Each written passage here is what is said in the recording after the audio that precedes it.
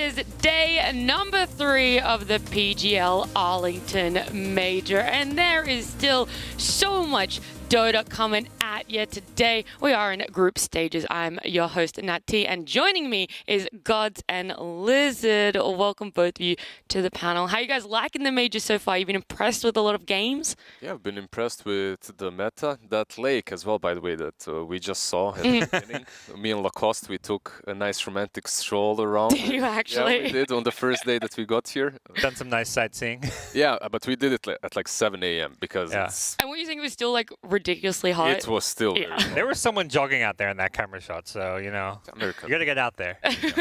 They're used to the heat, you know what I mean? But has there been a favorite matchup for you guys? Anything that stands out? Or there's just been so much Dota? One team stands out. Okay. That no one else seems to be as good as right now. PSG.LGD have just been dominating. Like, it's not even just like their score. Like, there's other teams who have, like, you know, pretty impressive win rates, but the way they win their games is just like, nobody seems close to them. Yeah. Well, we actually do have the standing, so we can have a look at just how impressive LGD are looking. They are in our Group A. They're sitting right up there, undefeated, 100% win rate with 6 wins. Then it's RNG, Outsiders, Liquid, Talon, Fnatic, then Thunder, OG, and Sonics. No one's been eliminated yet. There are still a few more days to come, but right now, those 3 teams at the bottom are facing potential elimination. We can flip over to B as well and have a look at how that group is shaping up, because they are 1 team less. But Aster up there, they still got 6 wins, similar to LGD, but they do have those 2 losses. Then it's Na'Vi, Spirit, Entity, Boom, EG, and then in the danger zone is Beast Coast and Tundra. Yeah, this group B a little bit easier as it has only 1 Chinese team. And they're on top. Truth. less And chance no of being LGD. relegated. Yeah, and no Exactly. LGD. It feels like their power has finally been unleashed. They've been stuck in their region, playing regional finals and whatnot. They've been aching to go on a LAN and, well, on a DPC LAN. Right? Yeah. Now they're definitely showing their full power. Well, and the other region that seems to be showing up is Eastern Europe. Like, you know, everyone always hypes Western Europe, but I think we're show some love to what Na'Vi, Outsiders, and Spirit are doing. That's to me the region that's had the second best performance here. All those teams are at least sitting like on positive win rates, so it's been really impressive from them. Yeah, well, if you're interested in catching either of those regions, then you must be dying to know the schedule. Right here is Stream B. It's Thunder Awaken up against Fnatic, then Entity, Spirit, Liquid, Fnatic, Boom, and Spirit. So it's some nice SEA, Eastern Europe, consistent action going on Stream B. The Twitch links and the YouTube links are at the bottom if you guys are interested in tuning into the other streams there. The YouTube is also in 4K. So if you want to get as much Dota detail as possible, then you can hit up the YouTube streams. We have Stream C here, RNG, Talon, Na'Vi, Boom, LGD, Sonics, Beast Coast, Entity. Quickly to Stream D as well. It is OG, Sonics, Aster, Beast Coast, Thunder, Outsiders, Tundra, Aster. Is there any side stream games that stand out for you guys?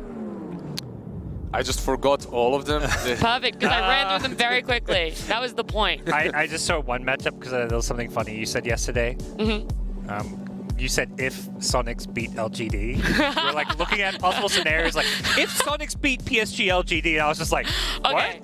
I was on some straight copium yesterday, and I was like, how do the bottom teams not get eliminated? What needs to happen? Yeah, okay, there is that matchup. It was a lot of copium, but it's possible, you know.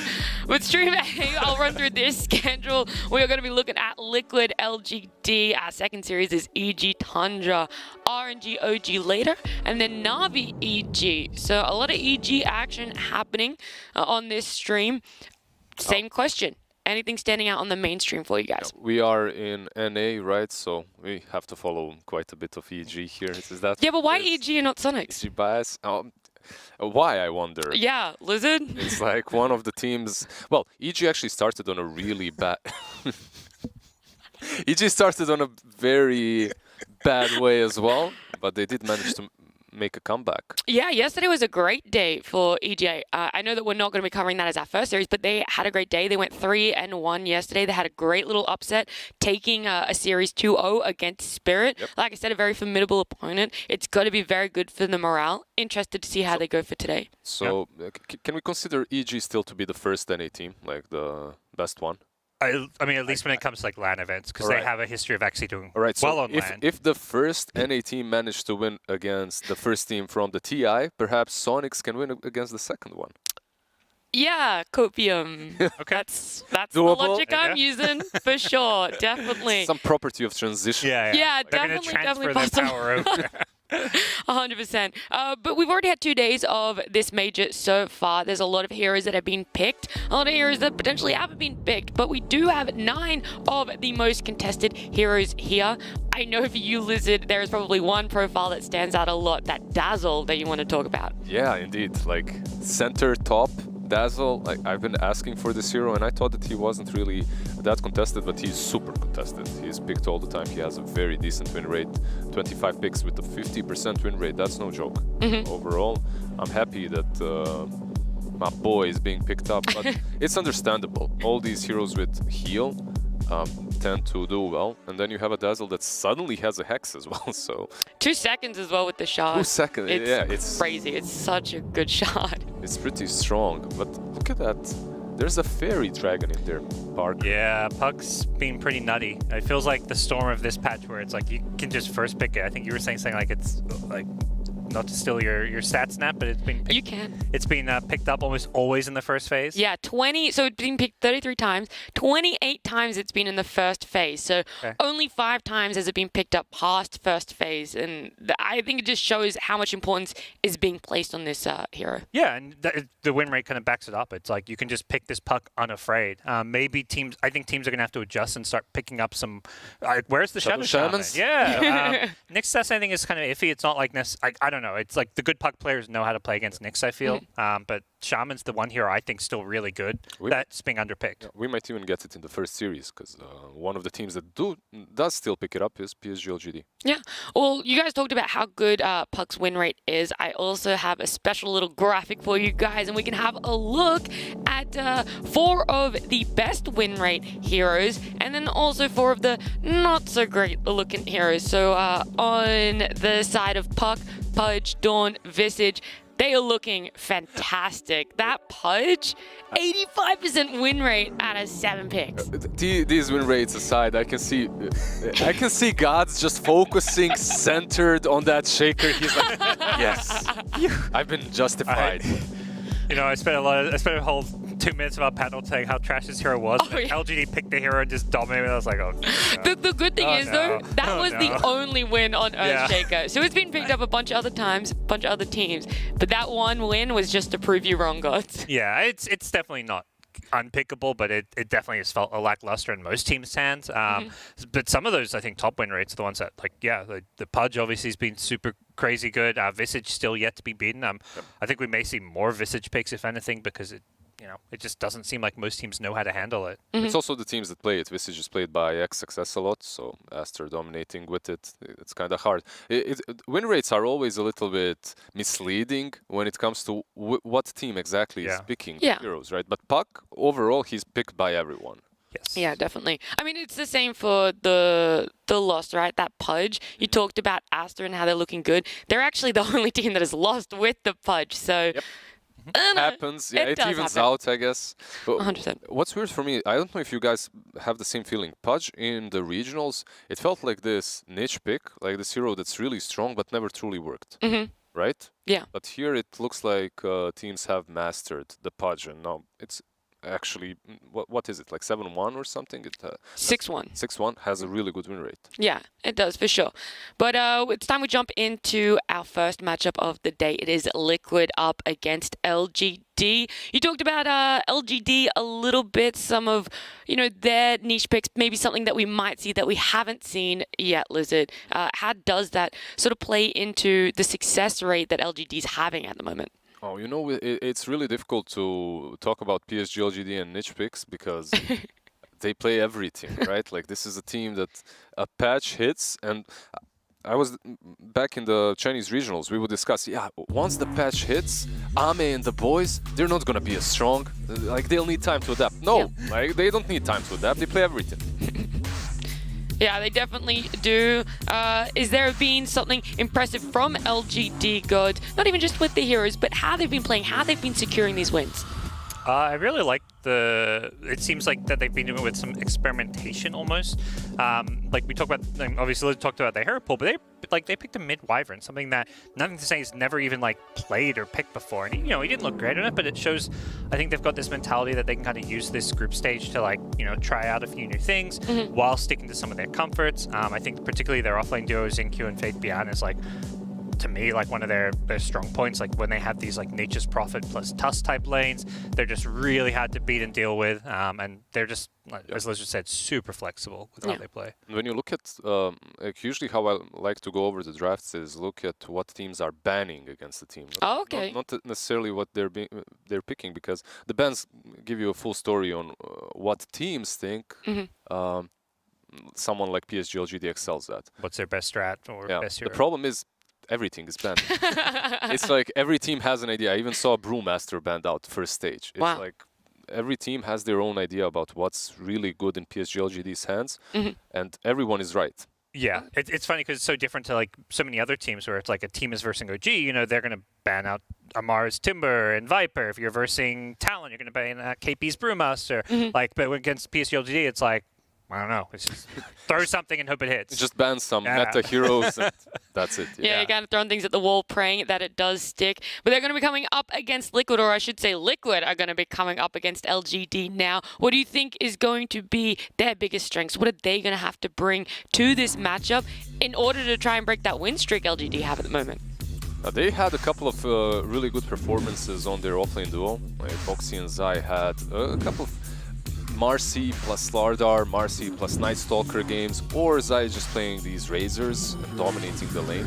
I feel that if they do have that lane going very well for them, they can take it. But they're also graced with a lot of flexibility. Matumba Man's Lone Druid perhaps as well can come into play. You were talking about these weirder heroes out there that he plays in comparison to Ame. Both of them do play that Lone Druid, right? Yeah, and this to me is like, it's such a good patch for Matu. Like so many of his top heroes that he loves to play, that he's really good on, they're just top in the meta. Lycan, Bristle, Lone Druid, like this is a patch for Team Liquid, I feel like, in so many ways.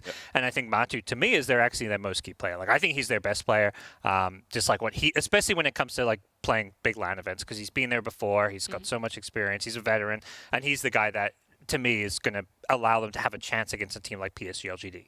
How does Matu compare to Ame, right? If we were to look at them and compare them as carriers for their team, what do you think are some notable similarities and notable differences in how they play and how they enabled the team? Notable similarities should probably be, we should probably start with the experience, right? Okay. Both of them have an abundance of that. They don't shy away from big lands. They play just as well online and on land. Hey, only one's won a TI though. That's true. Sorry, Ame. I was like, you're really out here being savage, God. The other one came real close. Yeah, a couple of times. Yeah. He deserves one. But when it comes to the hero pools, I think they're both very versatile. Perhaps Matu at times historically has been more sacrificial. I think Ame just like the versatile. Like I think Ame is the best carry player in the world right now. I think a lot of people do.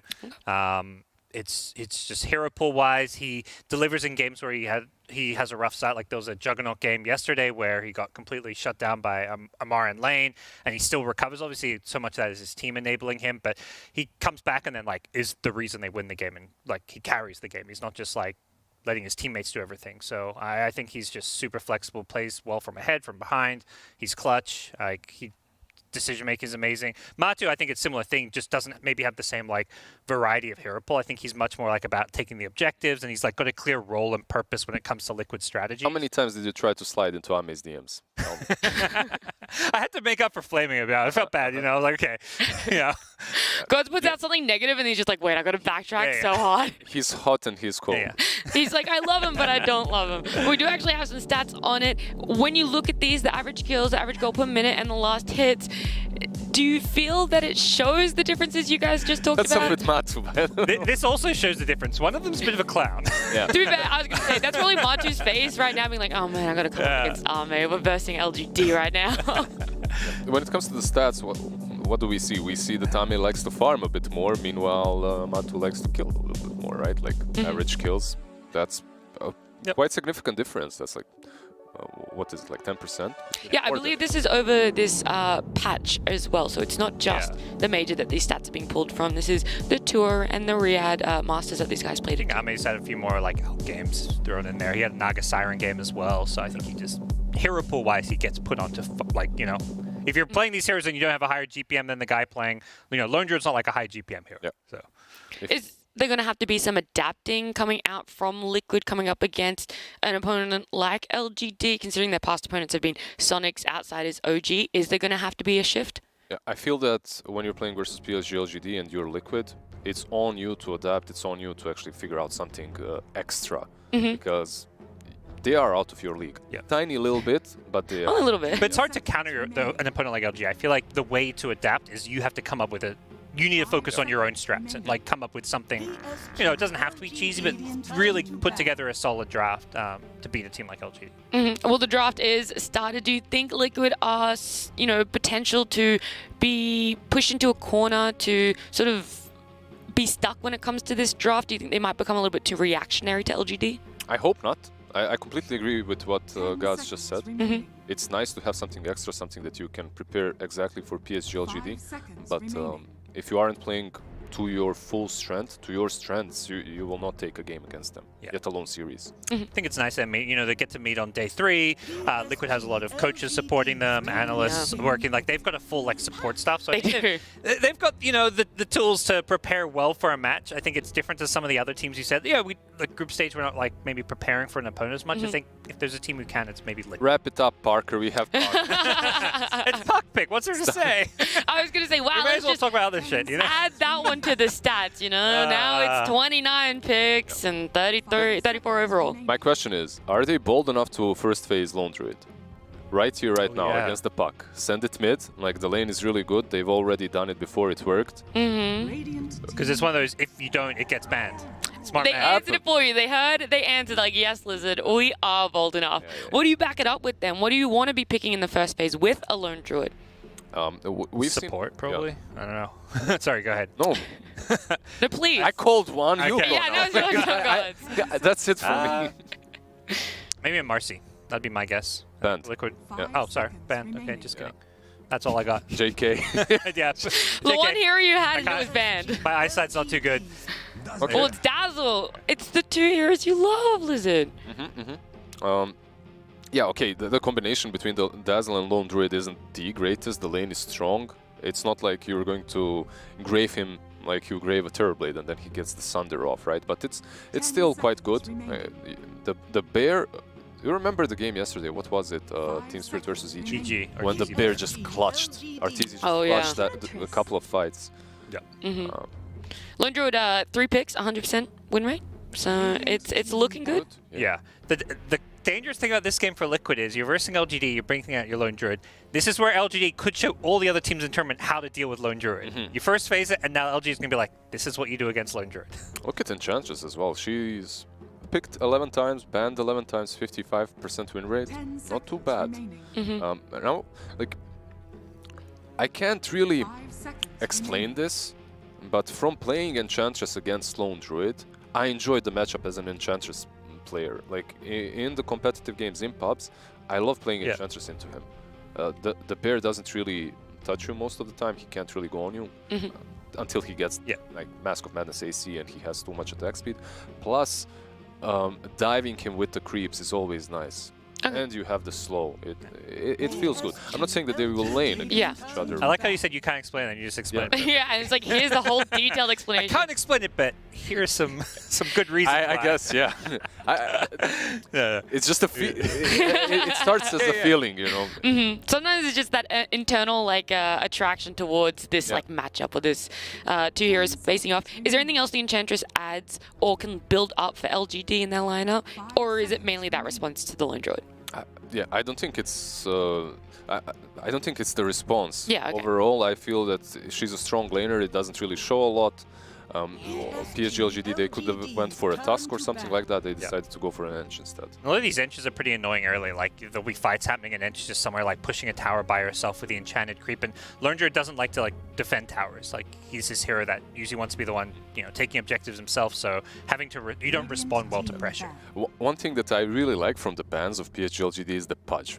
Imagine playing versus Dazzle Lone Druid Pudge. How do you kill the Lone Druid? He gets graved, then he gets eaten by Pudge. All that time, the actual hero is hitting you. So last time they picked Lone Druid, they had the Pudge with it too. That was exactly right, yeah. and he saved him a couple of times. Is there anything else you can kind of see from the bans? Is Liquid or LGD building up to something? I think LGD is more just looking to ban heroes that like fit well with a Lone Druid draft, like these kind of frontline tanky heroes that are just going to kind of hit this, you know, good mid-game timing and really just like group up well with the Lone Druid. Oh, Tide. That's a first Tide? Has there been a Tide picker ban? It has been picked before. Okay. Oh. It is not on the mainstream. It's first on the mainstream. We could say that. I almost lost my pen. There Got the watermelon. Yeah, that's a Lone Druid counter of sorts. Like, that's at least in the past being like, you know, Anchor Smash good, mitigate Lone Druid bears damage. You're never really threatened to get killed by Lone Druid. You can crack it off the Entangle, so. I can tell you the Tide was picked by Na'Vi against Entity. It lost. So, do you have confidence in it? This is just like a once-off? Yeah, I wonder what they picked it into. But on one don't have that detail. On one side we have a 0% win rate hero, on the other we have a 100% win rate hero. But then again, it's Team Liquid versus PSG. Exactly. And It's completely different. 63% winner here. They do have a ton of damage right now on PSG.LGD. They can take fights very easily with the Ravage, with the Mortimer's Kisses, Puck following up. I like their draft so far. Also, a ton of minus armor between the Snapfire and Gush, so there's a chance to pick one of these heroes that are the casual right-clickers on that safe lane, right? Like the carries. Feels like LG is just like, okay, you want to, you know, go for mid-game push with Lone Druid, we're going to just pick this team fight that you cannot answer. Look at this. The way Team Liquid is responding is basically, we will pick the Monkey King safe lane, right? Yeah. I believe that should be the case, and then... I mean, they have played it forward. It's something that they've enjoyed, especially throughout the tour. So that's also possible. Exactly. Yeah, so right. it's not 100% going to go into the carry, and maybe that's why they pick it, a little bit of a flex for them. Actually, I might even like that more, because... You don't want Monkey versus Tide? I do, but I'm just thinking Monkey plus Lone Druid as 1 and 2, it doesn't feel good. Like, there is no one to make anything happen on the map, really. Yeah, I guess my thought is they're just trying to prioritize winning lanes. Like, I think your alternative is doing what, Dawnbreaker carry, you think? Or if you Monkey 4, then Dawn's, I guess, Dawn Monkey lane, and then you pick your carry last, but... Could you put Monkey as 4 anyway against the Tide? Just hit him with the Jingu? Oh, play him like support in the safe lane. Yeah. Like, 5 seconds remaining. That's also possibly. possible, yeah. Well, the thing is, Liquid have overall last pick, so, you know, I think even more reason why they picked that Monkey King. They can move it to either way and It's have flexible. yeah. those potential matchups they want. Monkey King's in a 50% win rate out of the 12 picks, as you can see on your screen, so he's right there in the middle. He's been picked and shown to do very well. Yeah, I think Monkey's in a good place. Like, you don't... It's not like what it used to be where you just first phase every game and it's like, okay, if it becomes a bad Monkey game, we'll play it support, and it's like this crazy good support. If anything, I think the support Monkey feels a bit weakish compared to other fours. And I think his time. Yeah. He did have his spotlight. He definitely had his spotlight. Yep. So generally, I think we're seeing more core Monkey. At least that, to me, is where it's looked a bit more impactful. Now that we're coming to the end of the bans, last picks potentially coming out. LGD, what do you feel they need? What's missing? What needs to tie it all together? I just want to say the last 2 bans, Timber and Viper, it's like the way I'm thinking about Dota perhaps might be one-dimensional still. Like, you need this one playmaker, one hard carry, you know, or a couple of semi-carries that are constantly fighting, but there's this meta in which you just sustain, you get these beasts that cannot be killed, the meta that has been prevalent in the last couple of days with the Dazzle, and imagine just a Viper added to Team Liquid. Like, how do you ever fight them? They're just too beefy, too constantly going at you, so also the break would be pretty damn nice into the Tidehunter. The same goes for Timber, really. It looks like a solid Timber game. What does Team Liquid need right now? LGD. LGD. It's like what kind of carry? Yeah, they just need a carry here. Yeah, I think not too greedy is kind of what I would say from looking at this. Is Weaver an option? Bloodseeker has been just banned out. Yeah. We actually had a crazy stat about Bloodseeker that I didn't write down, but it was like he's been banned something like 30 odd times or 20 something times. I don't know. It's a crazy amount of times and just practically not picked at all. Yeah. TA makes a lot of sense. It kind of goes the same way. Like I was thinking about the Weaver. Weaver historically has been decent against the Lone Druid and benefits from the minus armor. TA is strong as well and benefits from the minus armor. Rush potential is there. PSG.LGD's draft is like there's no ambiguity here. You know exactly where everyone is going, but it's still strong. And it's like a tiny bit old school, but at the same time, I think it works well because they've, against the Lone Druid, because this is the Tide plus TA. I mean, Enigma Galaxy, that was what they got memed about picking every game. But like these two heroes do synergize well together with all the minus armor. You're getting, Statfire Tide. This TA is really set up to kill heroes very, very quickly in this game. They still get their break, by the way, with the Hoodwink. Yeah. One thing that we didn't say, though, was the potential for Monkey King to go... I mean, they could swap, right? So Mickey's normally they're mid, but I assume he's picked it up, but he's going to be playing in the safe lane. Do you feel that's going to be swapped? Oh, yeah, of course, because they played with Mickey on safe lane for such a long time. Why not once? It's going to be, Dazzle Monkey lane sounds really tough for the Tide, and I think that's pretty much what... They saw this Tide come out like, that's a good hero against Lone Druid, but how do you make it have a bad game against Lone Druid? You make it super underfarmed. Destroyed in lane. If Tide doesn't get farm, Lone Druid is not going to be afraid of him, or Tide needs to have enough items to like sit in front of towers, anchor smash the bear. He needs to not be squishy. So if he gets off to a slow start, this game could be tricky for PSG.LGD. Okay. Do you think it's going to get to that point, and do you think that Liquid are going to be potentially taking game one? I think there's definitely potential. I think their draft is strong enough to take it. I'm still leaning PSG.LGD's favor in PSG.LGD's side because of my bias. And I do think that they have more playmaking capabilities early on in the game. Okay. That's fine. You're allowed to have that small little bias. I do have a small little bias to our two casters, and they are Trent and Lyrical. Aw, thank you so much, Nat, and the lovely panel out there. Trent, I'm so excited. I could not be more excited for this game. I saw this one. I was like, Liquid LGD, let's go. The battle out there. I'm going to be real with you. I didn't need to look at the drafts. I was going to say LG was going to win no matter what. Okay, that's fair. Where that's I was fair. feeling. Are you agreeing? Do you think that Liquid pulled something together here? Coming into it, of course. I think most people are just like, wow, LGD are tearing it up right now. Kind of expect them to keep tearing it up. But I really like the draft from Liquid, I got to say. I think it hits a couple of these like top-tier heroes right now. I mean, you and me, this guy, Dawnbreaker, Hoodwink, that's us. Let's go. Terrorizing the pubs, and for good reason. These heroes are very frightening in the laning stage, and that's what Liquid need. They need good lanes, try and carry this out, because LGD have obviously been looking very good, and they also have some very solid heroes. Like let's not get it out of our hands here. I don't think it's like really a draft win necessarily on either side. I definitely think that LGD have comfort, and I think we are seeing a recurring problem here at the Major of a Puck first overall picked, and honestly, it's not that bad of a Puck game. So how is that allowed to happen? I mean, even when it's bad Puck games, like they pick Nyx Assassin or stuff like that, they're still just phase shifting away from everything. So it feels like it almost doesn't even matter. Ame hiding in the shadows the way that TA does. Are they going to find her over there? I mean, Liquid has done a big old wraparound all the way through the jungle here, but they don't manage to connect onto that TA. 30 seconds to battle. Just hiding back a bit. Interesting. So yeah, a couple of big things that I'm really interested in here is the Tide Hunter. I mean, again, a hero has only been picked one time as far as we could tell. Didn't win that game. Faith Beyond, though, this is the man with the plan, and so often he's just been able to be the difference maker for this team. I want to see what he does. Yeah, it looks like nothing too... Oh, well, I say nothing too exciting. They're going to get a little bit of damage there. It's like, that's not a staircase. Do they have detection? They do. They got a sentry ward. Do they drop it? Yeah, they go for it. Oh, no, Ame, this is not the way to start. Can they bring him down? It looks like they will. First blood drawn by Zai. Ooh, giving that extra gold there to Dawnbreaker at the start is scary. Okay, that was really crafty because I think Ame was like, all right, well, there's no way I die up here versus these two heroes. Like, I'll have some way out after the hammer, but probably wasn't expecting the Dazzle to be up there to start, right? Yeah. To get the early kill and then TP down bottom because they're clearly anticipating this lane that they are going to get. of the Monkey King and the Dazzler together. So yeah, Tidehunter, hero, I love this hero. Obviously, he's been very iconic in the pro scene for a long time. Has not been around much lately, though. You know, we've moved on to these Razors and Mars heroes over the past year, and Tide kind of got left behind. He's a little sluggish in the off lane, right? He's a pretty big behemoth dude. He doesn't get around very much.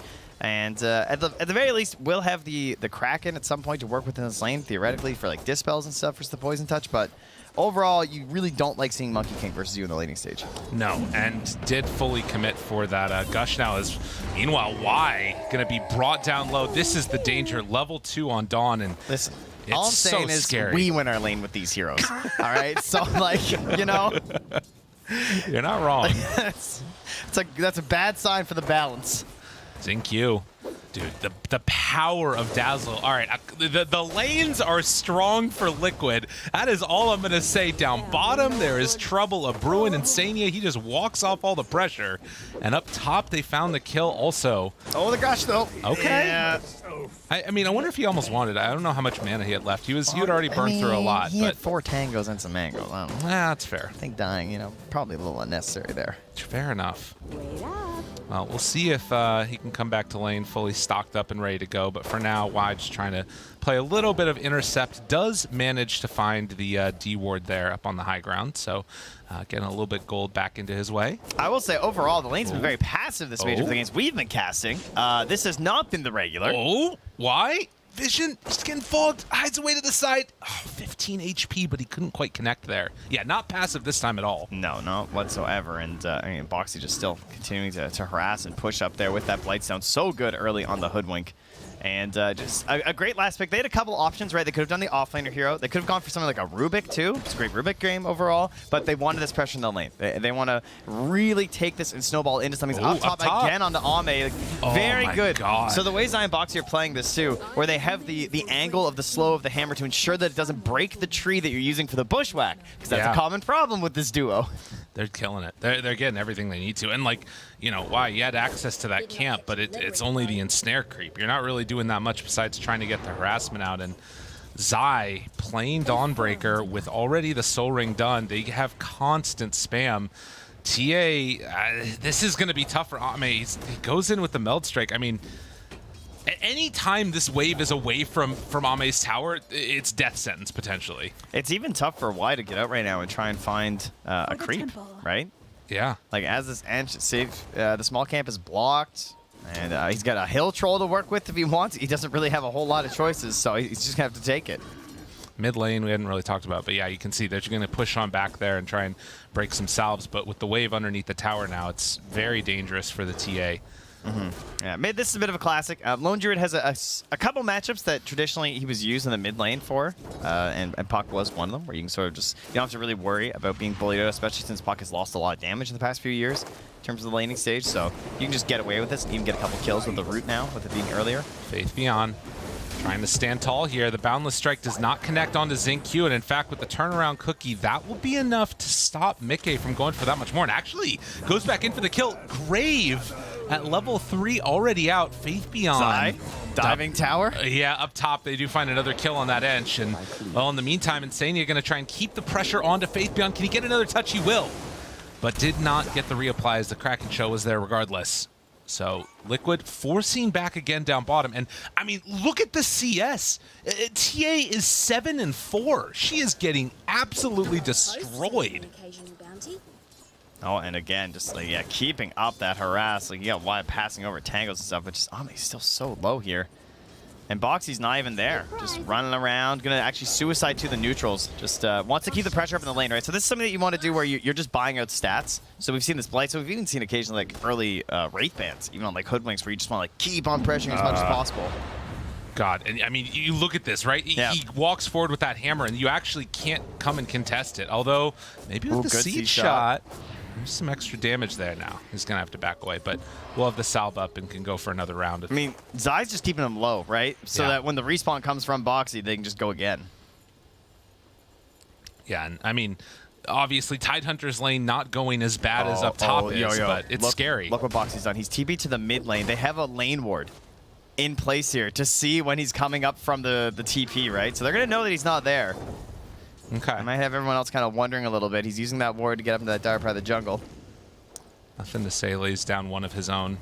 Yeah, and with level 6 now on the puck, there is some danger for a turnaround if they decide to dive under that tower again. Yeah, now they see him. But they get it. A little bit of a bushwhack there, nothing to say. A root, first hit there, forced to drop it, and actually the cookie onto the creep to stun the bear.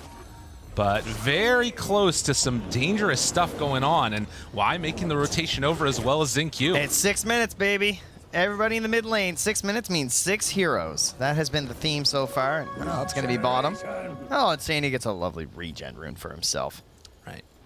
Yeah, and again, because you've got Dawnbreaker, Monkey King, when Liquid make those rotations, they can stay in the lane. Ame's walking home. Yeah. Ame's level 4 and Zai is level 6. This is not a fair matchup here at all. He just can't stay. I mean, yeah, TA's game is catastrophic at the moment. Yeah, they could start mounting some stacks. That would be great. Obviously, they have a TA and a Tidehunter, so both very capable of going for the stacks. But Liquid, you know, they would love to keep fighting. They're going to have this Monkey King who might play a little bit aggressive, could be scouting up for these stacks. Dawnbreaker, of course, can then join in these moments while still farming. Hoodwink, an excellent hero to set up for these kind of plays from a Dawnbreaker because you can just run around, scurry in through that jungle, set up a bushwhack into the Solar Guardian, and you're going to have that big burst damage at level 6. Now, keeping that in mind, we are also going to have Ravage plus Mortimer Kisses, which is very dangerous. And Snapfire plus pretty much anyone can get kills at level 6. That could be their comeback mechanism. Faith Beyond not quite level 6 himself. Mickey forced to throw out that Boundless Strike, but the Stomp is going to... Oh, just barely gets away. The Boundless Strike gave him enough to get the jump. Enough time not getting hit there. So well played. Now we get that mid lane Templar Assassin at this point. Yeah. Ame's got to find something. Nothing to say, just kind of wondering where his lane went. But, you know, he'll just hang out up here with a Dream Coil, hoping that they're going to dive the TA. Maybe catch this down. Oh, Insania. Oh.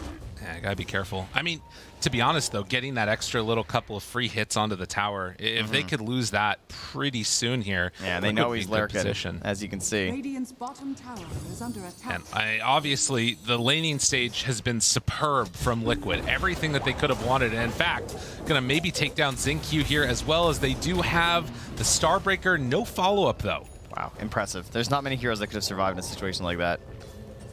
Dire's top tower. Zai level 7, yeah, 4 points in that hammer. Ame finds a DD rune, will take that to the jungle. Oh, those Ancients are stacked. It's go time. Yeah, he needs this recovery. I think that this has got to be one of the moments where you just take some me time. And only 1 point in the side blades, but it the hurts. TD gotta get it. God, can he even do this? I don't know if he can. Team. This is very hard for him to deal with. Yo, why? Do you have a Nature's tendency out there? But no, sorry. Oh my God, refraction. Oh, it's getting spicy. All right, I mean, without the DD, that doesn't happen. He needed that so badly. What a win. Man. Oh, Boxy gonna get a lovely D ward here. Turn that sentry down. Also, one of the benefits of Hoodwink, of course, that you can actually check the high grounds. The hero with the trees. Okay.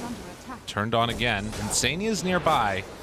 We'll throw out a little bit of a poison touch in the back off, but Ravage is available, so have to be careful about any overextensions that come out from Liquid. In the meantime, though, XinQ, I think, is also getting relatively close. Level 5.5, so almost there, but Matumba Man's already taken the tower. Yeah, he is looking mighty huge, only behind Zai at this point in the game. So just great decision to make this the core Dawnbreaker this game. Saw an opportunity with the lanes where there wasn't really going to be a setup that she was going to do poorly, and obviously she's already a very strong laner, but when you can really bully and push out that opponent, that's what you love to see. So going to take down that tier 1 tower and going to head down bottom. So you're going to have Zai sort of playing in this this Ravage zone. God, yeah, and he's just doing whatever he wants. Very interesting. Yeah, is Tiger or Insania really going to live here? No, he's dead. A chase down is there. Did have to use the Ravage, though? No. So that's going to be a big win. LGD getting on the board a little bit, and much needed. What is this? Insania advertising for Tiger's Insta. We got MSS has SVG in his tag. All right, guys, relax. Listen, it's the love. You got to have some love. But I think that, you know, the last couple of minutes, you see this 3,000 gold lead at 10 minutes. the strength that we are hoping to see from LGD is going to come out from those ultis, but I'm wondering if they're going to be too far in the tank where it might not even end up mattering. There's also an issue of the cooldowns, which is something that Liquid don't necessarily have to worry about. Cookie in, Grave is there. Looking for a turn, going to Solar Guardian away, but no, they dropped the Ravage for it, and that is worth, I got to imagine, Faith Beyond. Finding that kill onto Zai and Sania, gonna drop down next is, wait, they actually just dropped everything. Okay, never mind, they kill Faith Beyond. Xingqiu, maybe a bit too far forward as Matumba Man the Bear shows up, but the enchant slows down enough where he can't find a route. And Sania also going down to the burn from those kisses. Almost survived, but the last little DOTs to take him down. So the interesting part of putting the Dawnbreaker down bottom is that typically with these Dawnbreakers, what we like to see is the hero hitting creeps and just waiting for the your allies to be gone on, obviously. So Solar Guardian, it's much more difficult when you're in this like dead lane scenario, which has kind of happened here. Like they sort of know this is where LGD wants to apply the pressure, and putting Xayah as the face there takes away a lot of the benefits of the Dawnbreaker. Yeah. So I feel like that might have been a bit of a mistake. Obviously, that just must come down to that they wanted to do that because they were more invested in getting some value on Mickey at the moment, giving him a safer place to farm. Right, and you can see, though, afterwards, Zai going to hang out up on the top side for a little bit here, waiting for his ulti to come back out. But LGD, they're not going to be deterred. They want to make the rotation and find that Monkey King up on the top side of the map. Mickey, will he be found out, though? Smoke will break in a second here. We'll see if they can quite connect. It's not an easy kill. And a jump. This would be the moment. Yeah, he knows. That's he going knows. to give it away. Good job by Mickey. Yeah, no kisses there to combo even with the coil, so would have been a bit rough. And the constant, steady stream of right clicks into a tower, although Boxy goes for the sharpshooter, just letting him know, Faith Beyond, that he's got your number. Yeah, forced the TP from the puck. Didn't end up completing it, but that means that no rotation possible, nothing to say now. Oh, he caught him. He didn't think he was going to get him there, and now in a little bit of trouble with the Solar Guardian turn. Okay, maybe this is not going to go so well. Here there, but I'm looking at him like there's no snap. Like this monkey's not dead. Yeah. I wonder if that was planned the whole time. I don't know if Snap showed on a wave or something there, but that was pretty cool. Yeah, I think they saw Xingqiu down bottom when he went for that play onto Faith Beyond side. Oh, and I love this. The Orchid getting picked up for Dawnbreaker. You talked about what's the answer for Puck. Yeah. Just buy an answer. And there it is. Instantly silenced up there and gone. Damn. And now you're going to force that that bad itemization of a Puck, right? And instantly shift kills. He had boots of travel. He's all psyched up. He's like, yeah. Oh, I'm going to get bots on my Puck. It's going to be awesome. And Yules. Yeah. Like, oh, man. He knows what he needs to do. So much my Boxy, fun game. in the meantime, doesn't even need the scurry, but he got the really cool sharpshooter to get away there from the Tidehunter. That was pretty nice. And that is the Blink Dagger there as well for Faith Beyond, so they're well aware of that. Finally, getting on the board for LGD, taking this bottom tier 1 tower. Now, we always knew that if LGD was going to win this game, it was going to be around the big ultis, making sure that they don't lose too much when the cooldowns are low. And they're still keeping this lead like around the same area, but I feel like Liquid have that potential to try and sort of choke them out of the map and really close in on places where LGD can farm. But at least for now, they haven't been able to do that completely. Things could certainly be worse for LGD. Only being 2K down at this point, I feel like you'll almost kind of take that. Like the fact that we're actually just surpassing Ame managing to hop over Mickey, very impressive. I mean, he's been a little bit more involved and sort of like off the map a bit for Mickey and applying to these more dangerous waves, but still, Ame is keeping up the pace. Definitely going to be nothing to say. He's going to have the hardest time, right? I feel like he's going to become the third core very quickly. Tidehunter is a greedier offlaner. He likes to have more gold and get these bigger items on the earlier end of the game. And with the Orchid being there for nothing to say and trying to target him down, it's going to be very difficult for him to keep accelerating. No, they aren't going to go there. There's always that danger that if you find the first stun, it's going to turn into something really bad afterwards. Smoke up now with 3. Matumba Man finishing Deso. You got to imagine if they can win a fight here into Roche or taking one of those tier 2 towers. And for now, they find one. This is the Diffusal Blade reveal, and there's just no answer. No. Hoodwink is so good at just like instantly shutting down those fights too, right? That big burst. Yeah, imagine. Looking for more there. Matumba Man almost got him. Yeah, the hoodwink chase potential is unreal. Right back to that mid wave, and as I said, they can just start thinking about those objectives. To me, the big objective would probably be just top, right? Okay. You want to control that whole area. You can see the circle now from Alme just saying, like, we need to figure this whole area out. And the question is, can you take down LGD if they want to come fight you with the Roche? I feel like, well, this looks... This is far, though. The Ravage, the turn. Do they have enough to kill him? Silo dead. They got a bit too greedy. They will clean up XinQ, but why now also in some trouble? And the bushwhack. Faith Beyond, he thought he could take this fight, but it won't happen. A double kill from Mickey. It comes at the cost of Zai, but they will take that. Yeah, that's a bit of a classic, huh? Yeah, the puck's not there, unfortunately. Had a DD, too, that he's just able to pick up as well. And so, yes, you take down the Dawnbreaker, but at a huge cost, plus spending the ulti. So it's going to be a long time where they can't fight them, can't contest them, and that's exactly when they want to head into the Roche pit. Because if there's any place you want to spend all these big ultis, it's Roche, right? Knowing that Liquid want to go for that on the earlier end. So we still have the Mortimer Kisses, though. They might be, they might feel forced to actually contest this. And I mean, again, this anticipation, the Tumble Man's there, but they were not quite anticipating Mickey getting quite as quick of a turnaround. Why? Now also chased. And from downtown Boxy, there to clean up the kill. Nothing to say. Oh, the Orchid!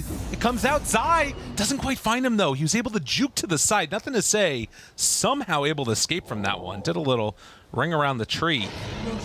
But they will get the Aegis. Bearman strong.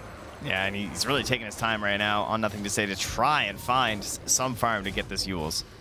Have some kind of an option. It won't be free, though, of course. There will be a couple tools as you're coming out of that Yules that could be a bit dangerous here from Liquid. Yeah, there's more than a few things there to catch.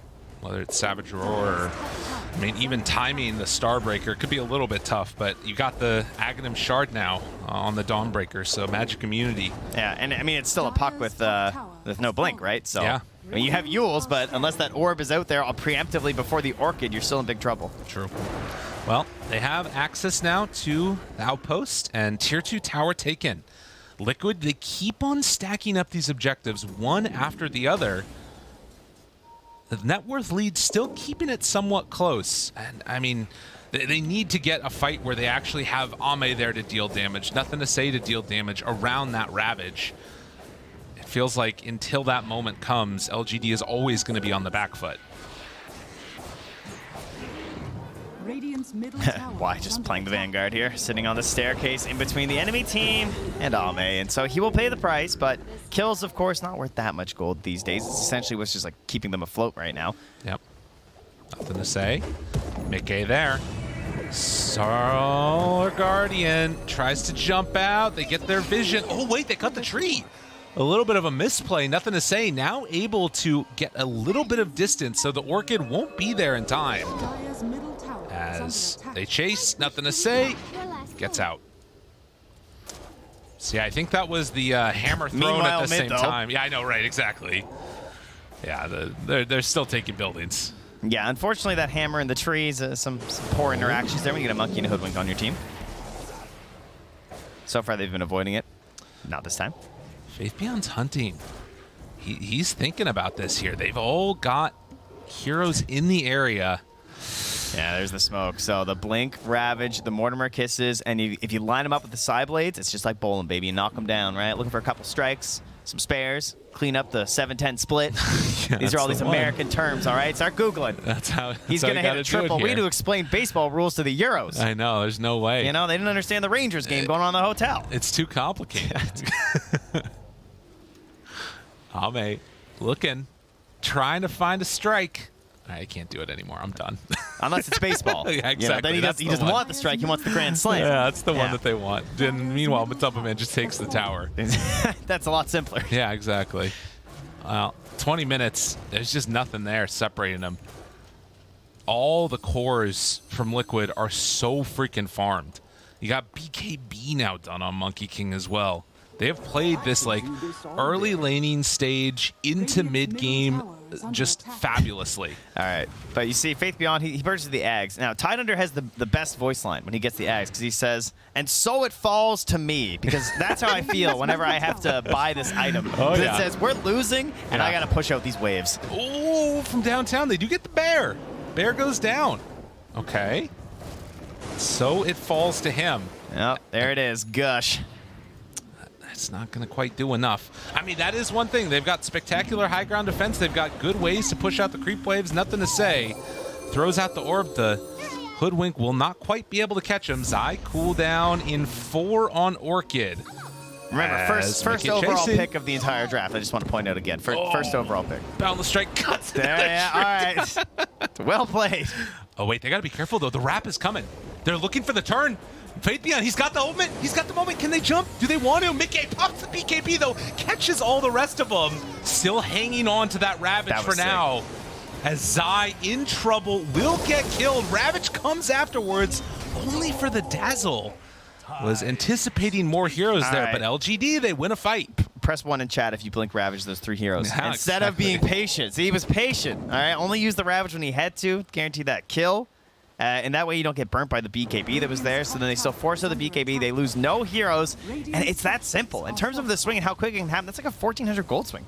Right? They're cutting that lead in half. That Liquid have, and they quickly move to the objective with the damage they have from this Templar Assassin. The big question, though, is now with Ravage on cooldown, how much can Liquid get? How far do they want to try and push the sort of tactical advantage they're going to have here? Oh, but wait, Matu. He doesn't have the Sages in 8 seconds. At the same time, the timing of this, Matumba, man, a bit too greedy, turns into true form. And they're not TPing. No one else is coming. Okay. They don't have coil. All right. We'll relax. We'll relax. I was getting a little bit dicey there, a little afraid.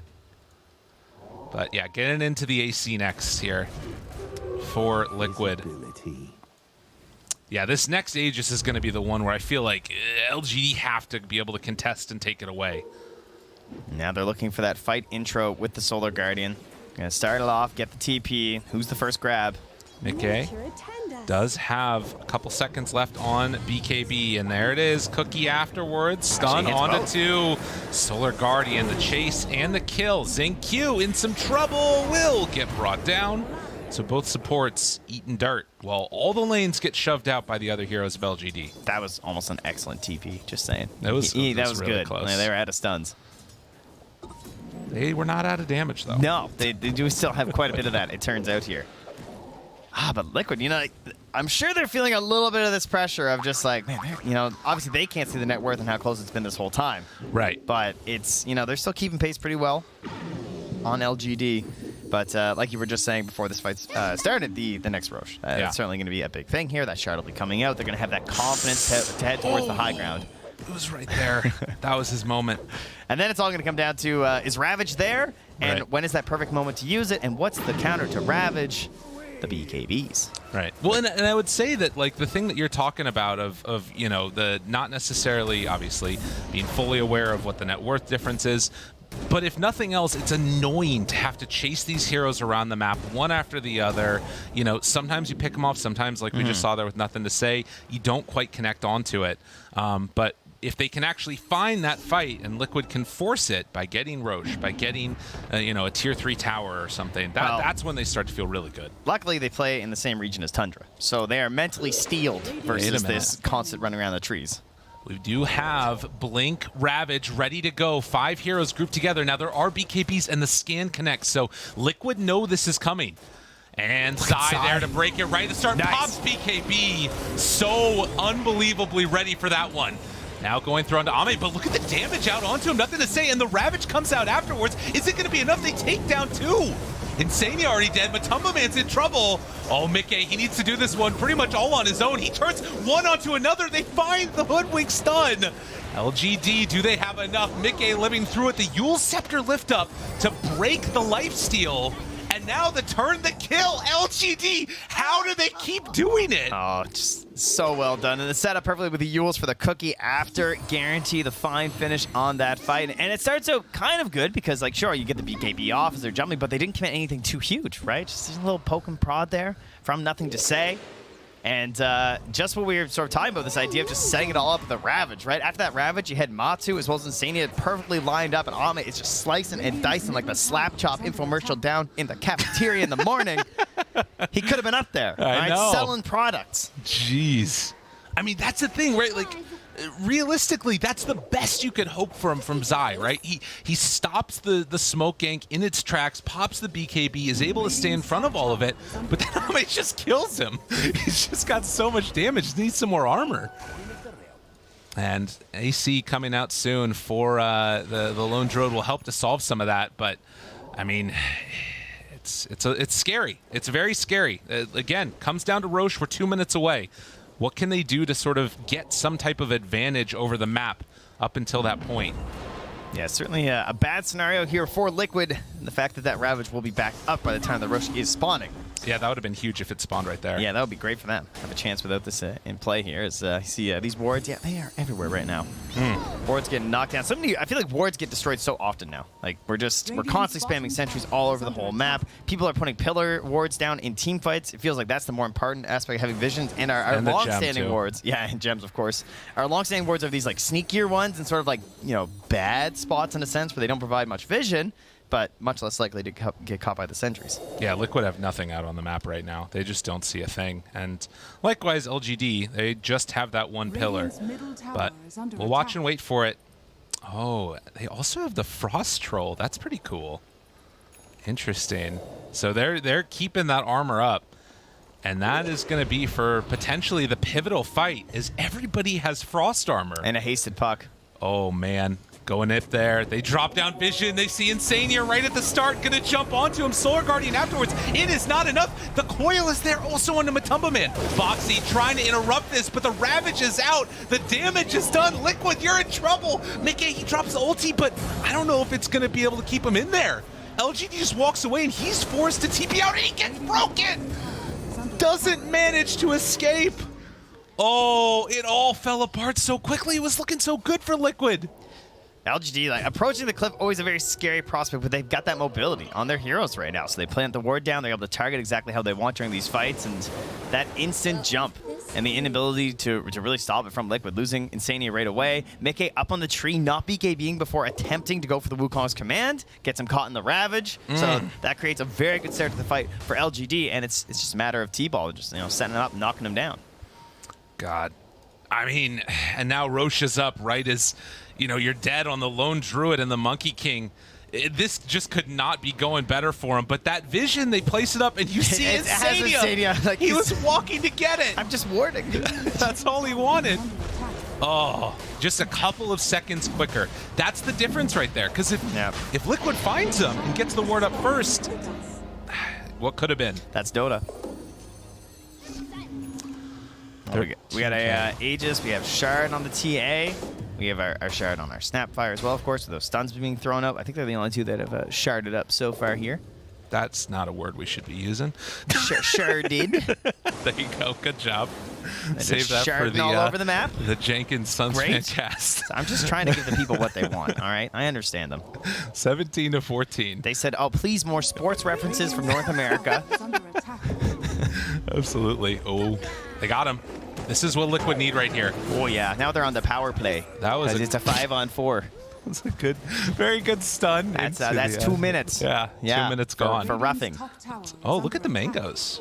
Oh, that's pretty nifty. It's the shovel action. It's that Lone Druid, he's a little fruit stand. He's got lots of slots. He's like, Wraith Bands? No, that's not cool. I want the consumables. Man, but look at that. Win probability, 81%. Look at how high it was. I think it was that far up for Liquid. 5 towers and it just didn't matter. But they're not willing to give up without a fight. And they are wrapping right now. This is a good angle. They find Ame right at the start, able to get that stun. Do they have enough to bring down Ame? Bash caught. Is it going to be enough for the kill? A miss on the sharpshooter, but still, they take down the Aegis. How isolated, though, is he on the re-up? He's got to be careful. They do have Faith Beyond coming in from the side. They're trying to zone him out with Matumba Man, but BKB ravages out. Will they be able to keep him alive? It doesn't look like it. It was a big attempt for a save from LGD, but it's not good enough. Can they find more? Why? Trying to run away. The Orchid is there. On the other angle, they catch and kill the Snapfire. So LGD losing 3 in the last couple of minutes. Faith Beyond. And they got him too. Do they have enough afterwards? Zai chasing. It's getting a little bit back and forth here as Y is also being chased down. They're just running around the whole map. They will get the slowdown there, but the coil comes out. Now the Boundless Strike trying to run in after him. Can't quite connect to the Enchantress, who just sprinks his way away. Yeah, I'm sure a little bit frustrating that you can't get an extra kill there, but you get a couple after taking down the Aegis. Moving forward now, Matu running straight down that mid lane. Oh, and 40 seconds with no TA, no buyback either. Do they want to try and take this building? I mean, they'll take it quickly. That is the benefit of the Liquid lineup. You win a fight, you're taking objectives. Grab that glyph there as well, so that's going to get burnt here. Good blink away. AK not able to hit with the stun. They know that there's no Ravage. Cooldowns down, and Liquid take advantage. So this fight for them now has given them much better map control at this point. Going to help them out quite a bit. They managed to take the outpost. They've also now farmed up that halberd here. So potential to really ruin the fights here for Ame, especially catching before that BKB pops out. Things looking a little bit more hopeful here for the Liquid fans now. Yeah, I mean, this is the most I've seen Dota Buff, or Dota Plus swing, rather. Shout out to Dota Buff. Helping us out here. It's been all over the place, dude. I mean, it really has. And now we're back up almost towards even again. I mean, that is what's crazy, right? Is that with this type of a lineup, I mean, you very much can swing just off of one or two misclicks, one ward placed down before another, and suddenly, if you win a fight, particularly without buyback on LGD's side, the game will just be over. I feel like Nothing to Say is really going to be roaring back into this game, though, you know? Yeah. He got slowed down by that Orchid, but after the Yule's been looking really strong. And again, we're now back to this idea that they don't really have the best overall control for the hero. And as these BKBs start to wear down, it's going to become more relevant. And of course, later in the game, once he gets 25, which isn't, I say later in the game, he's not that far off at this point. He's already level 22. Yeah. So still something to be concerned about. And then we're going to have the humongous upgrade of the Refresher on Faith Beyond. Surely the next like massive increase for LGD in this match. When you get that up, I mean, then you've sort of got an answer for the BKBs in a way. You can sort of hit that second round as long as they can survive through the first iteration of BKB damage that's coming out. But where do we go next? BKB done for Zai on top of that halberd, like you're talking about, a lot of utility, and hit the luminosity, one less hit for the crit. Yeah, of course, and that like healing your allies, of course, just like, increasing that possibility. It's really great. Nothing to say. Where does he decide to go next? As they do have some little vision out there with the traps. Liquid also maintaining pretty good area around their side lanes.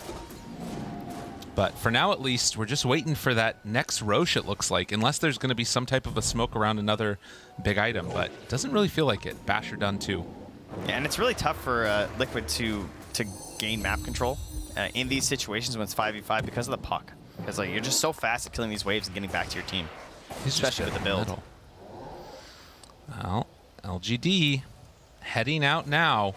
Nothing Who are they going to find? Breaks smoke, backs out. Faith Beyond did too, and they don't like it. Yeah, it's just a bad situation. Like you get the vision, you don't want to like blind jump up there as the puck. Don't want to be forced to Yules up on the high ground like that. Yeah, they're going to ward around their triangle instead.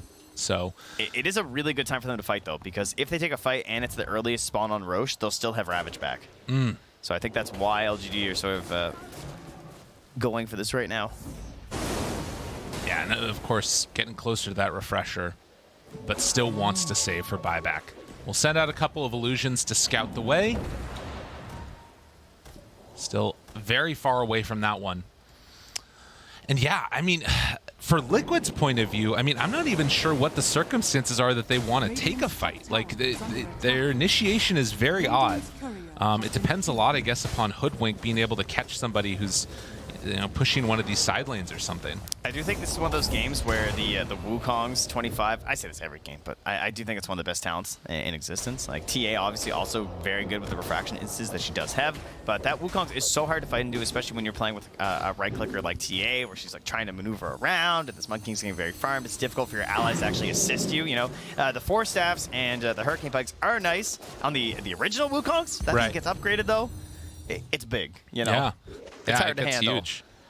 And you know, it's to the point right now where one Force Staff was enough to get Ame just about outside of the Wukong's command. A second one won't be that lucky, as you can see that they're going all in for it. LGD, no half measures. They have they're the all in on refresher Monkey done. too. There's no buyback right now on Mickey. Scary stuff. He needs to get that BKB off. Abyssal Blade done.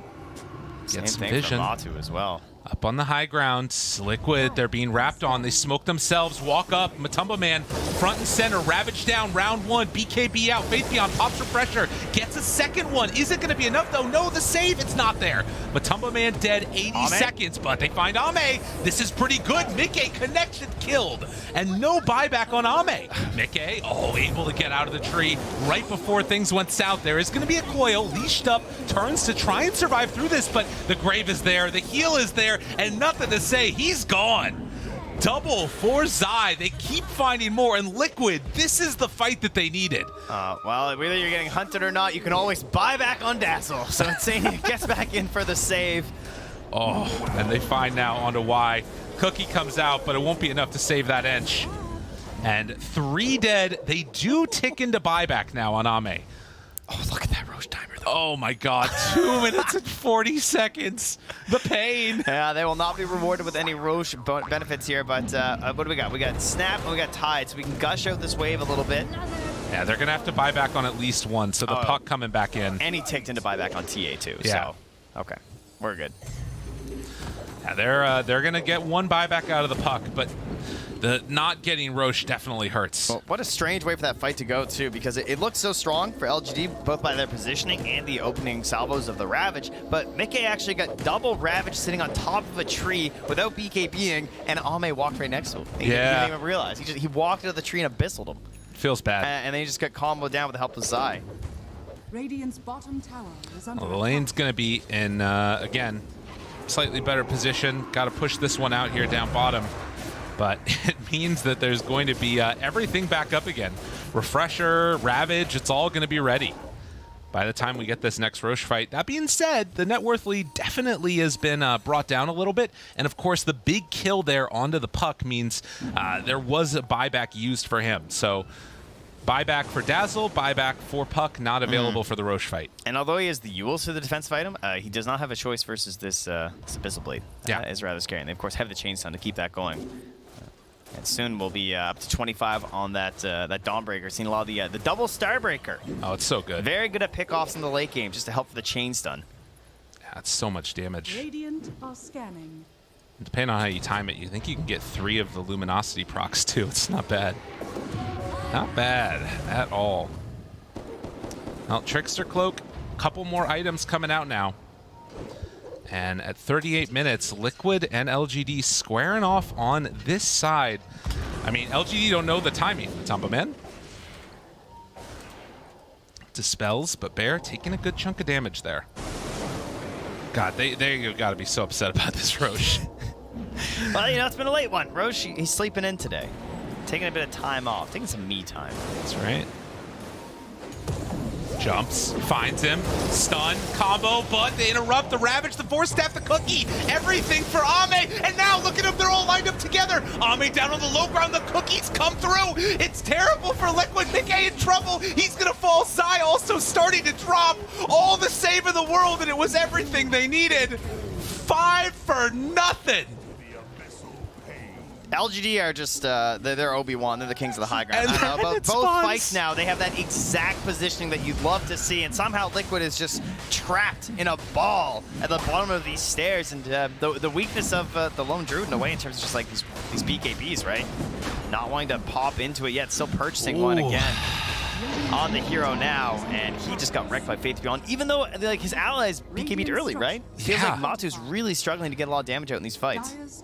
God, I mean, you take a look at this again, and Ame is the damage, I mean, right? and the saves too, right? Like, yes. He gets gone on like this, the Ravage initially, even they're just trying to wail into him, but Matu just stuck, and again, Ravaged again. Yeah. Oh, and then man. forced it. What an angle, too. I think it was probably his own hurricane bike at that point, but still. He just beautiful gets stuff. all around. And that's something where we constantly get these situations in the late game where you see Enchantress and you're just like, oh yeah, right, the hero's back, right? It's got this sort of a parabolic relationship in Dota where it's like really, really strong at the first with the creeps, and then your mid game can be kind of weird sometimes, but then late game, you get a little bit of space. You're just heaving this pure damage and cutting right through all these defensive options. God, and just like that, that's all it takes, and they have lost 2 lanes of racks now. Obviously, Liquid don't want to buy back with the, respawns this close, so goodness gracious.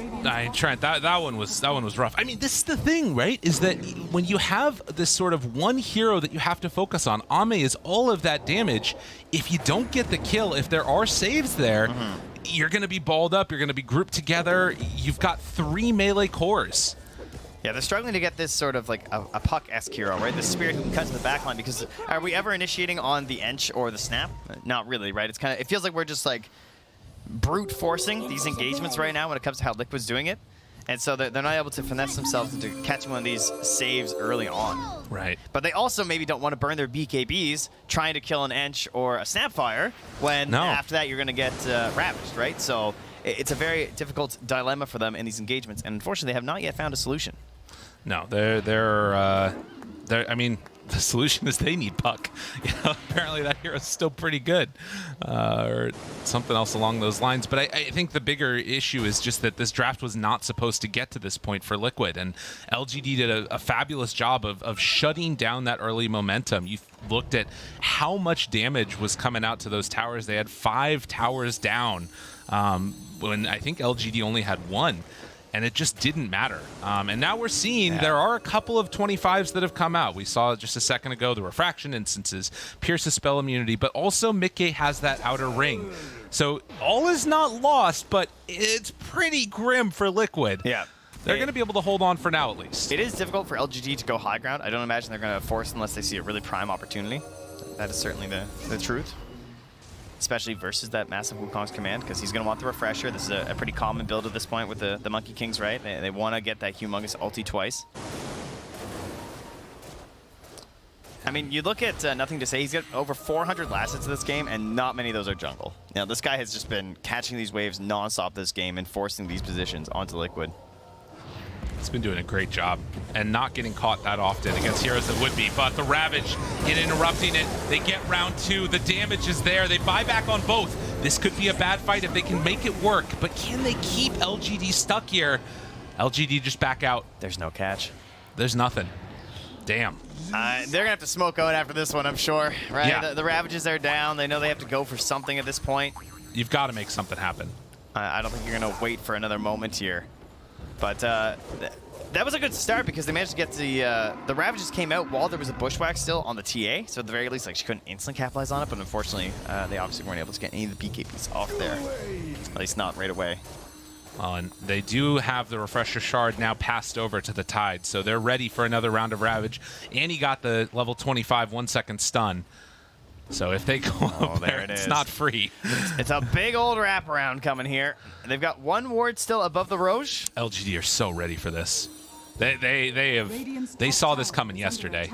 They knew this wraparound was coming from a while ago. Nothing to say. Can they catch him? Hunting. Hoping to find him. They got so much vision up here. Look at these traps. What is this? They're ready.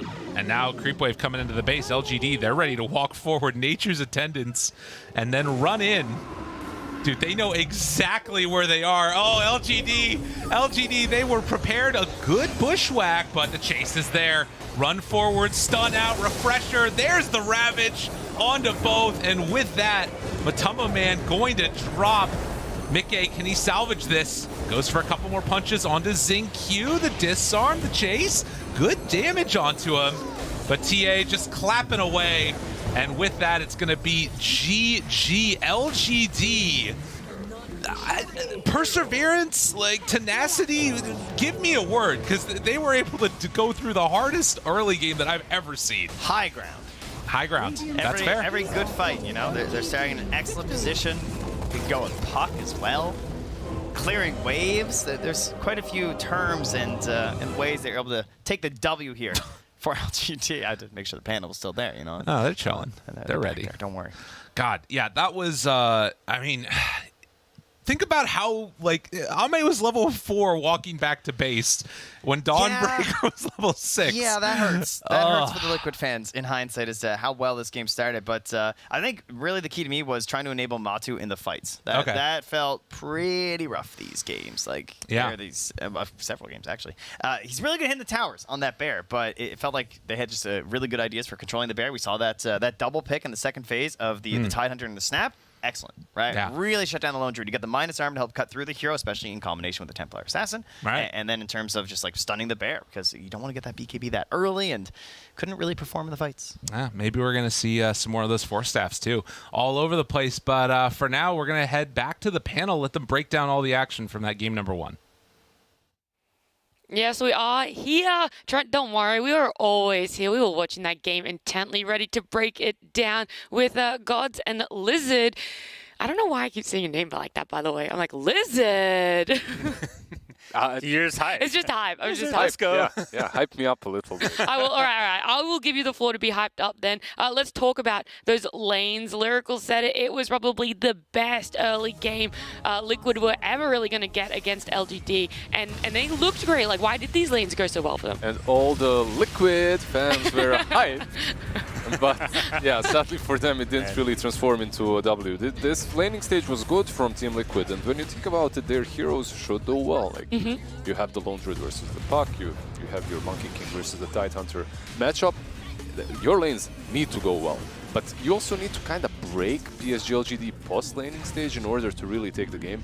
It looked like they were almost there, like they were almost about to break, but just not quite. I mean, the most notable lane that I think went very much in Liquid's favor was that mid lane. That Puck really struggled, but God's Puck had an amazing impact when we got later into the game. Yeah, it's you know, at some point we're gonna get sick of seeing Puck. It's a very fun hero for what it does, but it so much enabled them to just kind of turtle it up, or at least wait and pick and choose their fights. The hero can always be cutting waves, and even when the hero was like the six in net worth as far as the 6 cores go, like, it just felt like the hero was still going to scale into the late game. Like, the hero gets so much value from items like Witchblade, the Blink Dagger making you near invulnerable with Phase Shift, and it just gets insane the longer the game goes, because then you hit level 25, you get the BKB Piercing Dream Coil as well, and it was just kind of the perfect hero to kind of basically buy them time to get to those late game timings where they have a Refresher Tide, they have this Snapfire who's owning, even Enchantress is scaling into a semi-core, killing the bear in these fights. Like, it just got really out of control the longer this game went. I also just love the fact that this game is a perfect example of one side having a completely normal casual Dota draft that's kind of countered, but as long as they like keep themselves cool and collected and calm. CC&C.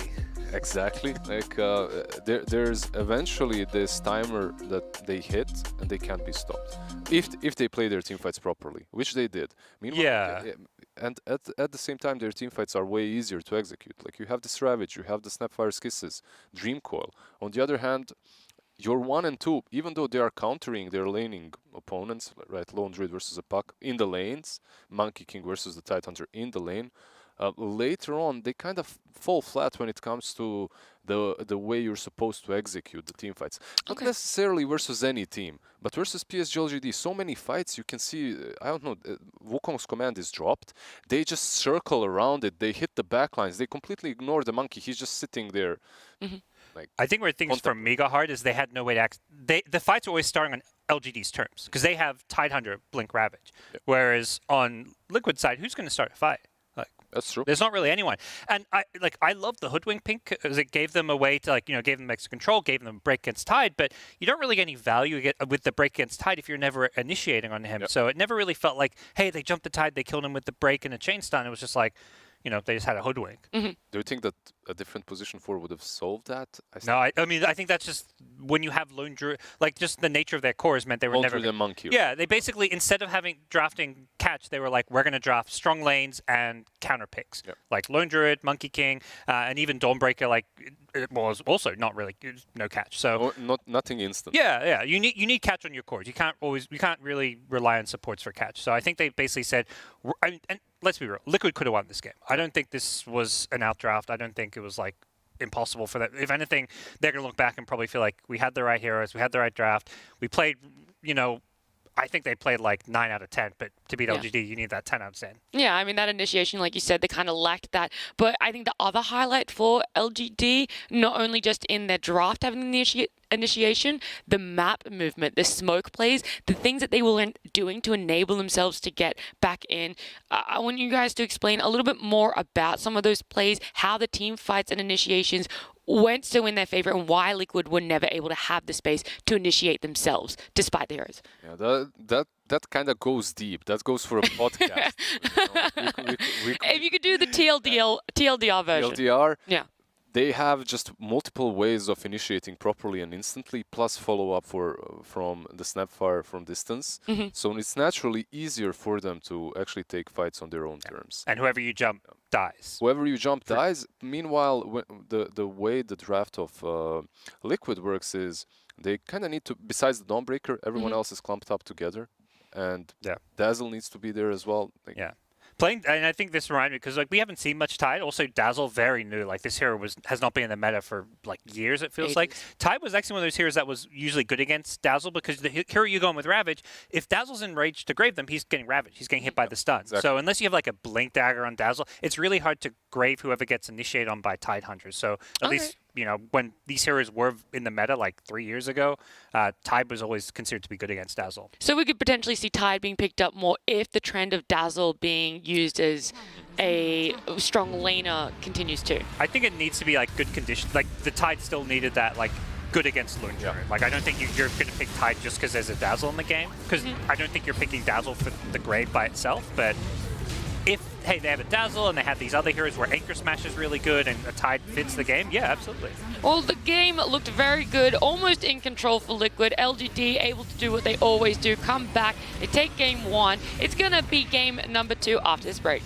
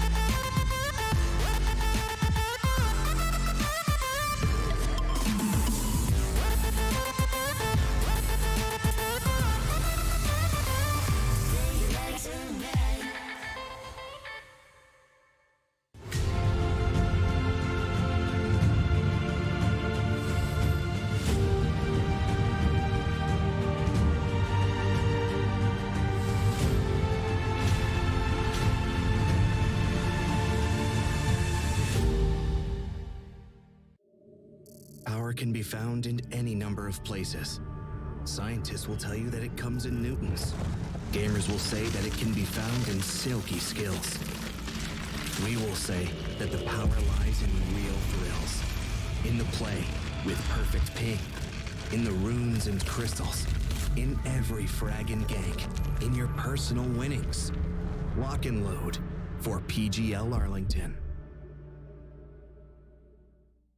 Hey, buddy! I said good day, sir! Liquid up against LGD. That is the current series that we are on. LGD did end up coming back, taking game one. So looking a little bit still reflective on this game one. Meke Monkey King. We didn't really get to talk about it, but he was doing a lot for Liquid, especially in that mid game. Do you like how well, I guess, he played on Monkey King to the point that it's a worry for LGD in game two? I think not only did he play well in the laning stage, like you said, in the mid game, he even took on a little bit more of a responsibility when it comes to playmaking, right? And that's something very... He just had to start. Every kill they got, it was like his boundless strike was the setup. Strike, because there's nothing else. So, yeah. But it's to be expected from Mickey. Like, extremely talented player, and when you give him a hero that he's comfortable on, no matter what his job is, he will perform. He did perform. There were a couple of hiccups here and there when it comes to Wukong's command, but it was difficult for him. Yeah. What if they had something different than a lone druid on mid lane? Yeah, and you can't keep people in the Wukong, so like, eventually they get these force staffs that made life really difficult for Mike as well as Matu. So that was actually what I was going to ask. Do you feel that the Monkey King was more impactful than the lone druid when you look at the game overall, or was that early performance of lone druid against the puck very notable and something that maybe they do fall back on again?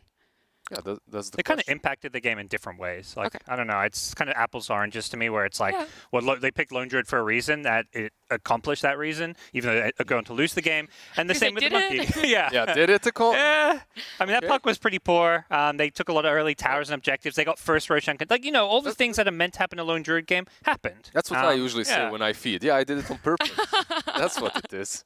But yeah, this wasn't feeding. Yeah, later on the feeding came, Oh, they fed the game eventually, right? True. So the question becomes, I believe what Nat was aiming at is like, if you keep the Monkey King, do you pick some playmaker and you just don't counter the puck? Yeah. Or is puck really that ridiculous? Because he's ridiculous even when you counter him. Sure. But also, like, to me, it's like, how does their draft look if they... It's just hard because, like, it felt like the catch and playmaking's missing, but it's like, where do you want to get that? Do you want to get your mid lane? Off lane is often a area you get that, but the reason that the game starts so well, I think more than anything, like, Zai just crapped on this TA. This TA was level 4 walking back to base, had no game, managed to find a DD rune to farm some Ancients. I think, if anything, where Liquid could have maybe won the game, if they went back to the old patch where everyone was stacking and farming Ancient, you got to contest those Ancients. Where's the Ancient No one contest? does that anymore. Everyone's forgotten to contest Ancients. I think if they contest TA's Ancients, they maybe win this game, because I feel like TA got too much room to catch up farming Ancient stacks. Like, I honestly think Liquid could replay this game and maybe make some small adjustments and still win it with their draft. Like, I don't think they should look at this game and be like, yeah, the draft was the problem. Okay, so there's a little bit of gameplay that you'd like to see different from Liquid, but I do want to focus back on the puck. I know we focus on him a lot, but we mentioned it just briefly, right? You pick Lone Druid, it's there to try and counter the puck. It happened when it came to the laning phase. Puck still came online. Is it now to the point that you have to just ban the puck? Don't let them have it? We have to wait and see who's got the first phase, right? Yeah. It's very worrisome for me if PSG.LGD get the chance to let the puck go through, if they don't have the first phase, and then Liquid picks it and still gets... Or if they don't even pick it, that will be...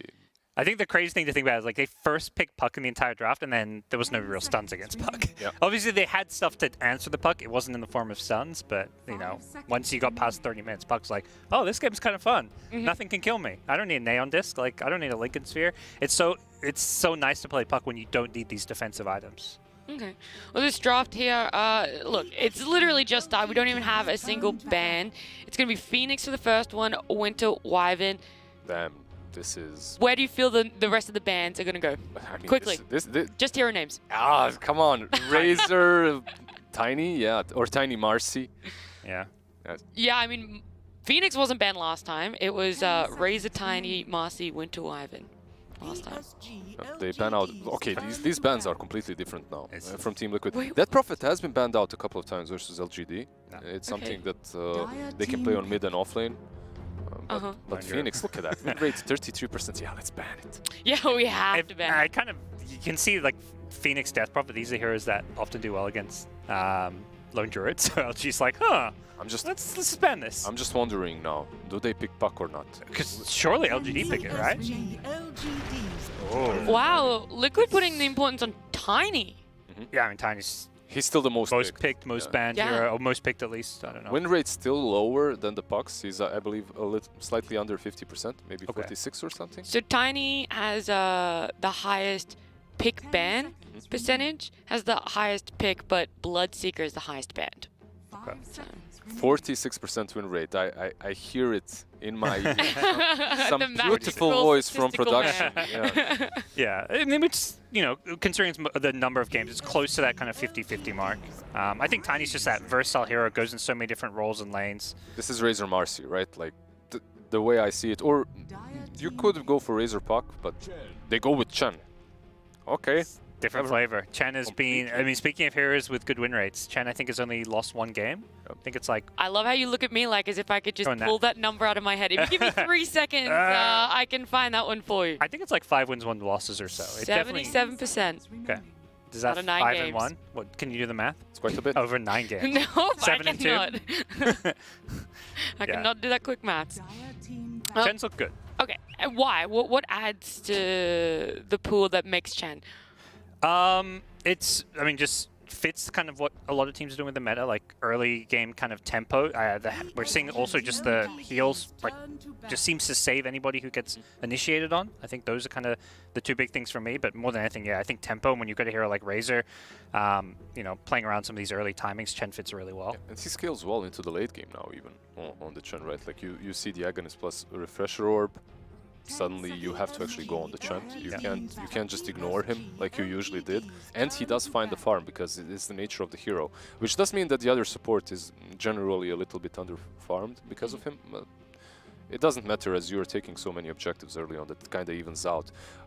From Liquid though, the Mossy. Yeah, these 2 heroes for me are very similar in what they do, like on position 4s.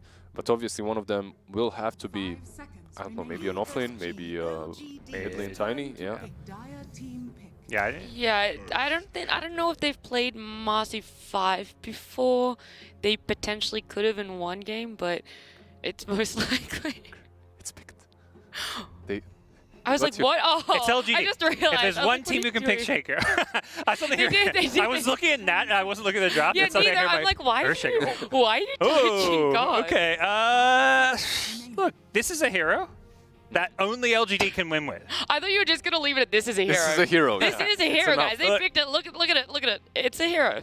Yeah, so when you don't, it seems like this is like the tiny replacement of sorts of, like, teams love these like Razor Vipers with Earthshaker, or I wouldn't say love, but that's what every time Earthshaker's being picked, it's with one of those range 3 positions. Yeah. The reason Earthshaker is good, before I, you know, trash the hero too much, it secures the lane. You can kind of fissure block so the lane's kind of closer to your side of the map, which gives Razor, you know, a better lane. You can chase a bit better. And then after that, you just have 1 spell for the rest of the game. I was just about to ask you. I was like, yeah, but how many spells does he really have? Yeah. But Xingqiu, he's got more than 1 spell. Every other Earthshaker player just has 1 spell, but Xingqiu at least seems to use some of the other ones. Yeah, he made it definitely work versus OG. He made Shaker look borderline broken even. So.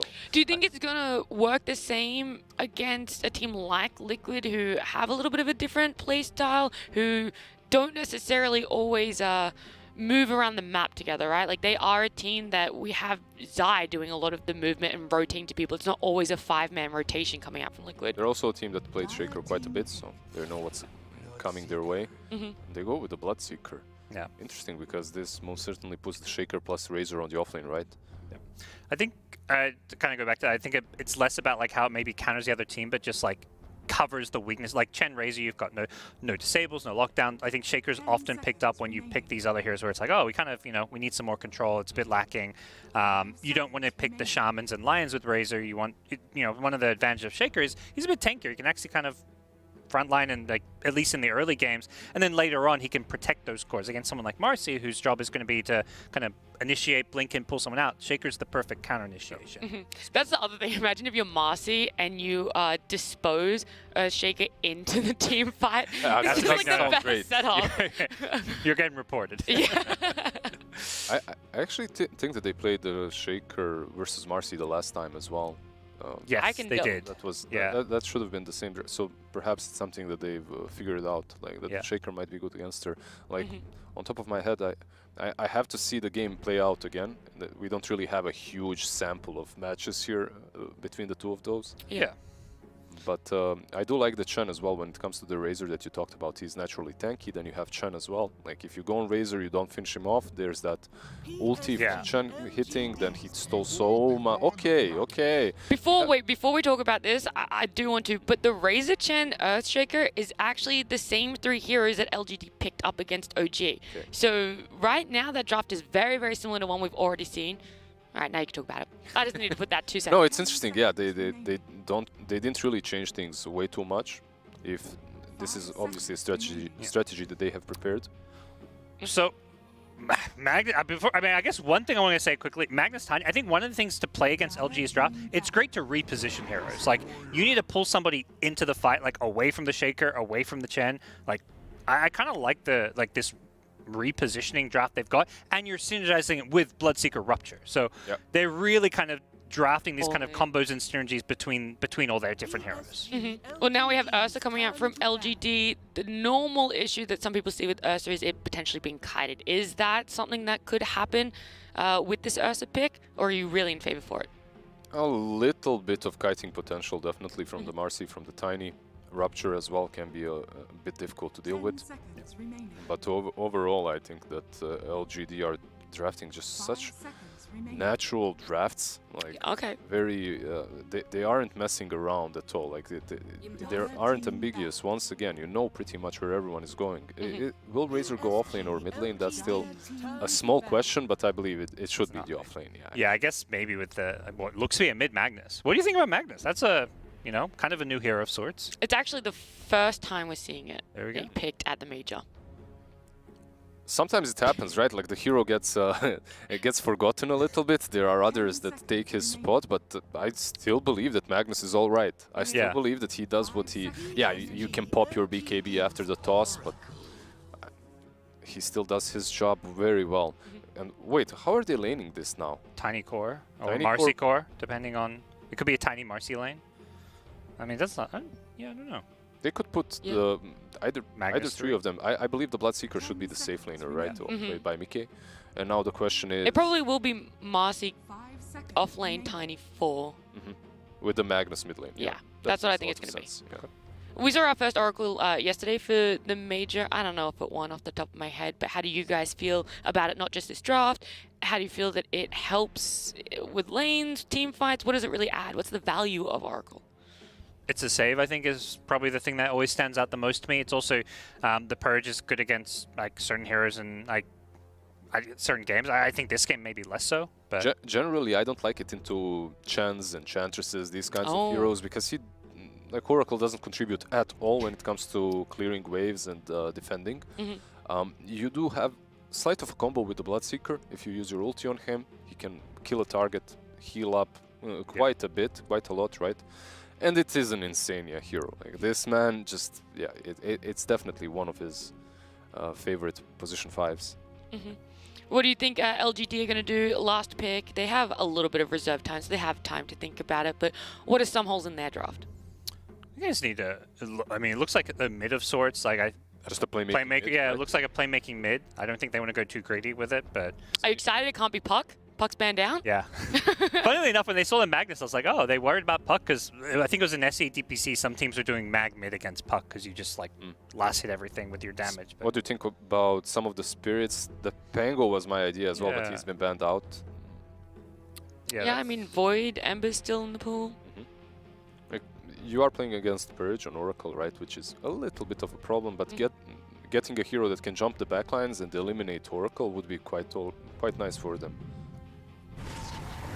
It's going to be Necro. Did not see that one coming. Yeah. To be honest. All right. That's I think it looks like a laning kind of thing. You're okay. They're gonna melee mid. You don't know whether it's like Magnus or Tiny mid, but okay, it looks like we're gonna see Tiny mid. But you're like, okay, Necro like used to be picked against some of these melee mid lanes like the Ember Spirit and stuff. But I don't think you're not gonna dumpster the lane. Like it's gonna be a good lane for Necro, but and you are playing it into an Oracle that has Purge against you, that has ulti against you, that has Fate's Edict against you. Usually I enjoy playing Oracle into the Necro, actually. Yeah. Okay, so a bit of a surprise last pick then on the side of LGD. Obviously, I'm going to ask the usual question. Where would you guys like to put your predictions? I like the trio, again, on LGD, the first 3 heroes. Yep. Yeah, they're definitely swaying me towards them. Okay. I'll say LGD then for you. I'm gonna go the other way. I think Liquid. I'm listen. When you were saying about Necro, I'm just like, yeah, I don't think this Necro works. I think there's a lot of synergy around the Bloodseeker Rupture, and I think for me, Liquid just have some of their like real comfort picks with the. I convinced him, but not myself. Yeah. Exactly. You sold him on it. You're like, look, I'm going to take his prediction. I cannot. Shaker and Necro. Yeah. Shaker Necro. This you just want to go against the Shaker. We're going to see if it's going to do just as well here for the second time on LGD. It is game number 2. LGD up against Liquid. We're going to head over to Lyrical and Trent. Thank you so much, Nat. Yeah, Trent. Catching the throw. That was great. They're Good over job. there. You Yeah. nailed it. Got it. Holy moly. I'm looking at this draft. Earthshaker, Ursa hasn't won a game. 0-4. They picked Necro into Oracle. Like LGD, I feel like they're just baiting people at this point. Like, bet against it. See what happens. No, it's good. Ursa's a good hero. They just want to prove to everyone, right? Dude, Other I teams don't know. struggling to get the I W's. don't know. They're gonna find it. This one's wild to me. That being said, I'm going LGD because it's LGD. Like this team's way too good from what we've seen so far. And That's even fair. in that That's last fair. game, it was just so like Liquid was so far ahead, and it just didn't matter. Like Ame recovered. It was really pretty Dota from them, but this time playing on the Ursa. I'd say this game, it is Liquid who needs the beautiful Dota. They have to hit the big moves, or they have the finesse heroes, right? We're going to have these little Marcy plays. Look at this. Oh, such finesse. Jump, jump, jump, jump. Hide away. Zinq, he's on the low ground he's looking getting for a blocked. fissure. Uh-oh. Boxy going to drop, and they give the first blood over to Mr. Faith Beyond. So LGD hot out the gates. Now, LGD's lineup, no finesse required. This is, I mean, what? Who makes plays? It's all so simple. It's just like ABC. It's you just follow what you're supposed to do with the old flowchart of these heroes on LGD. It's just we hit good scythes. You know, maybe we get some an early blink dagger if possible. Once again, managed to get at 15 minutes last time on Zinq, which is crazy because a lot of Earthshakers we've seen have been forced into the early shard instead. They got shard gold at 15 minutes. Right. This guy had blink gold. That's wild. So made a pretty damn good game. Liquid, they got to hit these bigger plays with their heroes. So I think harder to execute, but certainly plausible here for Liquid. 3 bounty runes for LGD, and Insania is going to make up for it by killing off that courier. You do see Insania down here in the bottom lane, so want to have that purge available to take off the overpower from the Ursa. Much needed, since this otherwise could be a really rough matchup, but the other matchup is probably going to be up top. The Razor, we'll see what he can do against that Bloodseeker if Marcy's still going to just make the lane too tough. Yeah, you're going to have the rebound speed to help out if there's a link, and then maybe even a dispose sort of play where you could either chuck the Razor back or chuck the Bloodseeker to break that and perhaps get turnaround potential. So should be interesting. They've already done some Fisher plays up here from Zinq and pulled the wave all the way back here, and even just to start, look at that. There it is. The link doesn't really end up mattering as you just rebound away immediately. Although now Boxy taking some damage. Has already died once, but will not get brought down again, it looks like. But this is maybe a sign of things to come. Some fissure blocks could maybe be the difference maker for these heroes. Yeah, and then moving to their mid laner here, I have nothing to say it. Very interesting Necrophos pick. Picking it into the Oracle. Always a bit odd, as we tend to like Oracle versus Necrophos. For, as the panel mentioned, you're going to have a Dispel versus the Ghost Shroud. You might be able to hit some big saves with the Fate's Edict or the False Promise, where it tends to be very telegraphed when the Scythe is going to be coming out, and you even have a moment with the animations. So they really value this idea of bringing down these beefier heroes of the Tiny, stopping this very speedy Bloodseeker and the Magnus, just like cutting through it with that Scythe. Yeah. And I mean, maybe the thought process here is that they're going to try and, you know, have nothing to say, be that person that just walks forward and tanks everything else. It's like another courier snipe before it gets delivered, so no headdress either for Y. He's getting no items. So he killed the courier and then he wards the pillar. So then they have the vision of it coming back. This was very sneaky from Insania, really reducing a lot of the effectiveness of the Chen early on here. Rotation over. Boxy gets the pull back behind the tower, and they find the kill. So Migay takes down Nothing to Say. Good rotation from Boxy. Oh, that is nice. The lane was pushing in up top there as well. So Matu is still at least getting a couple creeps under the tower right now. Really well done. I will say that they need to do something because Razor is having just a good old time up there. Has a whole creep wave ahead of the Bloodseeker. A couple of denies along the way as well. Yeah, and to be shutting down Nothing to Say, I mean, you already know the site's going to be bad, so you have to rely on those other abilities, and like, you know, you're looking towards some of the other benefits of Necrophos, of just like the team effort, of the sustain, moving forward, and trying to be this sort of frontline hero in the engagements. That is much harder to do when you're one of the poorer cores. You know, it's not like last game when he played Puck, had a rough start to the game, especially because of that Orchid that came out. You can still participate and get things done and then itemize pretty quickly against it. Not so easy on a Necrophos. This hero likes to be at the top of the board. True. Needs to be up there pretty high. Ame likewise hurting and giving over a lot of the thirst stacks. Why?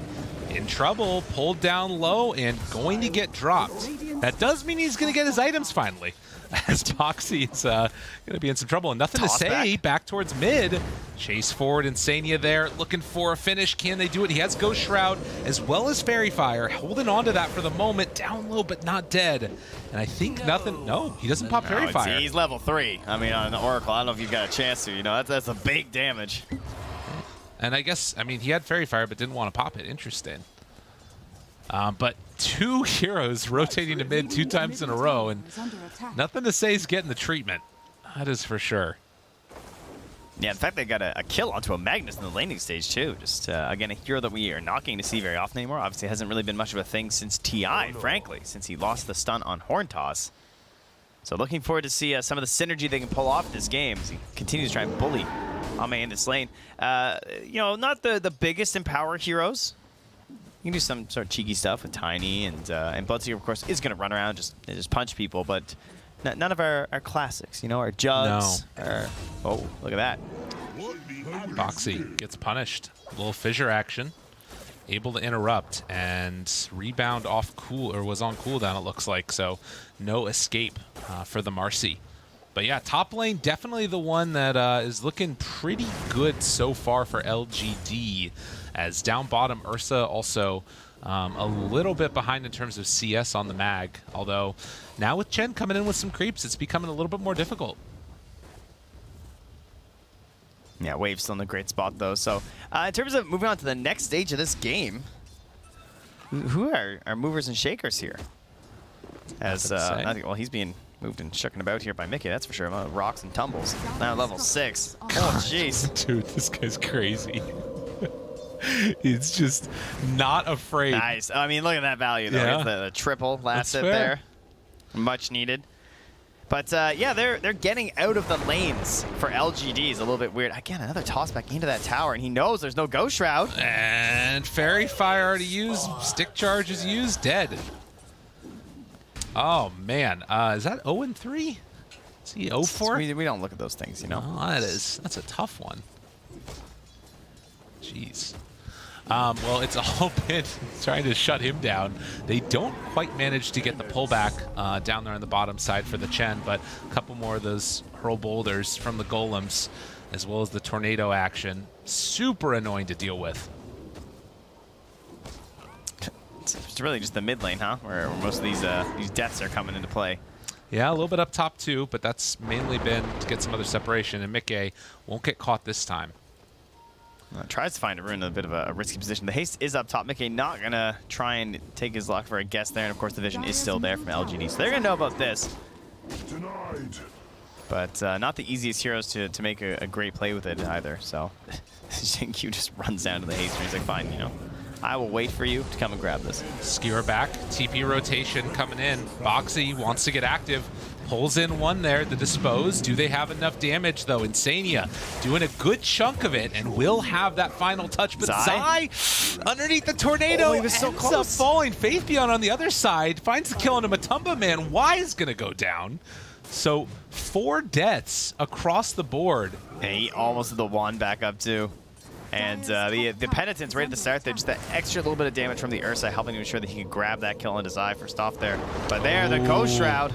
Avatos needs another punch, needs one more. Mickey committed for this, but the Scythe to keep him alive. Nothing to say, they turn it around. And get the kill onto Mickey, not bad. As the worst thing that can happen when you're crushing a lane versus some of these heroes like the Viper or the Necros or something, and you come in and you're just like, you know, that little bit of extra oomph, that damage they have, I dive into the tower and get punished. It's like trying to continuously punish a Bat Rider or something. Gotta watch those tower shots. That's one of those things too that's like, you can see there the difference that it makes. The raindrops, the bracer, the null talisman as well. Ame. It's a hard kill. That's 6. Does get the net afterwards, and silence comes out, which creates enough separation so they can't bring down the Ursa. Matu 5, Insania level 5. Yeah. Not always the best that you want for your safe laner, but at least he is out of a tough situation. They're going to send Zai up top there versus the Magnus, or the Razor rather, and Magnus having that skewer. Some options versus the Link. Keep him up alive as XinQ secures that DD rune versus Boxy. Quick enough. Sanya, stunned for the moment, turned upon and killed. And I mean, those kills pretty important because, as you said, he's having a pretty good game on this Oracle. Yeah, and he's a strong hero in the early game too, especially when you get these earlier levels, right? He's got 3 points now in the Purifying Flame, so some serious nuke potential. And you smoke out more around, especially when Marcy gets a couple levels too. They got significant stun and damage to work with there. Could even do some like rebound cheeky plays with the Fortune's I'm End, gonna get it. I'm gonna get it. The Fortune's End. He's got such weird names. Fate's Edict. I don't remember what the rain is. It's like mystical rain. Nobody. I think it's like Rain of Fortune or something. Yeah. Meanwhile, TP not down. Rain of Destiny. So close. As Rupture used. Wasn't that close. Ame able to get out. Yeah, do you guys even know he's an Ags? Surely there's someone out there, right? That doesn't know about this new Ags. It makes this like AoE where all the healing gets amped, the damage, healing gets amped, and there's a damage per second and a heal per second on your allies. He will go down there. That would be awesome to get to see that today. I don't think it's going to happen, though, if I'm going to be honest. It's going to go pretty long, I think. Ame's still chasing.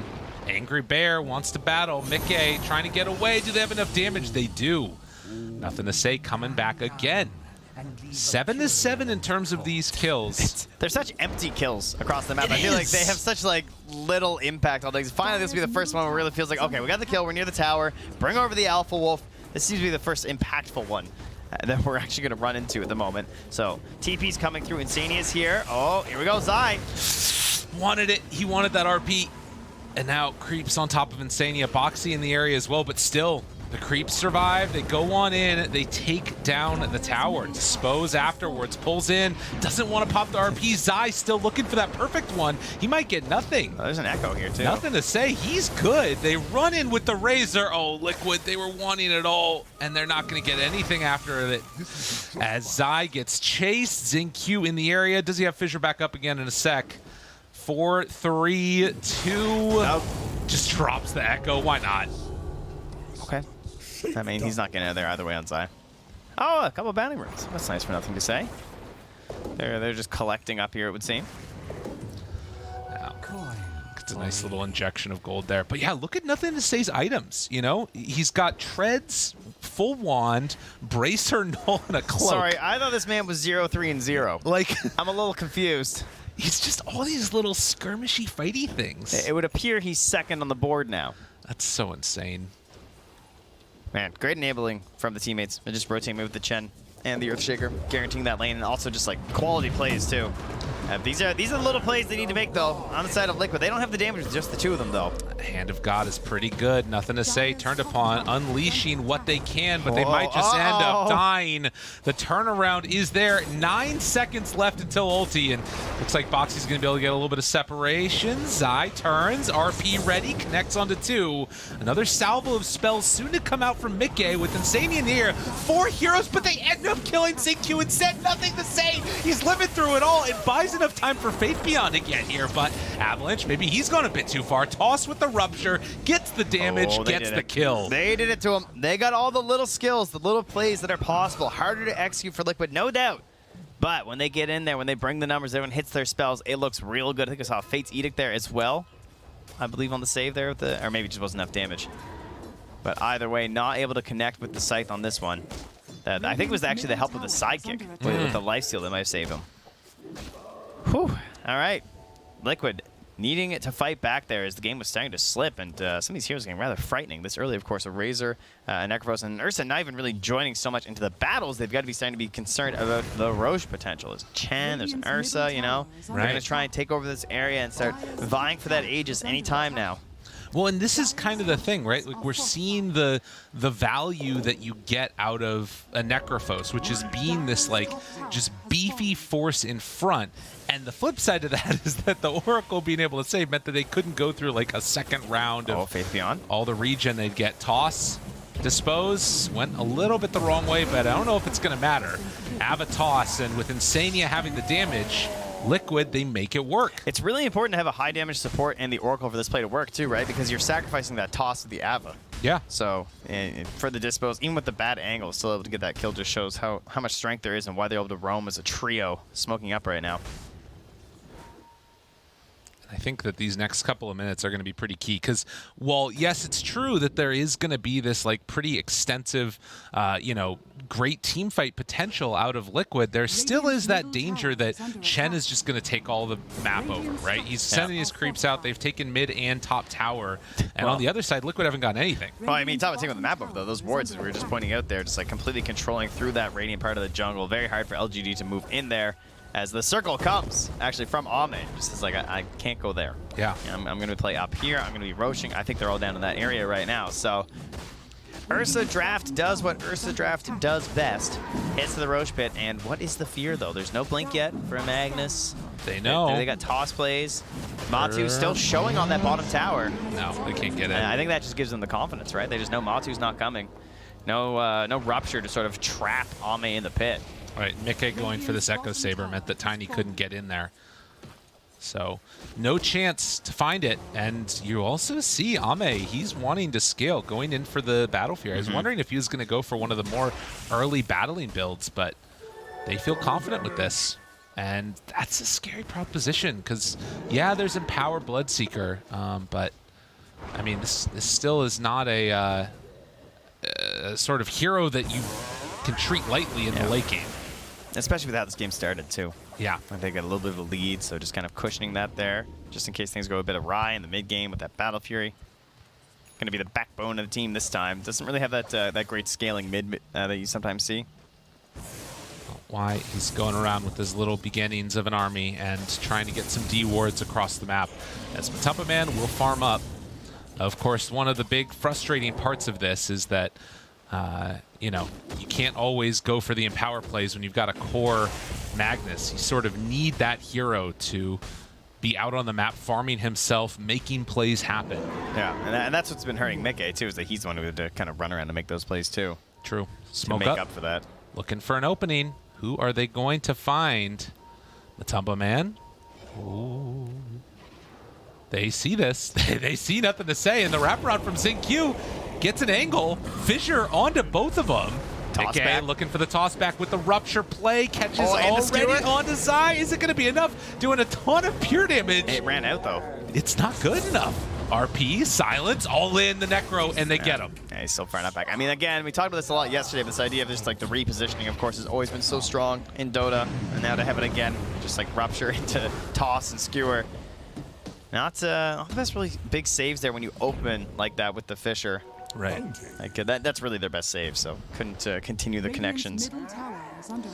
Well, Liquid, like we said, not giving up without a fight. They've got BKB coming out for Razor now, and they find the Chen. Nikkei there, and he's going straight into the Aghanim Scepter afterwards. Yeah, a lot of this coming back to just all the wards they placed in here. Sure, it was like a triple warding situation, but some of them still got left behind. So they had good ideas, the movements of LGD throughout here. In fact, right now, still sitting on a Razor, ward is Razor. Faith Beyond has to pop a BKB. TPing out. not an option for him, although the Fissure is there to interrupt, and he's chasing in for that. That's a little bit wild. Not going to go for it anymore. Nothing to say. Runs into Mickey. Avalanche trying to run. Insania is right next to him, so there's no chance that they kill Mickey here, as long as he's got that false promise ready. There's also a Rupture with Blink Skewer, so a bit worrisome right now. They're going to smoke up. Okay. They want to go right back into this at the moment. They know there's no BKB on that Razor, and so Faith Beyond moving right back through all the same wards. Oh, Mickey, he's hungry. He's thirsty. He just, blood in the water here. Is he, oh, the tomato. Will it be your death? Yeah, they got Y. They got interceptions. All right. Maybe, though. Skewer back. They find nothing to say. That ward, man. That ward has done so much good. work. Trying to chase. There is the Rupture. He wants to stand still. Mickey has to be careful. They have the false promise finally going to get used. The toss with the Rupture, almost enough damage, and they do get him. Now they got to kite the Ursa, and they're doing it quite well. Must be said, Zai going to go for the skewer out, makes his little self a little bit of the separation, and Boxy the only one that falls from Liquid. All right, things got a little messy there. So I had to wait for some of the allies to catch up, but in the end, still going to be a net benefit there for Liquid, especially for that Tiny. Tries to build up towards that Aghanim Scepter there in combination with the Magnus. We're going to have a lot of AoE damage being thrown around from these two. Definitely a combo that was popular, especially when we first got ourselves this a tree tossing of the volley. So we see the difference. And, you know, as we're looking at this fight, too, I'm thinking about how different this would look if they actually had a Shaker with the Blink Dagger 17 minutes in, and he's not quite there. I mean, this is definitely not the game that we saw earlier from Q. No, certainly not. I mean, even there, too, like, not getting the Rupture right away on Nothing to Say is what causes all these longer problems. That toss got weird when he hit Boxy, and he was, like, rebounding through, but still managed to work out in the end. Yeah, and Zinq exactly that. So a lot of the Shakers being forced into the Shard first. Oh, no. Oh, he's so close. He got it. Here, he finished it. All right, you can die now. He's not going to, though. No, they're a little bit more concerned about the TPs coming through, and it is Ame who shows only a couple seconds left on this Aegis, but not enough allies to punish. That Blink Dagger reveal for Ame, and they also got the D ward on that obs that was placed down. Nothing to say. Wants the TP out. Can they get there in time? Oh, just barely off the mark. I learned that one nice and early in Dota, you know? What's that? I remember that was the first thing someone yelled at me about in Dota. What? It was to TP from Rupture, because I just kept dying to a Bloodseeker. And they were just like, just TP. I was like, oh, you could do that? Changes the game. It changed. My mind just expanded. I still had, 2 stout shields. And I bought a recipe for a Shiva's Guard because I thought it worked. I like that. That was disappointing. It had the key, all right? When you put just the recipe in, it still had your hotkey on it. Right. And so I thought I could hit it, and it just didn't happen. No, it was very embarrassing. That's fine. We've all been there. Yeah. In the meantime, not our smart viewers, though. No, of course not. They were never. They knew it all right from the start. They did reveal that Blink Dagger from the Earthshaker now. So Oracle gets dropped. How about this Midas from Zai, too? He sees the writing on the wall. Okay. They need a little bit of time this game. He sees Battle Fury. So he also sees this Ursa with that vision. Well, why? He's looking juicy. Yeah, this should be at least Look at one hesitation. kill. They're just like, I don't know. Oh, the birds. He's back. Yeah, they got him. Bird number 2. Wait, bird 2? Whoa. Oh, that would have been cool. All right. Well, I mean, that's a win. Yeah, You of had course. 2 Hurricanes. They have to RP you with Chen. That's pretty wild. He should be all chatting. I know. All this for me? He's far too mannered for that. But I agree. I will say some of those Hurricanes could come into play later. If you can get like a disruption on one of those targets, like either Hurricane Zion away from the position where he's going for the RP, or imagine if you Hurricane someone away from the Oracle so you couldn't save him. Oh, that's the big play. The other big thing we got here is the Aghanim Scepter done for Tiny.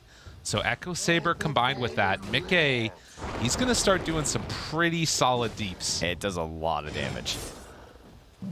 Doesn't have actually the Echo Saber complete. He had to disassemble to finish off the Ags instead, but still. It's okay. He has a Magnus, so it's fine. True. And look at that win probability favoring LGD. They have done a really good job of making this draft work, and rather unconventional picks, not just for the meta, but in our conception of what some of these heroes are good against other ones for. But likewise, Liquid, they're smoking up. And after they do not find any kills, both teams just going to farm up the jungle most likely. We'll see if Liquid want to run through and keep looking for a fight or not. I think one of the bigger differences between this game and the last game is just the speed at which they clear waves and the difficulties there. Like, look at that. Like, he has to reveal himself pretty hard on Ame. Dispose. Fissure to interrupt. Ame caught. They still have that Echo ready. Boxy going to be saved. The false promise, TP out. Will he be able to survive through it? Now they still got the break. And now fighting the Oracle. That's a good one to catch. Nothing to say, standing still in the Rupture. Can they keep this chase going on LGD? It doesn't look like they're going to, but a good win there, taking out the 2 supports again. Yeah, even burning the Echo Slam there too. Just saying, I want to guarantee this kill, make sure that we get our numbers advantage here because they don't know when that Roche is going to spawn.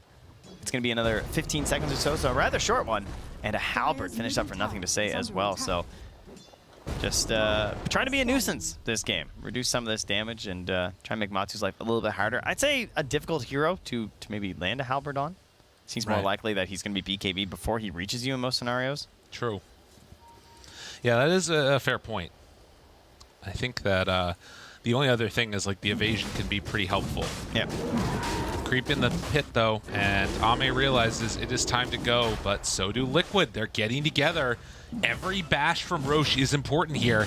Is he going to be able to finish it in time? Mickey wants to run in. It's getting down low. Avalanche toss. Jumps in for Boxy. The BKB. Faith Beyond caught him. And Insania, he's in no man's land. He's going to have to ulti himself. Just ends up dying. Does not have buyback there in the pit. Skewer out. RP afterwards. Where's the follow-up? No, but the tree toss. The volley wasn't onto the right targets. Matumba Man, I don't know if they have enough to take down the Ursa here. Fissure on the other side. Xingqiu full control. And Mickey going to drop. Matumba Man, he wants to play cleanup, but I don't know if it's going to be good enough. Running away, but you're not fast enough from the bear. Ame with the triple kill. How are LGD this good? How is Xingqiu this good on Shaker? That was so slick. The angle that he blinked to hit that Fissure and then utilizing the ability to move across the Fissure with the cliffs like that, he just kited the Bloodseeker. He kept chasing him. He's like, oh, I can get him. And, you know, they thought they were going on the Ursa. That Fissure comes down. And it's like, oh, I'm not trapped here with you. You're trapped in here with me. Bear just eats him up. That was so crazy. I mean, again, you go like a second later or what have you, and it all looks so different. And the catch onto Insania, too, he was just a bit too far forward. Yeah, both supports just dead instantly. The tree volley, like they're waiting for this mag to get, and the tree volley goes into the pit, and you're just like, oh no. But even then, the damage, like, you can see when he gets the hit, Faith Beyond gets absolutely worked, but then there it is. Xingqiu comes in, walks down, gets chased from Matu, you know, gets a little taps, and he's like, oh, I don't like this. See ya. Look at that angle. Oh, right up the cliff. That's crazy. That's so good. God, that shard is amazing. No, that player is amazing. All right. Fair enough. You got to use this shard. This isn't one of those freebies. Yeah, and they do have the shard now done on Ursa as well. Brought up from the pit and a 10K gold lead. As this game, LGD, they've come up with answers. And it's off the back of the Ursa. I mean, they're all sort of doing individually very impressive plays. I think nothing to say having value in this game is one of the ones that's most wild to me. He's just sort of a body there to throw these like big defensive items on, say, come deal with me. It was just such a terrible start for this hero as well. You know, like he just had a bad lane, and then suddenly he's involved in 4 kills right away. After that, it turns it around completely, takes the tower, all backed up by the Chen and the Earthshaker. Really getting great use of those 2 supports when they had very little itemization as well. And now you're hitting that peak that you really want on the Shaker, of course. He's got the blink and the shard. This game is good. He has several choices you can go for. 4 staffs, BKBs, depending on the games, can all look pretty good on Earthshaker. And I also love the way Xingqiu built this. We didn't really talk about it, but the Tranquils into the double Sages mask rather than committing for the full Soul Ring as well. Pretty cool, right? You're getting that mana regen to stay out, but it's still going to help you get your blink faster. 12 assists, only 1 death. I mean, he's had a really good one. We've talked about Xingqiu Shaker. Parker says he's the only one that's allowed to play it. I'm inclined to believe him until somebody else figures out how to do all this. But even with the later Blink Dagger, you know, he still made a ton happen at the point when they needed it. He's an imposing player, this Xingqiu, you know? That's true. He walks around, you see Shaker like holding that totem, giving him a couple taps and the rubs. He walks around rubbing his belly. I know you guys see it like on the things, but it's not just a team meme. He's like walking around, all he's just rubbing his belly. He's like, oh yeah. He's playing one-handed right now. More Dota coming later. Move command. And look at this, Faith Beyond, every other Razor going Refresher. It's like, I want a Lincoln's. Don't rupture me. Leave me alone. It's a great call. I mean, that's really what Liquid have to get back in this game, right? Is they have to hit these ruptures into the move combos. Oh, this could be dangerous. Matumba Man, do they have vision of this guy? Yeah, they do now. Fissure? No, not going to go for it. I guess that's the thing. They don't need to make that wild jump on LGD. They've put themselves in a position where you can just play behind Ame. Yeah, it's Liquid who are hiding behind this Ob Sentry, hoping to make a wild jump onto someone. And nobody coming for the fight. Liquid needing to come up with these answers, and LGD at every step have just looked like the better team. More defensive items. Lotus is done. Another nuisance for this combo that they're trying to pull off here from Liquid. Well, you know, there's a benefit here for Team Liquid fans, is that the combo gets easier to hit on your high ground, so the more towers you lose, the more likely the fight occurs on your high ground. This is maximum cope right now. They're huffing it straight in the chat. It's actually good to lose all your buildings. Yeah, that's right, that's right. Yeah, write that down, that's good. I'm gonna do that in my next game. Yeah. Well, we got some tier 3 neutral items. Spider legs for both teams. Keep it fair, I like that. Right, great item. I mean, that's needed. I feel like they really got to get that with all the fissure stuff that's coming out. True. But Matumba Man still keeping, for now, the Brigand's Blade. We'll see if he decides to go back for it. I think I saw some Elven Tunics out there as well. Oh, look at this ward. They're all, the three of them standing on this ward right now. Matsuzai, Insania, trying to D-ward. He's got one more sentry, Insania. Can he snipe it? Oh, that's annoying. Radiant are scanning. That doesn't look like it. So they won't find it now, and of course, we've talked about the couriers when smokes come out. How frustrating it can be to play against that, but solid vision. Dude, he is just sentrying everywhere, and he's not finding them. He's like, I guess they didn't leave any wards, huh? And that's so well, at least rough. Sneaky wards. Yeah. Down in the lane by the old tier 2, up by the tier 3. Just can't find one. I mean, and that's the thing too, is that it's pretty dangerous to buy a gem at this point, it feels like, but... And there's the smoke. Oh, the Chrysalis coming out on the courier. They're going to know about that. That's... All right, Liquid. Here's go. You got a couple combos. We got Rupture combos, and we got RP combo into the Tree Volley, right? That's what you're looking for right now. But we have the Hand of God. We have the Holy Locket, 20 charges even, as well as the Mechanism. So, why? He's got some big heals to counter some of this giant wombo combo that they're going to opt for here. And then, of course, the counter initiation potential from the Shaker. It's hard to land all that as a Magnus without a BKB. Sitting behind the Ursa right now. Everybody from LGD there. And the smoke up comes first from LGD. They have vision down. Oh, the preemptive Lincoln Sue. Yeah, they're ready to run. Meanwhile, Dire scanning, anticipating some movement, but not knowing the direction from which it's coming. And Faith Beyond runs right into Matumba Man at the start. The chase down, rebound, hoping to escape Fissure. That was close. That was very close. He's human. That was only because of the rebound. If he didn't have rebound speed, that would have got him. Jeez. Okay, so smoke down. Yeah, still unfortunately for them, unlike though it is a BKB spent. That's true. So you burnt an Eye of the Storm, sure, but you don't really care about that spell right now. Faith Beyond, you know? I got a bear. Ame's got the damage. True.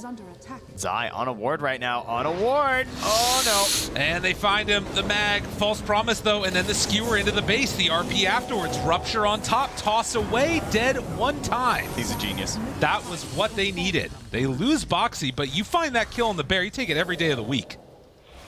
Yeah, it's funny because that is the difference, right? When you don't have those position heroes, because like he's jumping and trying to punish this mag, and everyone's like coming, like, yeah, all right, let's just kill him, guys. But then he just skewers you into the base. Yeah, just can't get the full chain step blow up. Echo onto one, but the Fate's Edict answer. It was too quick. This is why they have this Oracle pick, but Mickey, he's in trouble. Can't get a toss back, can't get anything. So they end up losing both the Marcy and the Tiny very quickly there. And LGD, I mean, even without the Ursa, they're feeling confident to go high ground with the Chen creeps.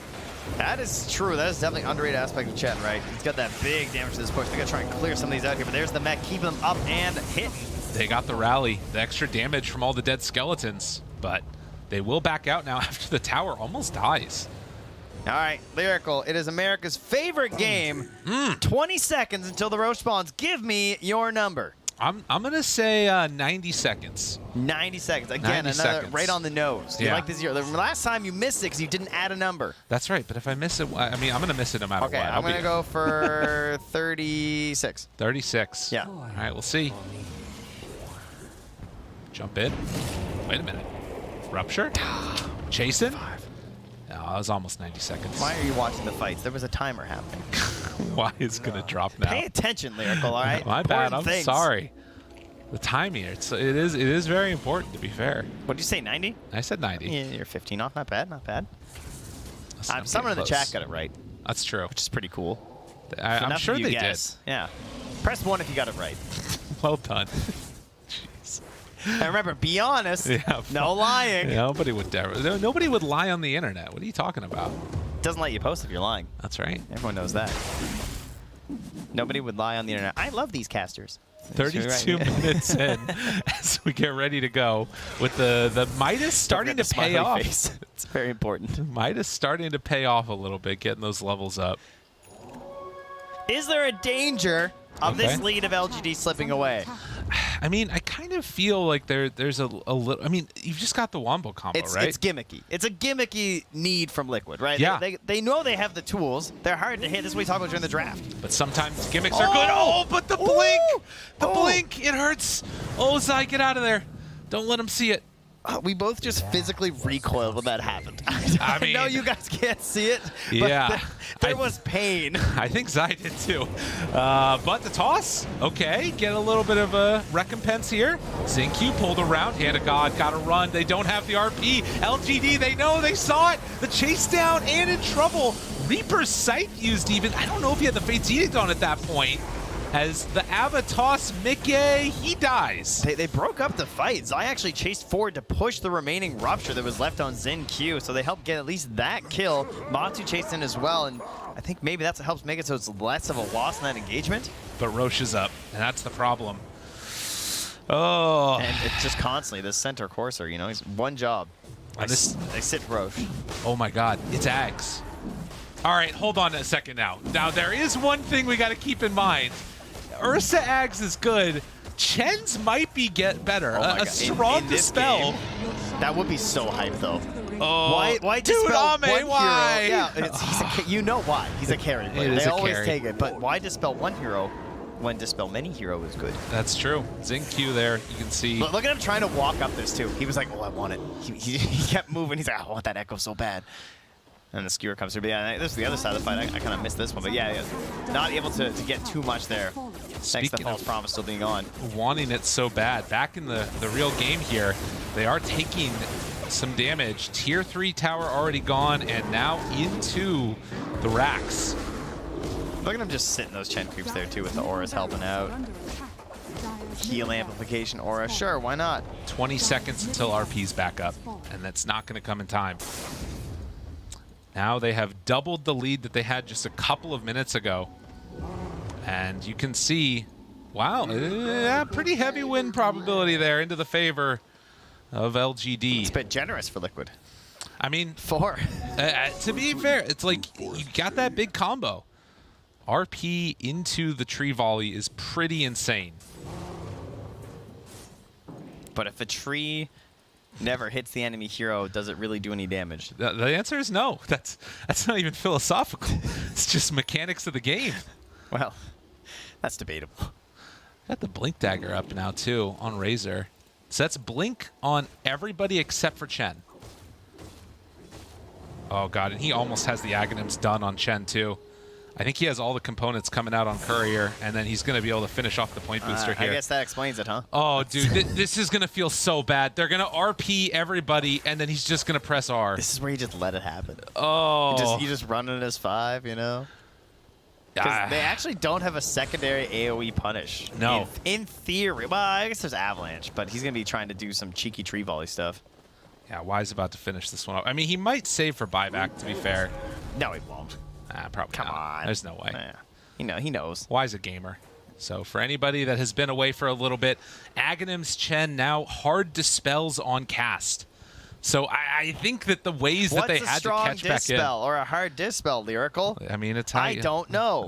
That's how you take off reverse polarity. It's just gone. Oh, like even a stun? Even a stun. Wow, I thought dispels only took off debuffs. No, man. Like weak ones. That's it. Is that a weak dispel? That's why it's a strong one. Basic dispel? Boxy. Thanks, Lyrical. No problem. I'm here to help. Oh. TP not quick enough. And Zinq trying to find some more. has the blink himself. Can he get there in time? Tree volley, but Fissure not going to connect. He popped his Aeon Disc. That's actually kind of huge. Nice. Take that. Well played. Yeah, this game is this is looking rather rough. Liquid, I mean, they're just praying that, you know, LGD's keyboards come unplugged at this point because it is so difficult to take this fight. It's definitely a one-shot play here from Liquid. I mean, I guess the flip side is that if they catch the Chen in the RP, that's the way that you make it work. And yeah, you can see Zai, Chen is missing. He has to find him. He knows that. And if they can kill the Chen right at the get-go, that's the way that they can maybe win a fight. But, I mean, he could be in Fountain. They also don't really have the best like hunting squad, I guess, because no, they don't have a. I mean, the hunting squad's actually okay. The issue is they don't really have a way to clear waves without the hunters being at the base right now. You don't have some hero who can be like sneakily like, oh, I'm just clearing the waves, and they're definitely not for smoke looking for Chen right now. Yeah, because there's a Marcy and an Oracle support duo. You know, Insania can't really clear these super creeps away. They're just trying to get all the cool items. Zinq wants a refresher. You've got the Agi blink on Ame. It's all kind of coming out at once, and when they walk up this high ground, I feel like they're just going to be way too stacked up for Liquid to deal with it. They are quite wealthy. Yeah. No, they're actually waiting for the Aegis to expire on LGD so we can just fit in another item. I like that. Yeah, he doesn't even want it. Blinks back. Both Swift away. Tree volley. Skewer not going to be there. Has to save the RP. Can only find it, but a good jump out from Ame so he doesn't get caught. Tier 3 tower down. Ready to keep that pressure going. 20 seconds until the Aegis expires. Fate's Edict, Skewer back, Faith Beyond in, RP afterwards. There's the turnaround, and he was not able to get out, but Zai saved. Actually, he took the damage first, so I think that he was going to live through it regardless. That is so depressing, though. You're so close to getting them into the well, and then all are healed. And they stop it right in its tracks. But Hand of God down now. Can they find more afterwards? Zai tries to get the horn toss, but can't get him to the other side of the fissure. Buildings falling. Mickey, Avatos, they don't have enough. The Aegis is down, but there is not enough damage on the side of Team Liquid, and they just can't get their hands around the LGD heroes. A bit too slippery there. And that's a pretty short cooldown at this point as well for that Chen. He's got the Quickening Charm on there too, so it's only 100 seconds. Couple fissures. Pull back one. Is it going to be good enough, though? Not quite. Echo out. Zinq finds his moment, gets the Oracle, and as Ame travels into the base, Matumba Man dead. There are no buybacks on any of these heroes. Tier 4 towers are going to fall, and LGD, they're going to close this one out 2-0. Still yet to lose a game in this tournament. Yeah, and then you watch them play, and you're like, I am not surprised. So right. Things I've loved so far about watching LGD, the different openers during the draft. Sort of a hallmark we're talking about why, just in general. Over the years, what he's done, like he's always about these like larger hero pools and just it's not the strategy of like, oh, we're gonna keep picking this till you beat it. It's I don't even want you to know what I'm gonna pick, and I'm still gonna beat you with it. Right, exactly. You talked about it, the openers that they've switched up a bunch of times. Even though this one they played earlier against OG, they've done a ton of different things throughout all of the different games that we've seen. So very, very impressed. I am wondering, like, who's gonna stand up to this? How do you break it when there's like no cracks, it looks like?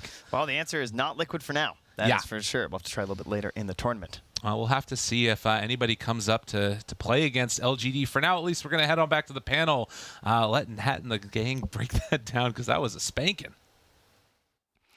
It was definitely a performance and a half coming out from LGD in this series, but by goodness, this game number 2, you know, Liquid looked strong in the early phase of game 1, still lost. This time round, they didn't look as strong in the early games, but LGD was still kind of struggling in that early game. And I want to know why it was so much tougher, it felt, for them to get good lanes. I think their draft wasn't that good. I'm gonna be real. I didn't love LGD's draft, but they're just so good at Dota. Yep. Like, I don't know what to say. I completely agree. Their draft with the Necro, when PSG.LGD picks Necro, you don't really question the Necro. But they pick it into Rupture, into Oracle, like arguably one of the best heroes against him. I'll have to discuss with a couple of different players as well this pick, but they just made it work. Even in the game, it didn't look that great. I don't think their draft was awful, don't get me wrong. It just wasn't like, okay, yeah, this draft like has like, you know, no weaknesses. Like there was a glaring weakness, I feel like, with the Necro. But we've seen again the side lane, like the Shaker Razor lane is so dominant. Like the, you know, you finish with someone, sets up this easy static lane. You know, Xingqiu, he's got the Shaker pass. He's the only one who's allowed to play this hero right now. For sure. I mean, he is the only player so far at this major that has won with it, despite it being picked up a few times. As we're seeing this highlight reel, though, the team fights, the Necro was that weak point that you felt. So how did team fights still go so in favor for LGD? They just outplay you. They pull you apart left, right, and center. But I would combine the point that Parker was making and your question.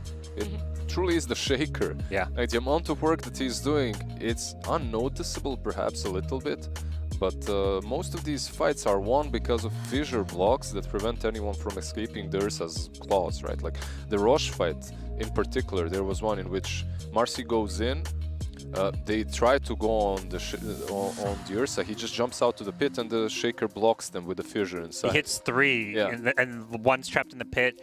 Insane, I think was kind of out of position. He was too far forward, so he's like, oh. And meanwhile, while that is happening, Razor just pops the BKB and runs you down with that static link. So it's really, it shouldn't be this difficult to play against the draft that they have, but the way they execute it makes it impossible, not just difficult. I know that when we saw the Ursa come out, there was a little bit of a worry about it potentially being kited, and you think that that was solved by the Earthshaker pick, that helped a little bit more when it came to team fights? Oh, for sure. Yeah, it helped a lot. Like the Shaker was really that one. And what's funny about PSG.LGD, usually when let's say you're playing versus some team and this thing is happening, you're like, okay, they got lucky. They're just constantly making moves that for other teams a significant amount of luck would need to be involved for them to actually happen. Yeah, I think, and to kind of go back to the Necro and also tie into the Ursa, the one maybe reason, the value I see from the Necro is it gives the Razor and Ursa a better game, because all Necro does is like run in, tank some spells, and kind of not do a whole lot. Like just have a. Yeah. I mean, as far as looking for a reason behind the pick, I still think there's probably better picks they could have. But like the Ursa gets, I think, kited less because there's a Necro who's, you know, kind of has to be addressed at least. You can't just let this Necro just, you know, constantly run at you and use his spells. So. I don't know. All right, so we liked the combo, the synergy that happened for LGD's draft. On the side of Liquid, though, you guys actually really did like the potential that could come out from that Bloodseeker, Marcy, Mag. Did it play out the way you expected, or just didn't have that impact? They had a couple of really good combos. They would overdo it at times even. Like they would rupture the Necro. They would try to like rebound, toss him back, then skewer. But by the time all the combos have been done, the rupture is gone. Like he's not even ruptured anymore. So overall, I do think that there is a lot of potential in the combination. It's just that perhaps it's a little bit of too much going for the same thing, right? Like you're focusing on this displacement. Okay, how far do you have to take the Necro to kill him? To take him home, you know? Like just put him in your basket, take him home. It doesn't matter. He's still. It's a trap because it's not the hero that's winning the fights anyways. Like you know, obviously there's the Shaker we talked about, but like Shaker and Ursa were the problem heroes. But so often Ursa was also playing with an Aegis. I think they did a really good job playing around Roshan, making sure they secured themselves Aegis, because they made Ursa look pretty damn scary. LGD, they're fantastic always at using that map, making sure they're always positioning around the objectives. The MVP, Xingqiu here, 3 kills, 2 deaths, all the 17 assists. Is there anything else you guys can say on him, right? What about this whole series, not just this game? Do you feel that his impact is and what he adds to the LGD lineup? Stories can be written about him and what he can do, really.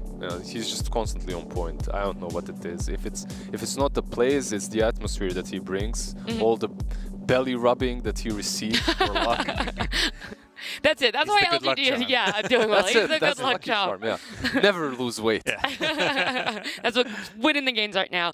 Liquid, what do you want them to take away from this? Yes, it was a 2-0 loss for them, but they're still doing quite well in this group. And what are you hoping that they learn for the future matchups they have?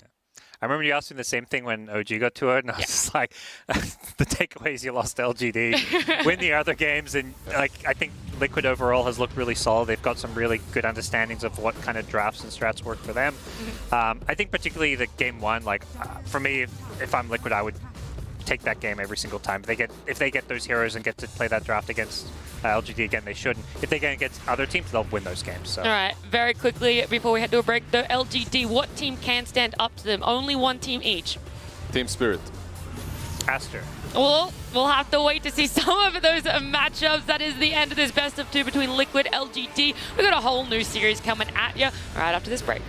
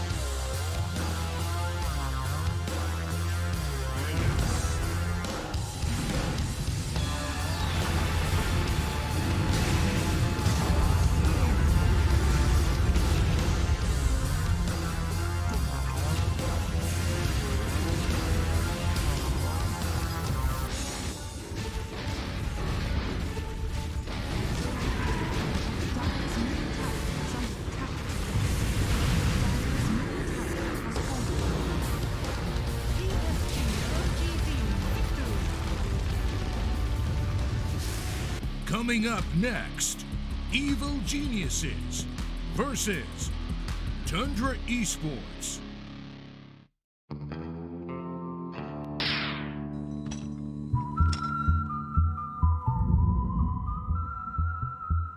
Your days are numbered, boy.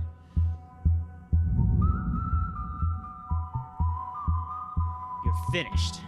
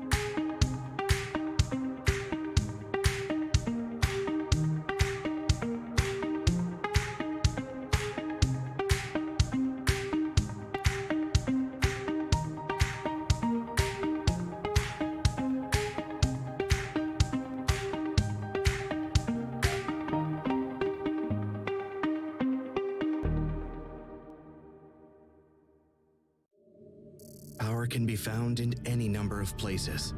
Scientists will tell you that it comes in newtons. Gamers will say that it can be found in silky skills. We will say that the power lies in real thrills. In the play with perfect ping. In the runes and crystals. In every frag and gank. In your personal winnings. Lock and load for PGL Arlington.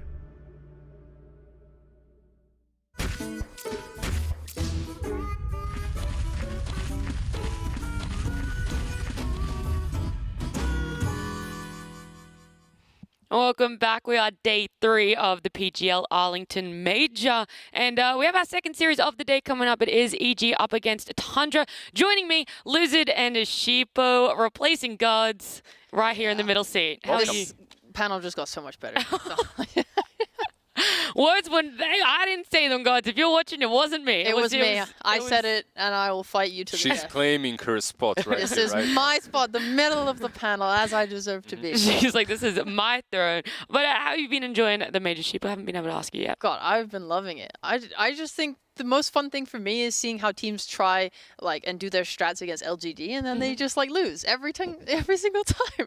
No, they're bringing out the best of the best. I liked Parker more. This is sadism at best. But I don't know, I just like it a lot. They dismantled OG, even though the games were a little bit hard. It was oh yeah, Amar's Huskar, this is a big thing, and they showed how they can beat it. I thought it was very high skill. You come up against Liquid, they first pick the puck, the LD comes out. This is their best thing. This is something they're super confident in. For sure. And they made Matu look like a chump. I don't know, LGD are so good. I've been loving that. I've been loving seeing the stand-ins, everything. The Major's great. Yeah, well, I am going to flip the script a little bit. We're going to be looking at EG Tundra, teams that don't have as great of a success rate as LGD when it comes to groups. EG, though, fantastic day for themselves yesterday. They ended up coming out of the day with a 3-1 scoreline, getting the 2-0 over Spirit. How are you enjoying their change-ups and how they're sort of shaping up in this group with their playstyle? I don't feel that they've shaped up that hard when it comes to shape-shifting and change strategies in day 2, right? They pretty much played the same, more or less, but they just played it a little bit better. They had a tiny little bit of luck when it comes to that series against Team Spirit, but that's exactly what they needed. They needed a team such as Team Spirit to throw a little bit for them to win, to gain that confidence back in, and suddenly 0-4 turns into, what, 3-5 right now? They are 3-5 right now, yes. Very good maths. Wow. He's so good. I can add. Yeah. Mama must be proud. So proud. I feel like I'm on a roller coaster watching EG's games, Yeah. and it's not a fun roller coaster, to be honest. I like to try and be very positive. I see a lot of things in EG that I do like and love, but it must feel bad for them because the first game against Spirit they should have lost. Let's be real. Yep. They Spirit through, they made comebacks. Nightfall is so clutch, and then the game 2 they take that momentum, they steamroll. I think Bulba spoke on it later. He said this win was a relief for the boys, and I bet that does feel good. But they also did that horrible throw against Beast Coast where they were so far ahead set to win and take the 2-0, which would have just rounded out the day perfect. Could you imagine going day 1, 0-4, then flipping the script day 2, go 4-0? Yeah. We'll talk about EG a little bit more because I do want to touch on Tundra. They're going to be their opposition, and somehow, I am going to say it surprisingly, they do have a worse scoreline. Right now, they're sitting with only 2 wins and 6 losses. So are we nervous for Tundra? Do we feel like there is a potential for a comeback? I'm nervous. Yeah. Yeah. No beating around the bush here. I'm a bit nervous for Nine and the boys because usually on land they don't really perform that well, and it already has started. Maybe perhaps something will change. Maybe they had some good talk. I guess what's so shocking is they did so well at Stockholm, right? That land performance that you said, it didn't show through in Stockholm. They did a fantastic job, and now they might not even make it out of group shape. I'm very concerned about their cause. Honestly, you look at this team, you think about the unorthodox hero pool of 9, you look at 33 and how much attention he takes on him, and all these unique hero pools. They said themselves they have a massive hero pool, and they are a pick your poison team. That's how they describe themselves. So when you are a pick your poison team and they're not picking the right poison, they're not. Yeah, they're not poisoning. I don't know. They're not dominating in the fashion that we have seen Tundra do in the past. Is 33 the true poison? Everyone else is kind of You know? Yeah, I don't know. It's I like guess for he gets banned out all the time, and that's something that we see right now in the draft as well, right? The opening 2 bans instantly aimed at him. So. Do you feel that the 2 offlaners are what's going to be key for either success? You know, Nightfall for EG, 3-3 for Tundra. Is that where a lot of importance has to be played? 100%. If you look at the series and the games that EG has played as well, Nightfall has been a focal point of every and each one of their victories. If he performs well, even if they don't perform well, he gets some clutch, refresher, blink, Lincoln Sphere, Enigma. 2 black holes. 2 black holes, and they turn the game. Yeah. Like seriously, even in EG's losses, Nightfall has been putting up like amazing performances. His Death Prophet was fantastic. Like his score lines are looking very good. You flip this around to 33, his score lines are looking relatively weak. He's had 1 game where he outright fed, but the rest, a little lackluster. He's had a hit and miss. Doom, I'm not sure what he's looking for, because I look at a hero like Death Prophet and I think it's pretty easy to execute. We were talking about this before you went on the panel, but we were talking about Shadow Shaman, right? Why isn't it being picked out? It has that instant catch. It could be up against Puck. Please, listen, I want you to explain some more. We finally get to see it here on the mainstream. Yeah, what is there to explain? It's Shadow Shaman. Like, he's good against Puck. That's what it is. You get to shackle the damn Fairy Dragon. You get to hex him. You also get some push capabilities, right, with your ulti, which is nice. And it's not only the Shadow Shaman, it's the Void Spirit as well. Like, you have this combo now. You have the Void Spirit plus the Shadow Shaman. Puck cannot really use himself that easily. You can always Remnant for that. And, like, in Eastern Europe, it's Void Spirit and Skyrat. We haven't seen way too many Skyrat games, a couple. But you can also go for a Void Spirit plus Shadow Shaman. Yeah, well, the Shadow Shaman's the stats on your screen. He's only been picked 4 times, but a 75% win rate. That is really good. So, you know, I don't know exactly who has picked it up team-wise, but that's some good stats. It's looking a little bit in favor for Tundra. It wouldn't surprise me if Fnatic had played them, because back in SeaTour 3, we saw them do that. And something you didn't mention and is amazing about Shadow Shaman is his ability to Roche. So very early. 13 minutes with the level 6, you can just walk in there with another hero and take the Aegis. And that's caught pro teams off guard many times. Yeah. Especially when he's not picked often, right? Like, like Shadow Shaman plus Lion. These have been the picks in the last couple of years that the Singapore Major, any major, Shadow Shaman, Lion, constant pickups, right? But yeah, he kind of fell off a little bit. Some other heroes did take over. Dazzle in particular is good against him because you bring out a lot of catch, but if a hero such as Puck can survive through that catch, then he can maybe even get away or at least use all his spells before he dies. Yeah. Grave comes like in handy in those situations. We focused a lot on the offlaners, especially for Nightfall to do well for EG. Is it a case of you wanting to pick up his hero here in the second phase, ensuring that he doesn't get banned out and put onto something wacky, or do you want him to be on that gotcha last pick? Well, at least for like Tundra, I think their idea is that they have such big hero pools they can't be banned out. For EG, Nightfall, he's got a lot in the tank, I'd say still. He usually just likes to play these carry-ish heroes, though. That's very much his thing. Like, you look at 33, he's much more micro-focused. He'll play all the Beastmasters and the Lycans, and his micro is insane, But Nightfall's, like, coming from carry position, he said that he thinks the roles are very similar. He says that really there's not really an offlaner now, it's just 3 cores with their different timings. So for him, yeah, he might just play some other sort of semi-carry and just do his thing. We might see the DP, we might see... Well, DP's banned. She is? That's so sad. So we won't see the DP. No, what can you do? It's a cool thing you mentioned because it's the same way no one is thinking.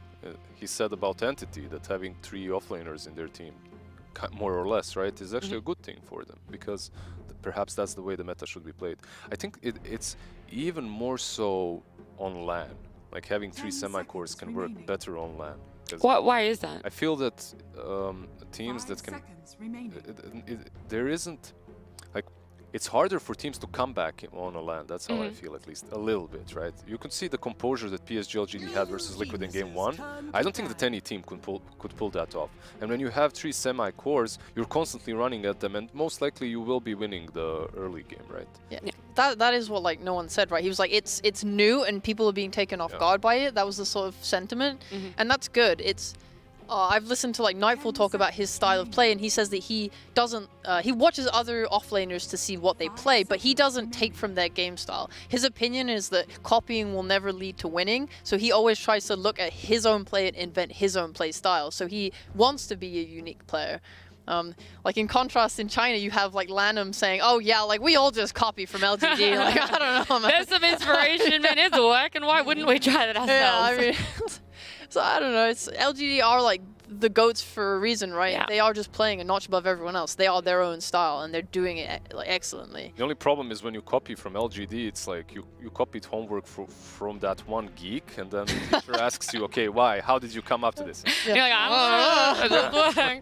We kind of just threw it in there, and we got the win. Like you have the heroes, but can you actually perform well with them? Yeah, it becomes a little bit harder. Sure.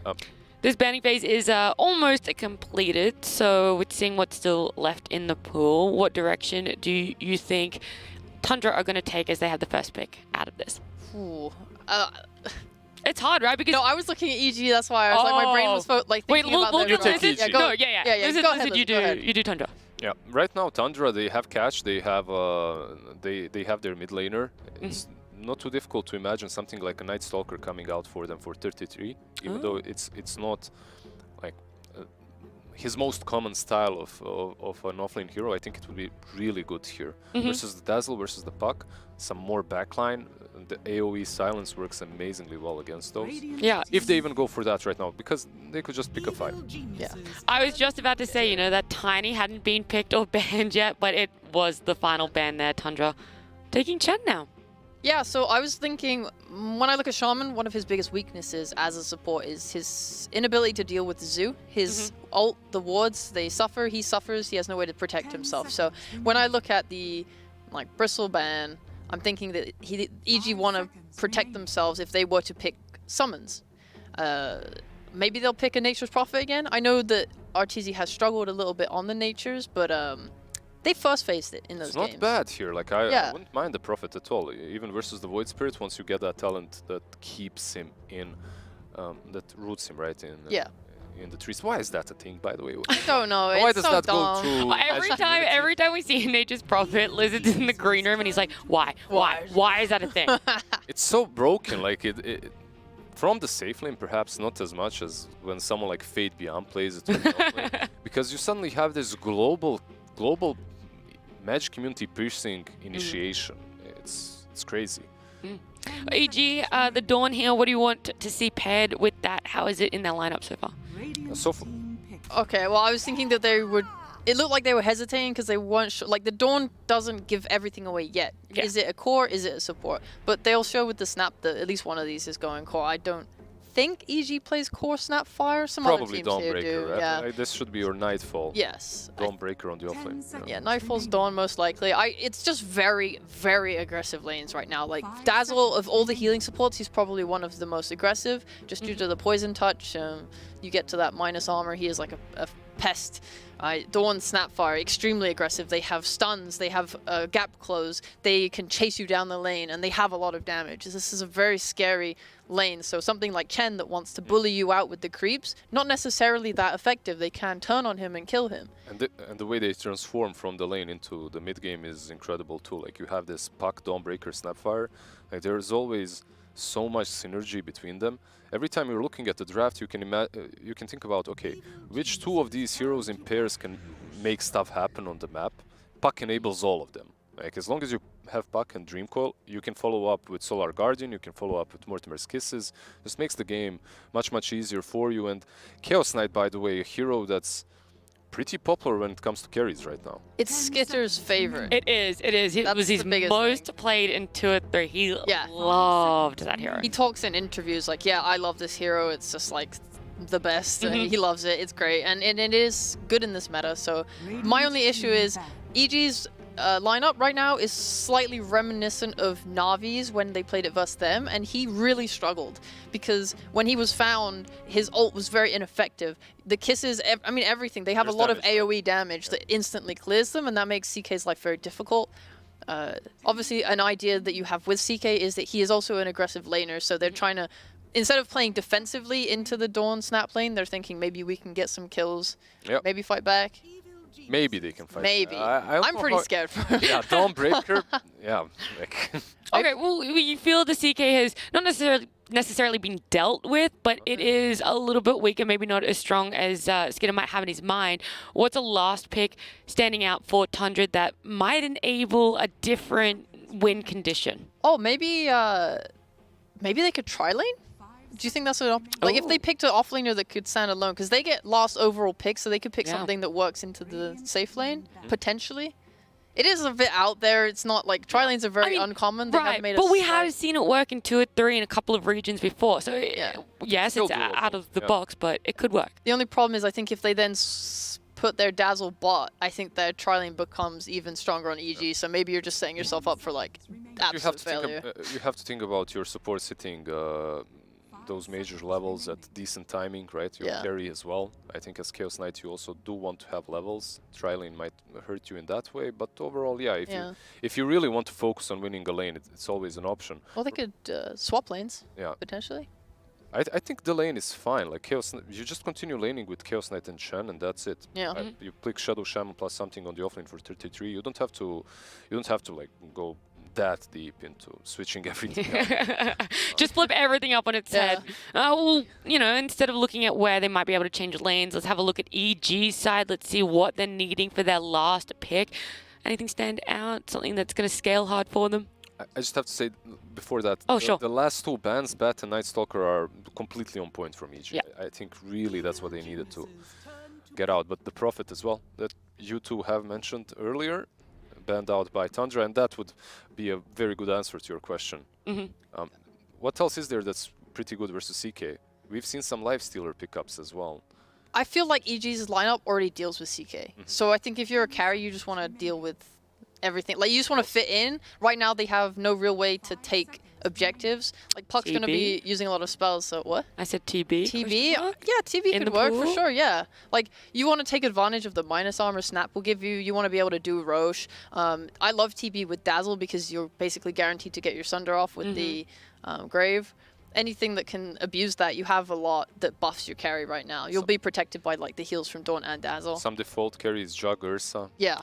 Any of these would be fine for me. Are they banned? They are not banned. No. All 3 of the ones we've mentioned are there. They're going to go with Bloodseeker instead. I like Blood. I think he's good. Yeah. He is like the carry. He's going to do a lot of damage. You cover a lot of area with your... like when everyone's coiled, you're doing a lot of AoE damage too. It just fits really nicely for me. So you like the focus of EG having team fight? Like, that's where you feel that lineup is. They have team fight. Their carry is an active carry. He can take part. Like, the speed you get from Thirst allows you to easily engage in fights and go back to farming, whatever you want to do. This is a very nice rounded lineup for me. Okay. And Tundra doing that last pick, it's going to be Brew. Of course. Of course? Yeah, I mean, of course it has to be a micro hero. That's what I wanted to say. All right, well, now that's completed, we kind of know where the lineups and the matchups are. Tundra, EG. Tell me about them. The Brew was definitely necessary because when EG is able to constantly fight, they're not super put down by level cooldowns, right? Brew, he can just fight whenever. He doesn't need items. His timing, very early. So they can basically just fight into EG throughout the whole game. Yeah. Even though he can fight early on, he will necessarily need that Aghanim's refresher, right? Yeah. When he truly pops off. I'm going to go with Tundra a little bit. I do like what they have in this game. I do like the fact that they have heroes that can deal with Puck. Puck is still unstoppable, but maybe these two can do it. That's true. Potentially. Tundra definitely also need this win to make sure that they're not going to be eliminated from groups. It's game 1, EG Tundra. We're going to jump over to Lyrical and Trent. Thank you again so much, Nat and Trent. You called the Brewmaster. You were feeling like this was going to be the pick. I got to say, I'm looking at the EG draft. There's all these really cool heroes. They got all the high win percentage. They got Dawnbreaker. They got Snapfire. But like, you know, Shadow Shaman, Chen, those heroes look spooky too. I have a confession. Hit me up. What up? I said brewed. I was just joking. You thought I said brew. You thought I was all smart, and I got it right. Unbelievable. I was just making it. I lied to the people on camera. You did this. You didn't mean to. You did this. You thought I said it. Unbelievable. It's a great Brewmaster game, though. I'm a huge fan of the hero. Big fan of Brewmaster.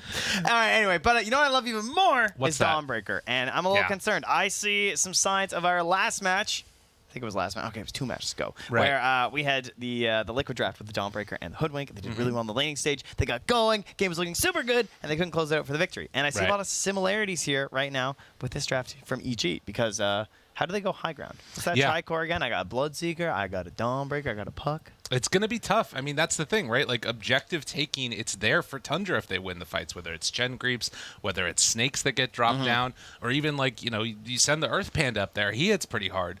But for EG, not so much. You didn't get that TB. We didn't get that NP, which was banned out. So we're going to have to see what happens. But ready to go into this game number 1. Tundra facing off against EG. And a lot on the line for both of these teams. EG having recovered a little bit after a tragic day 1. Started to look slightly better yesterday, and Tundra also just kind of scraping along there towards the bottom of the group. Yeah, coming in as a favorite here, frankly. Tundra, like, especially before the recent Masters tournament as well, where everyone's like, oh, Tundra looking really good, you know, one of the best teams across the world right now, and now coming and not doing so hot in that group. So got to recover now. We got double wards placed up here. Everybody knows everything that's happening. They get the D ward quicker, and yeah, they will manage to force back Tundra a little bit. And that's going to be slightly spooky for them. We'll see if they go for the deny on the Obs. That might be the play, to be honest, because obviously Tundra know there's a ward up there. Abed? And get out of there, buddy. Yeah, he's trying to do some detection plays there. You guys, if anyone who doesn't know, the reason why you're seeing these mid laners run under towers is they're trying to find wards. And so they want to know, oh, is there an observer ward placed here? Can they see? And as you can see, like, technically by where he walked, there was an observer that saw him. And, you know, the tower range only reaches so far, blah, blah, blah. But that's why they're also standing on the left and the right-hand side as these Radiant heroes so that he can't actually determine where any wards would be placed. Because he's going to come up, he's going to see heroes. He knows that he's in their cone of vision.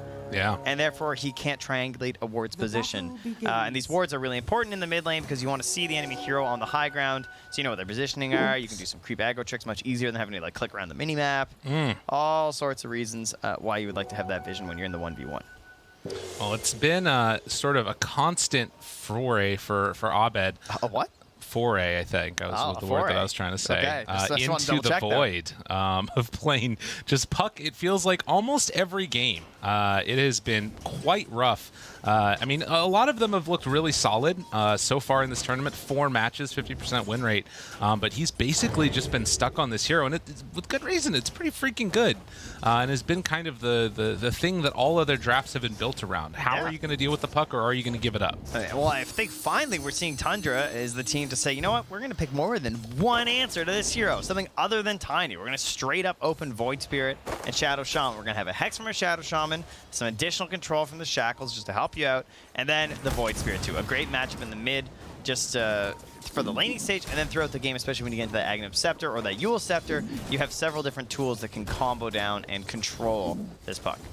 Well, and you can see that also the potential danger is on this other lane here. Snaking taking a beating already, as well as Skitter. It's going to need to regen up. Needs to get that level 2 first, though, as the TP out from the Shadow Shaman means there will be no first blood. But there is definitely a chance with hitting level 2 on Nightfall, as well as crit, that they can go on him here. This is the perfect scenario. You're both level 2 before the Radiant heroes, but unfortunately, they're under the tower, so they can't actually use their skills to punish while they're still level 1. So now they level up, and maybe missing a bit of an opportunity. And what you can say there is essentially just good creep management, right, from the Radiant side. Yeah. Couple other things that we can be worried about later on for the side of Tundra. We were talking a little bit about that matchup against CK, and one of the big things is Luminosity late game. Once that CK does pop his ulti, you get so much regen off. You can get almost a full heal if you get the full proc off. As well as the Starbreaker going on Dawn. So something to watch for later on. They've got good answers on EG to at least be able to take these fights, win the engagements, but it's, again, a question of how do they take the towers afterwards? How do they get Roche? She's mid lane. That's a lot of damage on Abed. 9, putting in some pretty good work there. Doesn't have any more abilities, and Abed will be forced to pop the water rune. Yeah, it was a costly water rune to get, though, that's for sure. Yeah. A lot of heat taken there. And we'll come on in already 15-1 versus the 11-1. So Abed with a slight lead here in the mid lane. Not bad. Well, I'm certainly expecting the side lanes to go quite well for EG, right? I see a Dazzle in the laning stage. We both know is extremely strong right now because of the poison and the ability for, like, if I see it chaining from the Dawnbreaker, because the Dawnbreaker should be punishing with the Snapfire, getting those heroes down low. That's going to help out the Bloodseeker lane, so he can keep chasing with the help of the Poison Touch, and then they can bully down the Shadow Shaman. And I imagine they should win the side lanes, even if the mid is a mismatch. Right, and that's going to be something to watch for. Skitter will throw out the stun. That stops Nightfall from going in any further. But still, underneath the tower, he's got to be careful. The Soul Ring's out for Nightfall, which means she can play as aggro as she wants on the Dawnbreaker. So have to be very wary of those moves. I mean, the other thing to kind of think about is, you know, we were talking a little bit about how strong these heroes are from EG. For each of these heroes, some of the most contested at their relative positions. Bloodseeker has been banned out more than anything else in the entire tournament. Dazzle, you talked about already, and Chen been a bit of a rising star recently. We'll see if Tundra have a better read on where the meta's going as this tournament evolves.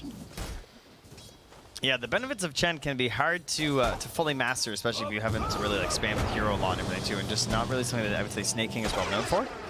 Wouldn't fit in the category of a Chen player, so see how effective he can make it. Shackles, it's not in the tower range though, so there's no real punish. In fact, they're just gonna keep going. Yeah, underneath the tower, why not? Punches are there, but still living through it.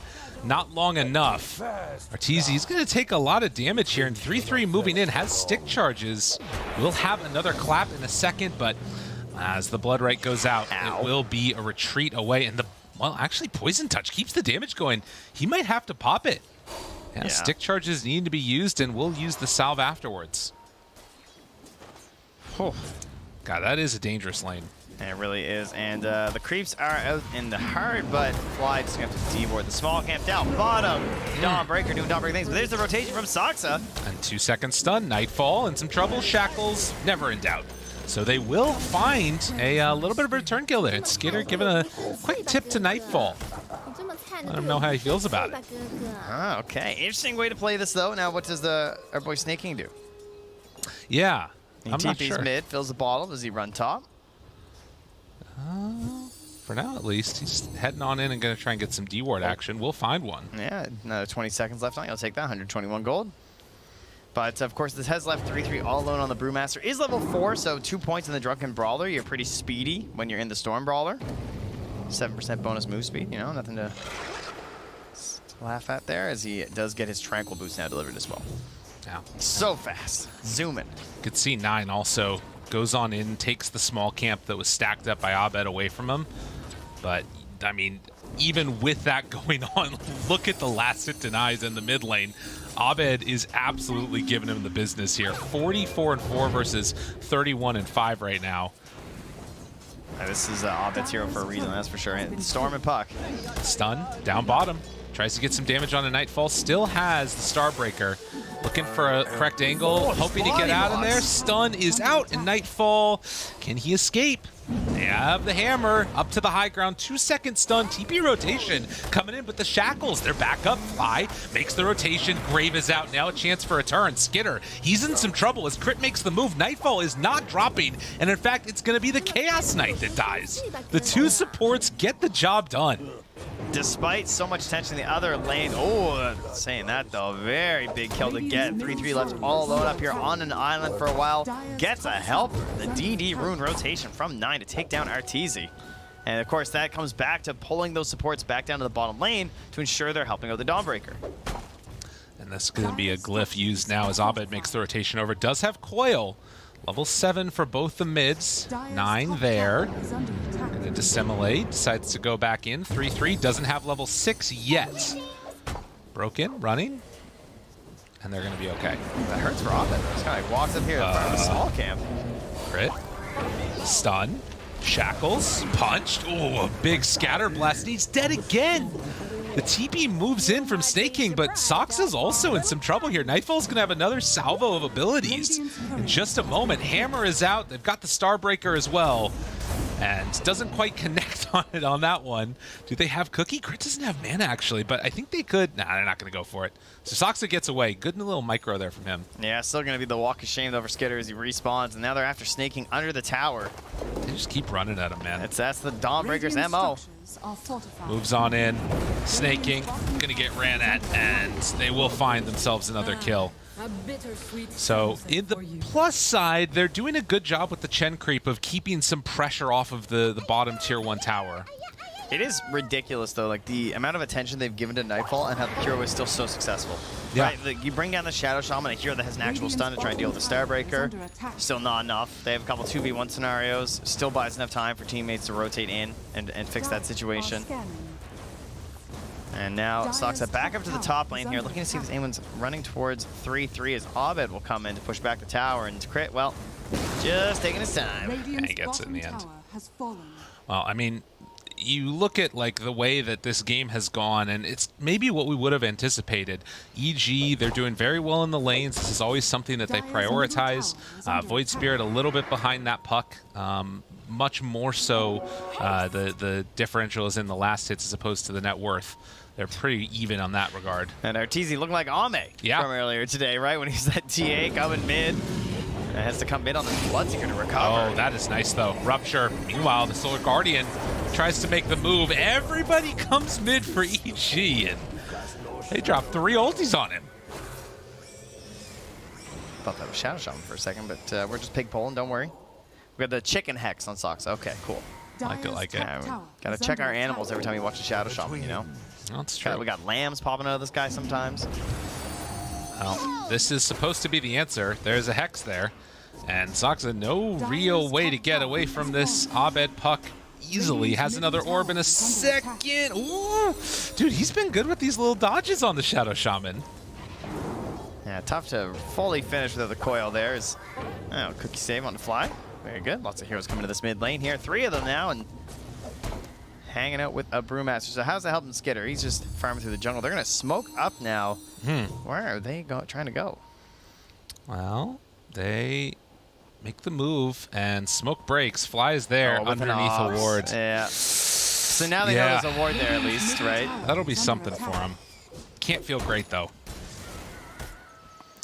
As tomes are gathered, and a couple of pretty important ones. We've got the Snapfire and the Shadow Shaman, but Snaking going to get chased down a little bit here. Have the rotation over from Abed and manage to clean up. Nightfall just a menace. You can see what Snaking's been doing. They're playing very greedy in this idea of like coming up into the dire jungle, using his creeps, farming through these camps because he wanted to get this mech on the earlier end, try and benefit their team fight. And they're going to have good fight potential once they utilize the brew split in combination with the mech. That's going to be pretty difficult for EG to deal with, but they have some levels of sustain of their own as well with the Dawnbreaker. Yeah. I mean, to me, as much as this, like, 2K Gold lead doesn't feel like all that great, I'm still pretty confident that Tundra is happy with this, As they're moving on in. Coil down, as well as Snapfire ultimate, but Brew already out with the ulti. Dissimulat's going to be there, but the silence, the heal, it comes in time. But 9 down low, 30 HP. They move on in with the hammer, find the finish. Crit, trying to back away. 3-3 still doing a good amount of deeps in the back lines. As he gets the lift up onto the puck, but the full commitment of the wards means this tower might still go down. 3-3 chase, 3-3 going to drop. 3 dead, Snaking also under fire as Arteezy ready to battle with the team. They move on in and finish off that Chen. Yeah, this to me one of course, the absolute biggest benefits of a Bloodseeker in your lineup, right? These early skirmishes where you can join and get some kills without even really needing an item, as long as it goes well, right? Like, there's not many characters that actually get that cleanup there. But can they get a secondary cleanup? The move in. Oh my God, Knight just got demolished. Sucks that he wanted to be there earlier, but it's not going to happen. They almost got Arteezy, but the turnaround was too big. Got Starbreaker for 400 damage. Dude. That's a hero. Silence, Cookie Stun, Starbreaker.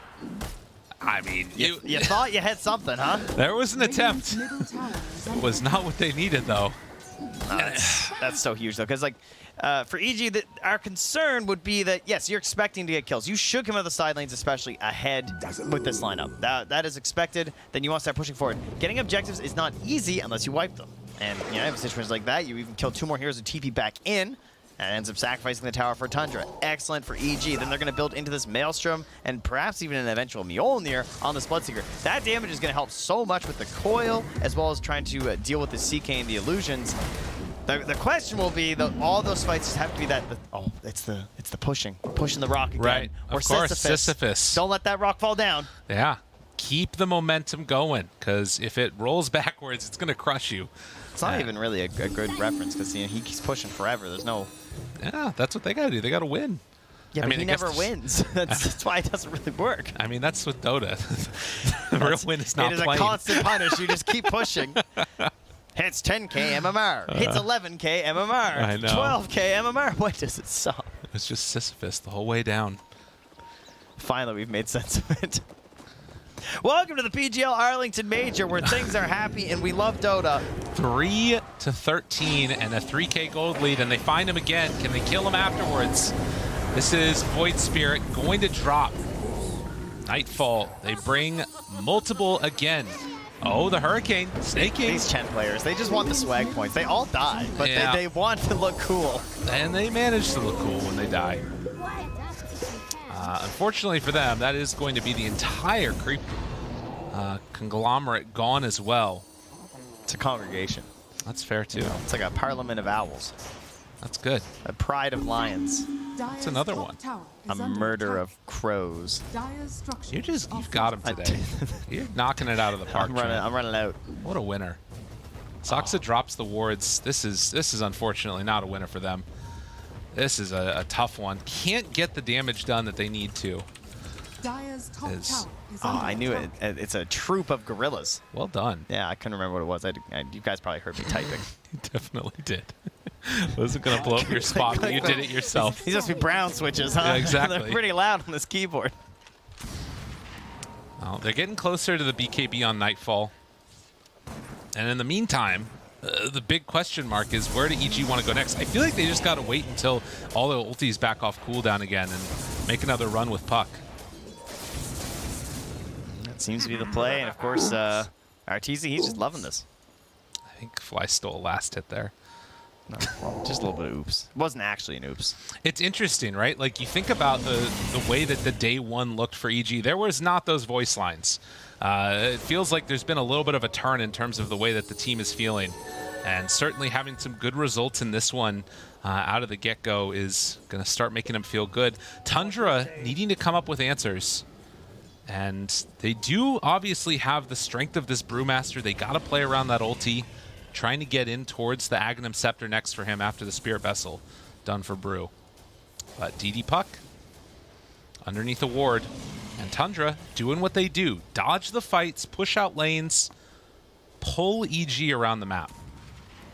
I do worry about 3-3 getting off his ultis, though, because he's forced to go straight into this Aghanim Scepter, and then you got to wonder, like, when the Shard comes out for the Dazzle, in combination with the silences from the Puck too, and then the Starbreaker, there's a fair chance that he just dies, because their counter initiation isn't amazing. We'll have to rely on the hand of God. Nightfall. Now they realize they can't do this. He has already thrown the hammer, but 3 seconds cooldown. Nightfall, 3-3's there as well. The silence comes out. Thinking about chasing.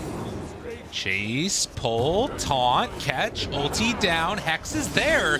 Tundra, they wait this one out. And it actually looks pretty good from them, but Snapper ultimate from downtown. The chase is there. 9 on the case, right there with 3-3, catching crit, trying to bring him down low. As Soxa buying space, he's zoning out 3 heroes separately while they kill off crit. So it ends up being a 2-for-1. That was a really nice play by Tundra. Like, they know they're behind, and these fights aren't easy for them, so they have to whittle down the side of EG, sort of gauge if this is going to be good enough for that split to come out from the Brewmaster, and he gets it there before the reinforcements are there for the chain stun as well. Great decision making there. Now the downside, of course, will be this next 100 seconds of no brew split. Skitter pops the ulti. He's already ruptured the turn, trying to blow him up. Is it enough damage? The heal, it's not enough. But Nightfall there for the turn, and the Starbreaker, that cleans up Skitter. 3-3 tries to TP, is not going to survive. Yeah, that's one of those things we were talking about with the Dawnbreakers. So statistically, these Delusion heroes are some of the worst heroes to have to play into Dawnbreaker, right? Because she's going to start like smacking all your illusions. The Starbreaker, she's going to be hitting all her procs with the Luminosity, getting that big damage and heals.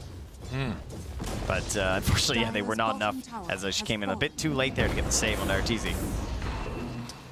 And in the meantime, you almost, I think that's BKB coming out for Nightfall, can disassemble the Echo Saber. Afterwards can go into the Aghanim Shard, and this hero top net worth is so scary. Coil in the meantime used. Cookie chasing Crit right on top as they blow up 9, who has just not been able to find his footing in this game. Yeah, and that's one shard to add the additional stun from the Snapfire, and the other one is just about done on Fly as well. Tundra, you need to come up with answers. Oh, this is a pretty good one. That's true. A Blink Dagger on a Shadow Shaman. That helps. Brown Boots, Blink. Currently, no tool for Abed to deal with that at the moment. We'll have his Blink Dagger, though, so we'll see how fast the fingers are. Oh, well, you know. Yeah, that hurts. And Saksa does manage to find the Hex, but the rest of the team is there. And the right click. Yeah, he's like, oh, we'll save that Blink Dagger for next time. I mean, it's tough. Tundra, this is the team that's looked so unbelievably good in all the online matches that we've seen, but at these majors, at the big events, there's been occasions where they just haven't been able to pull it together the way that they wanted it to. Mid lane, DD Nightfalls. Putting the fear into 9, who's, by the way, 3 levels currently below Nightfall. Jeez. Yeah, that's crazy. Well, he is going to have that Echo Saber recompleted again.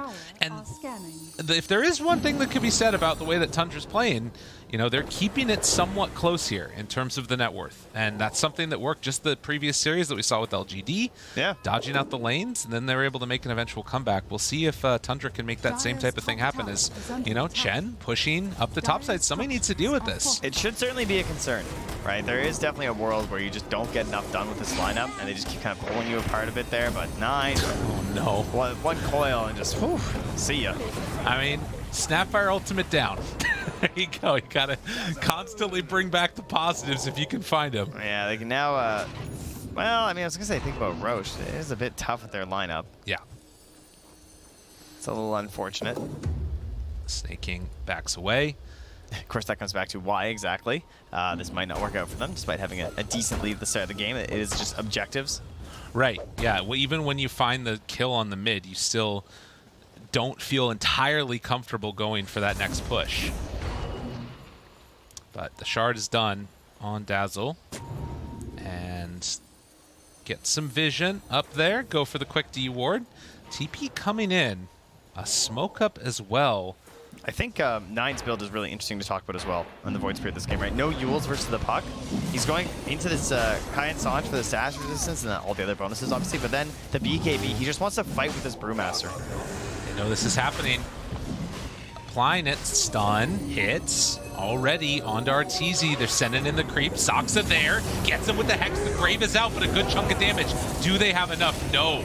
Oh my god, Artur just regens so much, and now they drop the Solar Blast right on top of him. 9 down low and about to get brought down. The coil connects onto both. Skinner, the last one of the cores left to the side after 3-3 comes out of the ulti again. He's hoping to TP out. Will they manage to break the TP? No. A really good TP, but when the highlight's a TP out, that's not great. No, it most certainly is not. Now that Mage Slayer into Roche here. Very nice. Build from Nightfall. Damn. What a win. Well, that's how you get the objectives. Just kill everybody. Tundra struggling to put it all together here. You know, they're not quite there, right? They didn't have the BKB from the CK, not able to get it there, and EG's just sort of peppering away at this Roche a little bit and seeing how Tundra would respond. Started out okay with the snakes here from Saksa. Yeah. Great cookie save, though. I mean, same thing, again, as our series earlier from LGD and Liquid, with so many great cookie saves as well to counter-initiate. You can see that you're just trying to stay on target with Skidder there as well, but they do, oh my god, Blink Hex. That's what they need. Shackle is out, chased down, and they finally are going to be able to put a stock to Abed. First death of the game, the 6x streak, going over to 9, who desperately needs it. Yeah. He's on the path to that BKB. Well, and this is the type of thing that Tundra need to do. If you can find those pickoffs. We talked about this so many times with this team over and over.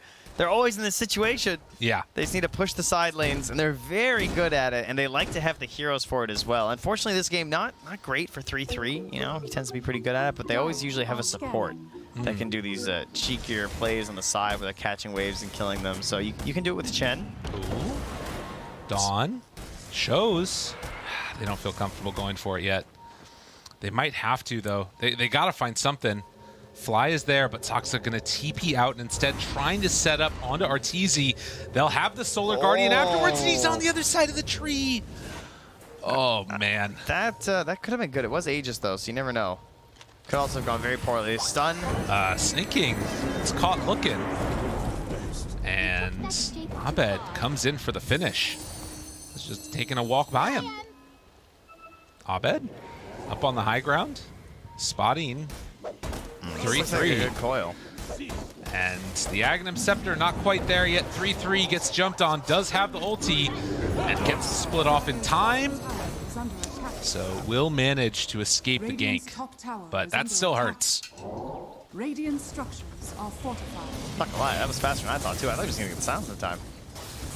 Abed hesitating a little bit there. Well, tier 1 tower starting to drop as EG keep this momentum rolling. Soxa does exactly what Tundra does best, though. Oh, yeah. Down bottom, pushes the waves in and throws down the snakes, and that is frustrating. Yeah, really annoying to have to come back and deal with this, but I mean, well, the creeps die, and now all the snakes are going to go down too. His crit's there. Still, though, like, look how much damage he got. Yeah. It's the best you can hope for in this point. And now they're going to try and get a cheeky kill here. They have an observer ward here, too. They tend to do this quite a bit as well. But they'll put wards in these positions. And we've seen teams versus Tundra put wards in these spots as well. They'll often cover the top of these staircases on the right-hand side of the map and the left-hand side, knowing that they like to sneak through those little areas to try and get into the next tree line, right? So you place some wards there. It's kind of like when we used to try and catch Monkey Kings. They were doing this all the time. But nobody is down there yet.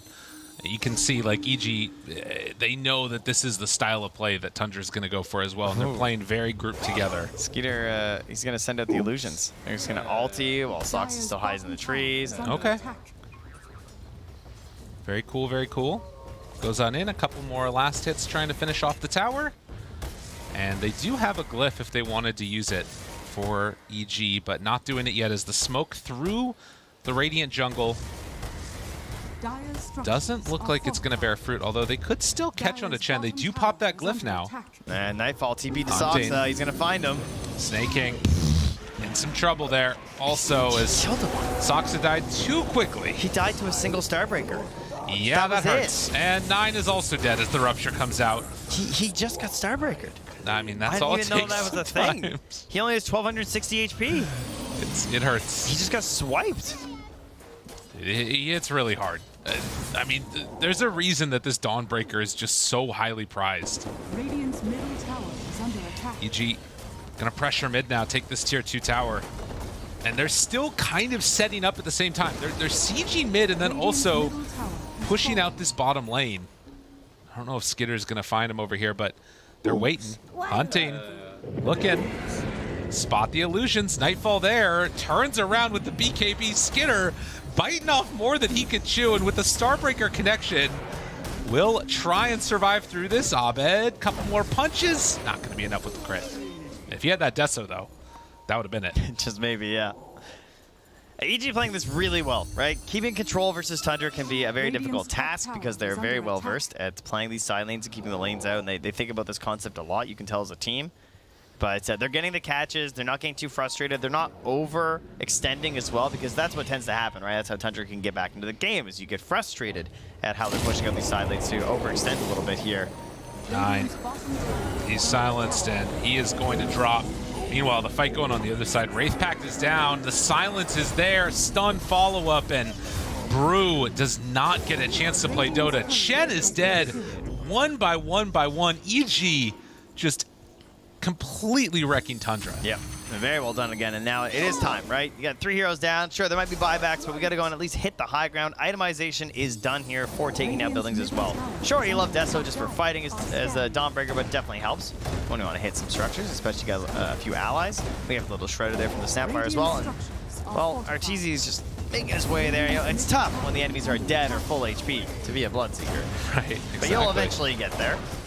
No, it's Nightfall that's the one that's doing the damage here. Nightfall has definitely been the preemptive battler, getting where he needs to be across the whole map. But with one whole lane of racks down and now ready to push in bottom lane, they find him. Looking for the chase down, and Saksa dead. Radiant's top tower. That's a great kill because it just keeps them off balance, right? And it allows you to keep focusing on the objectives. Has a side of EG and stop getting pulled apart because Shasham just wants to play his little annoying game. And now, up in the top lane, 3-3. Oh, he's getting close. I mean, he's got the eggs. They find him. Sun. Well, it's good to have two, but when you can't get off one, it's still pretty rough. No ultis from the Brew. That one hurts. Oops, indeed, is 9. Well, going hop through with this next wave with an Astral Step. Now, meanwhile, they cut the wave on the other side as well. So 9 kills the wave and is going to look for the next one. Can they intercept? That is so dangerous. I mean, he has to take big risks. He knows Hello. that. Yeah. The rupture's there. Assimilate, jump away. Chen dead again. 9. Oh, barely able to escape. Nice. But didn't get the wave. Yeah, at least, hey, no more assistance there to help out, though. And, yeah, just, you know, a couple more deaths. It's okay. 8-34. Yeah, man. EG, this looks like a completely different team from day number 1. Yeah, we talk about like all this delaying from Tundra and how they're making some pretty nice plays and everything, but what is the end game here? Like, yeah, where does this ever turn around at this point? It's such a, this is the sort of lead that you need with EG's lineup to make it work. We talk about like these dangers of pushing and stuff. There is a number where it's just, it doesn't really matter the heroes, you know? Particularly if they just never have 5 heroes alive at the same time. They turn. The Luminosity's going to be good here. Turns, heals up. Oh, it's strong. And Skinner just going to have to TP away. As soon as you throw out that Starbreaker onto the Illusions, you get so much regen. But Snake King? Oh man, dude. Oh, no. Poor King. That's regicide. Yeah. I mean, they were waiting for him. They knew he was coming that way. But Roche will respond now. And EG ready to go claim that Aghanim Shard as 20,000 gold lead. They're getting towards the Lincoln Sphere here as just a second on puck. Thanks. As game completely in their control. Mm-hmm. Did you know it's called a skulk of foxes? That's great, dude. I love that. Or so good. A bloat of hippopotami. You know, when I heard the typing, the clickety-clack, I was like, what's coming out here?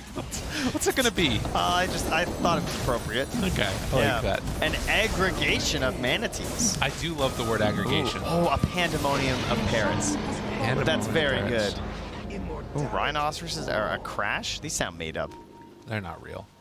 Rhinos don't exist. A cauldron of bats? Okay, these can't be real. No. That sounds too cool. An army of caterpillars? That's adorable. You know what is also adorable? The strength that we've seen from Abed in this game. It's just been unbelievably adorable. So true. As they smoke out now and try and find Tundra one last time. I mean, you look at them. They're all now in the mid base. Vision is not really going to be that helpful. I'm curious if they're just going to try and sort of go right in on the first hero that they see. Smoke up with 4. Snaking. Oh, yeah. Remember last time? Yeah, that's right. It was all just conditioning, all right? They're ready now. It's a popular term in other games. Oh, the smoke. They don't get him. He jaunts. He hides.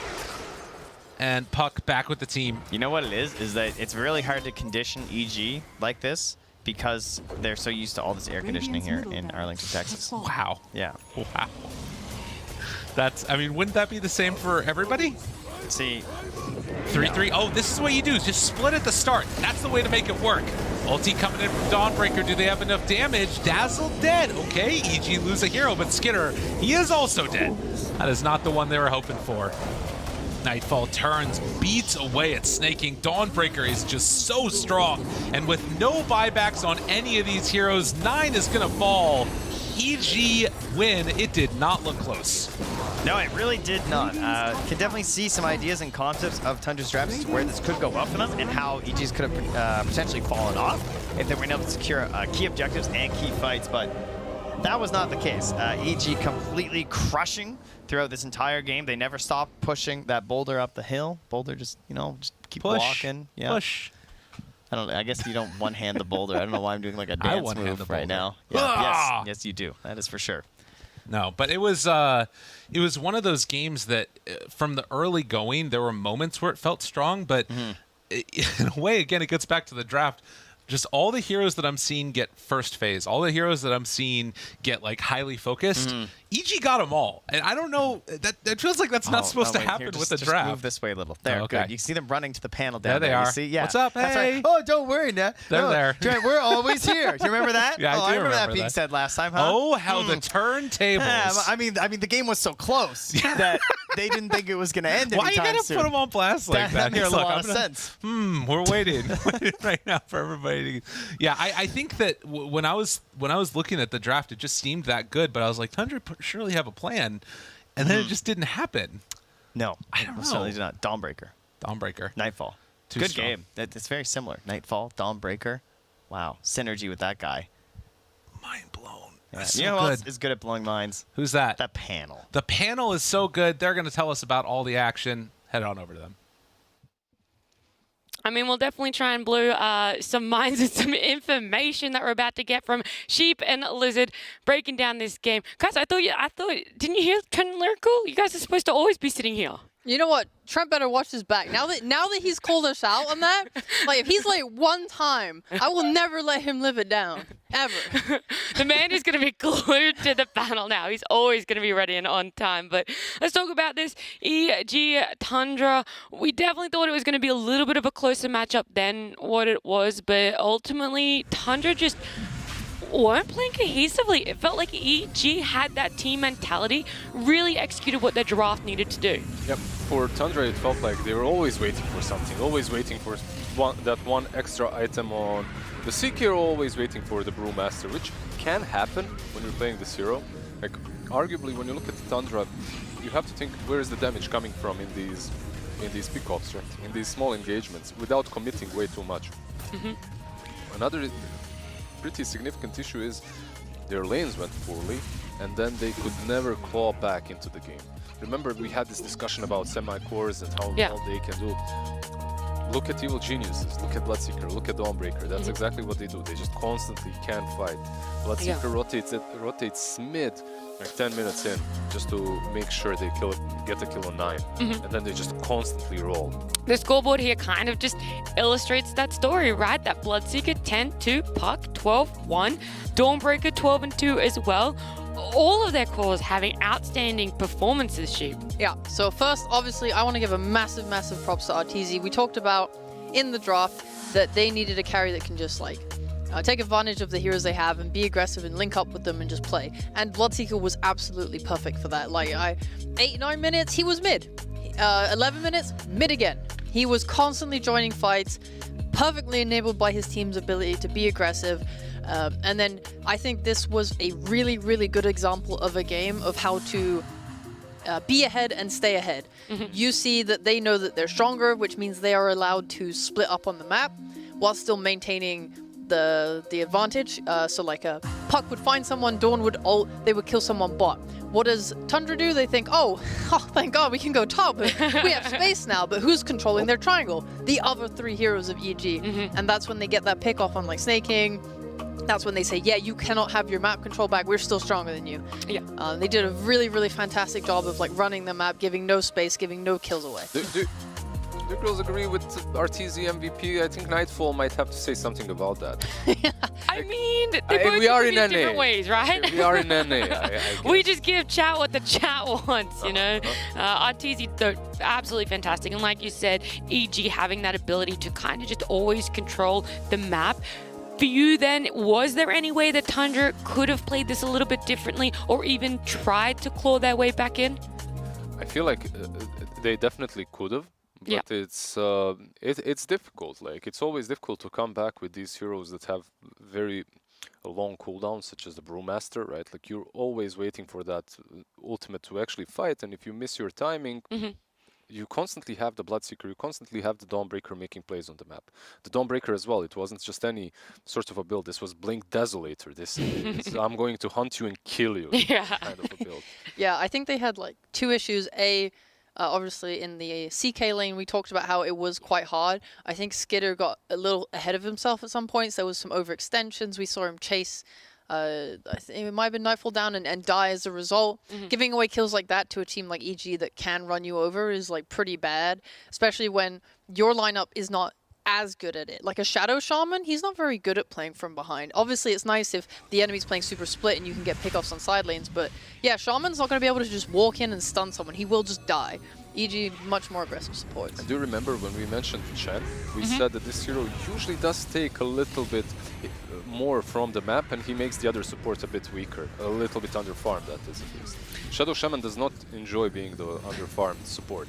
Well, Tundra, they didn't have the showing that they wanted in this game. Number 1, EG looking fantastic, though. We're going to see if that momentum can stay going for them as game number 2 is happening very soon after this break.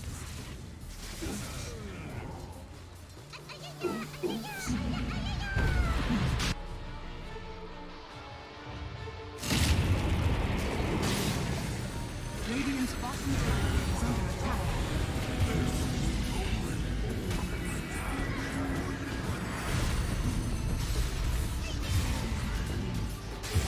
Radiant's courier has been killed.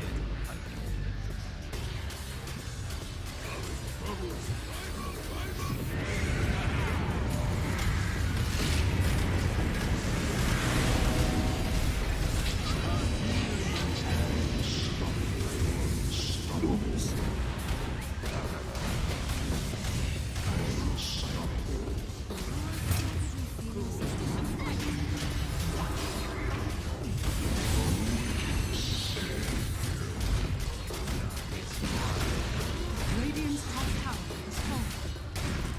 Radiant's top barracks are under attack.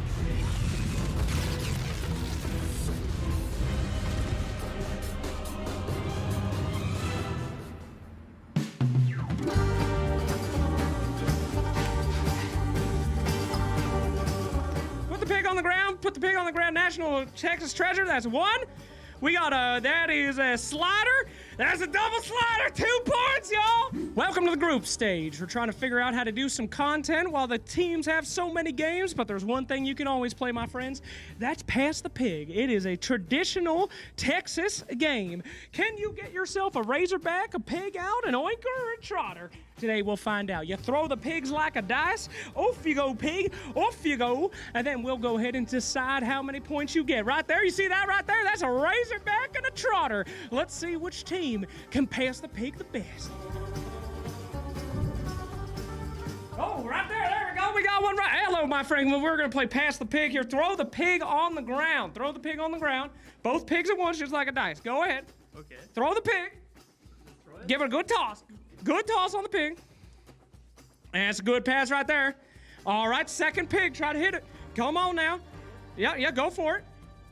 And holy boy, that is a slider and a Razorback. Slider and a Razorback, my friend. That is 8 points. Well done. You're currently in the lead for Pass the Pig. Well done, my friend. Yeehaw! Oh, I got one right here. ZenQ. Throw the pig. Throw the pig. There we go. Oh, there we go. That's 1 pig. Second pig. Throw the pig. Throw the pig.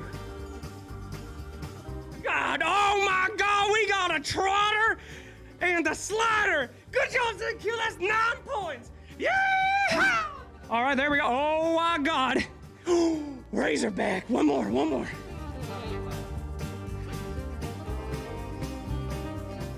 Oh, that's a Razorback and a slider, my man. That's 6 points. Yeah! Throw the pig on the ground. Here we go. Oh, that's a Razorback. One more, boy. One more. Now give the pig a kiss. Okay, no. Here we go now. Oh, that's a Razorback and a snouter. Well done, sir. You lose. Now, this here is the coach's lounge. This is where they watch the game. So we're going to need to be a little bit more quiet than usual. They're really paying attention. Pass the pig now, everyone. We got one pig. Brand. Oh, if you could throw that pig for me, please. Just throw the pig. Throw the pig on the ground, young man. All right, that's pretty hard. One more pig. One more. Oh, that's a Razorback, boy. All right, now you get one more pig. that's a Razorback and a Trotter. You have the most points. That's 10 points. You're the leader right now. Woo!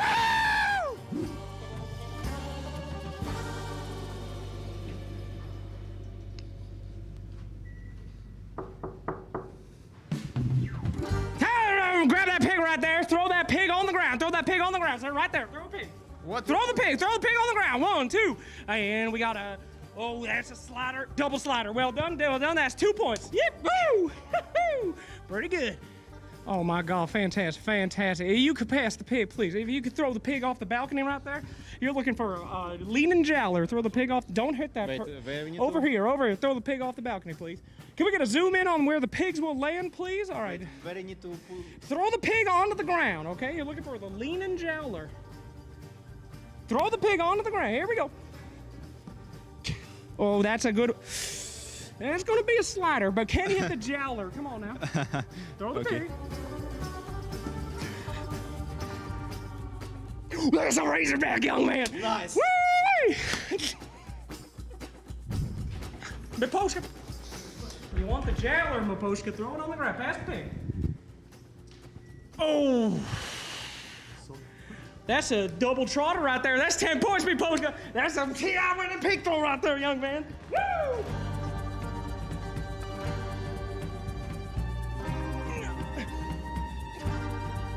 I'm so sorry.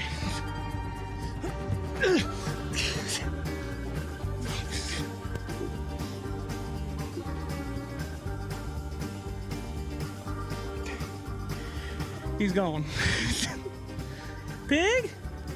Oh no. We lost a pig. Anybody see the pig? All right, according to my math here, with Miposhka's double trouter, and we almost had a leaning drowler, but we did have a double Razorback, I have to conclude by adding up the points that I was not taking points. I simply drew Boba as a pig. So there it is. That's Boba as a pig. Thanks for playing, everybody. Pass the pig. Bye.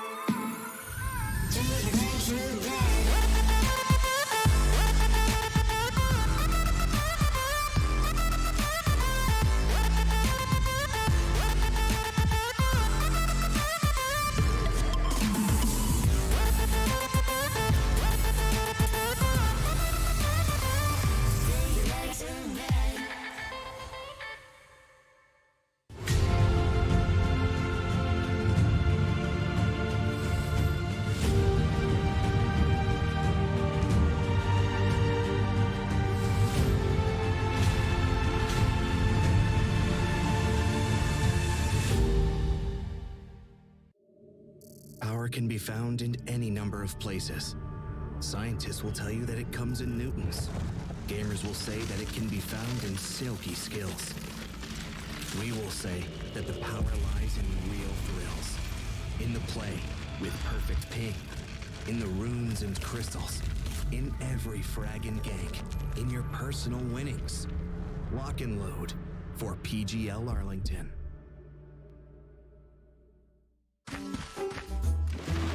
Splendid.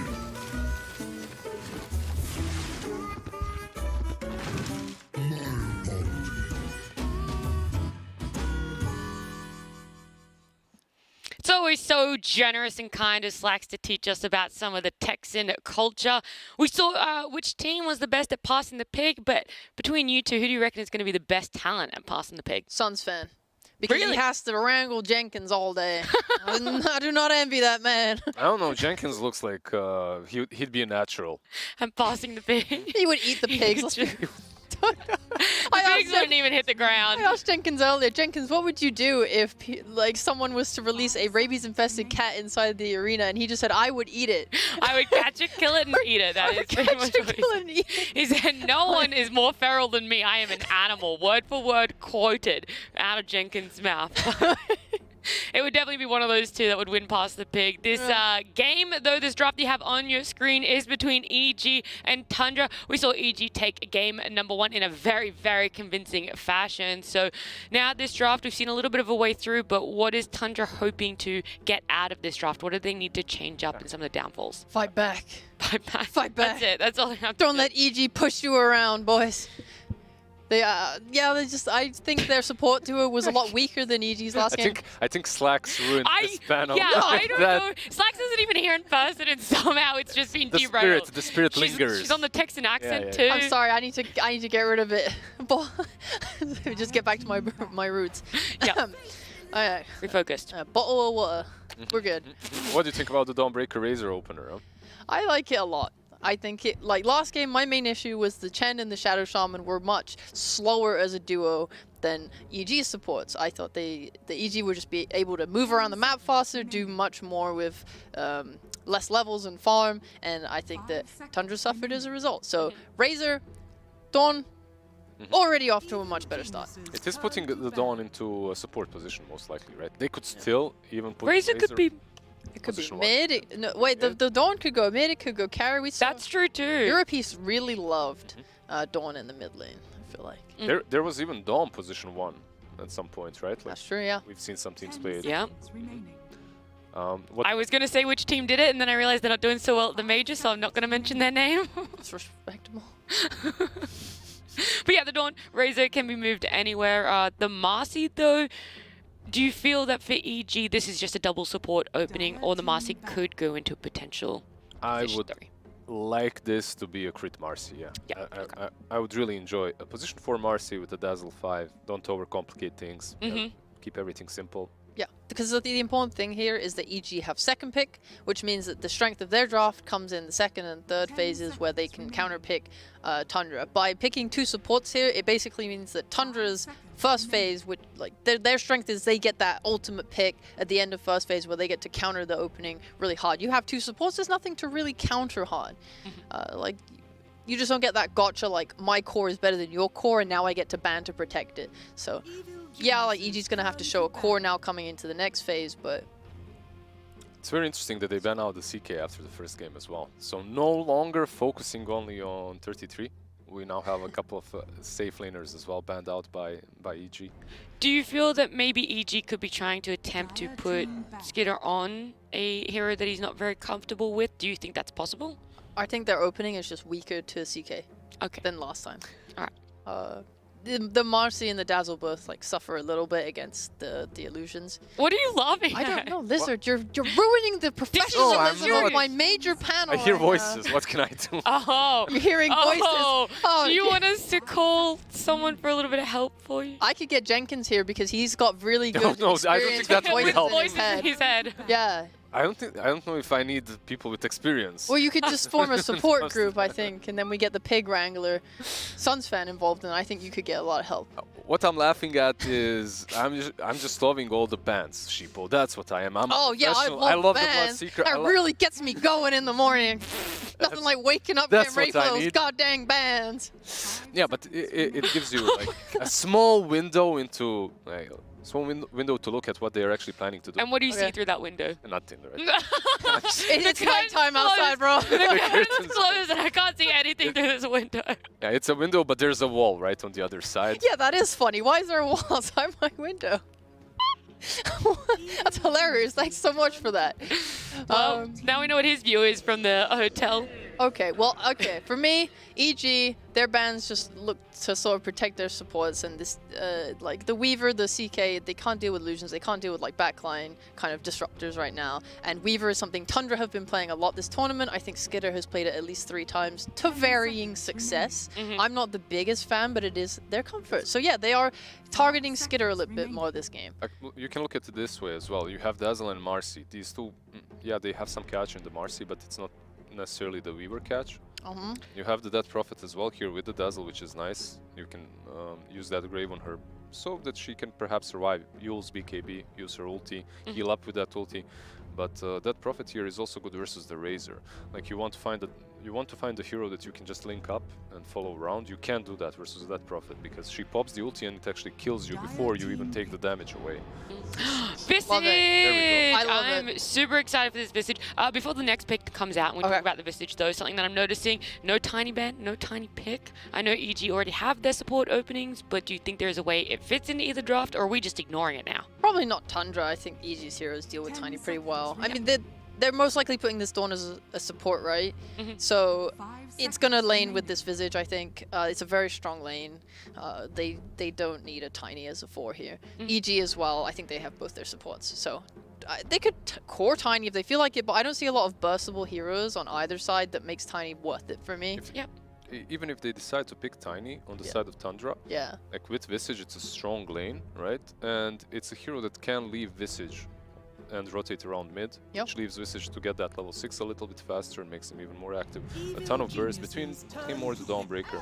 They instead go with an Ogre, okay. I'm super excited for this. I actually haven't seen an Ogre played yet. Well, you're not watching Thunder Awaken because that is like Panda Boo's one of his favorite heroes. I'm like sitting there trying to like consume all 4 games at once, and it's tough. I think it's outsiders that are playing it as well, right? Oh yeah. Perhaps not at the major, but yeah, they play Ogre quite a bit overall. It's cool. It's definitely, it fits this like, I'm tanking for my core in this region, like we can't share region, so I will tank for you and regen myself. I see. Yeah, between like, you know, his armor, his natural health regen, he's very good at that. He also just is quite powerful. His stuns are good. Right now Tundra were lacking some just like standard stuns, so Ogre does help with that. And you're going to be buffing your cores, which is very powerful, like the Visage and the, I think you can Bloodlust the birds, right? Yep. Yeah, so like really nice synergy between the heroes here. And these supports duos, assuming Dawn is still going as a support, exactly what I wanted. These can just go run into a fight. They can go mid, they can fight, they have great spells. Okay, so you definitely are liking Tundra, the direction they're heading right now, a lot more than in Game 1. For sure. Cool. On the side of EG, they're thinking about their last pick. Just kidding, it's coming out now. Nature's Prophet. It got banned out in the last phase last time, so they couldn't last pick it.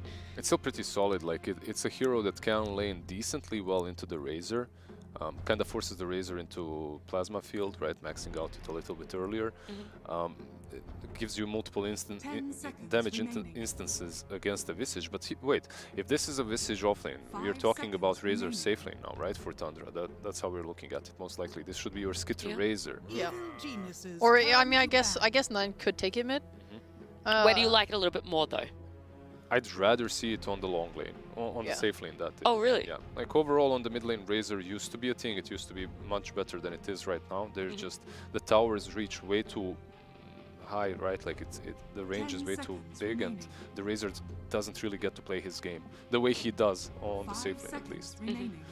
Like I don't think there's like an amazing carry that's worth like kind of sacking Razor to mid, but. It's Tundra, maybe.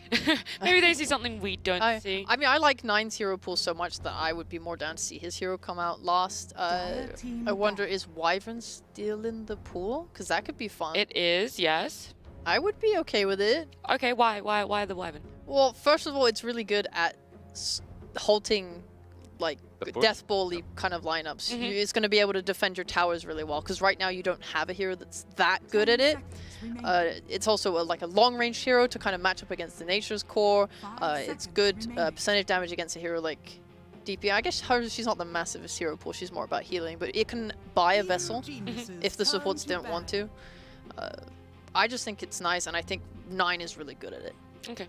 Is there anything else bar the Wyvern that could also stand out? For Tundra? Yeah. It depends the way they want to lane. Like, if they want to switch up their lanes a little bit, they could even get look at EG, they're just banning out 9 heroes, so they're expecting the mid laner, right? Oh, Kotal would have been really great as well, Kotal would be nice. You have this Prophet that can TP behind you, but it doesn't truly matter, you're just so fast. Yeah. But by the time he TPs, you're on the other side of the map. Any sort of a playmaker, really, for me. I mean, Void's still in the pool as well, but you like the Winter Wyvern a bit more? I would be fine with either. I agree with you. Like a playmaker's all good. Like we said, they were lacking stuns, and the Ogre sort of filled that. Another one would be good. Anything that can help lead into this Dawnbreaker ult. Hoodwink. Oh my god. All right, I don't know who's going where. Is this a Dawn mid or is this a Hoodwink mid? Yeah, I think it's the first 3 heroes should be your cores, right? Yeah. But knowing Tundra, it might be a curveball with some crazy Hoodwink. Yeah, I would love a mid Hoodwink, just having watched Topson Enjoyer Hoodwink mid. Let's get it, baby. Okay. I believe most likely these 3 are the cores. Yeah, I agree. And they just last picked their 2 supports. Now, EG, they have to think about dealing with the Visage as well, because they don't really have any true heroes in the Visage counter department. And they kind of already locked in their offlane. Now the question is, do you perhaps rotate the Death Prophet on the mid lane and you pick one of these bulkier frontliners like a Tide, like an Underlord that can actually stand and defend against the Visage? Is there any other offlaners that could work really well for the Visage, or any just direct Visage counters? I've always really liked Monkey King against Visage, just because the birds really suffer in the Wukong's command, and like physical damage in general, you just kind of bonk them. If they wanted to put that, if they imagine the Dawn's going mid, maybe you could put Monkey there against it, and have the DP still go offlane. They go with Void. Very classic. They pick up the Void themselves, yeah. The playmaker for them, and then you put the Death Prophet on the offlane most likely, which is the case. Yep. All right, let's see Tundra. Let's see Tundra. Let's talk a little bit more about EG, their overall draft, while we're waiting for Tundra to pick their lanes. Yeah, they're taking their time, man. Yeah. Completely in the meta. Like, their draft is how I imagined the major meta to look like. Like, you have the Marcy, the Dazzle, flavors. Like, that Prophet did fall off a little bit, but has been picked up. It's mid. It is mid hood. Yeah, hype, my friends. Is this the potential? Let's think about it, right? A new hero mid, it's hood now. Visage has a great win rate right now. He is looking really good in the meta, in the major.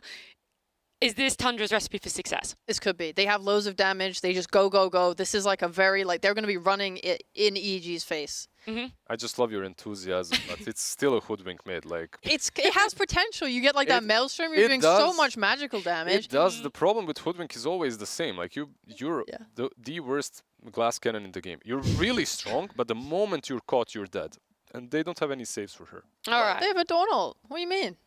Stay mad. Stay mad, hater. Let's see how it plays out. I was going to say, the non-believer in Tundra's win. We're going to see what Lyrical and Trent think, who they think is going to be taking game number 2 as we head over to them. Thank you so much, Nat. Man, somebody's a Topson enjoyer, somebody's not. That's what I'm hearing over there. That's what I have to say, yeah. The Hoodwink coming out at the end. So we've seen it a few times in pro matches. Weehaw, I believe, also bringing it up quite a bit. Talk about Weehaw and Topson. And definitely a glass cannon, though, like Lizard said. You know, there's a reason why he's staying mad, because sometimes that hero stays pretty bad. You know, dies, just caught a single time. Did you come up with that on the spot? Look at that. That's what I'm here for. So good. Wow. You know, what can I say? Mad and bad, they rhyme, guys. Good. It's crazy stuff. Okay, it is a support Dawnbreaker, though, so the saves aren't like quite as good. The domination in the lane, though, can also be just as strong. Position 4 or position 3 with the right pairing, Dawnbreaker can be just as scary to play versus. And there is a Visage in this Dawnbreaker's lane. This is what I wanted to talk about, and this was the thing that I was seeing in the draft that just looks horrifying to play against, particularly against the Nature's Prophet, right? This hero that wants to like whittle away and poke you, prod you with the trance. You get the soul assumption thrown out there. You have the hammer that gets thrown. Any extra harassment that you try and do against Dawn or Visage just ends up being more damage thrown in your face. I don't know how the hell Arteezy's going to lane this. And in case people haven't noticed, the Arteezy NP, it's been a little bit rough for him. He's picked it 2 times in the major so far. Both of those games have been losses. And we'll see if he can get a little bit better fortune this time around. Because obviously, like the panel was talking about earlier on, it was picked in the earlier phases. Getting it a little bit later in this draft. Snake King doing some ward checking here. And yeah. Nailed it. So that's what we've been talking about this whole time. That's what he's doing, the triangulation. Nice. And no denies there. So very well done. Good maneuver to kill that mid ward. And have they? Yeah, they've already placed the other one up by the Roche pit to scout for rotations plus runes. So no mid ward this time. They'll put one down for Tundra as they head towards Crit's Mercy. The battle begins. And Snake King moves on in. Did not want to skill up the stun. So that will be 2 and 2. You know, the panel was talking a lot about the idea of, like, you know, this being a Tundra draft. And I think that's something to keep in mind. Like, as much as last time around you had the CK, you had these other elements that were good to it, I feel like these super wonky mid heroes that you know, are paired together with like Visage or like any 3/3 micro hero that can sort of snowball the game. That's when I would like to see Tundra at their best. Yeah, it's funny because you think Brew like makes a lot of sense compared to the Visage and stuff, like the micro and stuff, but I think that those timings didn't work that well. I think 3/3 had a pretty hard game on the Brewmaster too, in terms of like, I don't think he was flawless in the fights with some of the micro between like the Storm Pan and everything and the toss-ups. I felt like he just wasn't quite there, whereas you see him on something like this Visage and he just absolutely crushes. Oh, maybe we're not so true on this. As you can see, the early pressure. I mean, to be fair, both heroes, all 4 of them, very low. And that hammer gets thrown out. Fly might be going down. A Soul Assumption back again and barely able to survive through that. Yeah, that is the danger. That was so close. That's what these branches are for, ladies and gentlemen. Every little stack gonna count. Goodness gracious. Time to tango back up and go for a second volley, though, pretty soon, right? Especially when they hit level 2, as Soxa will obviously double in strength. Yeah. Oh, wait. Hold the heck on. What? 9? He got bushwhacked. He got bushwhacked. You know, sometimes you just get bushwhacked. That is huge. All right. Never let it be said that we're going to doubt the hoodwink mid again. Well, I mean, if you play this hero support, too, you can recognize the early game is just ridiculous. This hero is just so, I'll say, it's dumb. Yeah. Like, you play this hero, you feel so strong. I giggle every time that I'm on it because I just can't believe how much damage I'm outputting, like how difficult it is to lane versus. So you can see how you can get away with a lot in the laning stage. Oh, walking the dog. Skitter doing a good job. They do eventually get the dispose off. And throwing Snaking into Skitter instead. So that was a good play there by Crit to make sure he didn't end up dying, because otherwise didn't have an out. But you can see that constant pressure going on, and Abed dropping down low again, dodges the Remnant. Some more deeps coming through, the taunt's there, and 9 gonna have to let him go. But 10-2 versus 10-5. Meanwhile, goes on in for the finish. Fly will drop. This is an action-packed early game. Yeah. Certainly is. Soxa now running for a suicide to the neutrals by the looks of it as well, because as the support, you just want to utilize all your resources as fast as possible and then just get back with Fulton. Does Dazzle know? Does he TP to there? Hey, actually, his courier is there. Oh, he can't see it on the ward. That would have been so funny. Can you imagine? Yeah, that would have been wild. Yeah, but so if you do it to the neutrals, the timer's way longer. So instead he does it to the tower, so you know they're going to share the bounty. He waited long enough to ensure that there wouldn't be an actual kill bounty. And that's how you do it. Meanwhile, Bushwhack as well as the Remnant, a couple more trades of the right clicks. So far, doing a pretty good job of keeping even with Abed, despite having that like disadvantage in terms of lasting potential. And up top, Crit. Forced back by Snaking and Skitter yet again. And Nightfall having a pretty good time here. 18-2 versus that 14-1. Yeah, in preparation for the major, this is one of those lanes that I would consider to have been like a pretty iconic in the prep. I'm sure in a lot of the scrims. In fact, it's these. Oh, look at this. Good stun. Oh, well played by the Ogre. Snaking able to make that move and save his Razor. I mean, that's one of the benefits of the Ogre in this meta versus the Marcies and the Dawnbreakers, because they just need that little interruption to break their combos just like that, and you can really punish these aggressive dives that both those heroes want to go for. But this concept of the rebound plus Razor or the rebound plus Death Prop and getting that bonus movement speed is something that I'm sure a lot of teams are prepared for. So having the Ogre to be there to try and interrupt these dives is very important. And as much as we've been sort of heralding the type of damage that you can do in this bottom lane, we're seeing 3-3 still struggling. And actually going to drop here. So only 11 last hits on him so far. Arteezy 16-9. Some of those might have been his own treants, but he's definitely getting what he wants out of this laning stage, as they haven't really been able to punish. No, and that's huge too, because you want to get those initial kills and like keep the ball rolling. It was up top there, attempting to do the same thing here. Can't get the dispose though. Fire Blast will get the spacing there for Snaking, and will salve right back up too. So continuing the pressure, but burning through some of their mana resources. And now though, you have to be careful down bottom as back to fall, and careful mid as well, of course, as Abed gets pretty low. Yeah, the taunt connects. 9 continues to battle and try and whittle him down. Gets good bounce. Dude, is he still going in there? He is just bullying. I mean, the other thing to watch out for is that 9 is going to hit 6 before the Void Spirit. Yep. So he keeps getting these denies right in his face. Yeah, it's a tough situation for Abed too, because he wants to hang around for the 6-minute rune, but he's also very low. He reveals that there's it's getting low. A ward in the area there. And you know, 9 actually was out of mana and couldn't do the bushwhack there, which gave the time for the tree cut. And Crit hoping for it, disposes out. 9 low, but still fine. Gets jumped. Snake King stun. A chance for a turnaround potentially. Can they kill anybody off here? Doesn't look like it. It's just a little shy on mana there. Was back up though in time. He had was able to hit the acorn shot. That could have been pretty bad with the sharpshooter after. Yeah.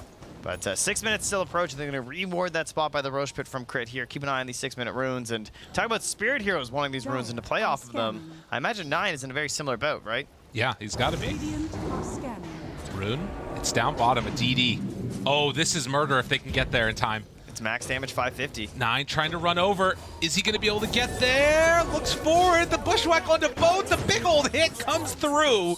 So they will take Snake King, but 9 will get his due. All right. As the chase comes out, double for the Hoodwink. All right, so what was so important there is that Snake King waited until 9 was coming because he stunned the Void Spirit when he did the acorn shot, right? To guarantee that the tree would stay. Yeah. He didn't want him to be able to cut the tree there because every player versus the Hoodwink ganks, they just mash, like, quick cast the Quelling Blade near them because they know that tree's coming in, right? Really well played by Snake King. Gets the D ward too after from 9 as well. I mean, it's the combo. Oh, and 2 bounties. All right, come on. What is this? The squirrel is rich. This is the best 2 minutes of his life. This is a good one for 9. He's having a good time. Tundra, things looking a lot better in game number 2 than it did in game 1. But likewise, they are going to make another rotation and try and find a little bit of a punish here onto the Dawnbreaker. Does he get the hammer away? He does. Okay, now the turn onto Crit. Finds the stun. Another soul assumption in a second, but the grave is already out. Arteezy moves on in. Crit will actually hide away in the fog. 3-3 goes all the way, and he's going to commit with a rebound away. 3-3, he can't find him. Oh, Crit! How are you going to do that to him? Oh, we got great plays happening all over the map right now. It's unfortunately not a great play to ward on top of the enemy observer. So 9 will get scouted out on that one, I believe. Perhaps both of them getting scouted because it was so close to each other's up top. Stun into the link here. Nightfall just going to TP. All of that rotation down bottom. It turned into an opening up top, but they can't put the finishing touches on it, as DP just TP's out in their face. Although Fly, he's going to have to pop Grave here if he wants to live. Does go for a turn away, and in the end, Socks are there to clean up. Man, in the meantime, though, 3-3, only level 4.5 right now. Needs this space desperately down bottom, so you definitely like all the attention Tundra's putting up top, as well as a deep ward here in behind. This hero is just so worthless until you get 6. It does not feel great. Yeah, went for the 2 points in Grave Socks runs back out into the wave. The rest of Tundra showing up. They want to go baiting. on to Nightfall. Crit's there as well. Rebound, open to escape. Yeah, he's still pretty quick. That rebound basically is a haste rune. And in behind, Abed's moving through with the invis rune. Wants to try and cut them off here. I mean, this is a bold move.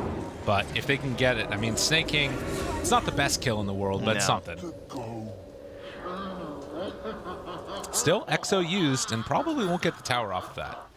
So something doing. Continues to make space 4-3-3 though.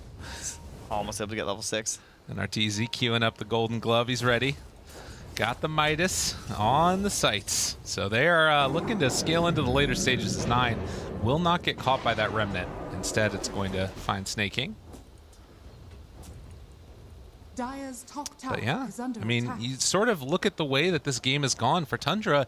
Things looking pretty solid.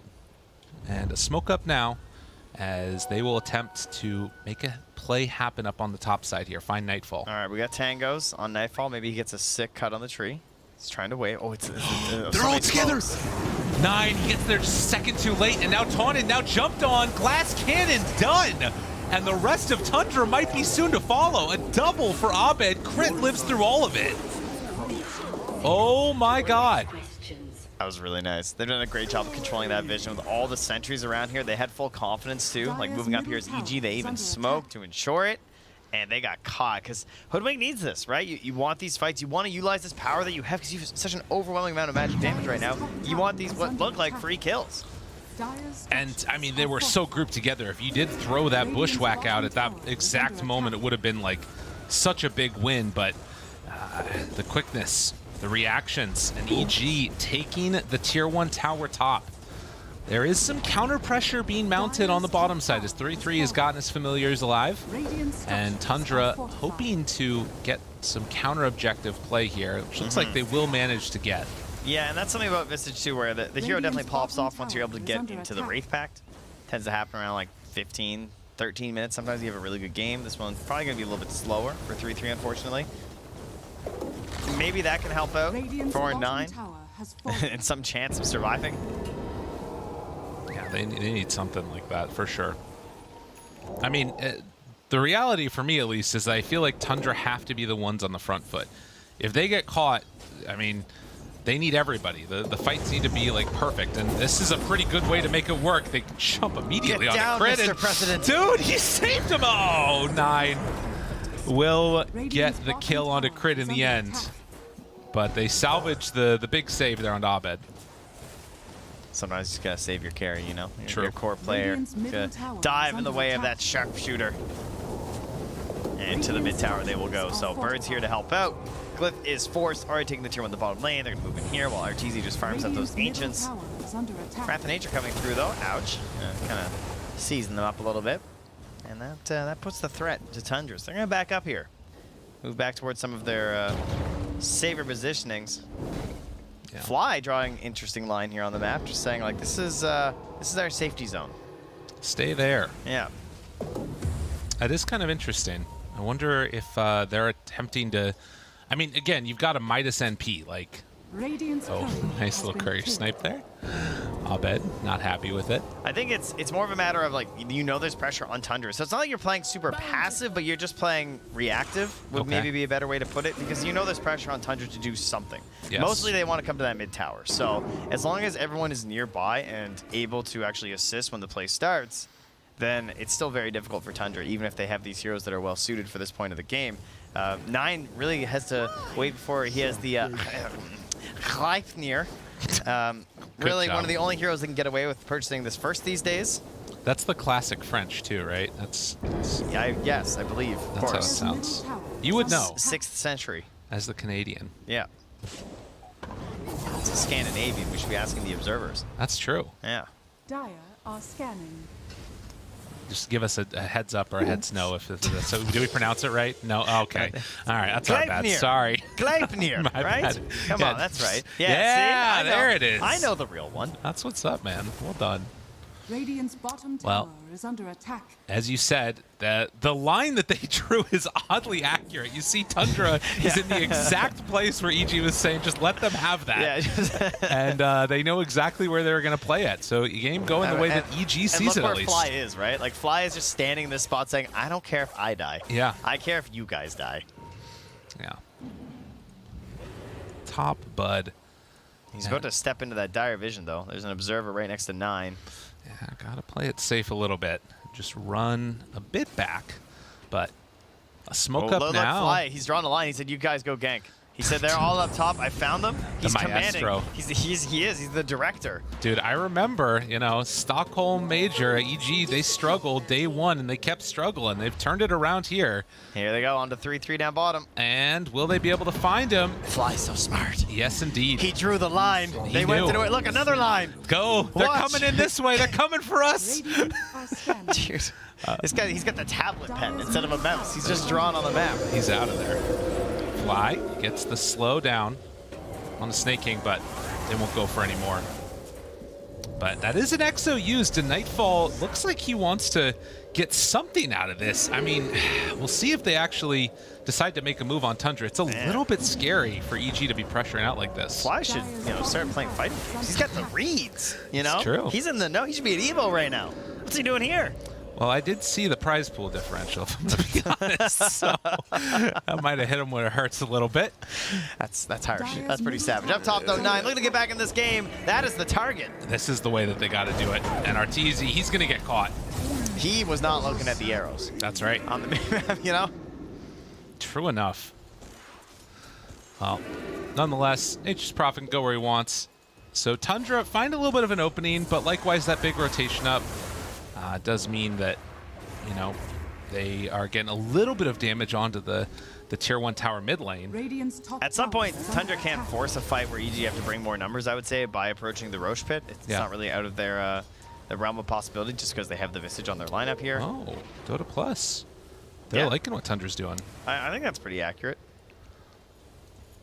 A fairly good spot is what you would want to be doing with this lineup right now. And here comes that Vlad's now out for 3-3. Again, not a super dominating Visage game, unfortunately. Pretty far behind, honestly. You're used to having Wraith packs around now, honestly.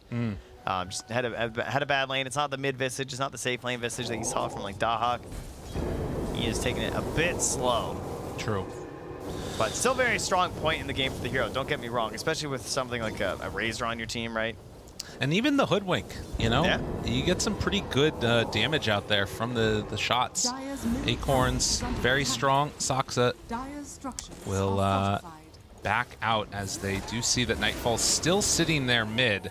And no real moves being made. Abed does the double jump forward, crits there as well. If they can get 9, that would be big. They move in with Arteezy, but the scurry away, tries to hide, jumps out, 9! Oh, he's a glass cannon, but he's pretty swift with it. Gets away. That was really important for Tundra. They need him to stay alive because they're at a very pivotal point in the game right now because EG are trying to get this BKB down on Arteezy, and then he's going to be really strong in these fights. Like, if the link is already off, for example, and he just TPs into the fight, there's not a whole lot that pressures him as long as he's in, like, a relatively secure spot, right? With a couple allies around, he's going to become that turret in the middle of these engagements where he just TPs in, he BKBs, he right-clicks, has a heavy damage nuke. They just want to stabilize on Tundra, grab a pick, and go Roche. And right now, at least, EG hoping to stop that from happening. Abed and Crit both set up right next to Saksa. If he steps a couple moves forward, they will go on him, but not willing to dive underneath the tower. And they feel secure sort of preparing for this with that ward up on the high ground, too, to watch for these sneaky little plays from 9 coming through the tree line. Yeah, if anybody heads over, they're going to be able to catch him. And that is where Hoodwink wants to play. So they'll dodge that. Philosopher's Stone picked up for the Razor. So Tundra also have some extra little bits of gold coming into their side. We'll see who actually ends up claiming that in the end. It's double BKBs though. Nightfall is delivered. Arteezy's is purchased. It's also on the way here. Jumped on up top with the TP moving in from Arteezy. They will find that Dawnbreaker.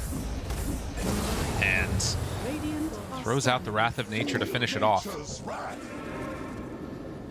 Gleipnir getting close. Instant TP mid as well with that hero down. I think they were even considering going for a smoke there by the looks of it. I mean, they still have this tier 1 tower to take in the mid lane. The Wraith Pack's done. Treants move on in.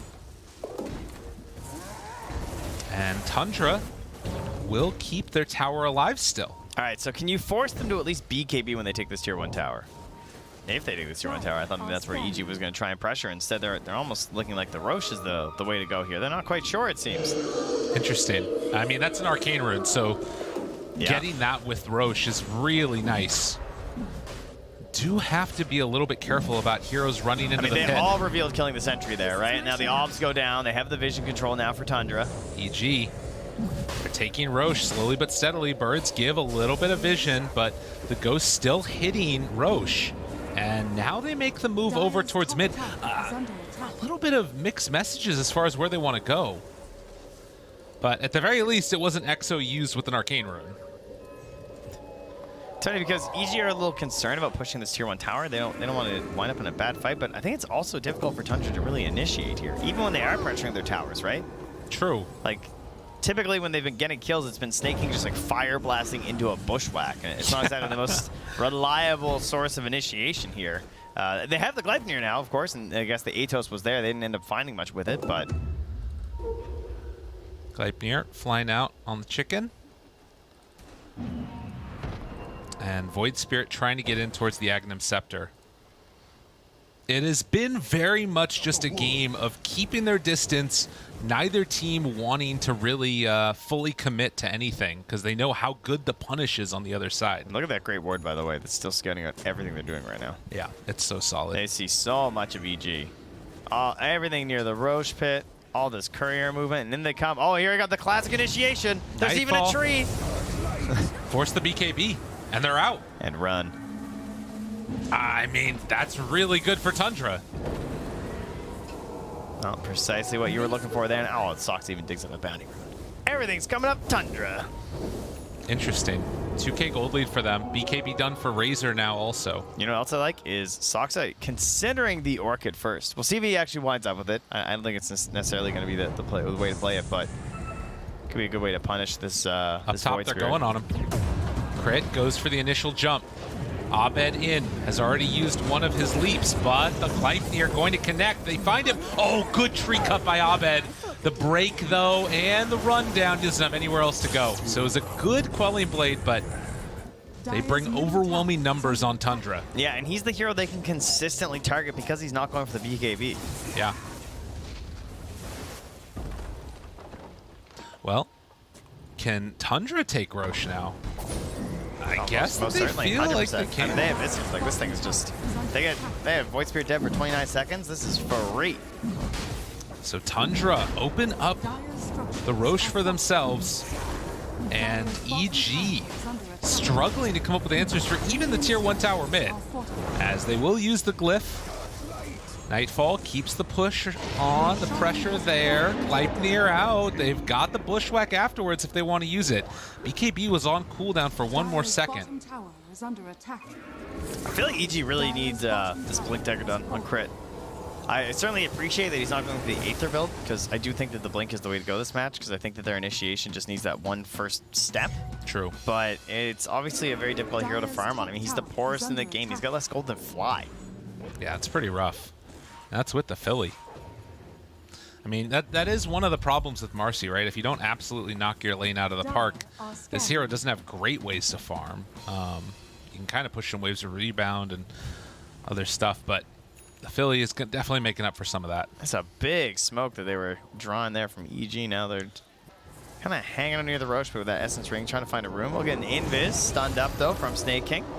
Who do they find? Yeah, Abed backs out. They don't want to fight right now. Crit gets the rebound to run away, but that just means tier 1's open. Yeah, 3-3 wants to. He's drumsing up the birds. Yeah, they take that quickly. Got the bloodlust on Razor, too. Look at that monster. He is so scary. Fly is Picassoing the map once again, saying they're going to run down towards URTZ, come up top and help us push this tower. So there he will come.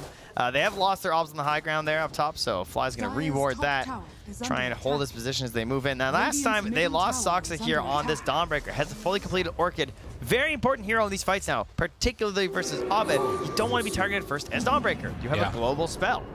That would be bad. And they see that Nightfall's there throwing out the Crypt Swarms, but Abed ready to jump along with Crit. Spots nobody. Oh my. Heads on through. Oh my. In the trees. The smoke is going to break, so can he triangulate it? Will he be able to? Cutting trees. There's some pings back there. I think that was just him. I was getting a little worried for a second there, too. Does he show? Oh, Soxa. They're ready. I mean, if they don't get him here, and he just walks away. And he's burning some of the creeps, too. Dude, what a clutch play by Soxa. I like how he's not even sure what's going on. He just sees a voice here, and he's like, oh, I guess they're probably here, guys. There's 4 of them up top right now. Meanwhile, all of Tundra is spread out across the map, pushing the tier 2 tower while simultaneously getting farm. Well, it doesn't seem very good for them there. No, it seems like a problem, in fact. Boots of Travel are there as well, 4-9, in case he wants to rejoin up top here in an instant. They use the glyph now. And Hammer coming back in. Oh my goodness, that's a bold TP. They do find one. Razor in some trouble. He still has that Aegis, though. 2 minutes. Yeah. Skinner, just no fear. And then life steals up afterwards. That would have been a great use of the Aegis, right? If they can force an engagement and they feel the confidence there, so. But tier 2 down. Didn't lose it for free at the very least, so they'd be happy about that. Hoodwink. 9. Could find something. No, he's not going to go for it. Let's see. He's got 1,740 HP. Not quite, I don't think. Yeah. Maybe if you get a lot of bounces. Oh, he had I think that was Essence Ring 2 on Void Spirit, right? Just keep juicing up that number, huh? Yeah, it gets bigger. There you go. 2,200. Boom. Hard to kill. But a 4,000 gold lead for Tundra. A completely different team than we saw in game number 1. There is one difference, and that's the Dawnbreakers on the other team. It's not the only thing. Coincidence? It's one of the ones that stands out to me, if I'm going to be honest. Dawnbreaker doing well. AC done for EG, though. They'll have that on Arteezy. Tier 1 tower top starts to fall. This Mask of Madness build, pretty cool from Razor. And like you said, almost completing that AC on both him and Nature's Prophet. Yeah, I think that just comes back to having a decent lane that's right as well, right? I feel like Razors have been struggling in a lot of the games that we've seen. Yeah. This time it went quite a bit better. 9. Gets caught. Oh, the Remnant hits too. And 9 got a little bit greedy, and that is the danger. You can get blown up very quickly. That was one of those high-risk, low-reward plays we saw right there. Most certainly was, but the rest of Tundra wrapping around here looking for their own reward. They're going to find Nightfall. Still has a BKB, so not going to be able to engage there. We're just hanging out this game there, ladies and gentlemen. I think so. I mean, it's that weird combo of like... It's weak initiation. Yeah. We just, you know, there's no Tidehunter this game. Although, EG, they do have a little bit better initiation. It might finally be time for them to fight, as they will run in Soxa. How's their detection for the Silentest Grave Visage? That's a good point. Aghanim Scepter done for that hero. Soxa again. Instantly blown up there, though. Both teams with the real quick kill potential. Yeah. Yeah, the Visage Ags is very interesting. It can really sort of dismantle these supports. If you can get on top of that Dazzle right at the get-go, it will absolutely wreck him.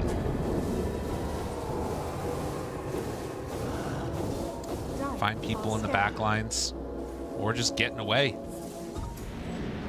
And of course, Tundra able to take over the outpost on the bottom Radiant jungle, but not an opportunity for EG yet. They've yet to take the tier 2 towers. Perhaps hoping to do that now as they send the treants through that top tower. ITZ doing a little bit of micro work here. Just saying like, okay, found the next creep wave. Can you guys go and scare it out? Remnants in behind. This could be their moment. Dire's top tower is Looking for it. Radiant are scanning. It's a slow burn here. I don't know if Tundra are even going to go, to be honest. Come on, creeps. They might not actually come in to contest this. Well, the scan does connect, and the creeps barely tickle that tower. Yeah, they just walk in as a big group. And 3-3 heading up through the trees. They are going to get the D-ward there. Again, Nature's Prophet cutting waves on the bottom side and sending more treants everywhere they go. I don't know if these creep waves have actually met each other in a while. Yeah, because both teams are cutting the wave.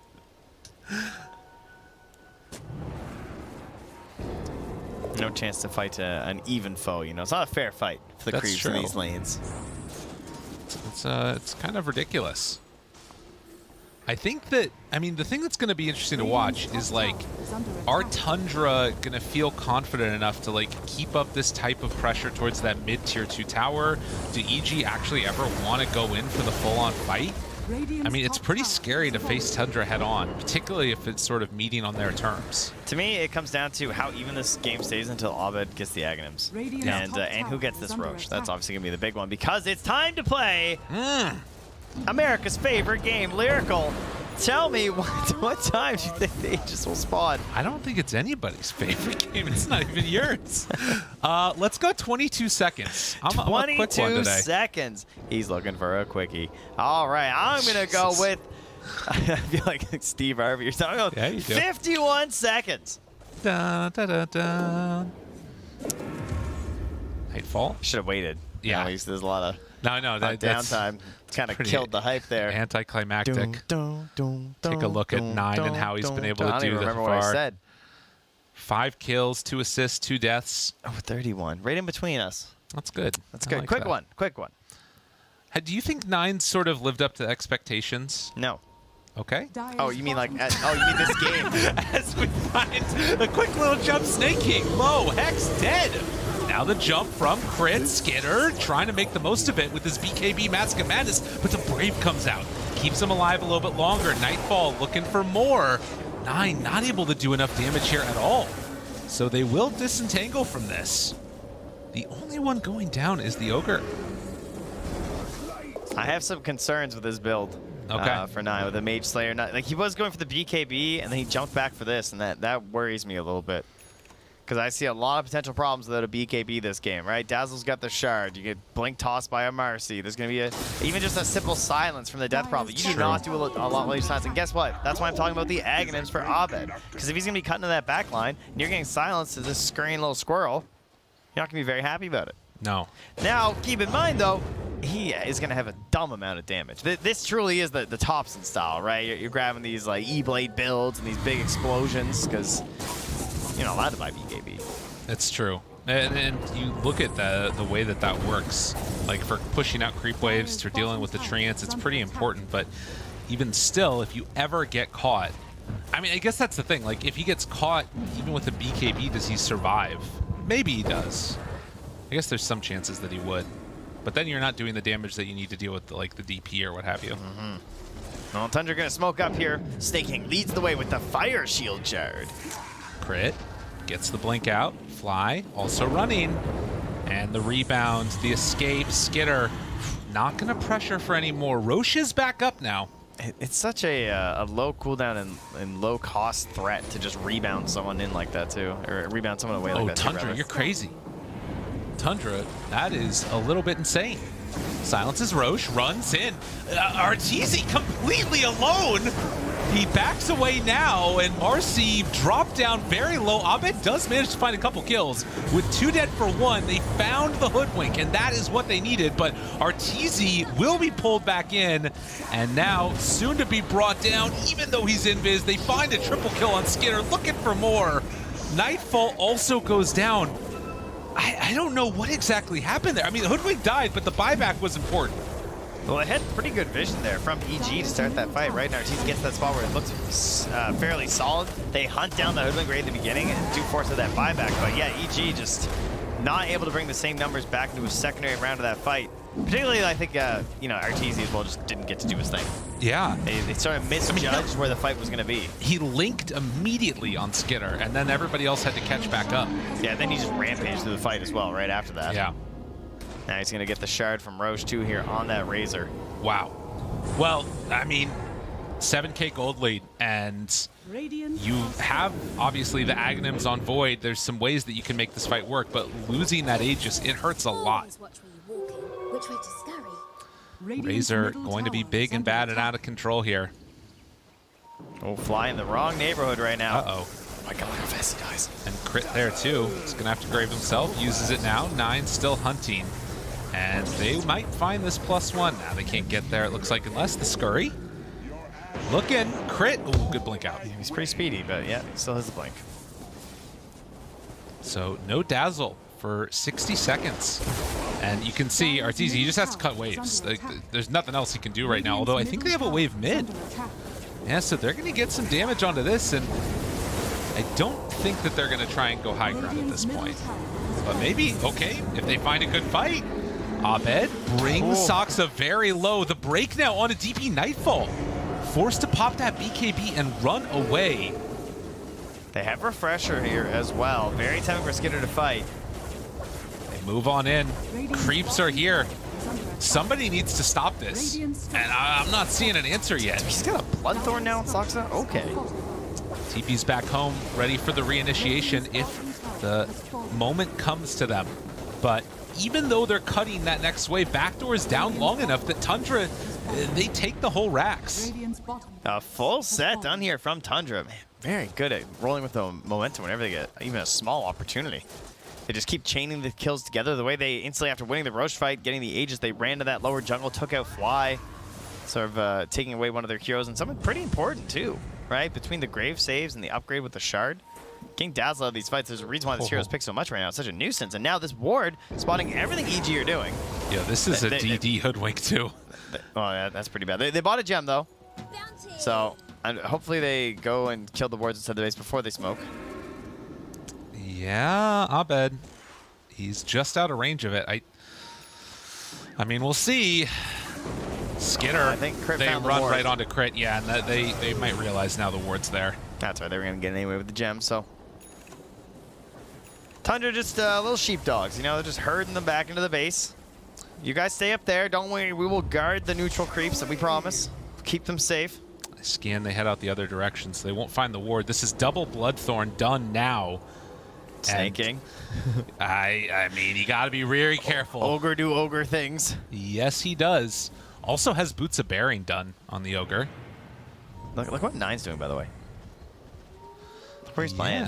He's on the hunt. He's ready. I'm hunting a nature's prophet, he says. Is he going to TP over here, put some more trees down? And the rest of Tundra, they're heading up to the north. Meanwhile, Soxa, uh-oh. Throws it out the hammer. Oh, is he gonna get away? Dude, he can't get away with this. Wait, but they spotted him. Arteezy, did they get him? Oh, he wasn't looking. Up top? Oh, they found him! Oh, he was microwaving. Yeah, Soxa was trying to go for the ulti up top as well. Oh, 4-step back, can you imagine? What? Yo! This guy's so good! I actually can't believe you survived that. God, oh! Arteezy's Nature's Prophet gets caught up top. They get out on Soxa on the Dawnbreaker.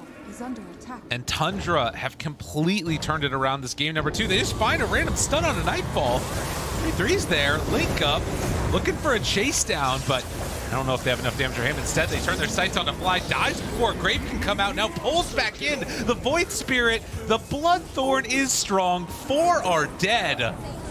Tundra putting out a statement here. I feel like this is one of these games where I'm finally seeing like the raw power of Razor, you know? Oh, yeah. It came out, it looks good. Skitter had an excellent game. He got a little bit of extra scaling compared to most of the Razors that we've run into by getting this Mask of Madness. And Tundra, I mean, they're saying going for tier 4 towers. Buy back if you dare. They still have that Aegis 30 seconds left on Razor, feared by the DP. Turn now on to 33. Aegis expiring, but not before too long, and they turn their sights, find Abed, get the kill there. I think that's it, unless Nightfall can do a miracle, and he will fall. GG is called. Who freaking needs to go late game? Tundra takes it.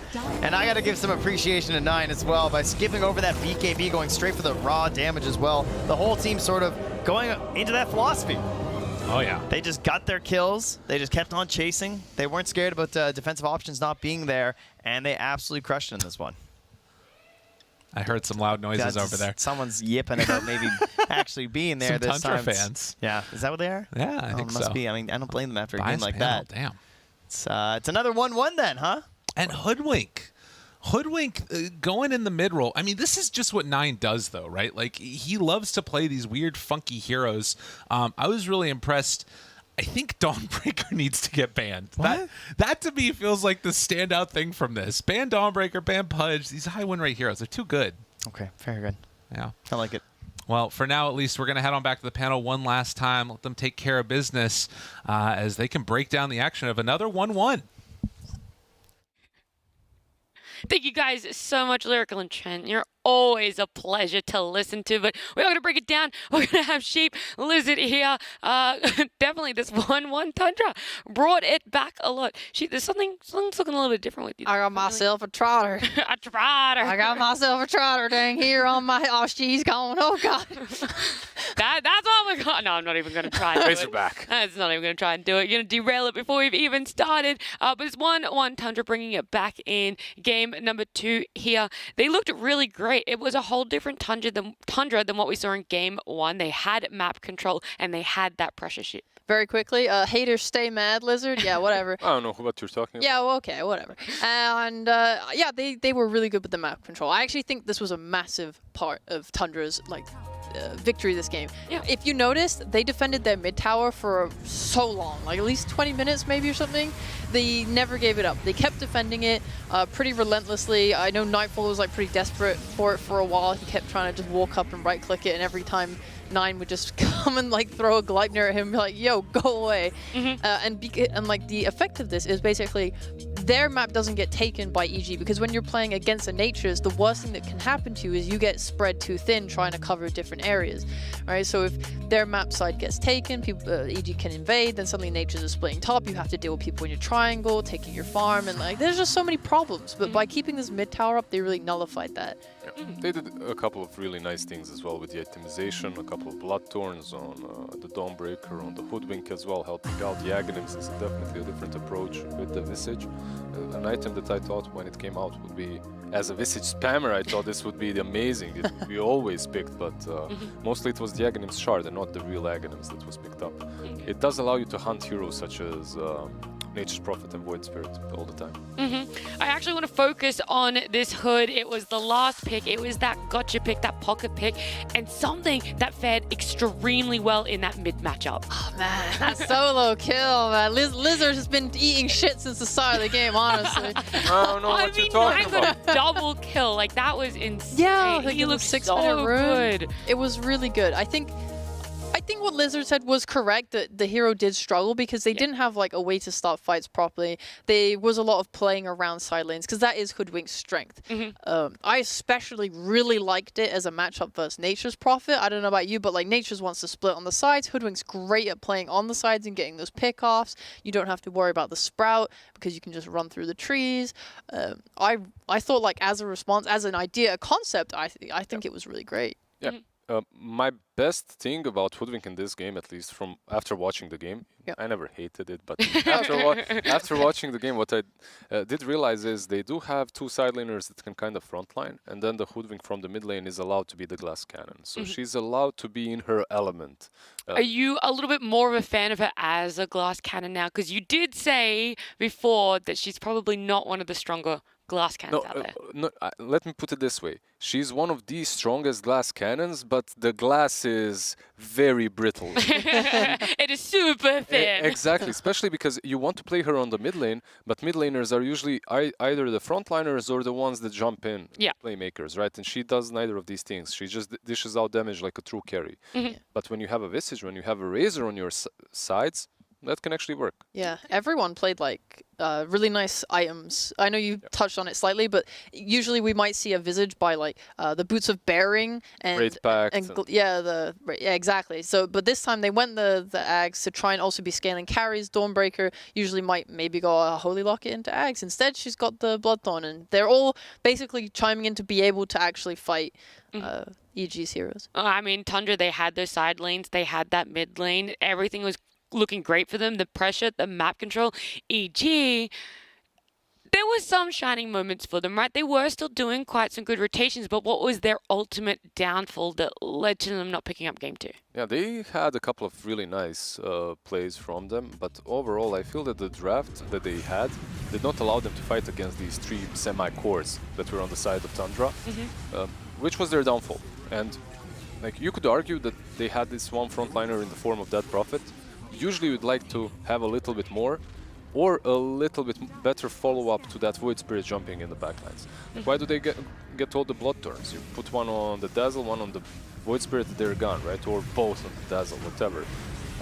If Void Spirit had an additional partner to jump in the backlines, the Hoodwink could have been not a problem. They also just like failed a couple of their moves. Like top lane, we saw a 3-man rotation to try and kill 9, and he still got away. So you got to make sure those are happening. Yeah, well, at the end of this series, it was 1-1 in the favor of EG. Tundra getting a game as well. It means we are halfway through our day. We're going to head to a short break, and when we come back, it'll be a nice, brand new, fresh panel for you guys.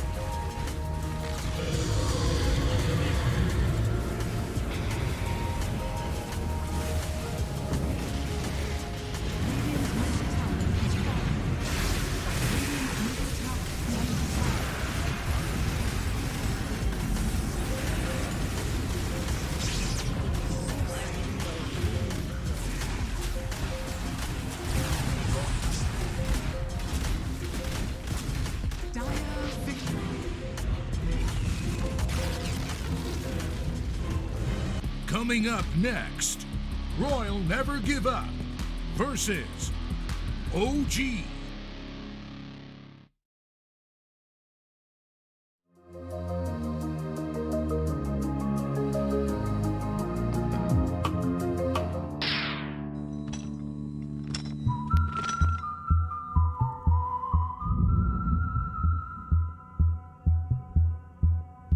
Yeehaw. Ha ha ho ho.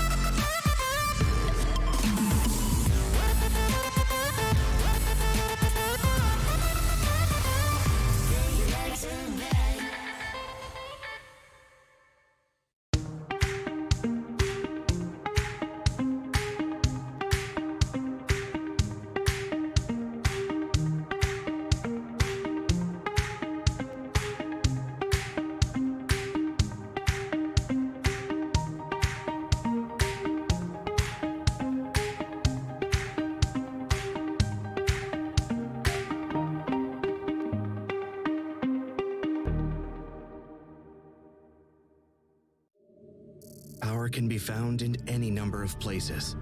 Scientists will tell you that it comes in newtons. Gamers will say that it can be found in silky skills. We will say that the power lies in real thrills. In the play with perfect ping. In the runes and crystals. In every frag and gank. In your personal winnings. Lock and load for PGL Arlington.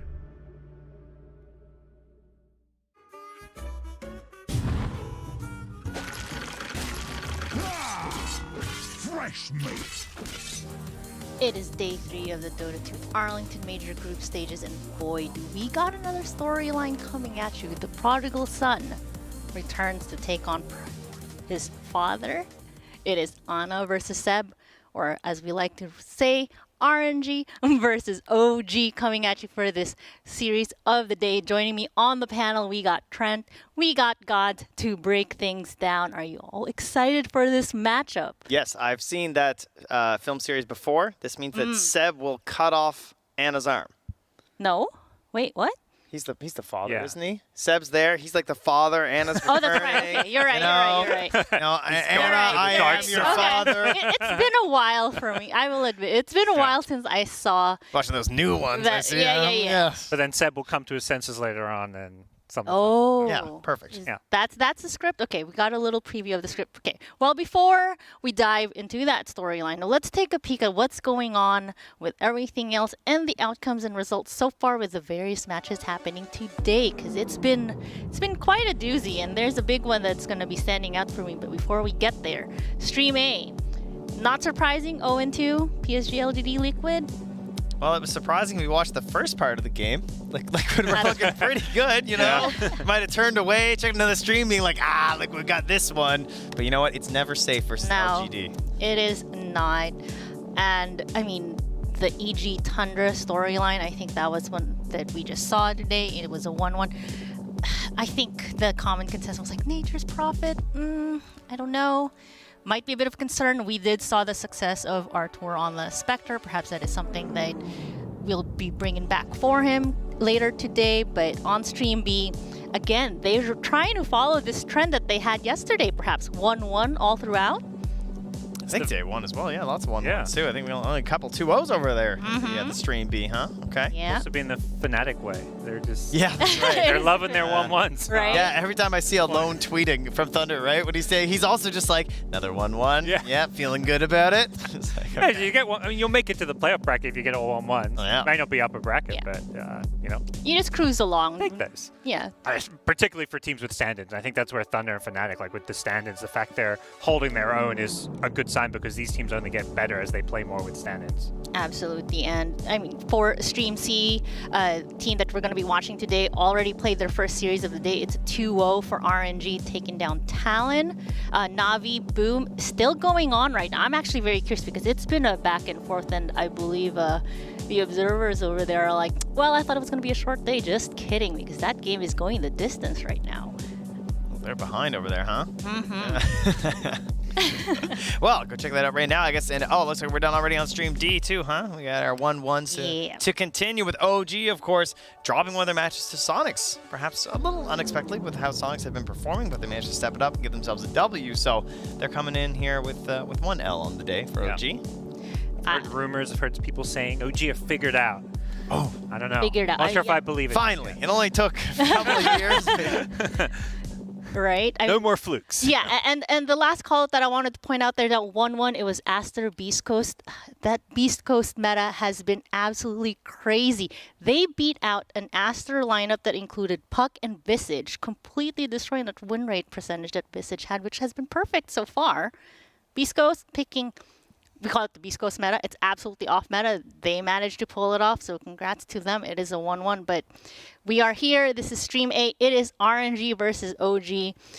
And I mean, let's start things off, I suppose, with RNG, a team from China. Like, again, this is the storyline coming into this major, is the Chinese teams have not really had an appearance as of yet. We've seen 2 days so far of their performance. RNG kind of in the middle of the pack compared to their. I think now they're climbing. Yeah, they're definitely 7-3 now. They're climbing. They're actually after second that in their last group. one. So I was surprised because I thought they were more middle of the pack too. And then I looked, I was like, wait, they're 7-3. They're in second. Like, they've just been very quietly winning games. I think because they've been more on the B, C, and D stream. We haven't seen much of them, but they've been doing some cool stuff too. This is a lot of the ex-LGD players, but like pick-wise, they've had some Pudge carry. They've had an offlane anti-mage today. Yeah. These dudes are not afraid to experiment a bit. I like this. What's a gold damage ratio? Is the first time panelist here.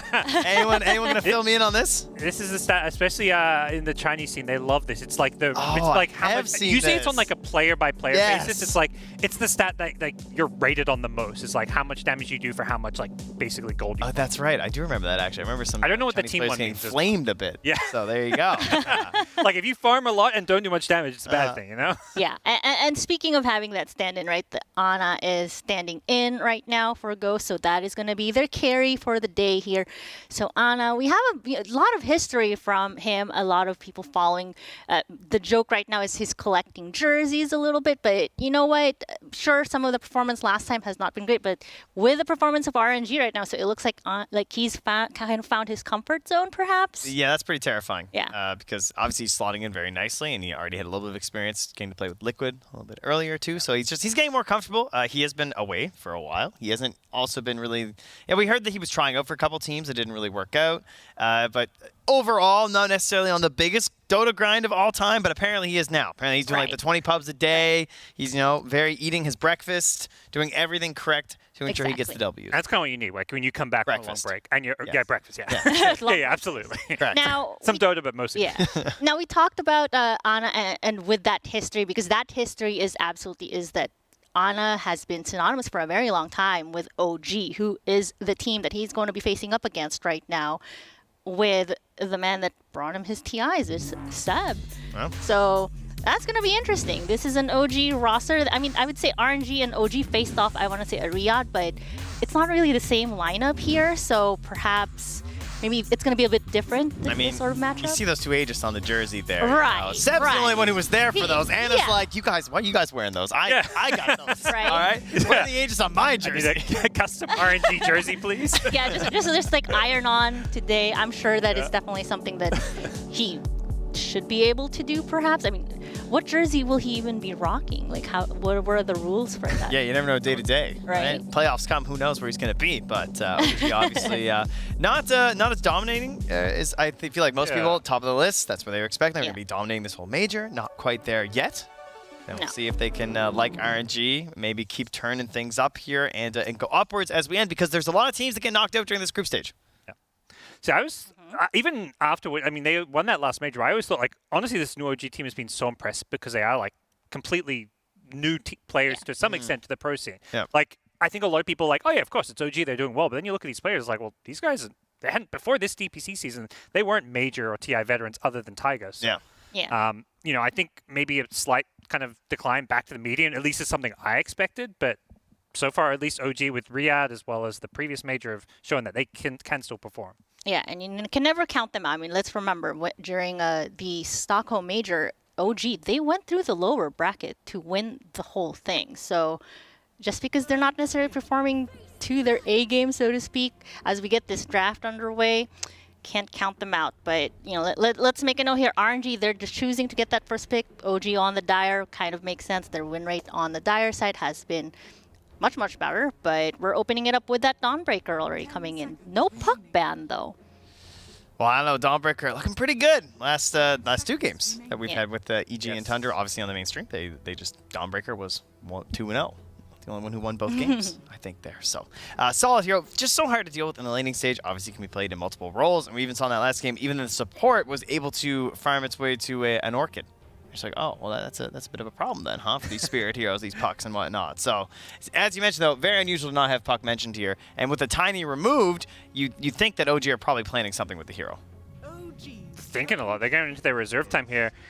Shaker, Razor's ban. So usually the Shakers with these ranged cores, they just straight up first pick a Shaker with Razor, Viper, the 2 go-tos kind of. Yeah, that is unusual. And, I mean, they do grab the puck, of course. But that is going to be a big question. I guess Enigma is the other big one, but they didn't grab it right now. So I definitely expect RNG to ban it in the next phase, because I think it's also a pretty good hero versus Dawnbreaker. There you go.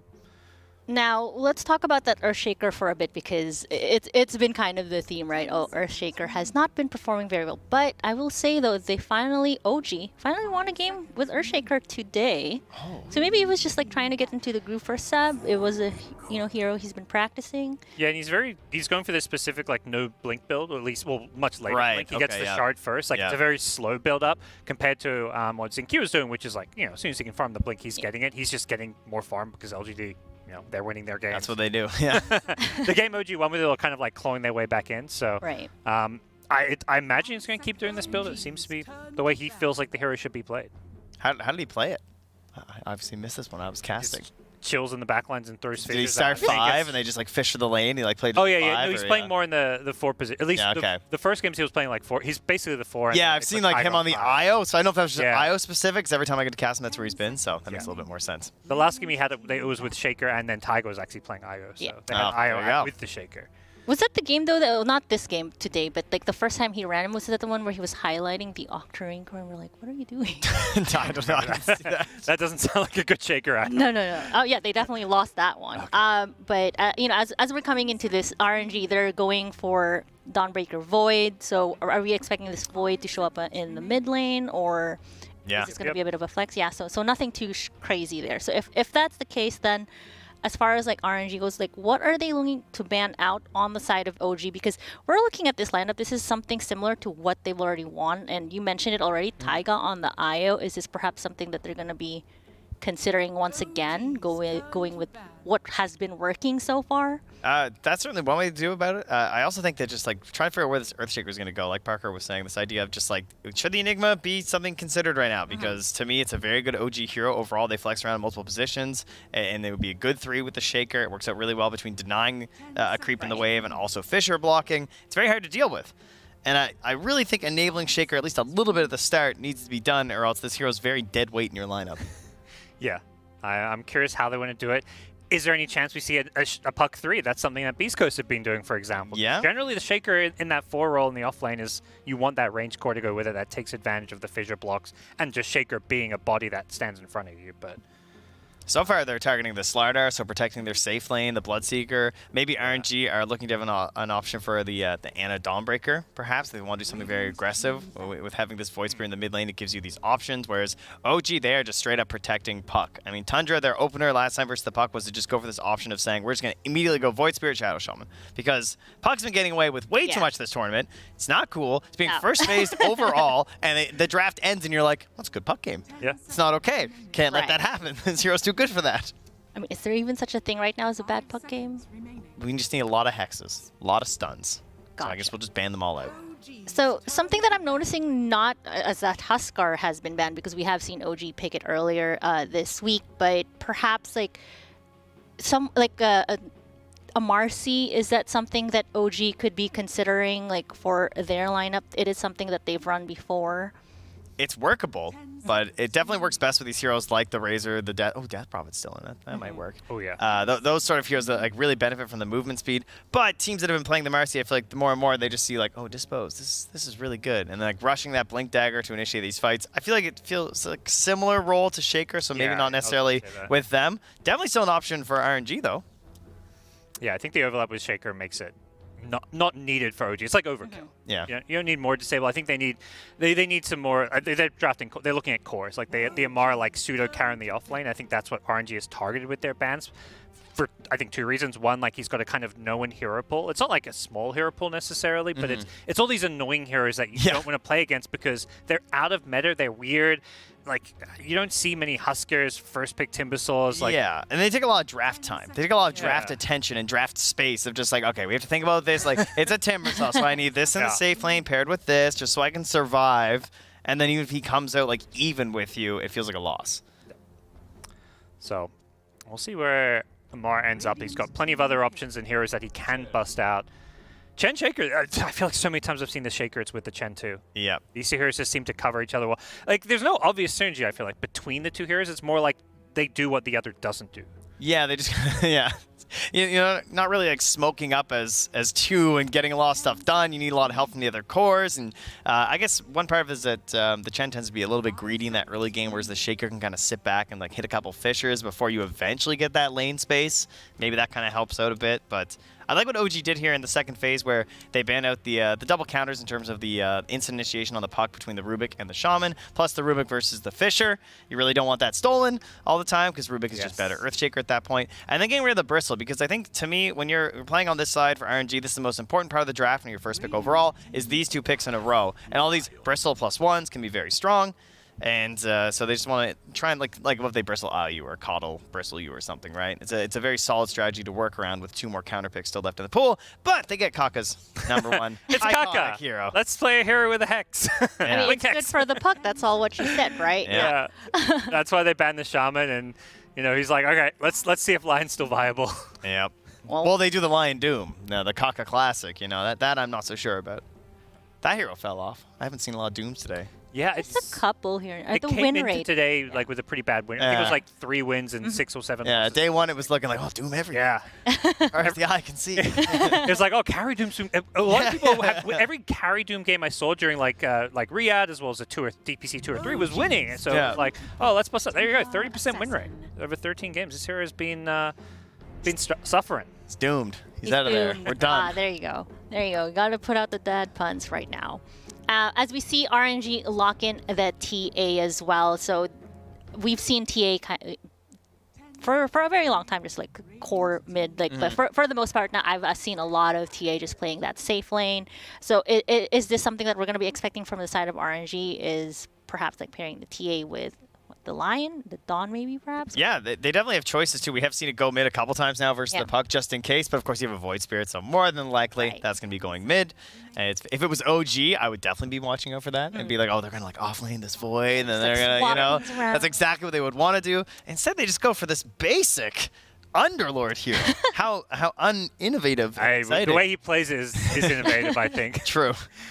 He doesn't play this like a Aura bot or something. Right. He's playing the carry under. Go. Yeah. Guys, team, come on, portal. he was quick to pick that too as soon as the TA came out. And that's where at first I was like, yeah, it's a good TA pick. You're playing Radiant side. It gives you the kind of, you want to take advantage of the Roche control. You know, they need an objective taker. I was like, yeah, this totally makes sense. Like Shaker, Chen, these supports don't scare TA at all.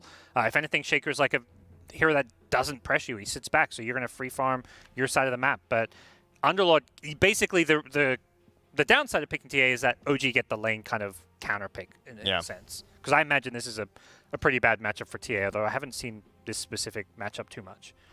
And this is sort of a tough part as well for these Dawnbreaker drafts because you wonder, like, is it worth putting in the core right now, or do you want to keep it as a support? And I think with the safe laner being the last hero here picked for OG, you wonder, like, can I absolutely like crush the lane as Dawnbreaker? Because there's tons of matchups where you can. I mean, is there really anything they could pick on the side of OG after if you like dedicate to that's really going to mess you up? I feel like you'll probably be okay, but then it's also just, you know, it has to be a full team effort when you're playing this Dawnbreaker like that too, which I think it could work as a core hero with a Void Spirit to initiate a Lion. They definitely have these early skirmishers that they could get another support to go with that if they wanted to. Yeah, between Lion and Void Spirit, you've got plenty of playmaking and catch that. Like, you know, I think that's where sometimes the offlane Dawnbreaker, I think that's the one gap the hero doesn't have is that playmaking. Yeah. Like that's where I think it was earlier today we saw it was Liquid when they had the Dawnbreaker offlane with the lone Druid and Munkin. It was like, oh, how do they start a fight? Yeah, like their offlane is not giving to them, their supports don't have catch, but this game around you've got plenty with Void Lane. And meanwhile, OG though, looking at this draft, they have so many good options left in terms of the tempo they can go. Like you're seeing an Arc Warden ban if you want to do things like a little bit like mid to late game, but they're still Juggernaut. That obviously is like a totally fine hero right now. That's you see Chen, you see Underlord. That's like one of the biggest heroes that comes to mind. Just keep up that push and keep going. Lots of Ursas today too. If we want to do a little bit of Roche control here, so they have their ideas. They could even go back for something to try and outrange the TA if they wanted to in that carry role, like that Arc Warden or even like a Sniper or something too. Because I tell you, these back lines they look pretty safe these days. Pucks or Void Spirits, even like sometimes these carries just look so strong back there. Yeah. And Shaker's like perfect here to kind of protect this sniper in general. Would something like a Terrorblade perhaps fit in this OG lineup as well? Because it's something that I've seen them run with the Underlord and the Puck in the past, especially against RNG actually in Riyadh. Didn't fare out so well for them that time, but it's a different day. Yeah. It's the Arlington Major.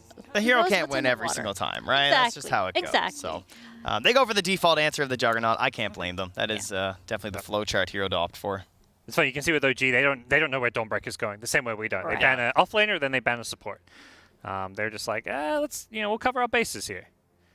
Could be. I mean, Dawn TA sounds like a fine lane. If anything, Dawn to kind of secure TA's lane against Underlord could be something that RNG maybe feel is good here, but it could just as easily be a Dawn Lion lane.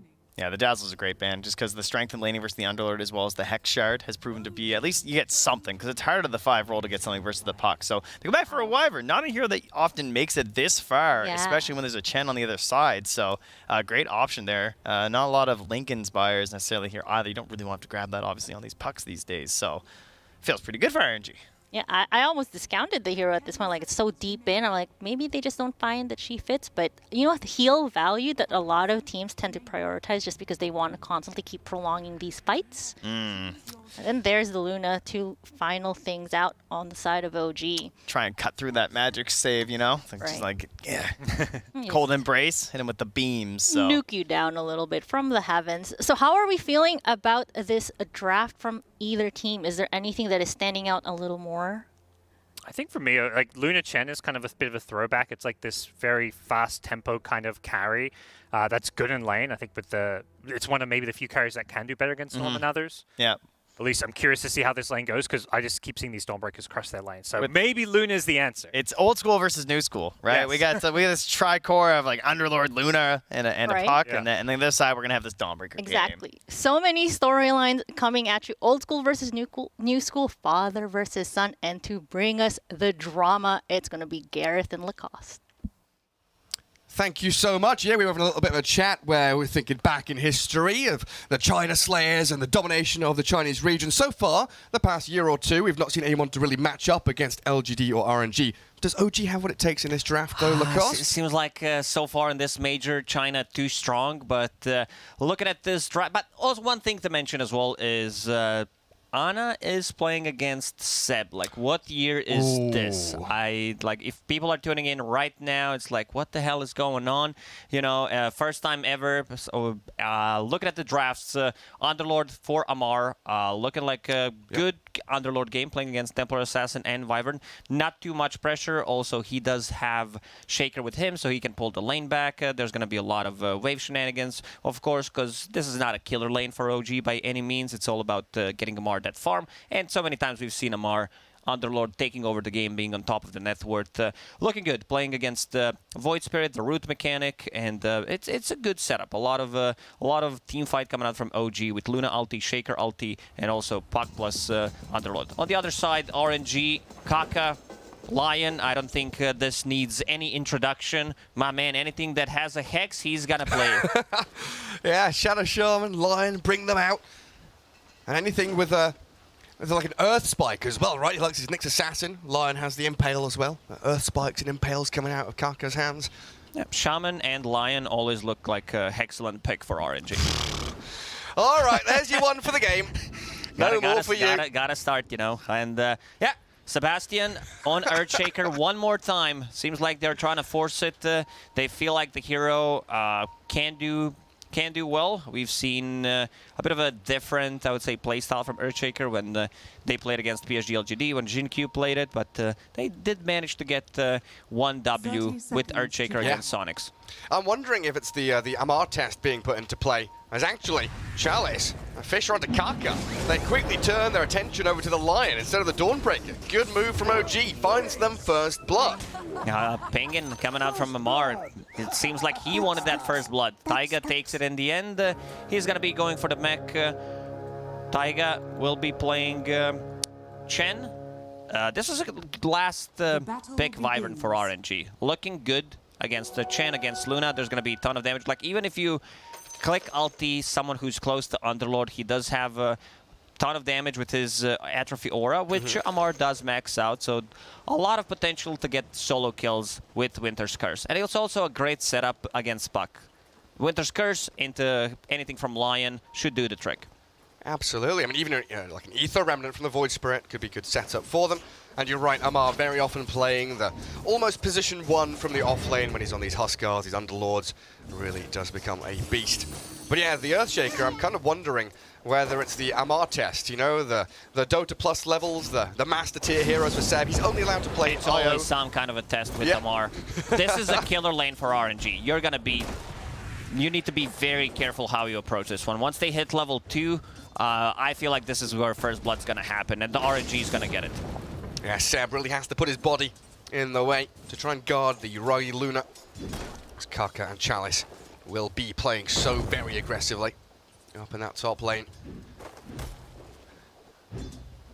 Decided to swap things around a little bit, put Chen with the Underlord. So I mentioned lane shenanigans. Seems like they're just going to be playing for the lane right now. There is a big camp already blocked by Xnoa's 1 sentry. So not sure where Chen is going to get the creep from. He does have Penitence level 1, some extra attack speed coming out. So I think this is better for RNG in terms of the lane, because there's not going to be too much pressure. Also, Xnova, if he decides to get earlier point in Cold Embrace. Kaka. Never mind, we lied. Seb again. Showing his prowess in that top lane. He's already spammed out tips and high fives. Now the chat wheels are coming. Gets a sentry ward kill as well. The Chalice left all alone up top. A little too deep. Needs to be around Chalice. But good start for OG. They did manage to get the first blood on Chen, and second blood, who got it? It was Seb. Seb, yeah. A couple of the supports getting that little bit of bonus gold. Keeping Uragi nice and safe under his tier 1. Kaka now realizing Seb has no mana. Start playing a little bit further forward. And yeah, that bottom lane with Penitence. Courier snipe. Wyvern loses out on the Courier because Tiger with his Centaur Corsa coming into play. That Penitence, pretty good against the Refraction, right? You're able to burn through Ana's Refraction early on when he does have it, just by attacking through it. But he's in fact not leveled it up yet. Gone for the Meld and the Side Blades, the first 2 levels. Wanted to kill the creep with Meld. A bit difficult task. 700 HP on that Centaur Courser. Yeah, tanky little beast. Amar going to keep the pressure on. Able to play in the wave. An early days TA, basically a melee hero, needs to sit near the creeps to get the last hits. So that Firestorm always going to be a challenge to contend with. Kaka really does like playing very, very far forward. Does have a deep Dire Observer ward over there. Spotted him, so OG knows Lion has stolen out the bounty rune. As we see Amar just racking up some more denies. 15 and 5 on the Underlord so far, with Anna at 14 and 1. Running low on HP and regen as well. Max Nova's going to have to be spamming out the salves and the heals.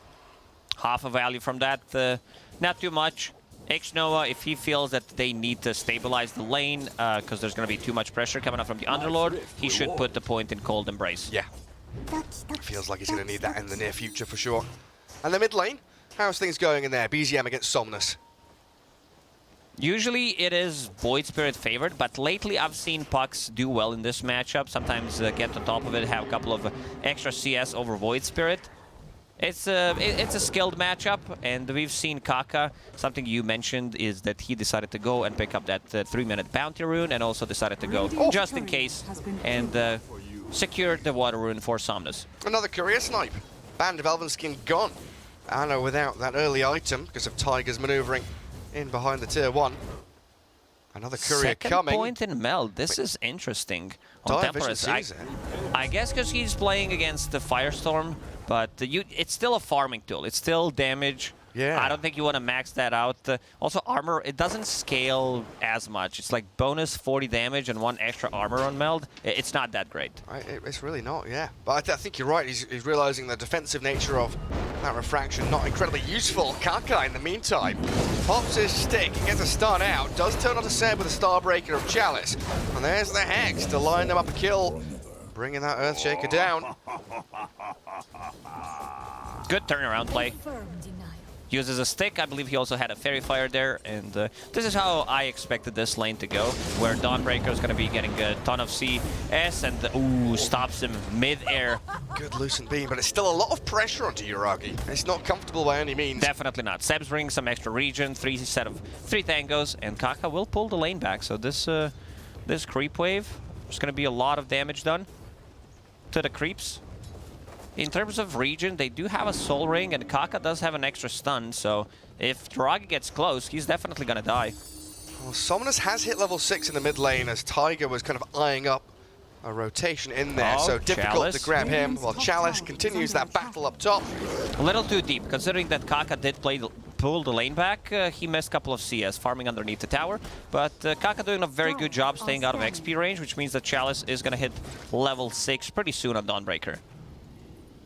And having that global prowess against the Puck, against this Underlord. Oh, Somnus with the faster fingers. Picks up Arcane Rune, and once again, Kaka in vicinity, potentially to get a kill even. Yeah, but they do realize now, OG, the line has been missing from that top lane for quite a while. So Seb trying to get in there with the Enchant Totem, and the Fisher misses. Big play from Chalice. Huge Celestial Hammer over the waterfall, lets him slip out of danger, while Somnus puts himself straight in towards Seb and looking for the solo kill. Will take down the Earthshaker, even through the stick pop there.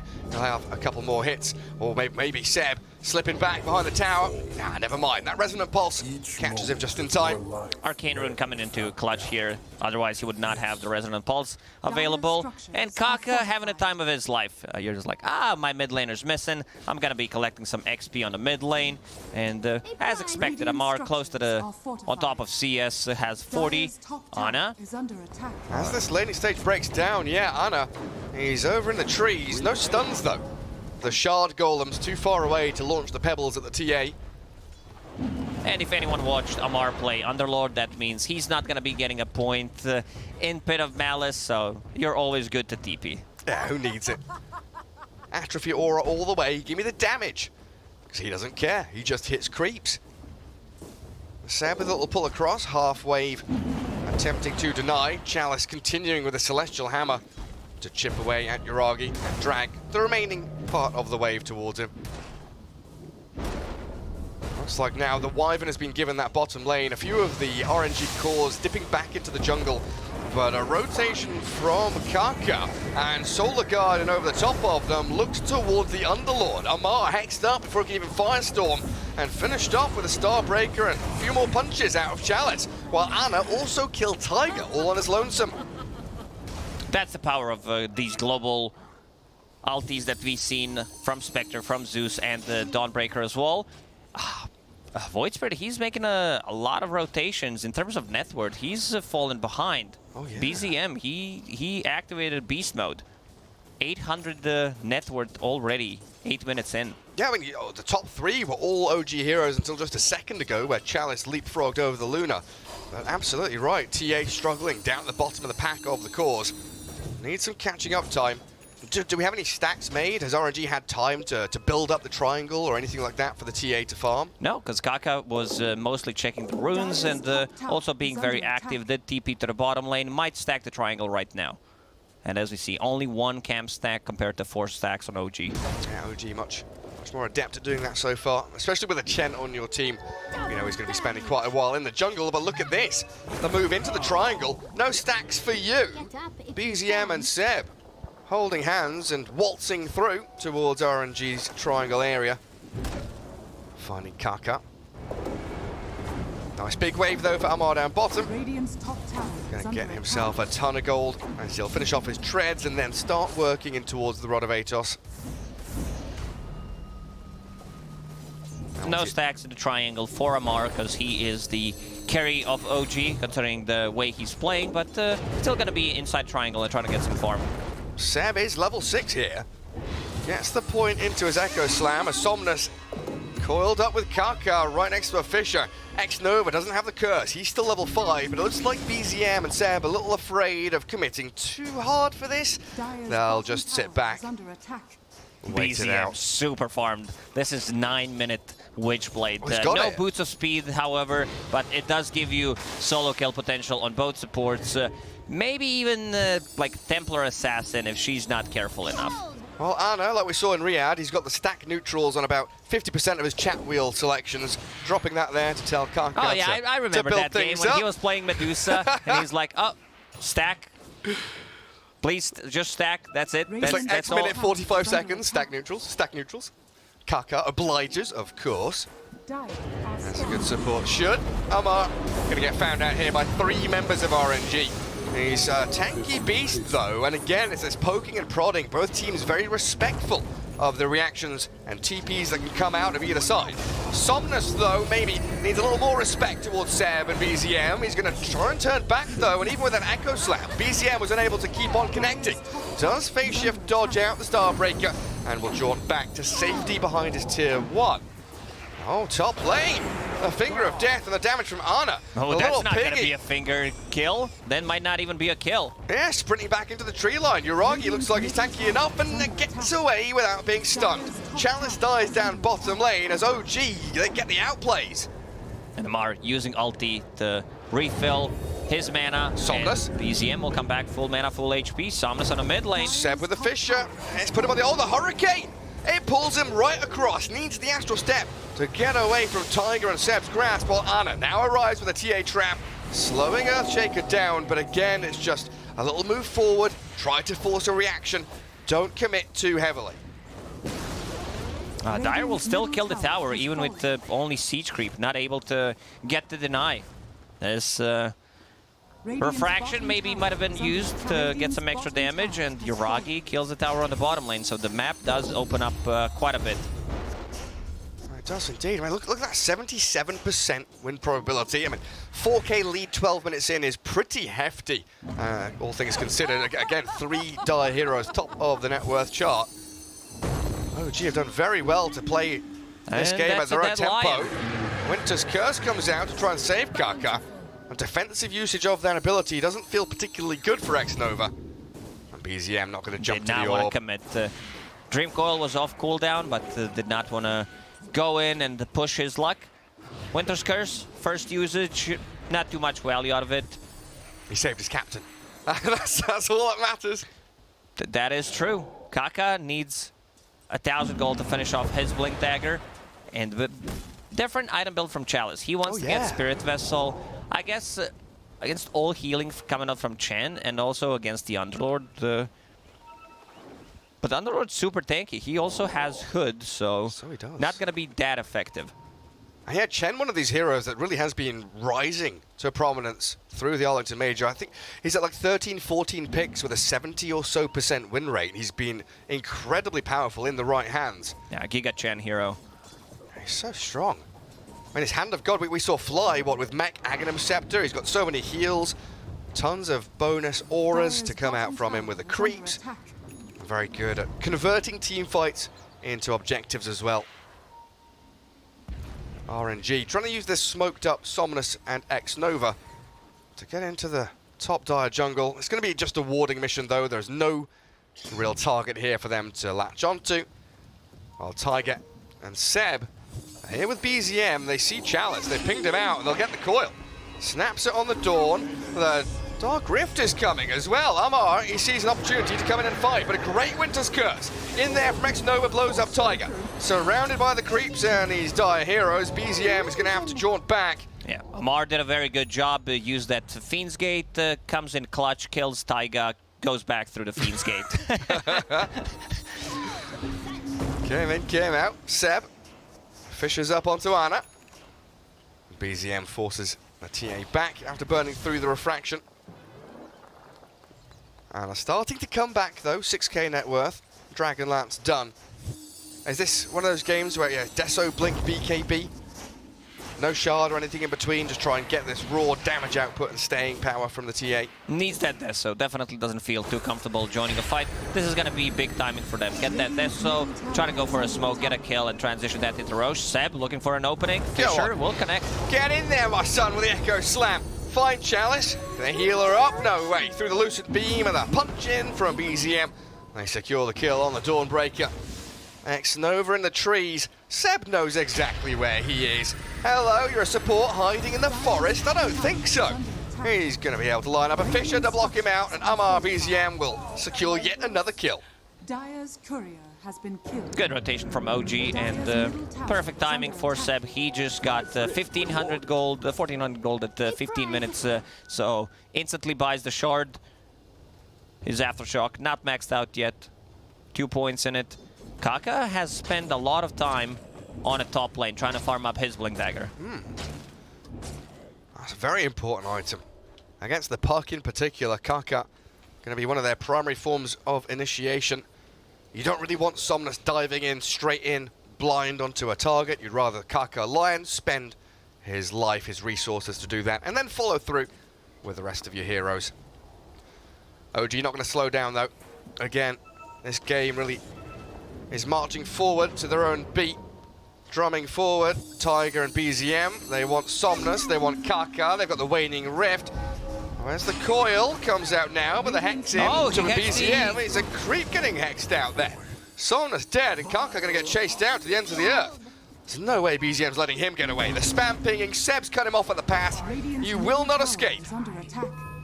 A little too greedy from RNG. They've been on this top lane for like last couple of minutes, especially Kaka. At least Witchblade is finished on Void Spirit, but... Look at mid. Amar going straight onto Ana. They've got this Dark Rift, the portal comes in, so BZM can make the jump forward. TA trap maybe can slow them down. X-Nova does have the curse as well. They'll have a reset tool as BZM's turned on. Chalice arrives and Ana turns to fight, but X-Nova dead now as BZM jaunts across to the orb. Somnus returns to blow up the Puck while the Eclipse landing onto Ana and Seb chain stunning will kill off the TA.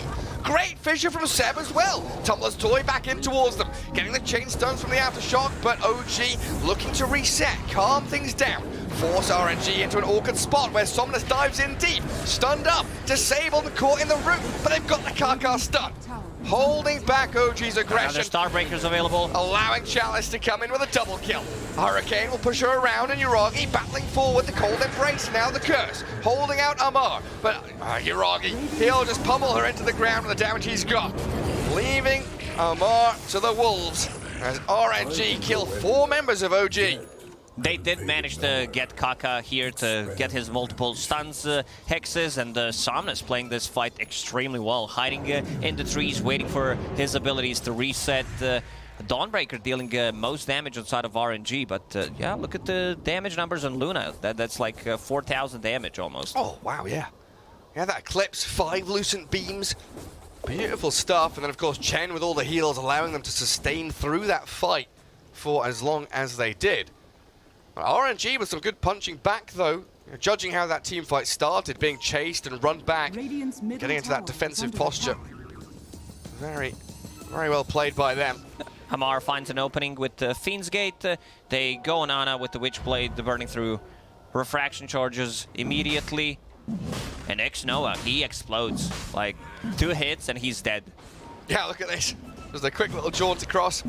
Spirit Vessel starting to become a little bit annoying though. When that's applied to BZM, he doesn't have the same freedom that he would like. And Amar really stacking up a lot of that atrophy damage. Now, OG into the pit. Seb was looking for that angle. Try and block off Chalice. Winter's Curse is available.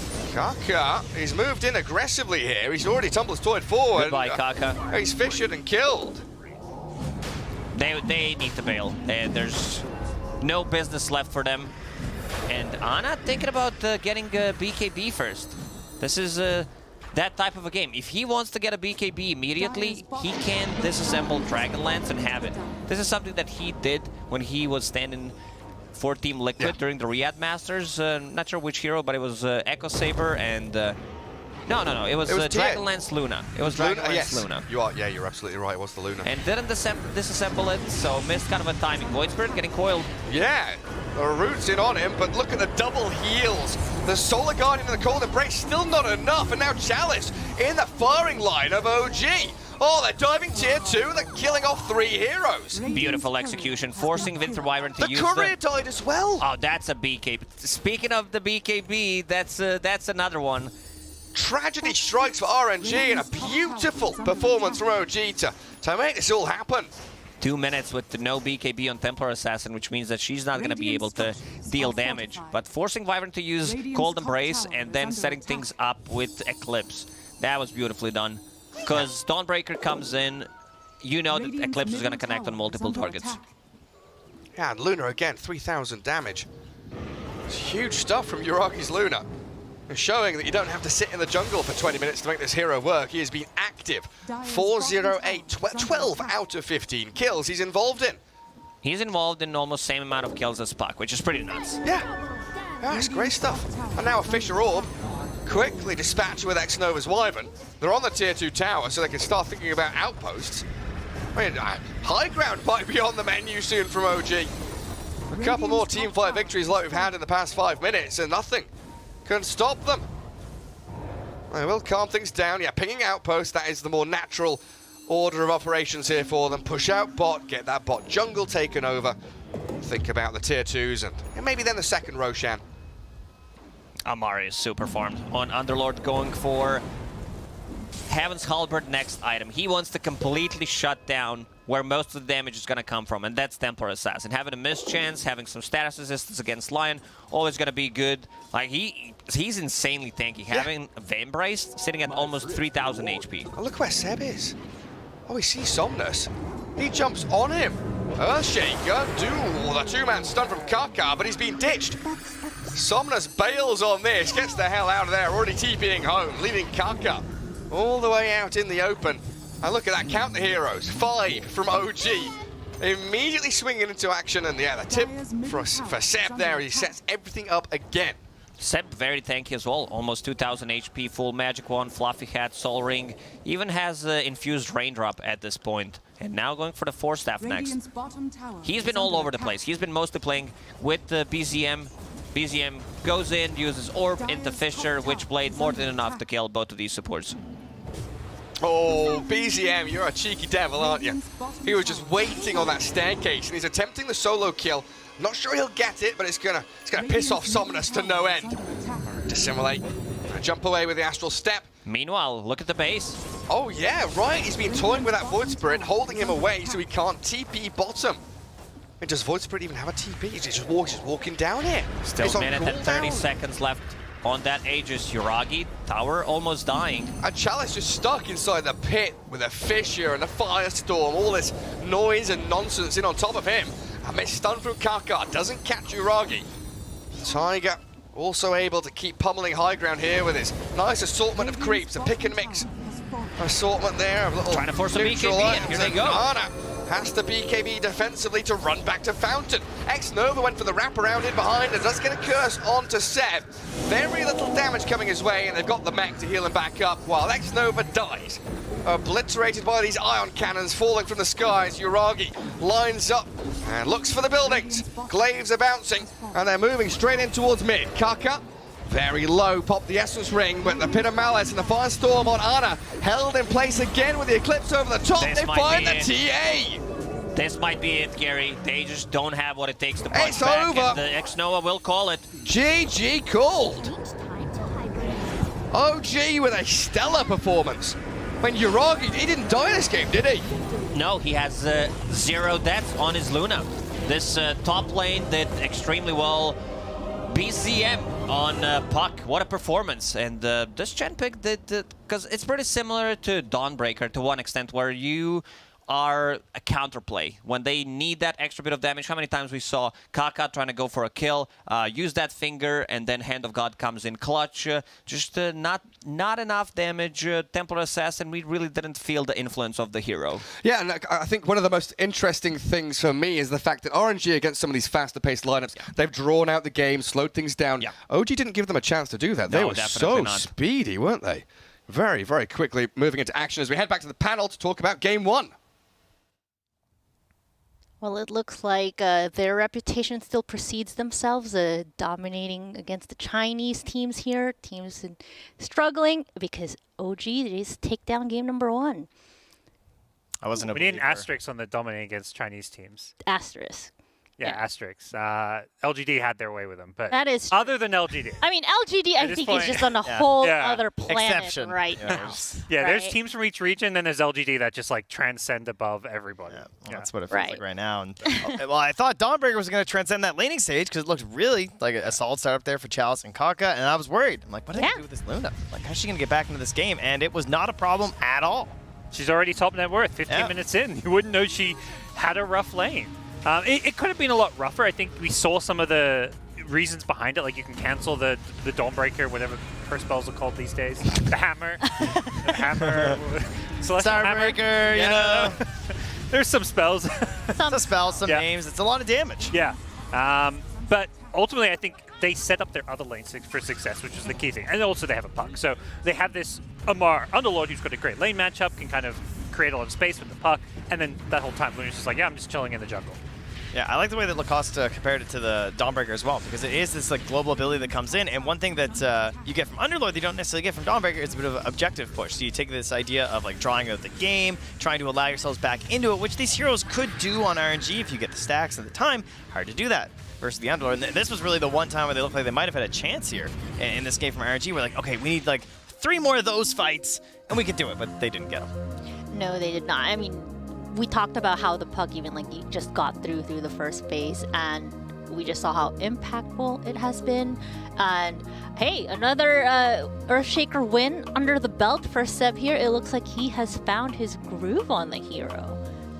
Pulling the hero's win rate back. All right, there we go. Started 1-7 or something, and Seb's in queue, you know, saving Earthshaker's win rate. I mean, he started destroying it for like it was also on. I think that was like 2 for the first day for him. But let's take a look at like even like you all talked about the Luna pick against the Wyvern last pick on the side of RNG. The nuke from above has been absolutely impactful as we saw. Now, I'm a little curious, I guess, if you're RNG trying to balance things out, sliding into game number 2, are they going to have to make these adjustments? Are they finally going to say, you know what, we got to get rid of this puck? It's a pretty good start.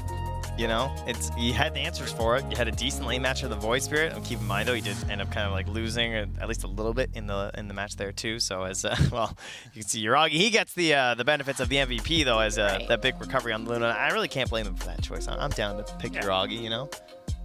No, I think it's good, and managed to bring Luna back in style, so to speak. I mean, we've seen like a little peek of her here and there, but for the most part, not really so present in the current meta. But perhaps with that with Winter Wyvern constantly being picked, it is very possible that we just are going to see more of her, because we've noticed, right, as the days keep progressing, the land meta has been slowly shaping up. People are testing out the Doom, wasn't breaking out. Perhaps the Luna is something that we're going to be seeing more. The future? The future of this LAN. Luna at the Arlington Major. Luna Grand Finals. You heard it here first. Perfect. Oh, you said it. I did not. All right, there we go. Trent. Trent is putting it out there. Luna at the Grand Finals. You're going to see it. Why are you shaking your head? I don't believe in this hero. They just played it really well. I'm very impressed. Yeah. I think that's why I would give him the MVP, because I think it's very difficult to get this hero back into a game right now. I think it's difficult to lane it with a position 5 Earthshaker, and Seb just picks heroes that he's really good at and says, I got 5. It's all right. Don't worry about it, guys. It's kind of an interesting story and take. That to me is one of the big takeaways. Is like what matters more, like in competitive Dota, like at times is just comfort, familiarity with a hero. Like there's other stuff that's considered more meta and like better 5 positions, but Seb's just like. We saw at the end of the game on the scoreboard. He's level 26 on this hero. He's played it a bazillion times. It's comfort, and that matters more than a lot of other factors when it comes to playing at a DPC major when you're semi-retired. Yeah, well, let's see if comfort will still be the name of the game for game number 2. But for now, we're gonna go to a quick break. See you on the other side.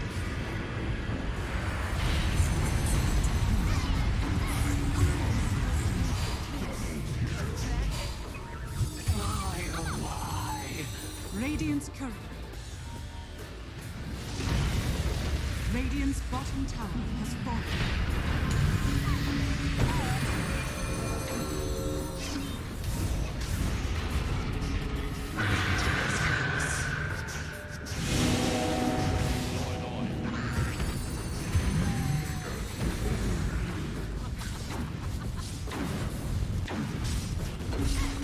Radiant's bottom barracks has fallen. Radiant's bottom barracks are under attack. Radiant's bottom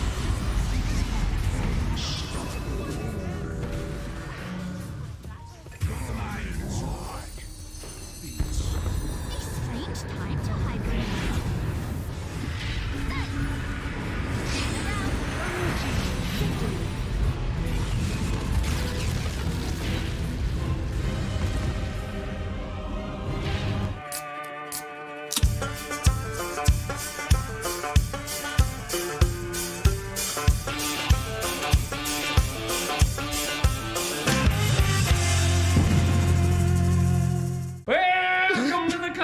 Peace, ladies and gentlemen. My name's Sir Action Slayton. I'm here with James. Big in the Banks, so good to have you here, James Banks. What are you doing? How are you feeling today, James? Confused after that touching, but you know what? You got a strong hand. Fantastic. And you know what they say?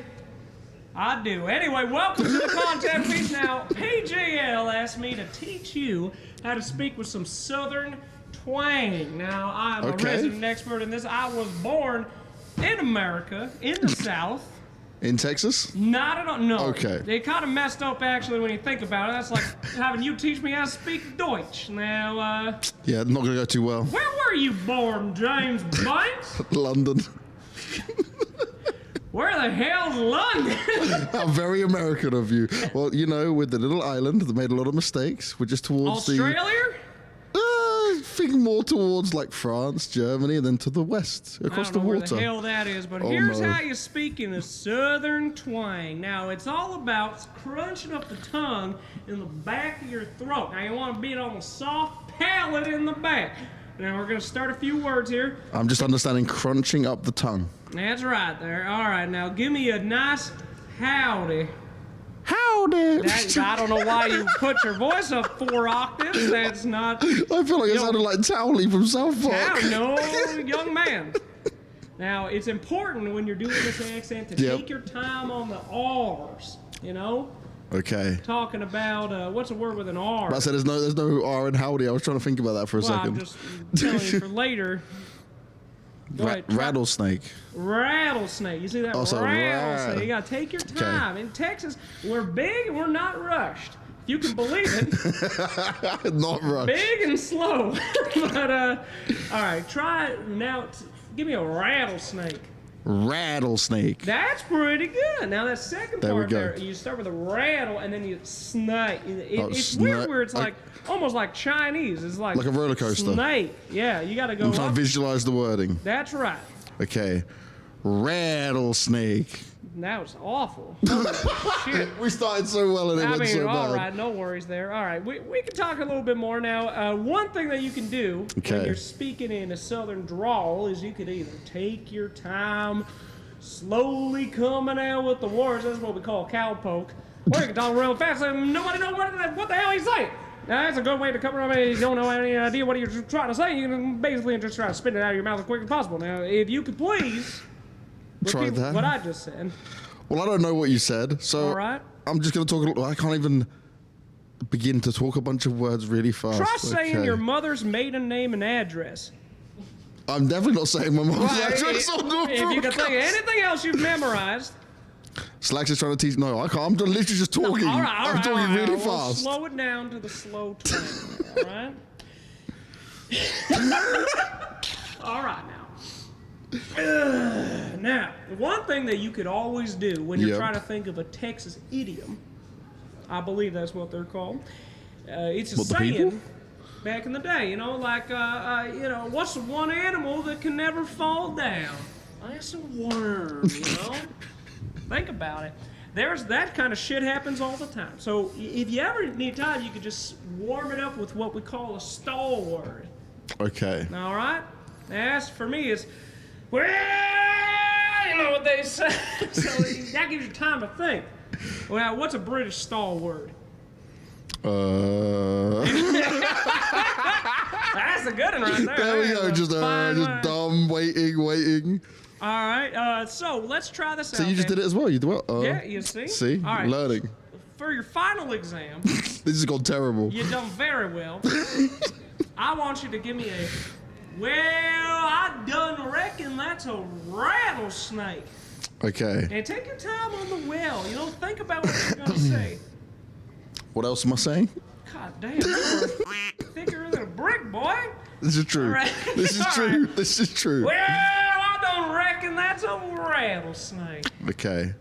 Well, no, why do you always go on a higher octave? I'm not saying to talk like me. I sound like a 13-year-old girl. You're supposed to sound like a gentleman. A man. Okay. Well. All right. Keep going. Yeah, I reckon that's a rattlesnake. I can copy you better than I can try and do my own voice. Okay, all right. You can do it in the high octave. I reckon. That there.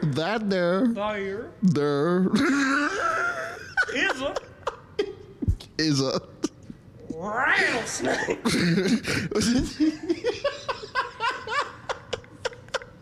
Rattlesnake.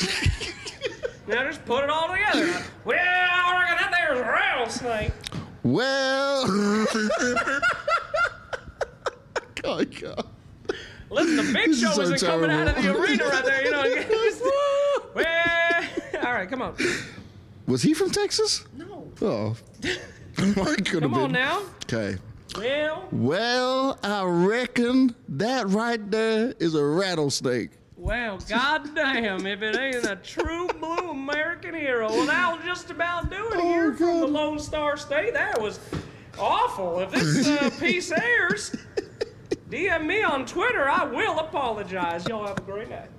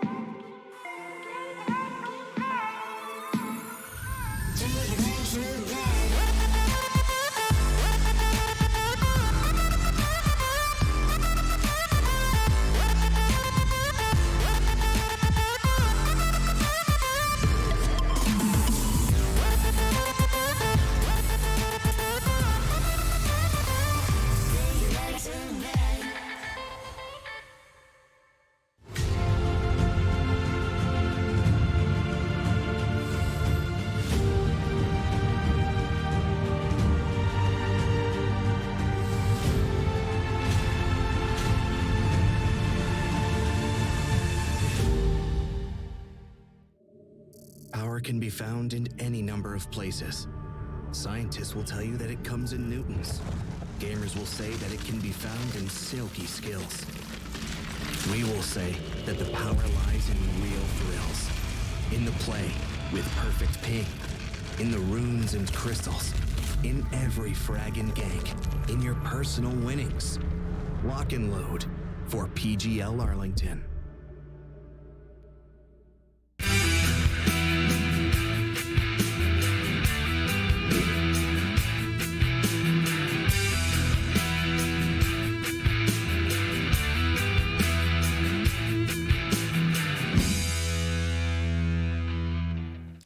What a great tutorial from Slacks. I can't do it, but we just saw OG take down game number 1 against RNG Whale. That's all. That's all I got from that lesson. Whale. Well, yeah, I took that there course from Sir Action Slacks on his official website there. Yeah, he taught me how to do it there, and then Banks, he keep on trying one of them in there. He's gonna get them words right. All right, there was some good content. See, that's not fair. You're doing the Boomhauser or whatever voice. I can't do that. I'm like, y'all, so what do y'all think? Did RNG think they can come back? I don't. Got the y'all. I can just hear Shannon yelling at me in my ear right now saying, what are you doing? Don't do accents. That was the #1 instruction he gave me. Don't do accents because you can't do it. Well, failed. All right. Big old X on that one, I guess. Yeah. So far, one job, couldn't get I there. could not do it. All right, but will they get there this time from RNG? I'm a believer. I think so. Yeah. Yeah. It's going to be fine. We'll You get rid of the think so? puck. Get It'll rid be of the puck. okay, you know. Surely, right? Surely puck won't be there again. Yeah, RNG, I think, are a team that good when it comes to adjusting. Yeah. Like, I see them as a team who's going to likely bounce back, even with the stand-in factor. They've kind of shown, very consistent results when it comes to the Chinese DPC region. So, I have faith. Do you think, because you all mentioned Kaka was on the line, Dawnbreaker still feels very strong. I've heard from teams in the past that just because we did this pick and it didn't work out this one game, doesn't necessarily mean that it doesn't work. So perhaps, do they feel confident enough in themselves that we let this puck through again just so we can get some of our heroes? Yeah, that's a fine way to look at it for sure because we saw that it started out okay for them. It's just this idea of allowing the Luna to get back into the game, and part of that came from the pressure from Amar. But, I mean, how much more can you do to this guy in the drafting phase? It feels like every team is already throwing so much at him when it comes to these bans, too. So it is tough, no doubt. And in some weird way, it almost felt like the puck was set for success despite the line pick, because suddenly it was like, hey, there's this Lion Wyvern. There's 2 juicy targets for puck to go on. You've got the insta-hex, but, none of the other cores threaten the puck. So it's just like, okay, well, Void Spirit's supposed to. But eventually. Yeah. It just felt like every single fight, Lion Wyvern were the ones getting jumped on by puck. Neither of them was able to cast their spells half the time. Yeah, I mean, we're so far still not seeing it being banned out. Is it going to get through is the question. I mean, there is a bit of a change this time. Oh, no, it will go through. Wyvern is the final ban. But this time around, RNG, they are on the Dire side, unlike the first game. So perhaps that could be the key to the lineup that they're trying to run here. Yeah. Dire is strong, very strong win rate across most of the regions. Yes, the solved Liquid, or sorry, the solved OG strat, rather, that was done by Liquid theoretically. Well, all you do is pick Razor, and they lose. That was the theory, I believe. Yeah, there's the 3 heroes, you ban 2 and pick the other. Yeah, it's not bad. Everyone kind of caught on to that one, though, and then OG, they started beating it. So we'll see if the old playbook versus RNG, for RNG rather versus OG, will work out for them as they're going to face the Marcy and the Lone Druid. Speaking of Team Liquid, looks like something they've been running. Yeah, taking a little bit of inspiration. I mean, OG, this is not their first time playing the Lone Druid, so we're going to see how it fares. With the Marcy, very strong combo. The Spirit benefits so much from the rebound. It gives you some setup and catch as well, which is something the Lone Druid sometimes suffers from, getting kited. That was an issue Liquid had early today in the series. They lost despite being ahead. It was like despair, and it was great hitting buildings, but come team fights, nobody was ever locked down in place to actually help the bear hit them. So yeah, and we're seeing a lot of bans on this Dazzle in the second phase, so we're going to pick it up now. Can't help in case you wind up in some lane versus the bear as well. Obviously, it's a little bit helpful, but overall, just going to be a super solid 5 that's sort of base level, deals with whatever offlaner is going to be there. Because we're talking about dealing with Amar in terms of during the drafting phase, at the very least, you can try and handle his lane by getting one of these stronger position 5 heroes for actually zoning and punishing and trying to at least force him to the jungle at some point. you know. Yep. One thing that's going to happen likely now is probably Seb doesn't get his Shaker, but assuming RNG ban it out, I'm just kind of curious what he's going to end up playing because, you know, Shaker, Wind Ranger, You know, I being think the two go-to. I think it's gonna be Wind Ranger. Yeah. I see a Razor, you know. Yeah, I feel like he wants it. Has he given up on the IO? Is he no longer an IO believer? He's just going to give it to Taiga from now on. It's definitely still fine. Yeah. I'm okay with that too. Could be an option. I mean, they're gonna ban the Bristle themselves, so we will not be seeing that pairing at the very least. And of course, the puck, despite we talked about it being there, not being picked up. Right. So away the hero will go. That's to everyone's applause. We're finally not going to see a puck in this game. But, I mean, there's still some really strong heroes available.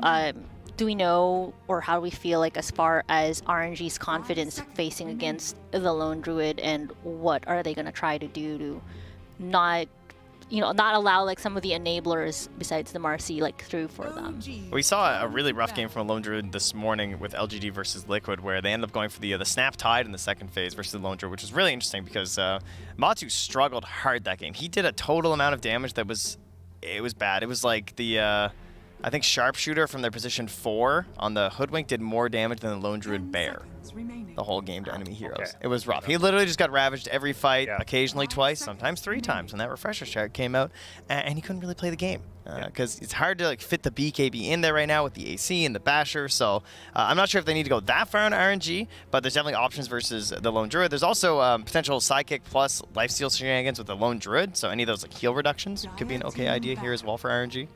Does feel like some kind of big team fight is often what's good against Lone Druid because this is a hero that wants to, play fast, take objectives, push your towers. So having a way to defend your towers generally comes down to having that big team fight hero, or you need that like Timbersaw or tanky hero to, plop in front of a tower to defend it.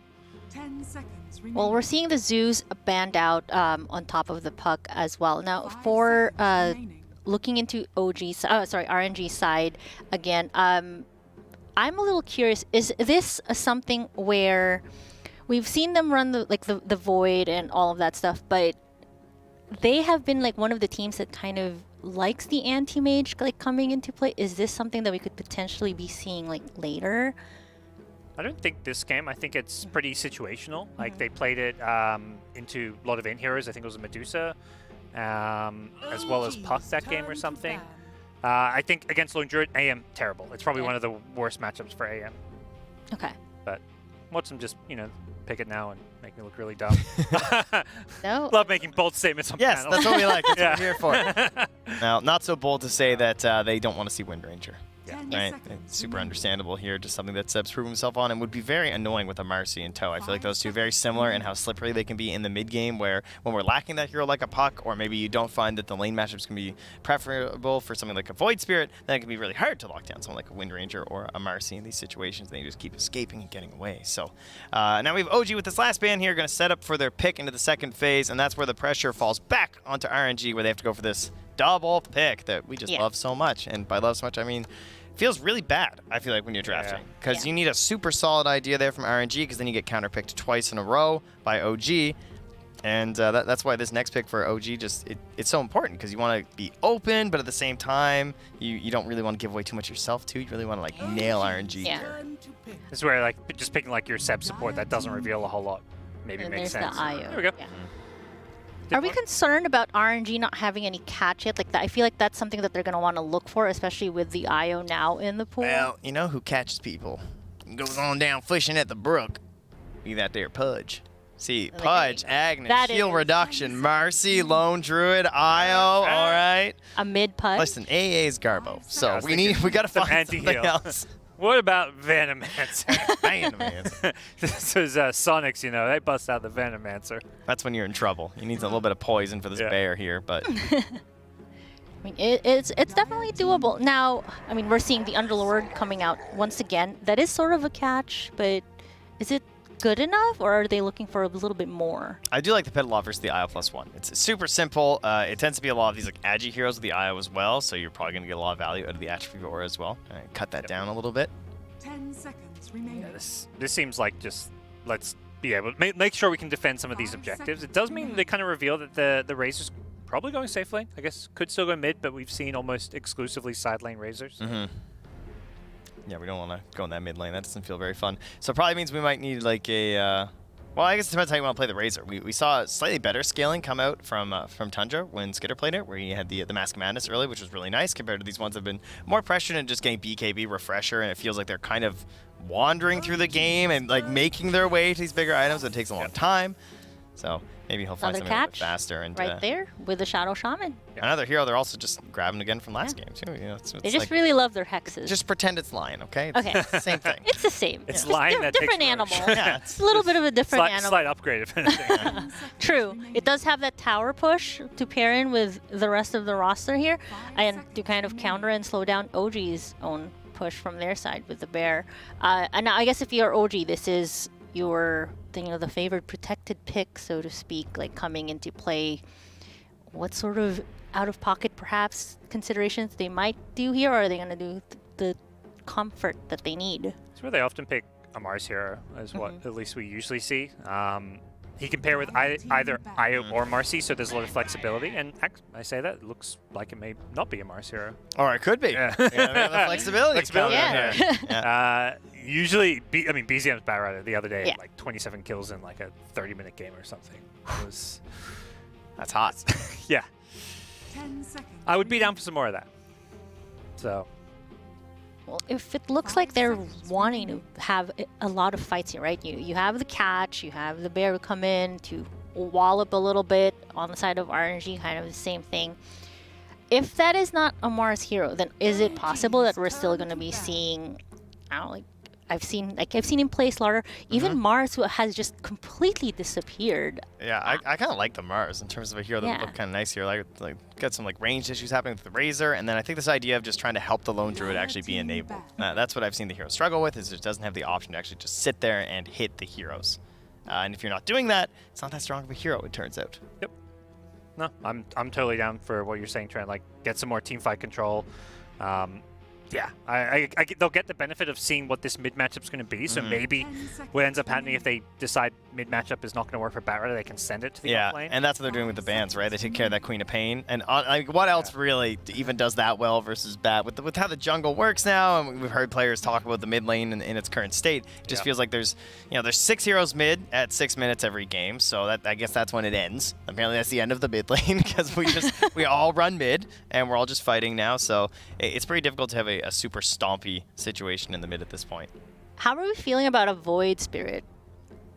Just a middle of the road, Yeah, you know? just like Yeah. somewhere middle of the pack. Void's maybe. usually the like, we need something that has catch and does okay in lane. It's kind of like the boring spirit in some ways. Aw. And when you're feeling flashy, you pick Ember, because you're like, you know what, I gotta carry a little hard this game. When you're doubting your draft and there's still one pick left for OG, that's when you take Ember.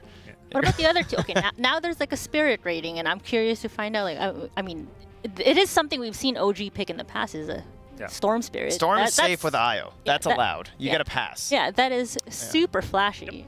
Yeah, but no Io, no pass. Right. You don't get to pick it. Okay, so it is Maybe a possible. Coddle. Okay. Yeah. It makes it Pugna, somewhat okay. borderline, but Pugna's Pugna. She's talking about heroes. That's what happened to that guy. Is that a spirit? I'm like, what? Yeah, this moment in the sun. in this one moment. It was glorious, though. He was just ulting everybody. Yeah. Coddle's banned. Give me Pugna. That was a good time. I mean, Night Stalker was the other hero that I was like, perhaps, but they finally removed him, and I mean, it does feel like, at least from RNG's perspective, they're still concerned perhaps with maybe they're not sure if this Batrider is going to be a Mars, so they're kind of flip-flopping. They're expecting mid Batrider, and that Yeah. I think is most likely for sure. I just don't think there's any mid matchups that really deter the Batrider enough right now. Like there's some, like we've seen the Storm in past patches do pretty well. The Embers also seems to go kind of 50-50 or even sometimes slightly win. It's like very skill-based, but none of the matchups are like, oh, Batrider screwed, we can't send him mid anymore. Yeah, I'm feeling the Ember. I think that's where we're going. If I've had to take a guess here. I feel like the control at this point is relatively low. I think the offlaners that are good versus Ember are also pretty bad at this point, other than Slider and Night Stalker, because you think about like Legion Commander, trash. It's like that hero's just not showing up right now. Of course, now they'll pick it and win. That would be great. Please do OG. Yeah. But yeah, I think Somnus wants a W. That's where I would send him. And then at least the question is like, what does Amar get his hands on? Because a lot of the IO partners being banned out, so... Still Mars. Yeah. Still Mars. Mars IO'd up, you know? It's been a while. I mean, Is he on the ban list? I don't see him. I mean, he's also run the CK before, but I don't. Oh yeah. I don't know if that's something that they'll feel comfortable with, but I mean, maybe it's an illusion battle now. That's a PL last pick coming out. Can we get a mid underlord? Is that? I guess you can't really. That sounds kind of dangerous versus bat, though. There were some mid PLs back in the day, like way back in the day. I don't think it's. I PL, mean, you would match up versus the bat, I guess, right? Yeah, I mean, you can get rid of the sticky, but I still feel like you get run over. Yeah. And chased down, but. I mean, I assume it's Anna who's playing it, so I. Yeah, of course it's Anna. So. Yeah. Yeah, I don't know what they're gonna do here. Yeah. Very curious. It's a monkey king. So they're just saying like, okay, if you send that Underlord to the off lane, or we get that matchup, you're not gonna be very happy. And so, yeah, Somnus will be on the Razor, BZM on that Bat Rider. So I feel like this Razor is gonna have a bit of a rough go in terms of this. You miss out on a benefit of Razor, of like having a strong laning phase and trying to punish, trying to get these kills. On the other side, at least you get more of that scaling potential because we talk about how like poor the Razors have been. So are you saying this is a 2-0 for OG? I don't know if I go. Yeah. Gods. I'm definitely liking OG's draft. I think the PL's been very hit or miss. The wins it's gotten has been LGD, so I think you kind of have to scrub those ones off the record. LGD is winning with everything, so yeah, I'm with OG this game too. Ooh, well, I guess we will find out soon enough if OG can take down RNG to a 2-0 victory here. But to take us to those storylines, it's going to be Gareth and Lacoste. That's right, almost a carbon copy from one of the OG drafts previously, right? Swapping out one hero with numbers above his head for another one, Slardar for Monkey King. Yeah, this is the almost exact same draft that they played when OG played against Team Liquid, and it was a very one-sided game. We're talking about what pretty similar to what happened in OG RNG game number 1. It was a 22 minute game. BZM completely exploded on a Bat Rider with the Shard Witchblade build. Monkey King Amara, I guess they needed something that like a little bit more AoE against the Phantom Lancer and a good pairing with the IO. I was thinking about Huskar before Phantom Lancer was showed. Looked really good, but after PL got picked up, then it was a no-go. I also want to see the mid matchup, Somnus against BZM, because BZM did pop up. He did pop off completely in the previous game. Maybe, in a slightly unfavorable matchup as well. Yeah, and he might be inside Somnus' head. Maybe. I mean, Seb definitely was inside RNG's head in game 1 as well. Maybe intentional? Maybe, or maybe it was. Not quite sure. Well, Seb was definitely in their heads in game 1. He was perfectly positioned on his Earthshaker. Everywhere he went led to kill on kill. And OG looking now to really cement themselves as the slayers of RNG. As we get ourselves out onto the map here in game 2. OG, of course, one game to the good. A beautiful draft. As RNG have picked a Phantom Lancer, and I'm not going to lie, it's not one of my favourite heroes. I very rarely see him win. But Anna is playing it? That was the caveat. It is in the hands of Anna. We'll see what he can do. Because it looks like potential for him to be mid lane against the Bat Rider, is there? Or are they just going to put him safe lane and leave Somnus? Looking at the items, Somnus is going to be playing the mid lane. Okay. Oh, the Boundless. And the Dispose. X-Nova. Handing first blood over to OG, and already a beautiful start as the tips will flow. This time around, Taiga will not get the first blood, so no pings coming out from Amar. He's very satisfied that he is the one getting that first blood. Amar, the first blooder. Somnus guarding that bottom rune. Seb is pinging it, saying, yes, bring numbers. Chuck the high five out there and see if anybody responds. And it will be 3 runes for OG. Kaka getting the only one there for RNG. And Kaka already being chased back towards his tier 1. And a few, there are some lane swaps going on though. Hey, Lacoste, Anna's down bottom. Teams. And is this a tri-lane? Oh, it is. Chalice on the top lane against the Lone Druid. Oh, man, Lone Druid's... I think Lone Druid's going to be fine playing this matchup. Yeah, I mean, what is this bottom lane from RNG? Like, Phantom Lancer with Doppelganger Illusions, Shadow Wave Bomb, Shackles, a bit of damage coming out. But never mind. They tried to see what's going to happen, potentially try to grab first blood. But, yeah, this bottom lane, Monkey King will be playing against Phantom Lancer, so Jingu Mastery on top of PL. There's going to be a lot of healing. This is the killer lane for OG. And a lot of sustain. I don't think they're going to be able to put any pressure on Monkey IO. Jeez Louise, look at that. 10 stacks of napalm on Somnus. He's got to get out of the reach of BZM. BZM, Batrider zoning me. 10 sticky napalm charges, you can't get close. Oh man. Tiger taking a bit of a beating top lane, and we see the triple slippers from Yuragi again on this lone druid, something that it feels like he's trying to pioneer here with his item build. Because we usually see, a bunch of branches, tangos, and all that good stuff. But he does like the right clicks and the extra bit of armor coming through on his main hero. Yeah, and you can turn that into raid bands later on, so no real value lost. Yeah, always a nice little shift there. As we see the odds shift favoring OG. I think it was the other way around for game 1, but the tides have turned. Yuragi's bear very low, but should be able to resummon, as you can hear him roar and come out of hibernation. Return with full health. Dire sentry out there does block the large camp, so no pulling or any nonsense from OG. While in that mid lane, 5 stacks again up on Somnus. And Firefly from BZM and a TP back to tier 2. Somnus not allowing any of that to happen, while Tiger dies to Chalice up at top. Lone Druid chasing with the bear, but the Underlord is under his tower. Kaka forcing the hero back as well as they try to focus the kill the bear. It's 300 gold, but I'm looking at this mid lane. Somnus does have more CS, but in terms of region, he is suffering. He also used his TP. Bottom lane, Amar 10 and 5. Ana has 9 and 2. It's gonna, as time progresses, it's just gonna get more difficult for Phantom Lancer. Some revenge there from Tiger and Yuragi, getting that sidekick going. I think the bear has done. Oh, no. I stand corrected. Bear is back in Fountain. Perfectly fine. Yeah, he's all right.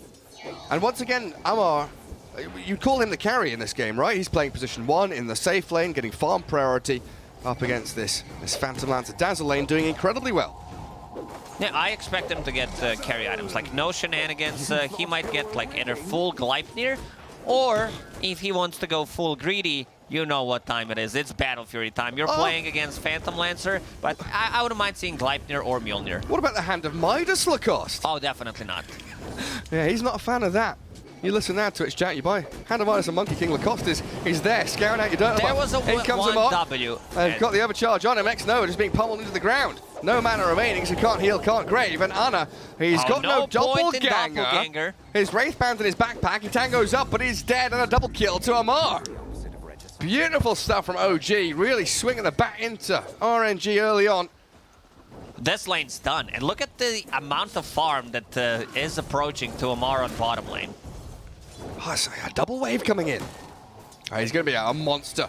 18, 19, 8, tons of CS, top lane jump in.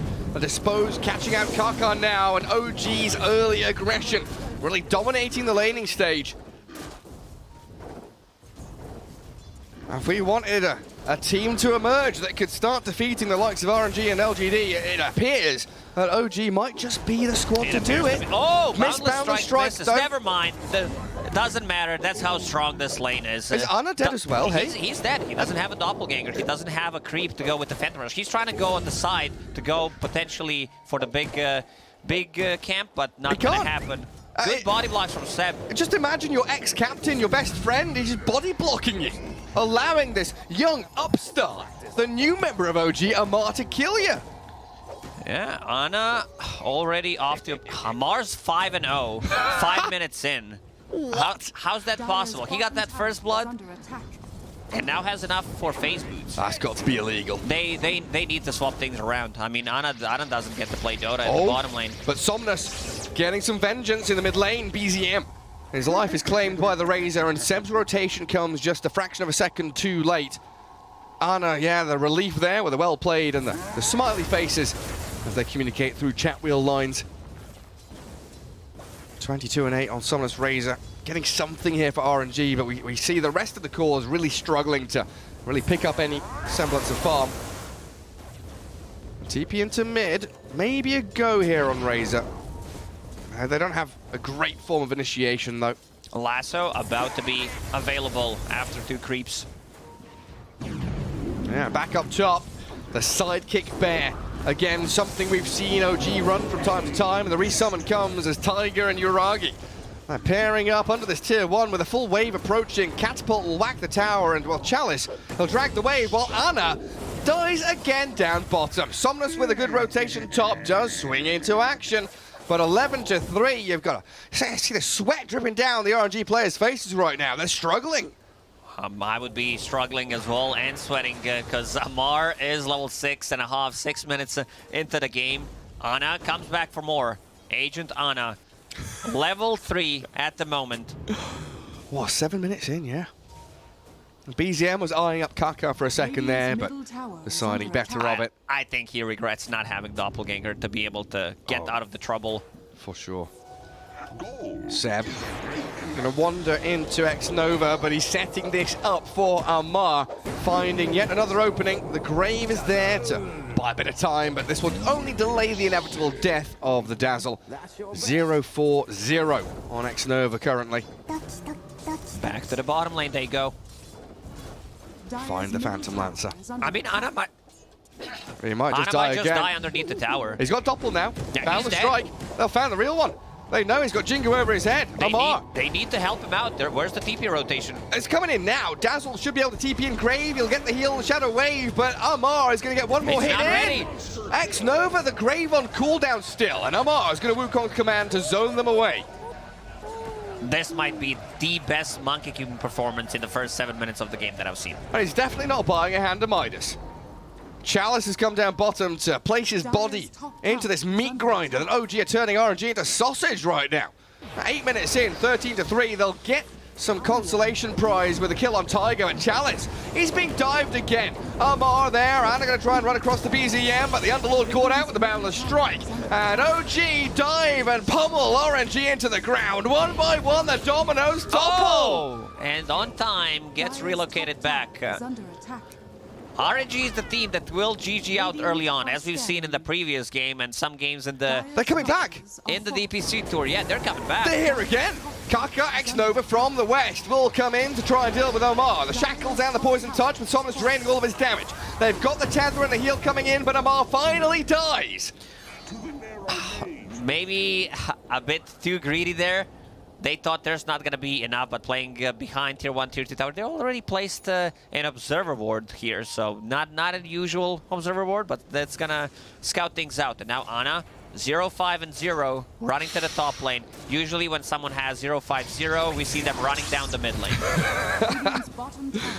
Oh, goodness, yeah, I mean, tier 1 top's already dead, so at least he's got a bit of safety in the dead lane, but look how quickly OG understand that objectives are key. Move into mid lane, tier 1 after tier 1. Well, you're right, Somnus, he's been found. And guess who it is? It's Amar. This sidekick, I love the build on Taiga. Maxing out that sidekick with Monkey King and Jingu, and also using that on Spirit Bear plus Tether on top of that. This Lone Druid or Monkey King, they're gonna go nuts. This might be the most hero damage ever done as a Monkey King in the first 10 minutes of the game. Yeah, we very often talk about synchronization of item timings, of levels, of experience, of lanes, and things like this, but we very rarely nowadays talk about this cycling of synchronization, where early on it's Io with the Monkey King. Later on, of course, we'll get that Io and the Psychic onto the Lone Druid Bear as we transfer the priority from the Monkey into that Lone Druid. Oh, BZM, though, he's been shackled up. He doesn't have Firefly, so he looks dead up in this top jungle, while Chalice, he is dying elsewhere on the map, being picked off by the remaining members of OG. Tower's gonna fall on bottom. That's an Echo Saber, Phase Boots, Orb of Corrosion, Raid Band, Monkey King. I think Amar at the start of the game said, let me carry, I'm boosting. Just let me get stuff done, and it shows. Yeah, why is he not dropping his chat wheel light? He's heavily focused. So Amar the focused. Amar the flipping brilliant right now. 17-6, and a TPing bottom to try and match Amar's aggression. Chalice will hold out that wave. But Dire Triangle fully belongs to OG. They'll steal Ancients. They'll create a nice little base camp for themselves, while Tiger, he chucks Somnus away. Maybe a deny on Roshan. Beautifully done. Seb relocating Amar in now. Somnus with a decent amount of stolen damage. Does have to be wary, Amar, but the two now Boundless Strike. X-Nova finally gets the grave for the Wukong's command. Big old circle in the midst of the battle. Seb relocates them out again. And Chalice, even with that jump in with the portal, not able to do it. BGM will get a solo on Shadow Sham. I don't think they're going to be coming back anytime soon in this game. 6k gold lead, 18 kills on OG. They came here to play. Insane performance. They are getting some response out of RNG though. BZM is being picked off by 3 heroes surrounding him, but he gets one before he dies. And now X-Nova jumped upon, rebound in from Tiger, looking for the dispose, and he will find it. Oh, is that Ana? No, Ana. No, I mean, Ana. Yes, that's level 1 doppelganger. Amar's not stopping. He's going underneath the tower. He does not give a fuck. Oh, Ana. Get in there. Oh, Ana. Okay, Ana. He's fine. TP's back to Fountain. Very fortunate that the rest of OG weren't quite on the same page as Amar. And Chalice, high five? High-fiving. He knows high five's gonna come. They're picking him out. He gets the tower to high-five him in the end. Now Pit, Firestorm in, Kaka, Serpent Wars with the Tether across. Seb moves in to save Amar, and this Monkey King is beating into the Shadow Shaman right now. They've got that Graves by a bit of time, but Yuragi arrives. The additional core, the carry comes in and gets a double kill. Garrett, I think this might be the fastest game of the tournament. And there it is. It's over. I said, it's 13 minutes in. RNG is the team that will call out GG when they feel like there's nothing. Bloody hell are we just seeing? Nothing to be done. OG playing turbo mode in this one. I mean, this has to be one of like couple of records broken on a Monkey King. The way they set up the lanes was pretty OP. We said at the start of the game that you know, this lane for RNG is not gonna do well, but definitely didn't expect it to go this way. And yeah, panel will need to hurry up because they definitely didn't expect this one to happen. Oh my goodness gracious! You know, I was maybe half joking about thinking about teams coming in to defeat China because they've been so solid at the top of the table. First, second place, LGD and RNG. Performances like that from OG, that's what we live for.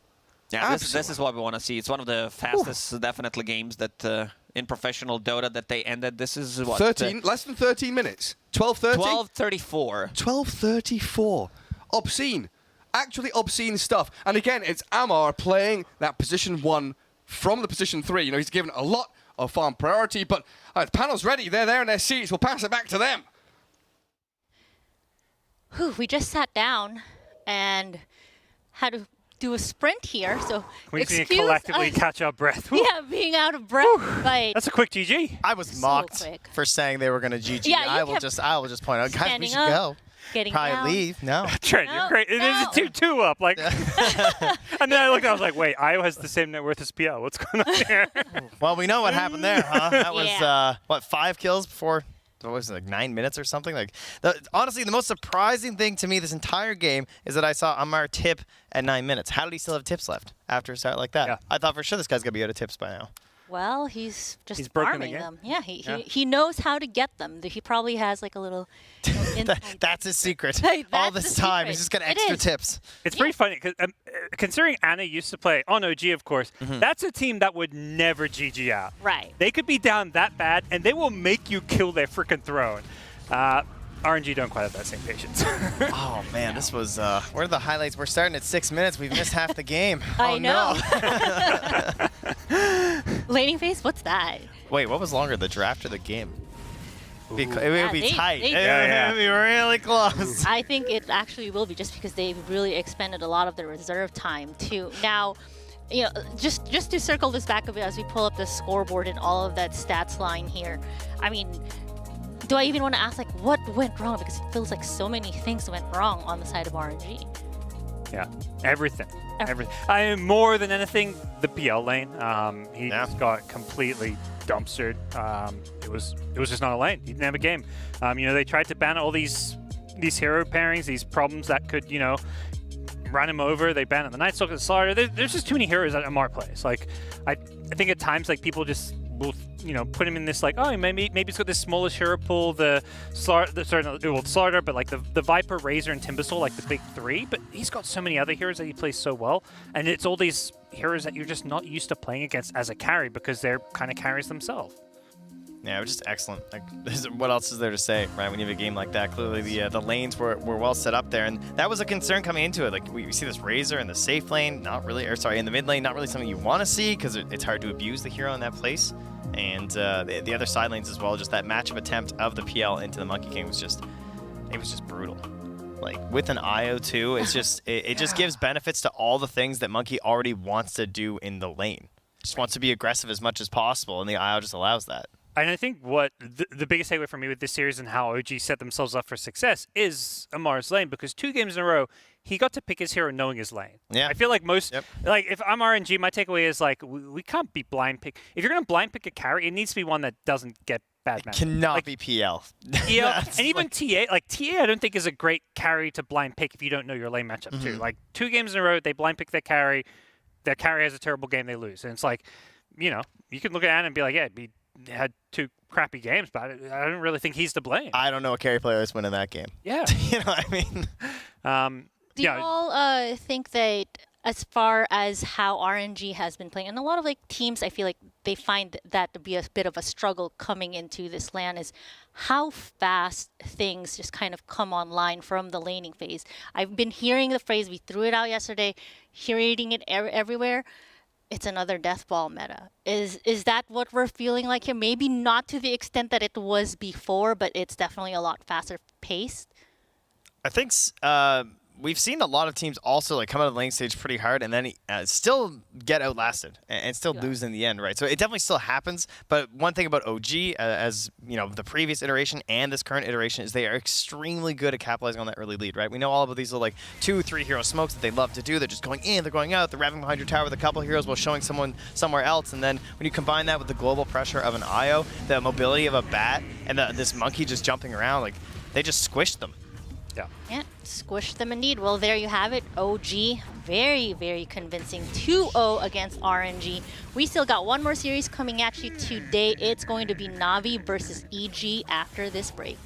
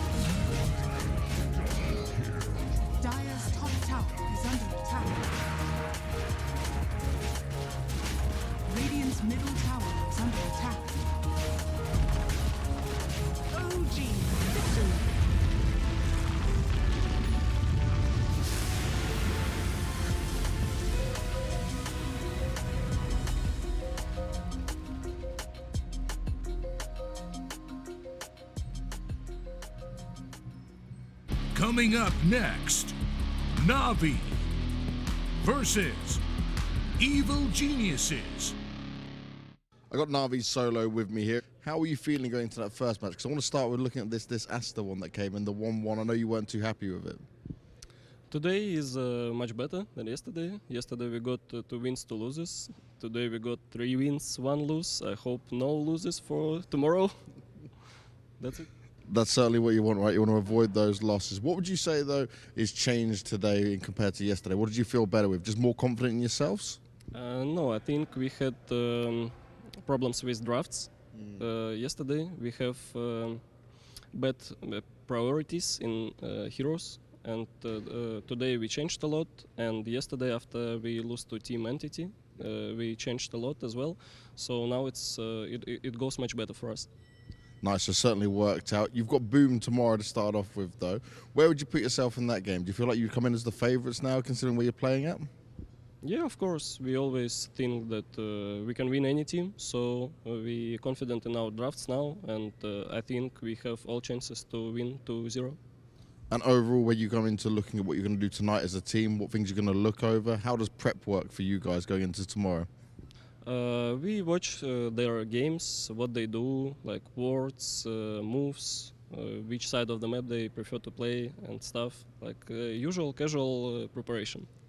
And would you say that as this tournament's going on further, you just feel more comfortable, you feel like you're powering up?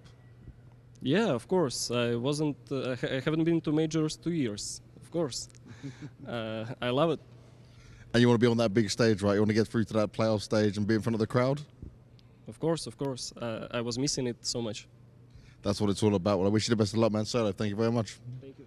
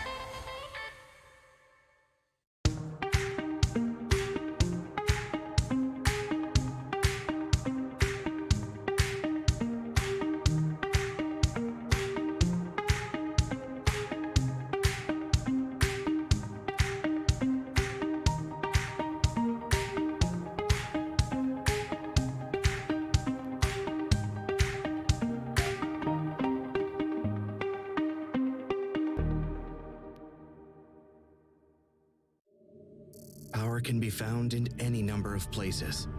Scientists will tell you that it comes in newtons. Gamers will say that it can be found in silky skills. We will say that the power lies in real thrills. In the play with perfect ping. In the runes and crystals. In every frag and gank. In your personal winnings. Lock and load for PGL Arlington.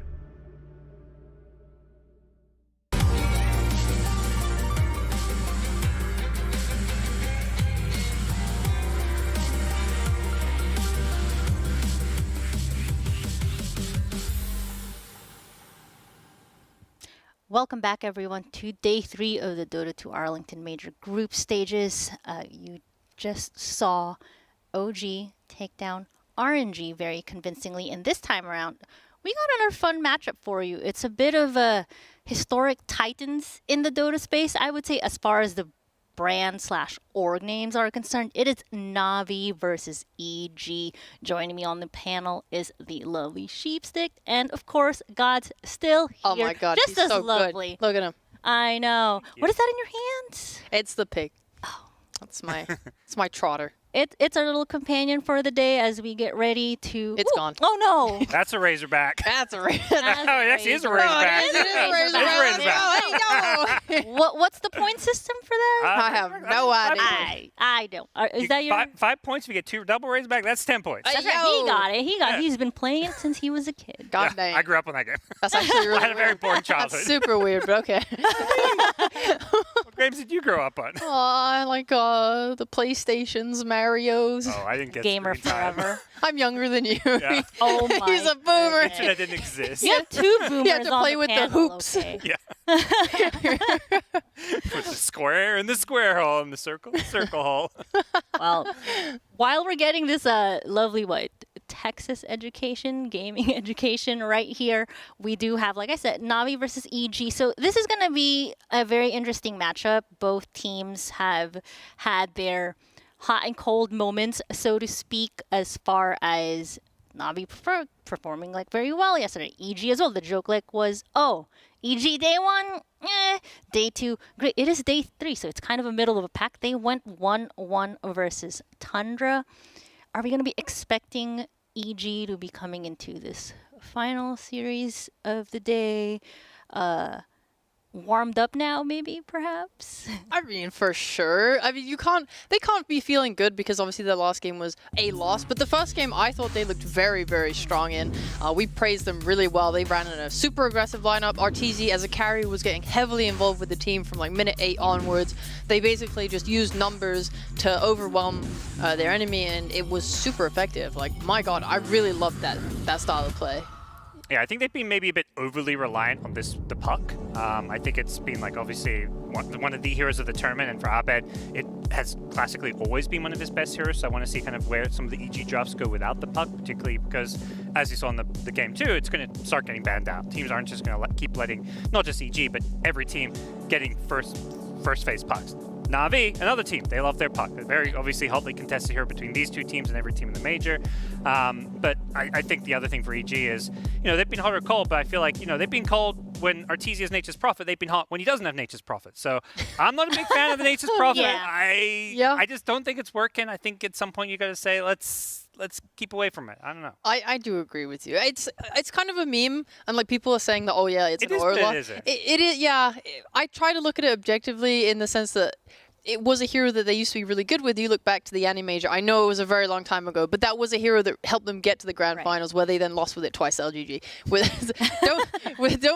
Don't do it anymore. Annie Major. Yeah. In the finals, they picked it twice. LGD just like stomped them.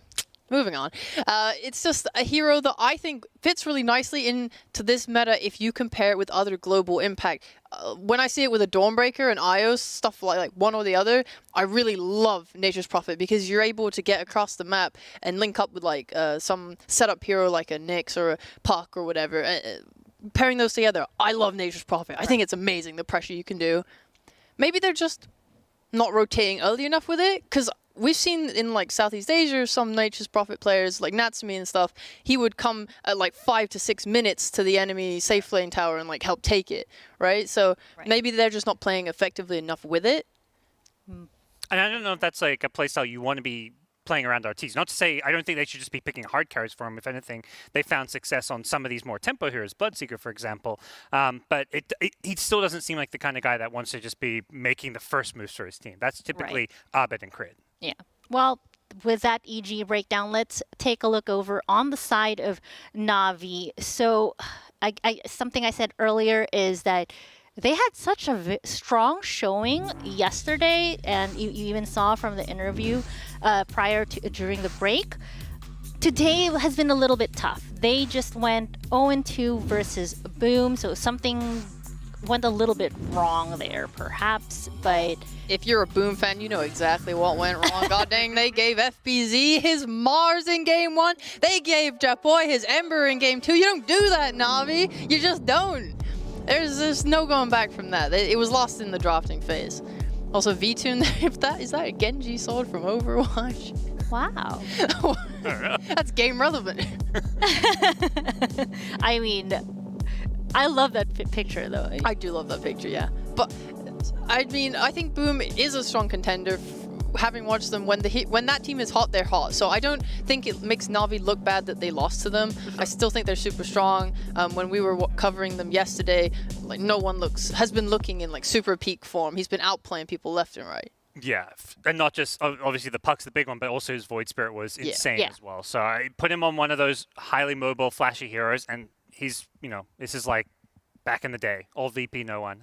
It's great to see, and it's obviously really cool to have him back on land. And that's something Solo was talking about in his interview. It's like just being back here. I think there's these players just feel like super motivated and like they really want to play their best Dota because they all want to play on the main stage in front of the crowd. And we're seeing a lot of good results from this Na'Vi team. Yeah, they were one of my favorite teams coming into the tournament. Sadly, they're not living massively up to my own hype of them, but just throughout the DPC, they were so strong at winning laning stage, and usually in their best prime, they were closing out these games at around like 20 to 25 minutes in a dominant fashion. Right. So as we get ready to go into the draft here, we're I just found out, like, yeah, so Na'Vi, they're going to take second pick, so that leaves EG. On the dire side, they will have that first pick, and it is a puck is what they use to open things up. So it's gone through, and now EG's locked it in. We said that that's going to be a bit of a concern, perhaps for Na'Vi with the puck coming through. So this is like we're going to give them what we know they're going to first pick and come up with, be ready for a strat. Eastern European teams love this Skywrath Mage. The Void Spirit versus Puck, this is like the 10th. I feel like Void Spirit Puck matchup, we're going to keep seeing it. If you give up Puck, you're going to first phase a Void Spirit. Unless you're Liquid, maybe you'll first phase Lone Druid. Yeah. So it's kind of strange to me that this is, from the games I've managed to watch, it's the most popular response pick, because I really like the like Ember Spirit as well matchup. Right. Yeah, because you like when you're maxing the Slight, you abuse the low armor on Puck. Wow, and that is a Beast Master coming in. Oh, well, I thought that was in my mind. I was like, oh, we're in a Na'Vi game. Of course, there's a Beast Master in the first phase, but no, it's actually EG. yeah, this is like a throwback to the old like Ice EG days where they would pick Beastmaster every game. Hell yeah. Perhaps just knowing that Skywrath is one of the answers that Eastern European teams love for Puck, and this is a hero that hates playing against summons and the zoo, basically. Yeah, there's nothing Skywrath can do about it. Yeah. That's quite devastating. But the one thing you can you can try when you're late, I guess. Like, yeah. Once Beastmaster gets his helm, then there's nothing you can do. But. Yeah, unfortunately. I mean, luckily, Sky is a 4 hero typically, right? So Beast is not going to be laning into him. They can pick both heroes in lane that they want to deal with it. So how will EG react? How are they going to protect it? Things like Enchantress typically very picked up against him because you just take the boar, you force him into the Axes build, which gives your carry more leeway to be able to freely farm. That might be the approach they want to take. I've seen some kill lanes come out with things like Monkey King. I know like Munkushi was someone who really showed that off, that matchup. Beast first. Just, yeah, against Beast. Yeah.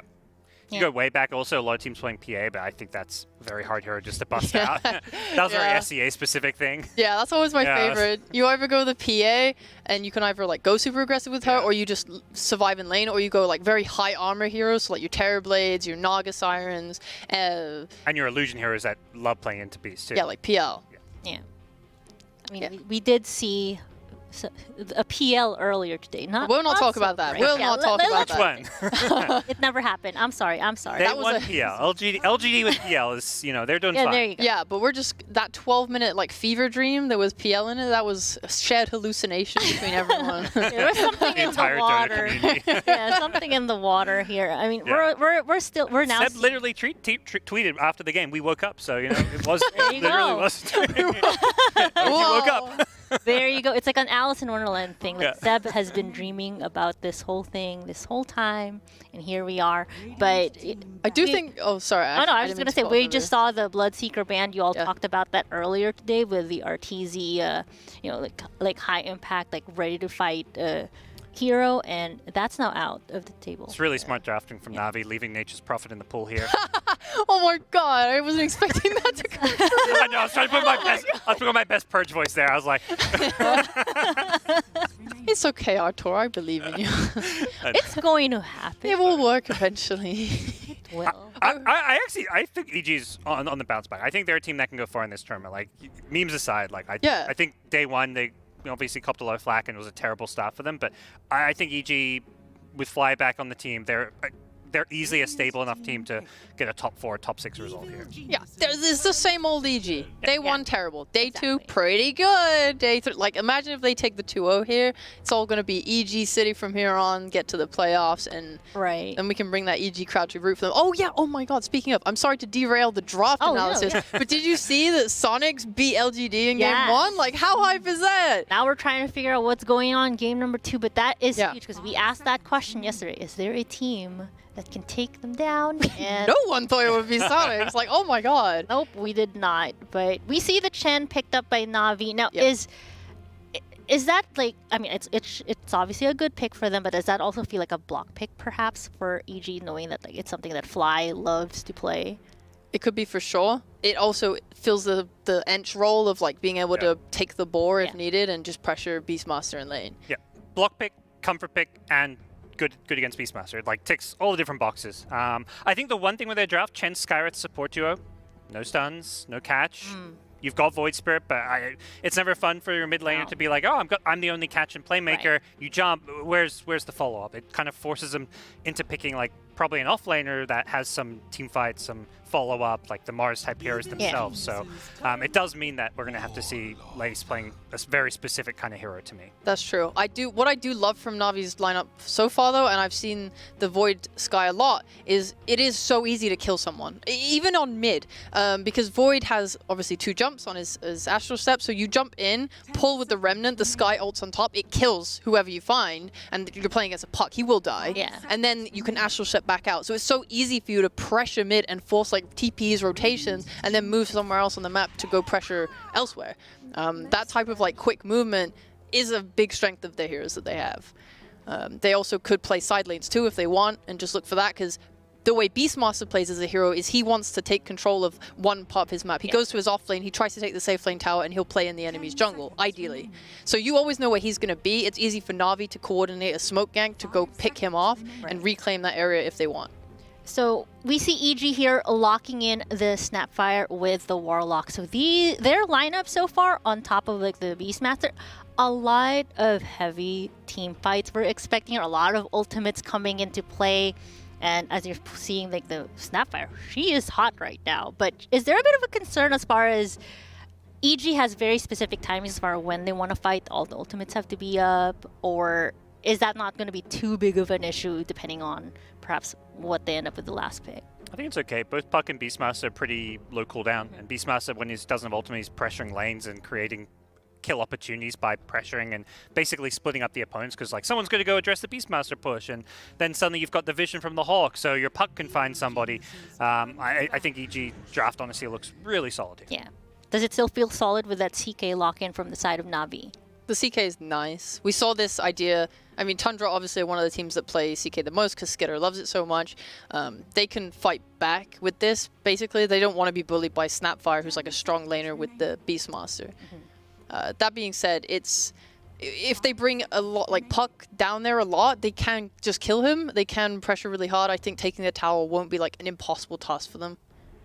Yeah. This is definitely a game where I feel like both mid lanes are going to be trying to match each other. Yeah, true. Puck goes somewhere in Void Spirit, it's like, okay, I got to follow. Or like if you don't follow the Puck around the map, your teammates are going to get screwed because you have no way to like save people from these Puck rotations. So yeah, it's kind of going to be, I think the key matchup to look at is going to be that no one versus Abed. Yeah, and adding on to that, for Na'Vi, they haven't showed their offlane yet, and that's going to be a really huge thing, because when you're playing against Puck, you want your Skywrath to rotate. You want to, like, the runes, they're so important when they're trying to match each other.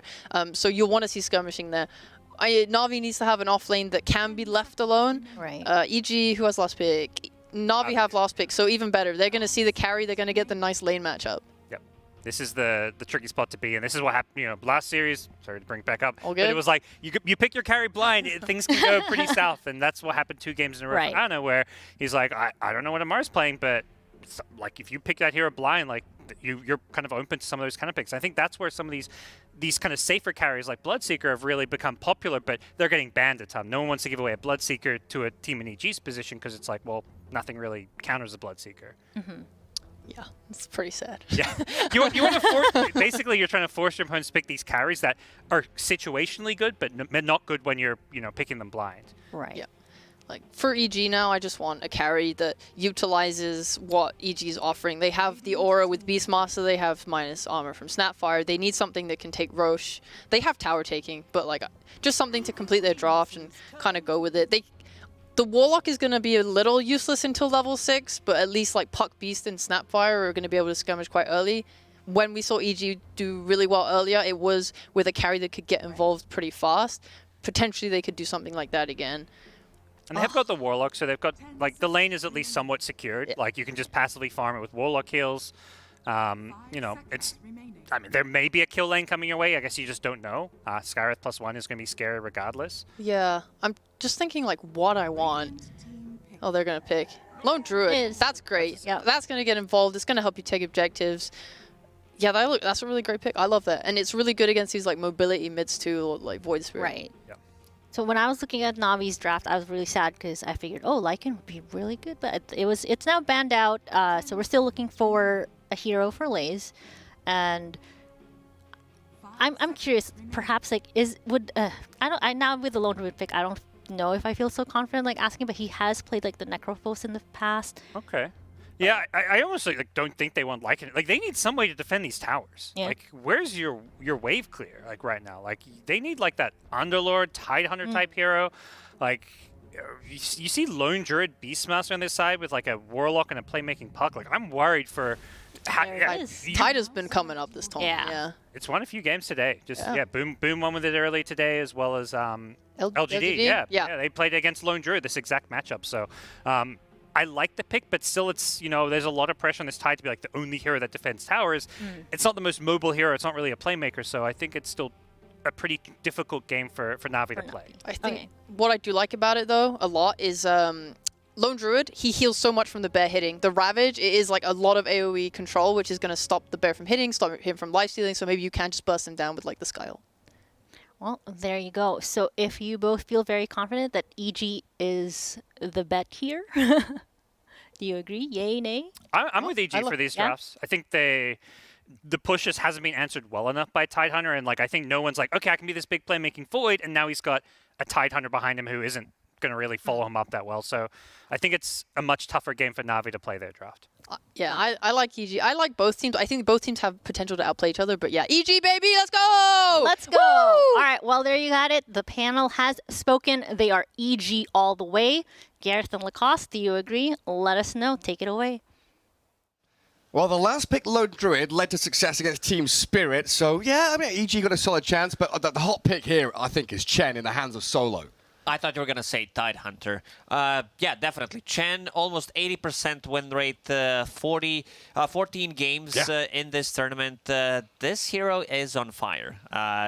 What he provides once he hits that level 6, where he has Mech, Hand of God, to be able to just mitigate the damage, and what he provides in a team fight. We also saw, I think you brought it up 1 or 2 times already, and we were casting that game where Fly did have Aghanim Scepter, like Holy Locket, Mech. So Chen in the late game is super. Heal. Yeah, the burst heal and also having that strong dispel. We're talking about like super late game, but in this matchup, I like what EG's got. They have a very strong team fight. We're gonna group around and ways to amplify damage coming out from the bear. I don't think Bear's gonna be contested in the lane at all. There's some kill threat from Tidehunter and Skywrath Mage, but I don't think it's doable on Bear. Like, it might be Warlock, who's out of position, that could potentially die with the double slow from Gush and Ancient, and the concussive shot. Well, Na'Vi, they come straight in, but that orb over the top of Na'Vi, and the Fatal Bonds on the V-Tune and Sweden Strong means Chaos Knight completely out of position now. He's going to have some axes chucked at him. He'll walk to tier 3 and that's not his base, allow himself to die. It's absolutely not. That is the enemy base. Nothing for him there apart from death, doom, and destruction. I think it's very, very similar. Oh, is there another one? Sweden Strong. Oh, yeah, he's still being chased by the bear. Oh, it's easy. Trying to catch up to him. 325 move speed on the Sky.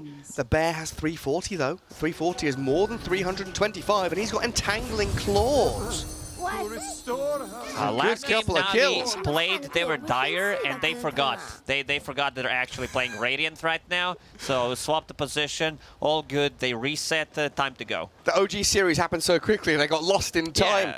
Trapped in a Vorpal tunnel. Not quite sure what's going on. But yeah, EG, very similar story against Team Spirit, where they had overwhelming team fight with, of course, that tower push and objective taken from the Lone Druid. And I'll look towards the same kind of story here up against Na'Vi. Solo with his Chen down bottom, pairing up with V-Tune. Yeah, we're going to have him take the Holy Persuasion level 1. What's the reasoning here? We've seen some players go for Penitence, even like Divine Favor level 1. Why is Solo choosing to go for Persuasion first? Just in case there is Boar coming out from the Beastmaster, but Nightfall, he knows, probably going to skip it and go for Aura instead. Yeah, looks like he's going to come back and try and de-ward his small camp as well, already blocked up. Solo will regain access to his pull camp. And in the mid lane, no one on the Void Spirit up against Abed Puck. Absolutely comfort, signature pick here for Abed, and has been popping off when he's given this Fairy Dragon. But I think no one has maybe been a little bit of a surprise coming back into high-level Tier 1 play as well. It's been a while since Na'Vi have been at LAN. It's been a long while since Na'Vi have played against EG in a LAN as well, hasn't it? It's been almost 3 full years since these two organizations met at LAN. Yeah, and no one been popping off. Doing exceptionally well from this mid lane, getting some sick outplays. No one's so good, he got the Reddit thread. Like, oh man, this professional e-gamer, he's really good at the video game. Shout out to no one. Oh, he's definitely deserved it. V-Tune currently 4-0. Beastmaster at 9-1. Nightfall getting the upper hand in that bottom lane quite convincingly. It's just the fact that Solo's Chen not really able to do too much. Am I having deja vu? He's already de-warded this small camp. Has Crit been a naughty boy and sentried it up again? I think he did. So Chen needs the... Okay, this sentry is out of range, but needs to wait another 40 seconds to get a creep. So doesn't have anything. Nightfall, as we expected, going for the Inner Beast instead. Yeah, good adaptation there. Triple branch, magic wand fully done, and then into that Helm of the Dominator. So he's got plenty of stats and regen to keep himself going in this lane. Crit just going to chuck the Scatter Blast at them. Launch a few pellets towards Solo and V-Tune. And what about that top lane, hey? Lone Druid with the Warlock up against the Sky and a Tide. What do we expect to see up here? Now, Lone Druid is going to have a free farm, but Tidehunter will also be able to punch back, going for Morbid Mask next. Does have 1-1-1 build, just in case Gush needs to be used. Maybe on Warlock, but Warlock already has 8 stick charges, so I don't think he's going to be dying, especially if Arteezy decides to back him up. Also want to point out the build on Arteezy. Same thing that Yoragi did, having those slippers and also starting with the Blightstone. Roar, sends him back to base. Closer, they want that 300. And he gets denied. Denies it, yeah. Shadow Word helped keep it alive just a little bit longer, and the turn onto Sweden Strong. He is bonded to a couple of melee creeps, but he should be all right, especially under tower with that regen and a fairy fire in his back pocket. The Sky will have to bring a little bit more out with the Salve and Tangos coming. Down bottom, looks like Solo trying to pull across. Dire ranged creepers has decided to follow him. Crit doing it one more time, blocking it with a sentry. Even if Solo tries to de-ward it, Crit will body block it and will kill his sentry before with the body block. Well, look at him go. Well, Solo, level 2 Holy Persuasion. He's only used it once now, getting a Mud Golem to come and play in the lane. And Crit, yeah, doing an exceptional job. That's got to tilt you a bit, right? Getting under the skin of Solo here. Yeah, you are shutting down Chen at the early stages when the hero is really strong. Speaking of strong, Sweden Strong using Healing Salve on himself, coming back to this top lane. Arteezy did resummon the bear. Savage Roar and the Fatal Bonds. Push the Tidehunter away. He's got a Shadow Word on him as well. 90 HP and dropping, but he's under that tower protection. So he should be far enough away from Death's Door. And he's got a Morbid Mask to help sustain a little bit as well. But Artur there with some good denies. Solo looking for a Courier Snipe, but won't get it. Gonna micro his little creeps back away from the Snap and the Beastmaster. Even though it's 2-0, we still haven't seen a kill in the laning stage, because both offlaners are super tanky. One has Helm of Iron Will, the other one has a built-in damage reduction with the Kraken Shell, has that Morbid Mask, so pretty hard to take them down. And on the mid lane, both mid laners just full HP, full mana almost. Well, the ball is now leveled up by Nightfall. Lay's going to try and get himself up to that safety of the high ground. Walking up steps into darkness is not something that Fly and Arteezy really want to do. Crit. I mean, Cookie's Nightfall, which allows a Snapfire to get away from V-Tune. Nice little safety maneuver from the Snap there. And Chaos Knight starting to catch up in the CS, but we still have 3 out of the top 4 Dire heroes doing exceptionally well compared to their counterparts. Yeah, if it's show network, can we please show network? It's 3 heroes from EG on top. You love that, don't you? You'll just never give it up. Fly gives up his own life. No one in Sweden Strong. Pick off the Warlock and his Courier, while also scouting out some of the stacks with a Deep Observer Ward also being placed a little earlier on. And good rotation. Potentially, Tidehunter could clear those stacks. Maybe not right now. Because he's going inside the enemy jungle. Coil snaps on bottom. Yeah, Arbet makes his first rotation onto the Chaos Knight. He's popped his wand. Still has that help with the regen going. V2 under his tower turns the fight, but there are too many members of EG down here. They've got a catapult wave as well within a beast out of Nightfall. DD rune on Arbet. Aura, but it adds up. This is going to be a lot of damage on the tower. CK pinging it out, using the glyph already. Yeah, now we see picture-in-picture of Lays taking away some of those Dire stacks. The Dire do glyph the catapult, so they want to keep this push down bottom going. I would say that he should have gone and cleared these stacks. Maybe if there was one more stack, but I don't think it's worth it. You're giving the Lone Druid the free farm completely on the top, which means that he is getting solo XP, and he's level 6.5 right now, tied level 5. I can't believe how long they've kept that catapult alive. It's 7 minutes 20. Finally dies. I think the tier 1 bottom lane around half health with that first push coming in from EG. As Arteezy will filter back in towards his own jungle to spot the Tidehunter. Halfway through level 5, so no Ravage yet. And with the arrival of Crit, Cookie the Bear catch out Lays and take him down, while Arbed being hunted by no one. Silent stop with the Ancient Seal, but he's got the Orb and the backup of Fly here to give him the heal. Well, we see different itemization, because this matchup is really popular during this major. Void Spirit against Puck. A lot of players do think that... Oh, it's going to be Arcane Rune. Nice. A lot of players do think that Void Spirit is a better laner than Puck, but we see different itemization. Witchblade, Yule Scepter. I'm a big fan of the Yule Scepter because you are able to snap the coil and still not get stunned if you're skilled enough. Buy some time during the Dream Coil, remove the silence, and most of the time you do live because of it. And you've also got the maybe slight shift for the Puck as well against the Void Spirit. We've seen a lot of Witchblade rushes, but Arbed here opting to go for the treads, the wand, have that extra stats and maybe a little bit more tankiness when no one is making the jump on him. So lots of adaptations coming out of these mid lanes. Arbed dodges the penitence. Yeah, it's a projectile apparently. Oops. Nice little play. No one going to steal out the small stack. Clears the camp with ease. Evil Genius is going to be feeling pretty comfortable the way things are going though, especially available. If they can find V-Tune down here. Did get his armlet delivered in, but with a roar and a coil, he won't last long. Gets the Phantasm out, one illusion comes. Flying dive mid lane as well, but the key objective here is V-Tune with his armlet toggle still finished off. A Scatterblast and the axes while Fly dies. Good move from no one. Arteezy also getting involved. Going to clean up. Clearing out. No way Chen lives here. It doesn't have boots. The Lone Druid, or the Spirit Bear with Phase Boots is going to be able to chase him down. Oh! Why is he so slow? Ice armor slow. Oh, Bounty Rune. Yes, come on, Solo. One of the oldest players on the field right now, but still able to hurricane himself down to low ground.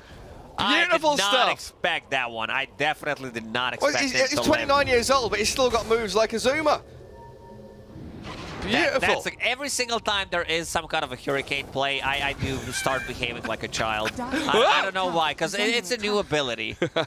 I'm like, well, this is a useless creep, doesn't have anything. Nice, got displacement ability. One of the greatest tools in Dota 2. Mid lane push from EG. They don't want to go down bottom. Collapsing onto mid with Arteezy instead. And a coil on no one. Oh, he's out of position here. The Ancient Seal silences the Puck with Illusion Rune, and that Golem dropped. Means Fly helps Nightfall claim the life of no one's Void Spirit.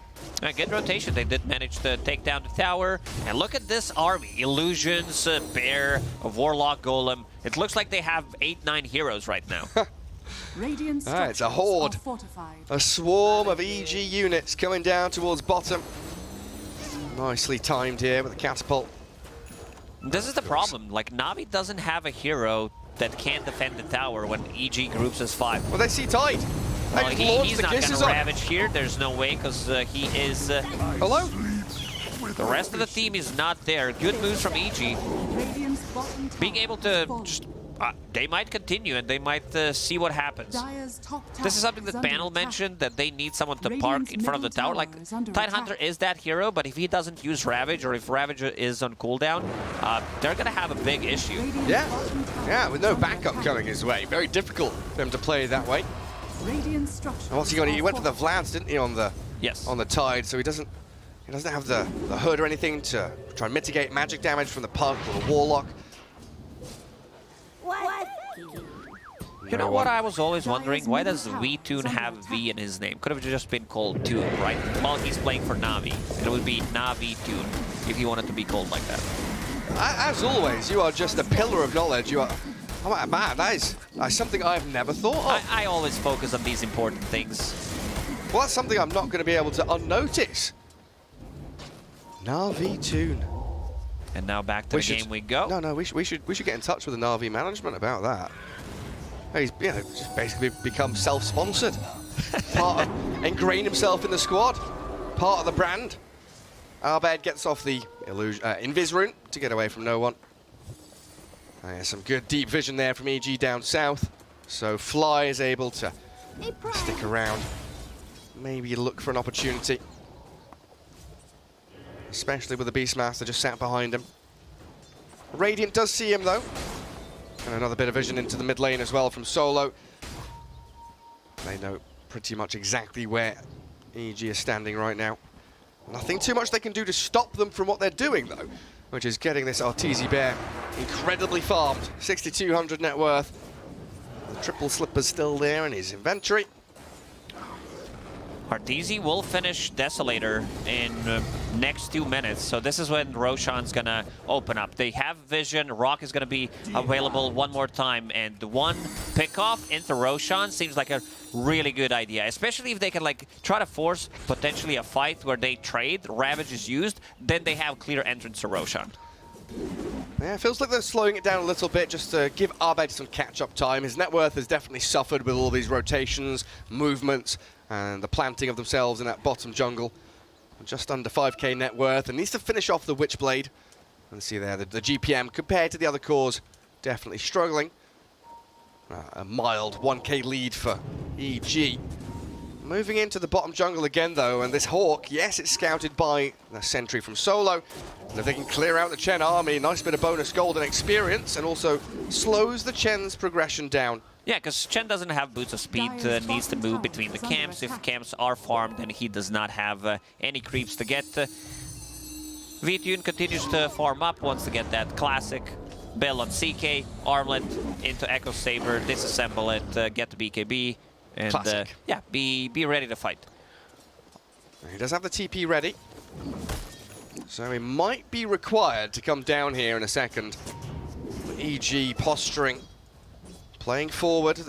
No real objective for them to claim other than just an area of the map. And there's no tier 1 to take, so this is really about sucking out all of the farm from Na'Vi and maybe catching a kill onto Lay's Tide. The Roar gets popped off by the Kraken and gets the Ravage out in time. Arbed jumps away from the Mythic Flare, and Solo hunted down by Arbed and the Golem. Cookied forward, but unable to really track back far enough to catch the check.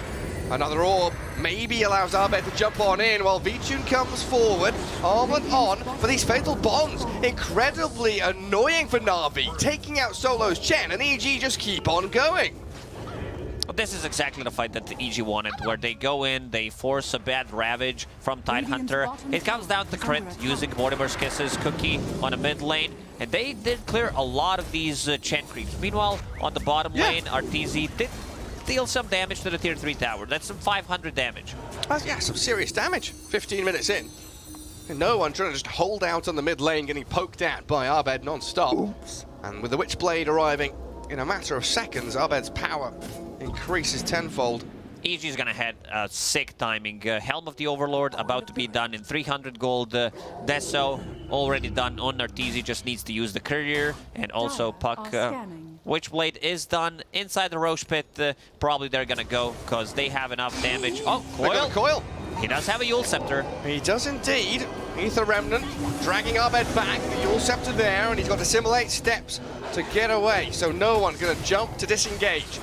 Lays still with no Ravage, and they've been Savage roared back with Fatal Bonds on a few of them. Solo puts himself in harm's way. Wards are the only things dying just now, but crit finally found by no one in Sweden Strong. The Bear dropping quickly, but the Shadow Word heal not enough to save him. Picked off by the CK, but the Roar Holds VTune back as EG turn to continue fighting. They're still ready to go. Not relying on too many of these big cooldowns. They can find the Chaos Knight with the entangling claws. Oh, just a bit more damage. No one jumps in. He tries to hold them back, and it looks like he might have succeeded. Sweet and Strong might be in trouble. Arteezy did pick up double damage on his hero instead of the Spirit Bear, but still big W for them. Like, just being able to get the Na'Vi out of their comfort zone, and Roshan, maybe they're thinking, do we need to go? If they're keeping an eye on Ravage, that means that it's going to be back online in 10 seconds. Arteezy very bold here. Good kisses. He's got the artillery fire to come in from Crit. He sets it up, gives him the coordinates for it. Landed beautifully in by the snap. Now the Ancient Seal, though, starting him up. Trapped in place. No one gets the kill, but Crit and the gang arriving on the scene of the crime. Arbed picks up a dominating streak and looks towards Lays. No, they shift towards no one instead. The Yule Scepter gonna get him away from the coil, but he's stunned up by the scatter blast of Crit. This early shard pickup working wonders. EG is so quick with responding. I think, personally, Snapfire ultis have been on point this game. Using it 2 times on a Tidehunter and also playing with Arteezy right now, getting a kill on CK. Also forcing Tidehunter to either use a bad Ravage or maybe he gets 1 kill out of it, and they cannot allow to do that. This is their beast team fight ulti. If it's down, EG takes Roche. Yeah, for sure. I mean, Arteezy playing the recon there, giving the vision for Crit to launch the lava in towards Na'Vi. It was a decent response from Na'Vi. And they come in, they kill our tour, but look at how many heroes just immediately swarm towards them, cut their line in half. They find the backstab to force Lays back, and then the catch onto the Void Spirit with a Roar and a Cookie. They also get Sweden Strong. The Dragon, the smoke, hiding the Skareth Mage, very nicely played. Lone Druid wants to move in with his bear, but it's a little out of range. Dragged back in with the Reality Rift, and Lay's going to try to Anchor Smash and gush it down. No one. Straight into the middle with a big Ravage, but the Golem holds him in place. Crit will fall first. Arteezy on the run back as Arbed trying to bring down no one's Void Spirit with his coil up on him. He is leashed and trapped. A great kill from Arbed. He's ready to clean up. Into more Nightfall Gush, but VTune, he's battling back. Giving it into Arbed. He's Ancient Seal Silence, but he's still able to push so many more spells. Na'Vi can't contend with this puck. And kisses one more time on Lace. And now it's time to go inside a bit. They do have the damage. They do have a sustain from Warlock. Both supports already having their shards, so that means that their teamfight contribution is going to be pretty big. An extra way of control, an extra way of healing. Beastmaster provides stun with this Helm of the Overlord, because the only one who can kill it is CK if he has Phantasm. And in the middle of a fight, he does not want to go for it. Like, there are better targets to lock onto. Yeah, really desperately wants to get this Arbed puck, even with the Ancient Seal. Yeah, he's got Sanj, he'll have Kai Sanj soon. Status resistance will help him out tremendously. And now holding Aegis on Arbed means he'll have even more freedom to dive into those back lines and look for the squishy targets. A bit of wave cutting from no one. Dire scanning. I'll see him now, showing on the wave itself. I don't think they can catch up to him though. Very elusive on these Spirit heroes, while Solo goes for a solo push down in the bottom lane. We'll be able to grab a tier 1 tower with no response from EG. Just let him have it. We instead have Aegis. Have control of your triangle. Have a tier 2 to take. Maybe even a bit of a poke towards high ground with this bear, the dragon. All the auras. Time to go. They're ready. If you click on the heroes, they have way too many auras. Drums is available. They already pop it. Healing on every single summon that they have. Vintezo 6 stacks already online. No Ravage for 25. Oh, yeah, it's great timing then, isn't it? On to that tier 3. Artur does a good chunk of damage. Chen finally has shards, so that means he can take over the Ancient Creeps that the Beastmaster will be controlling. No one, still cutting waves as well. Halting the push from EG. Trying to wait out this Aegis on the puck. Dire's bottom tower is under attack. Solo with Sweden Strong, the actual hero down there, just get a good push bottom. Looks like EG still comfortable to plant themselves in the triangle. Move from tier 2 to tier 2. And The bear munches away at buildings very quickly. All tier 2 towers gone. 21 minutes. Yeah, munching on concrete. Not very nutritious. It does help EG win the game, though. Lays, yeah, blinks away. Doesn't want to get on Lays, huh? They'll try to. That sounds tastier. Nice barbecue flavour. Dire's bottom tower is under attack. Hunting bounties. Abed might be able to find Sweet and Strong. He gets the coil on him. Ancient Seal came out very quickly. Well, look at EG. 2 heroes straight down to bottom, beelining towards the Skyrath Mage. Scatterblast and the Cookie miss. Zoning tools from Crit, though, to allow Abed to get the kill. No one is buying a lot of time, as you said, being able to cut the waves, trying to farm that Aghanim Scepter. And Abed got to tilt a little bit to see what it says. Abed playing Dota 3 right now. Yeah, look at that. Oh, yeah, zoom in on him. Get into the virtual reality immersion into Dota 2. Oh, yeah, there we go. 7 kills, 7 kill streak. 2,000 gold from hero kills. Having a superb game with 0 deaths. They're trying to tilt puck, but Abed so far having a perfect game. 7-0 and 8. I like his item build. He decided to go for Sanj before he picked up the Blink Dagger, which is really like those stuns and mostly silence from Skyrath Mage. This, like, he does not want the silence to last full duration. Next, he wants Kaya Sanj. He doesn't want Yules or BKB or any of these boring items. He wants the Kaya Sanj to make himself more powerful. Oh, more wave cutting from Na'Vi. They are behind. 6k net worth, 14 kills at 23 minutes, and their base, well, it's in a little bit of trouble. The bear is up on the high ground, mounting the ramparts, trying to break down the castle. Usually, fortifications are, you know, impregnable, untouchable, and maybe with lasers jump in, they can do just that. Focusing the bear, Lone Druid dropping quick, the golem in, the kiss is landing, they get Artur though, the bear is down, but the return in from EG takes down no one's Void Spirit, and Lays will follow quickly after. Abed, he's the true carry of this game. The 2-man coil on CK and Chen, following through with a Scatterblast hit from Crit. Coil. Wonderful from EG, diving deep towards Fountain.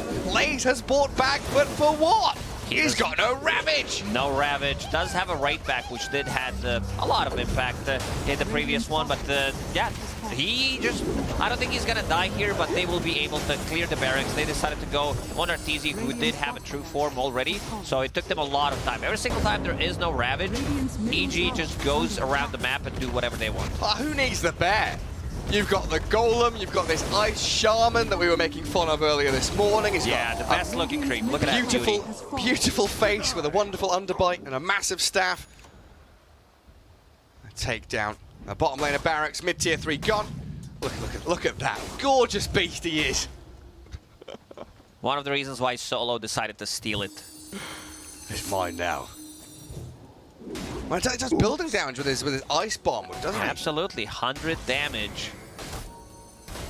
25% of 50 over 8. On 30-second cooldown. So if you want to kill a building that is called just a building, you need 10 minutes? 10 minutes, pretty much. Oh, this might be juicy for Na'Vi, but they missed the Ether Remnant, and Arteezy turns straight onto the sky. Couple of swipes of the bear's claws. Short work made of Arteezy, 3 raid bans, 25 minutes into the game. Does have Raindrop and the Casual Cloak, making him super tanky. Incredibly so.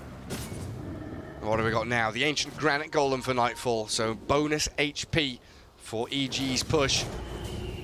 I was looking at Lone Druid's armor, and considering how high it is, I thought that was his move speed.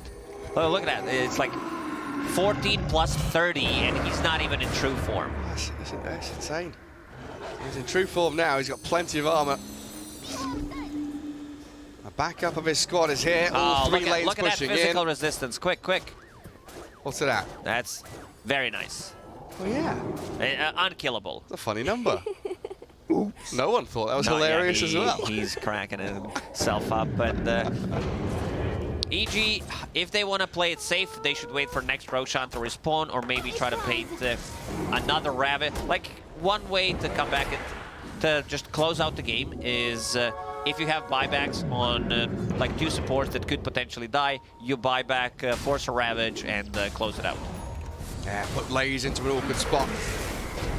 Right now, he is the be-all and end-all of their team fight for Na'Vi. But this map is getting incredibly small. The long line of wards from northwest down to southeast from EG here sees everything. They've got a wave in the bottom lane inside the Radiant base. There's nowhere that Na'Vi can hide. Nightfall even killing off one of the obs wards of Na'Vi, so their vision right now is just creep waves and heroes. They see nothing whatsoever while we kind of wait for the next Roshan. It seems EG don't want to go making any rash decisions. 40 seconds until fast spawn for the next Rosh to come up. No need to rush things. They could potentially, like, look what they're doing. RTZ, I didn't mean feeding with the bear, but they might still back him up. It looks like he's all right. Smoked up Lay's Tide will give him the gush. And a stolen Granite Golem. Oh, RTZ gets the cookie from Crit onto the bear. Yeah, I heard bears do like honey, but not sure about the cookies. Crit was pinging it out that he's going to use a cookie, but bear was too quick, turned around. And Na'Vi, well, trying to use this as quickly as they can. V-Tune with the BKB, but the Golem from Fly and the Roar onto ZK. Ravage is there, and it does catch a couple of heroes, but Arteezy's so tanky, he doesn't give a damn. Just turns and fights. Sweet and Strong and Solo running for the tree line. Stun onto Arbed. V-Tune focused, CK down, and no buyback on him. This is the signal of the end as Na'Vi crumble and they call GG. I mean, what a performance from EG. Very clean, I would say. Arbed one more time on Puck.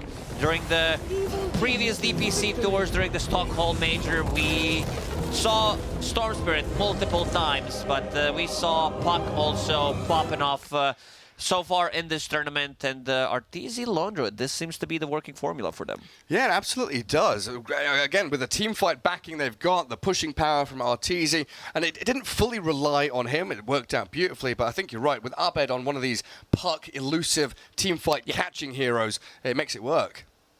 They every single time they were just playing around the Ravage. EG moved around the map so quickly. Mid lane was going well. Bottom lane not really contested. Crit very annoying. Yes. Did block that small camp and the big camp multiple times in a row. Whether we're talking about body blocking or the sentry wards, and made bottom lane also very difficult. And Nightfall, like his Hawk control was on point, always providing vision where they are. Some good Mortimer's kisses that did pick up a couple of kills, forcing Tidehunter to use bad Ravages or not use it at all. Pretty good stuff. Good stuff from EG, definitely. Yeah, EG on the up and up. We'll see how things fare, and we'll see what the panel thought about their victory here against Na'Vi. Thank you so much, you two. That was a very nice, almost perfect game on the side of EG. Perfect game, in fact, I would say, for Arbed on that Puck, as there's a flying pig in front of me here. But don't be distracted by that perfect game on the Puck, because we actually have a very different MVP that at least you and I don't know where God stands on this. Do you agree, God? Do you agree? Say yes. I don't know what we're talking about. It was Crit, baby. The Snapfire, the kisses. Oh, they were so good. The early shard. His Snapfire was out of control this game, man. I was super happy with it. It posed like so many different problems for Na'Vi. I felt it was stuff like just very easily this Tidehunter. He wants to Ravage when he's getting gone on, right? But the problem is when he gets gone on by like a Puck coil and this Puck is on him, Puck can read the Ravage animation, so he can potentially phase shift it. And then like the source of damage that's actually killing you is 10 miles away, so you can't even like stop that with your Ravage. So he feels so pressured, and like killing him is so easy for them. They did a really good job of using that all game. Yeah, it was very zoning, I felt like, just because they could not go in when that was being dropped from above, and it has been a very big concern on the side of Na'Vi. I've got a different MVP. Oh, okay. Oh, whoa, okay. Sorry. Maybe more of a meme MVP, but Bulba. Ah! The draft. I think this was a really well put together draft by EG. Turns out first picking Puck is a pretty good way to build a draft. And not picking Nature's Prophet. I think Nature's Prophet could have won this game, actually. True, actually. Yeah. Actually, yeah, I honestly think their draft with the Nature's Prophet would have worked fine here. It's definitely not an unplayable here. I did really like the Lone Druid though, because when he did get the ults off in fights, he was so goddamn tanky. Like the ability to live through a CK initiation is like massive in this game, and the Ravages. Well, Navi got to a point where it felt like they kind of had damage and playmaking issues in some way, even with like a Skyreth. Like this Skyreth Chen, like outside of the lane stage, felt like they didn't have a really good place in the game, at least not to me. And then you've got this Tidehunter, so it almost like I just saw this read this game from like no one's perspective. He's playing this mid Void Spirit, he comes online, and it felt like he has to be reactionary to the puck rather than proactive setting up plays for his team. Like he doesn't have anyone to set up moves for or to play around, and I feel like that was a bit of an issue for just Navi's game in general. I feel like when we've seen him really shine on these Spirit Heroes, on these pucks, has been when they've got a more aggressive offlaner as well as support duel. Right. I mean, you hit that on the head, right? And Sheep, you definitely brought that up too. Is there was a bit of a concern with the Navi play style this match compared to the super aggro situation, pointing out that 1-7 CK feels bad, man. They did not engage their heroes into making plays on Navi, it felt like. Like they had a real passive problem. I thought their laning was like going fine and good, and then you just have like I talked about the Void Spirit Skywrath combo, but when Sky hit 6, I didn't see them making proper plays. I thought they set themselves up well for plays, because when CK did get ganked bot, they moved him to top lane, they'd taken the tower, they'd done that part well. They left a ward in their jungle, which they can then go playmake on. But instead of making these plays, they do nothing. They're putting like, they're splitting the map like 1-2-2, just farming and trying to be as greedy as possible, and it's just like not working at all. Yeah, and I think EG did a really good job punishing it, because they've got all these heroes that were great at taking objectives.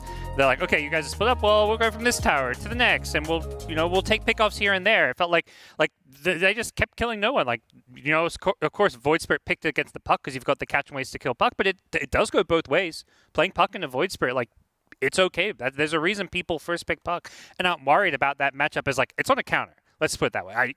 It's good to have a Void Spirit against the puck, but it doesn't counter the puck. No, and is it you called this out like while we were in the green room watching the game, is that perhaps maybe they wanted to try to see if this would work out this draft. Yeah. Why let that puck in? And it's still I don't think we're going to see a puck game too. I don't either. I think we saw that in the previous series too, where it was like, okay, we'll give EG Abed his puck game 1, and then game 2. It may change if Navi is first pick. A lot of it always comes down to first pick, because Navi themselves will happily just first pick a puck for no one. But assuming EG have first pick, or let's just say Navi don't want to first pick it, then I feel like they need to ban it. Yeah, I agree with that. I think the ban that they would have to give up for it was the Wyvern, which is problematic in its own ways, just because like Fly, I think one of his best hero this tournament so far has been the Wyvern. Like his Wyvern ults are insane, and have like games that they've lost with the Wyvern have still looked pretty good just because he disengages fights so well with it. But you gotta let something through. It's kind of the problem. Right. I mean, that is definitely a concern that Navi, they have to figure out as we go into this break and get ready for game number 2.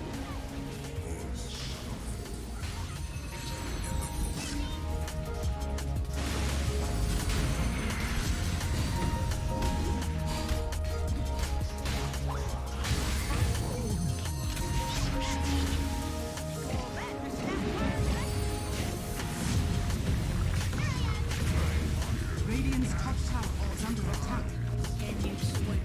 Radiant's middle tower is under attack.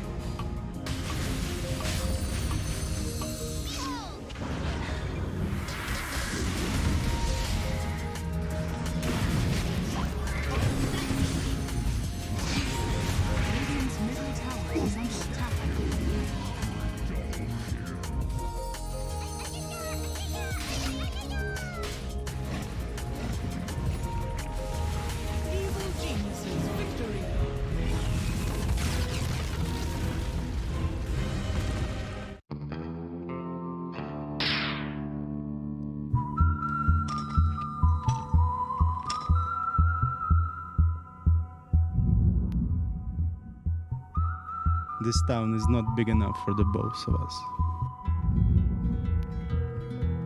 You will never get this town.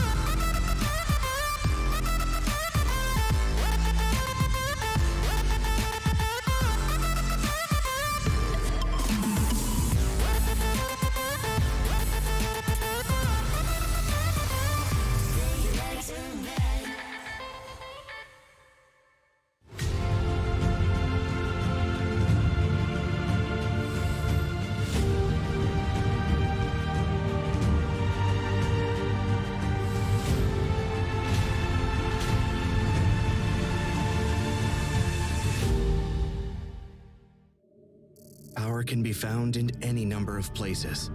Scientists will tell you that it comes in newtons. Gamers will say that it can be found in silky skills. We will say that the power lies in real thrills. In the play with perfect ping.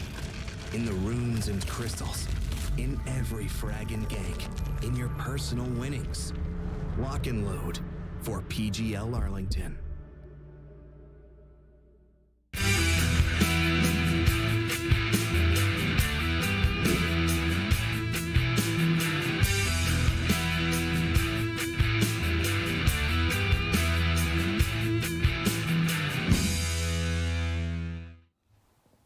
EG just took game 1 against Na'Vi on the back of a very fat Abed puck and an amazing performance on crit on that Snapfire. Curious to see if Na'Vi is going to be able to take this back, balance things out, take it to a 1-1, but it really will come down perhaps to that draft. Will they let that puck through? I don't know. We'll see. We will see. It's possible. Now, another hero, while we were trying to brainstorm for Na'Vi on their behalf here, we talked about the Chen a little bit, right? What are your thoughts and the performance from last game? Maybe potentially seeing it again this time around? Okay, we didn't have time to talk about this last panel, but there was something I was really excited about when I realized is that Na'Vi, playing Chen in the safe lane, they put a ward in their main jungle area, which gave vision of all 3 camps, and something notable. It's a very small thing. It doesn't change the game, but it was really cool. He could basically use persuasion on the creeps from the low ground, so he didn't have to, like, if the camps got blocked, he didn't have to, like, walk all the way to his jungle. He was able to just grab a creep and keep going. Like, that was just such a small efficiency thing that I was just like, I love this. It's like really nice Dota play. Right. In general, I think Solo played pretty well. It's not his job to make plays, so the passive thing I don't really put on him. I think he did a good job invading the enemy jungle. He took a lot of attention to himself. He used his birds to, like, go down some cliffs and juke and get away. So he's wasting time. I thought it was really cool. He got the mech too, tried to negate some of that team fight damage with the heal, but it wasn't enough in the end. No, it wasn't. And as already we're seeing the draft on the screen here, Puck, as we call it. Goodbye, Puck. Get it out of here. It's gone. Goodbye. And Na'Vi, they'll get first pick this time around too. So curious to see if, like, what sort of opening we would like to see from them. Perhaps that would be very strong, impactful this time. Because if you're banning the Puck, then a couple of those first phase popular heroes right now are going to be available. But they have first pick, so they're not comfortable with it? Yeah, it's also it's one of those things where I was like, I just assumed Na'Vi, if they have first pick, would just do what EG did and first pick it blind, because it seems like you can do that with Puck, and they've got no one. But this does seem to be, at least there's a trend developing with EG where it's like, teams are willing to try the Puck one game and then not give it to them twice in a row. I think soon we're going to start seeing teams just banning out from the get-go. Or, you know, taking the first pick approach, which is what teams, like against OG, is like, okay, we'll ban Razor unless we have first pick, then we'll first pick Razor. Yeah, there's certain teams require more bans. It's like when you play against Talon, you ban the KP Brewmaster. When you play against OG, you ban the Timber, the Razor, Viper, between those three. And that's when you have to let Puck through. In this series, it seems like maybe there's a little bit more leeway. These bans seem very standard as opposed to targeted. I do wonder what they'll take. Tiny, obviously, massively contested. It could be that. What else? Marcy, Dawn are both gone. Razor's usually a popular opener. So true. I feel like every opening is like they pick one of these and then the enemy responds with like Dazzle +1. Are you feeling that? Like, right. Well, they took the Wyvern, so if you want the fly here, then taking Dazzle now would make sense. I imagine that's probably what Na'Vi were thinking about, was Dazzle or Wyvern. But Tiny's the other hero that's still in the pool, of course. I don't know what the priority of Snapfire is like, because they did just have a really good game on it. And do you want to bring that confidence to this game? It's nice against the Wyvern. Yeah. Could see it again. But, like, is it priority enough? It feels like teams usually want something else. Yeah. Razor, of course, just Razor gone in Razor, bro. What can I say? It's like you let him through, he's gonna be played, and I mean we're seeing, like you said, like the Wyvern is now picked. So perhaps if they're wanting to do that Snapfire game, but no, it is the fly. Wow, one plus Dazzle. What a great time we're having on this draft. Right. Surprise. And now Na'Vi respond with Nature's Prophet. Whoa. Whoa. You think so? Okay, no, I don't. Okay. No, but I mean, I think EG did it against against a Razor opening. Once. Oh, yeah. Yeah, and then they lost. Vega Void. There's a bit of this has been the hero that the teams from China DPC, they love Faceless Void, and it's generally against the Razor.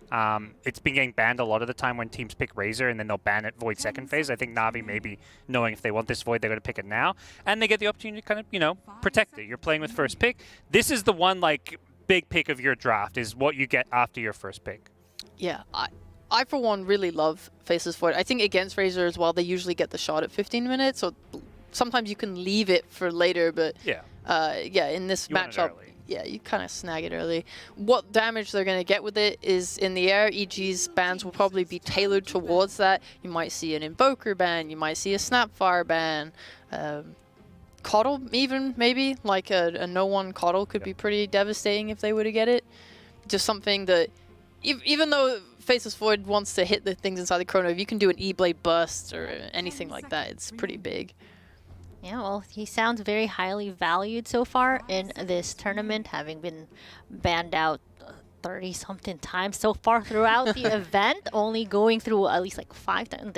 This is what, the 5th or the 6th, so that's pretty huge. Faceless Void, very excited to see it. It's always fun to cast, so I feel like the chrono is coming out, and then you just know, like, oh, something's going to be going down. Yeah.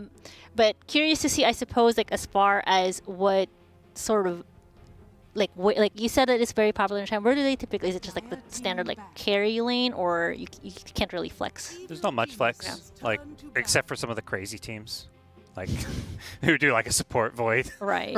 Remember Southeast Asia offlane Void, bro. Yeah. I mean, there are examples of flexing Void, but it's right. Oh yeah, didn't 9 play at mid?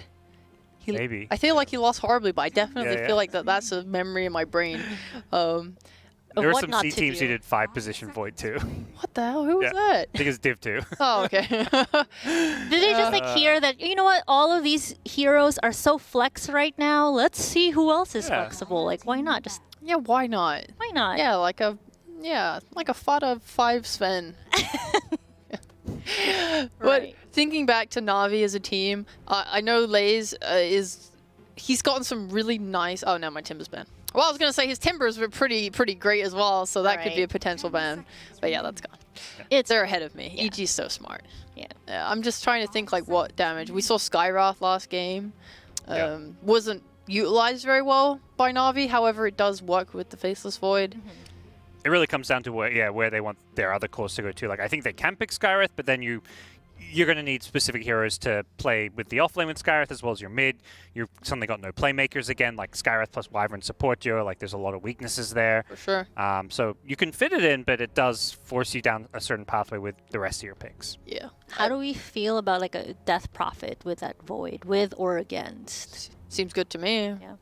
I'm a huge Death Prophet fan in general. I just think she gives a lot and is easy to execute. Yeah. It's not hard.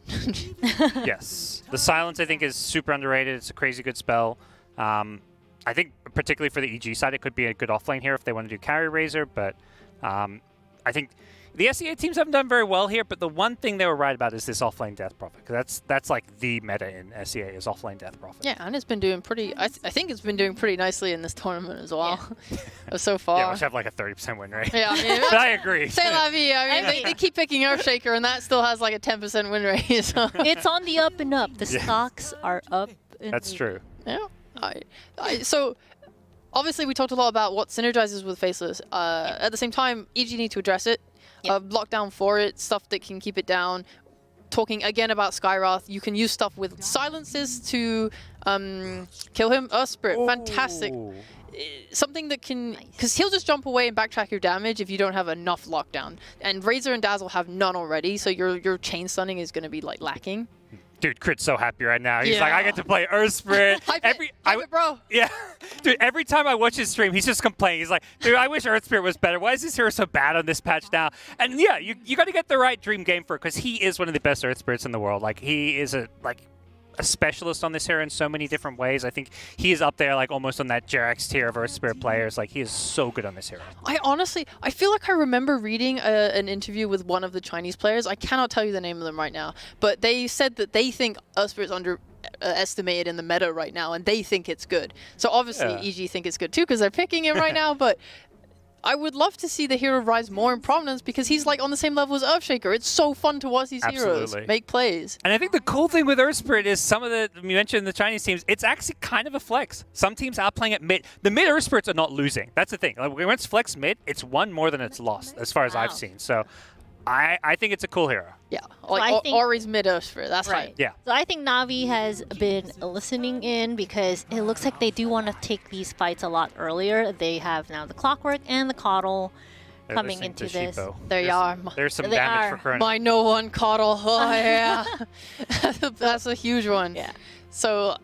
You've already got the Earth Spirit to get on top of Coddle, kind of. Yes. Easier said than done. Like, but yeah, this is a good Coddle pick. I like it a lot. And I think what the Clockwork does is he's going to give them vision, A, for the jump for Chrono, and B, he wants to find this Earth Spirit and like try and hook him in these fights to stop him, like get in his way and stop him from jumping the Coddle. Because Coddle ideally doesn't want to buy a 4-star to have to get away from stuff. He wants to get his E-Blade and Boost of Travel and all this stuff. Or he doesn't really want to BKB either. So you need this Vessel, whatever. Yeah, really he wants to go him. damage. Exactly. Yeah. Oh yeah, I've completely forgotten about the Vessel. Right. Yeah. It's kind of every Coddle's just going for a sign Vessel. Exactly. So I think that's the purpose of the clock. This is kind of cool. We get to see it's EG picking Storm. Oh no. Oh. You love to see it. Or depending who you are. Depending. I'm sure the chat and everybody watching is very polarized right now. Yeah, Navi's getting PTSD. They just lost to Boom Storm today. Yeah, and for all the memes about EG Storm, like, so much of their greatest successes come from having Storm. Yeah. Like, yeah, they picked up 5 games in a row against IG in Singapore Major Grand Finals, and they lived by it, they died by it back then. But this is obviously as comfort as it gets for EG. Is their whole like a lot of their draft is throwback with Earth Spirit, Storm Spirit, Arteezy Razor. Oh, I don't know if we're seeing Arteezy Razor, probably not, but it very much is comfort for EG. And Storm against Coddle. Okay, the reason it's good this game, you've got a way to jump Coddle. Coddle's super mobile. His movement speed, insane. He gets Boots of Travel. You just can't catch him. If he needs a 4-star, he'll get it. So having a Storm Spirit against not just Coddle, but also Wyvern in a game with basically no stuns to really worry about except maybe the Chrono feels really good. Yeah.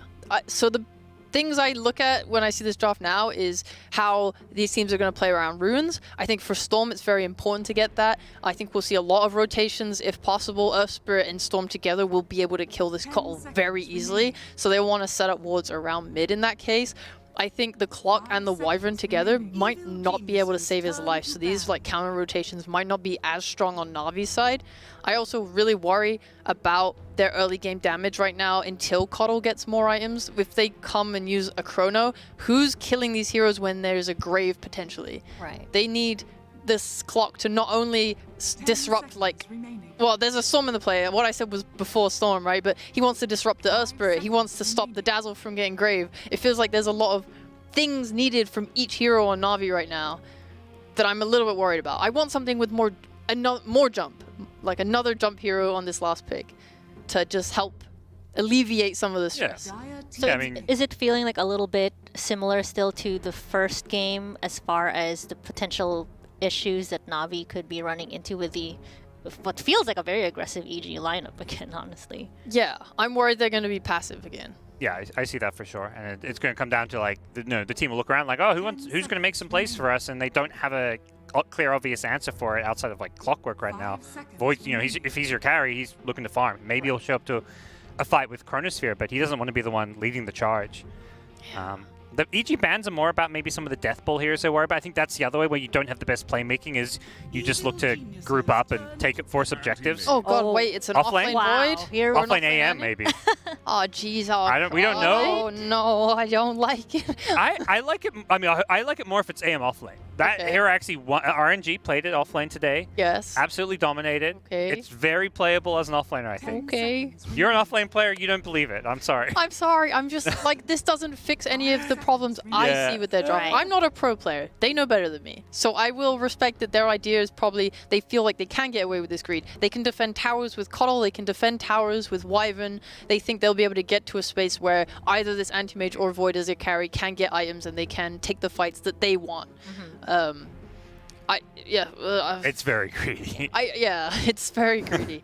And it's hard because if EG are able to establish very deep wards, like I think last game Na'Vi were the ones putting like a ward behind the mid tower. Right. If EG do that this game, they can look for these kills, these dives.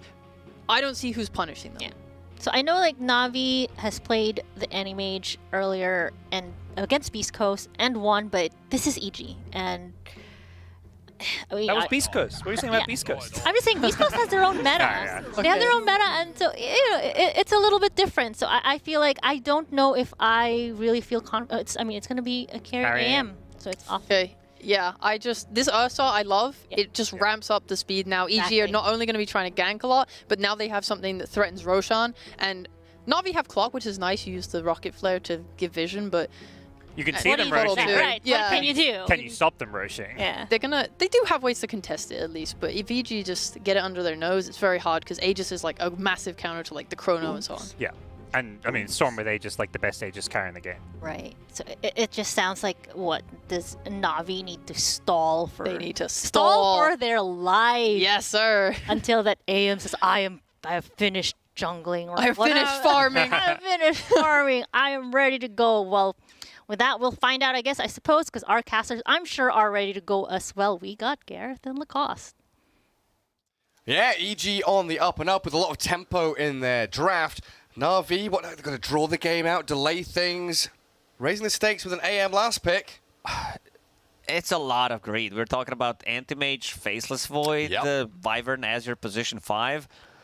It can work. I think this Ursa, I love seeing Ursa, but every single time I watch this hero being played, it always loses. This time around, I have a good feeling about it. They do have multiple ways of getting on top of Coddle, on top of Wyvern in the backlines, and these are the heroes that they definitely want to take out first. And it's Radiant Ursa as well, right? Yeah, and Radiant Ursa is just better. If you split them up in half, you switch the towers, you trade the tier 1 towers, the safe lane ones, and Ursa be playing top part of the map and always threaten the Roshan kill. Exactly, something he loves to do as Na'Vi with an Anti-Mage, a counter pick against the Storm Spirit, trying to maybe handle Abed going into that mid game. But we'll see how quickly he can play and what kind of item build he's going to go for as we head into Game 2 of Na'Vi up against the Evil Geniuses and get ourselves into this laning stage to kick things off as EG are 1 game up in this best of 2 and looking for win after win in the group stage after a kind of faltering day 1. They've definitely picked things up in day 2 and day 3. Most definitely. The team feels so much more cohesive together. They're on the same page with the spellcasting and everything. And yeah, Na'Vi, after losing to Bear in the previous game, banned out one Bear, but there is still Fuzzy Wuzzy. Yeah, can't forget about him. EG, smoked all the way around, got a couple of wards towards that bottom rune spot and that bottom jungle. A quick high ground ward coming in from Na'Vi and a sentry to block the small camp. Try and remove some of that additional farm that Storm Spirit would like. As we see there, EG, exactly the same thing to stop the no-one Kotal from accelerating as quickly as he'd want as well. No one will need to make a lot of space these rotations. Him and Clockwork, it needs to be on point. Because off-lane Faceless Void, it's been quite some time until I've seen this hero being played where I'm like, all right, this hero has some potential. But there's also not much damage they can throw inside a Chronosphere other than Illuminate. Yeah, Rocket, but that's not it. Nightfall, tagged by the Battery Assault, and a lot of damage from that Mana Burn. Going to clear him up. I guess the high five from the tower as he dies, but a good first blood for Na'Vi onto the anti-mage. Incredibly important for them as they throw the tips towards Nightfall. I'm sure he's, not what you expected. of course, good friends with a lot of these Na'Vi players coming from the same region. Bad, dodging that Illuminate on a mid lane. Storm should not struggle here. He should have a good time, and so is No. And I don't think anyone is going to die, because Keeper of the Light will be able to keep the distance. Yeah. There is small camp blocked for Keeper of the Light. That's pretty big, and the same goes for Storm Spirit. So both teams know that these two heroes love to farm the small camp, and will be taking out some of their XP and extra gold. Well, Fly going to try and stop the easy pull across of the creep wave by Sweden Strong, while Solo doing the exact same thing top. So both side lanes here from the off lane trying to manipulate that creep wave, get faster level 2s on some of their heroes. Arteezy, though, is able to drag his enemy creep wave across and maybe get the deny on the range creep, which always is a hindrance for their opponents. Now, how is this going to work, Lacoste, with Void offlane? Because you've got Kotal, very greedy, soaks up a lot of farm. AM, same story. What build do we see from Lays here? Ooh, that's a good question. You can't Mom Maelstrom on an offlane Void? Do you go back to the Universe Blink days? Does he want to scale? Probably. He might get a Mask of Madness, I wouldn't mind seeing that. But he also might go more utility. I'd be down, now that I'm thinking about it, he's playing against 2 heavy physical cores. I would love to see Heaven's Halberd. Sounds stupid, but other heroes cannot buy it. And like just Mask of Madness, Heaven's Halberd, because you need some kind of way to farm things up. And you also want to like scale to one extent. You're not going to get like, I don't know, Lotus Orb into... Guardian Greaves. Yeah. Or the 32 salves if you play Slasher's way. Maybe if he finds the trusty shovel, he can go that direction. And Crit, slapping away at Solo. And again, they're just splitting these waves as best they can. Sweden Strong. They're going to drag down bottom. Fly's Poison Touch. Pretty annoying. One of the better tools here. Nearly loses the aggro of the creeps there, but a couple of the melees will follow and keep chasing him. But where's he going? Is he going to drag these creeps to mid lane for no one to farm? Oh, he's trying to figure that out himself, like whether the creeps are going to be following him. Yeah, it's like Kotal, I'm bringing you creeps. Oh, no, I'm not. Man, it's been a while since I've seen this level of creep manipulation being attempted. Lays does have the time walk to jump away from the Fuzzy Wuzzy of Artur. He's That's dead. on cooldown for a long time now, though. And there's the kill for Arteezy's bet. Missing a few CS under tower, though. Dire Wave is under tier 1. But he should be able to return and gather up the remnants of the waves. Kotal did manage to devoured his small camp. Abed did not, so he's going to be farming a little less, having less experience. Anti-Mage, because he got the first blood on the top lane, does have Ring of Health, and yeah, when he starts to put points in counter spell, Razor will think twice. Oh, Abed? He's fine. Okay. It's always one of those moments, though, you know, level 3, level 4 on Storm, you see those solo kill attempts. No one very speedy on the Keeper of the Light, though. Able to get away from any remnants left over by Abed. And I noticed, Anti-Mage is going Battle Fury, and as is the Ursa of Arteezy. Is that the Ursa trying to scale and keep up with the AM's farm rate? Yeah, because Ursa, if he doesn't get Battle Fury, that means that he's not going to... Like, you need to keep fighting, get the momentum going. You can still play without Battle Fury, but if you want to play it safe, Battle Fury is the way to go. Nice. It's not going to be that like AFK farming for Battle Fury and then sitting in jungle, though, right? He's going to be farming and fighting at the same time. Keep that pressure on with the help of the Storm and the Earth Spirits. I've seen some Chinese carries going like Diffusal Blade into Battle Fury to be able to like have late game security, but also like have window between 10 and 20 minute mark where you want to take the fights. Because Mana Burn is extremely effective against Anti-Mage, Faceless Void, even anything that is Cold Embraced. Yeah, and having an extra way of slow also is a huge benefit. Definitely help out. I'll see how things pan out, though, for Artur. And has Faceless Void decided anything yet? Just treads queued up for now. Not committing in towards any higher tier items just yet. Definitely being bullied, though, by this Ursa. 13 last hits on the Faceless Void. 24 and 14. 15 denies now on Arteezy. As Fly forces the TP back from the Clockwork. And leaving Lays in that straight 1v1, which is not a happy time for him. No, he doesn't have a kill threat. It's Clockwork plus offlane Faceless Void. Like, you just... Against Ursa, he can't get out of caught with Earthshock. He's got to blink away. Can't continue that 1v1 fight against Nightfall. A crit.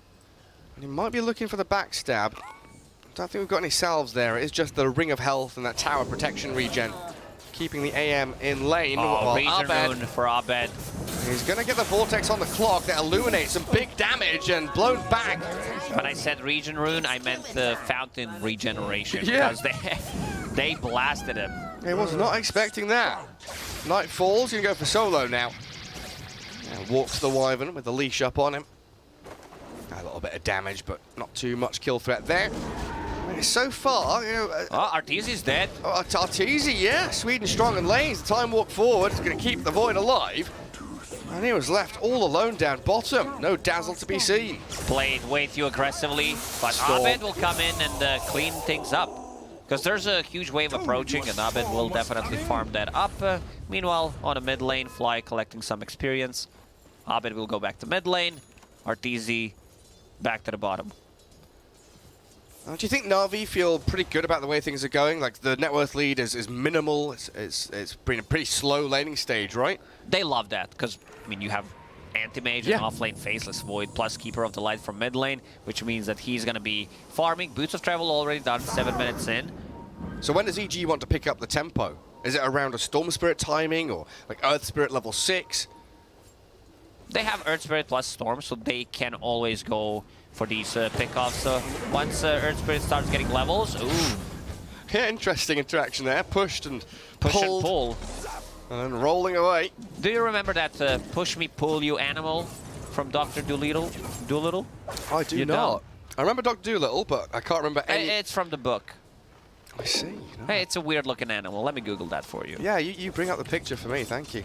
I remember the... there was an English TV show, To Me, To You. There was two men with mustaches that were always joking around and trying to move things back and forth. That's a llama. Yeah, it's a double llama. that is a double llama. Conjoined llama.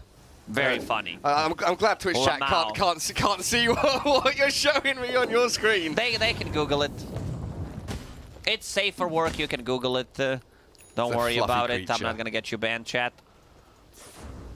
Let the fun begin. Goodness gracious. Abed, closing on a level 9. Going for that Kaya build that we've seen. Sanjin Kaya, rather than the Orchid or anything like that. Just want to scale, build up into that mid-game. Fly sat behind him, poking away at no one, but Na'Vi have the numbers with Solo and Sweden strong, looking to play forward in towards the Dazzle. Slow him down with the Arctic Burn, and a good push back with the Blinding Light opens things up for Fly to die. He might grave himself and buy a bit of time. In the end, he will eventually fall inside his own jungle. I said that Clockwork plus Keeper of the Light need to make rotation. They also got first Urn of Shadow charge. No one will be going into Spirit Vessel as expected.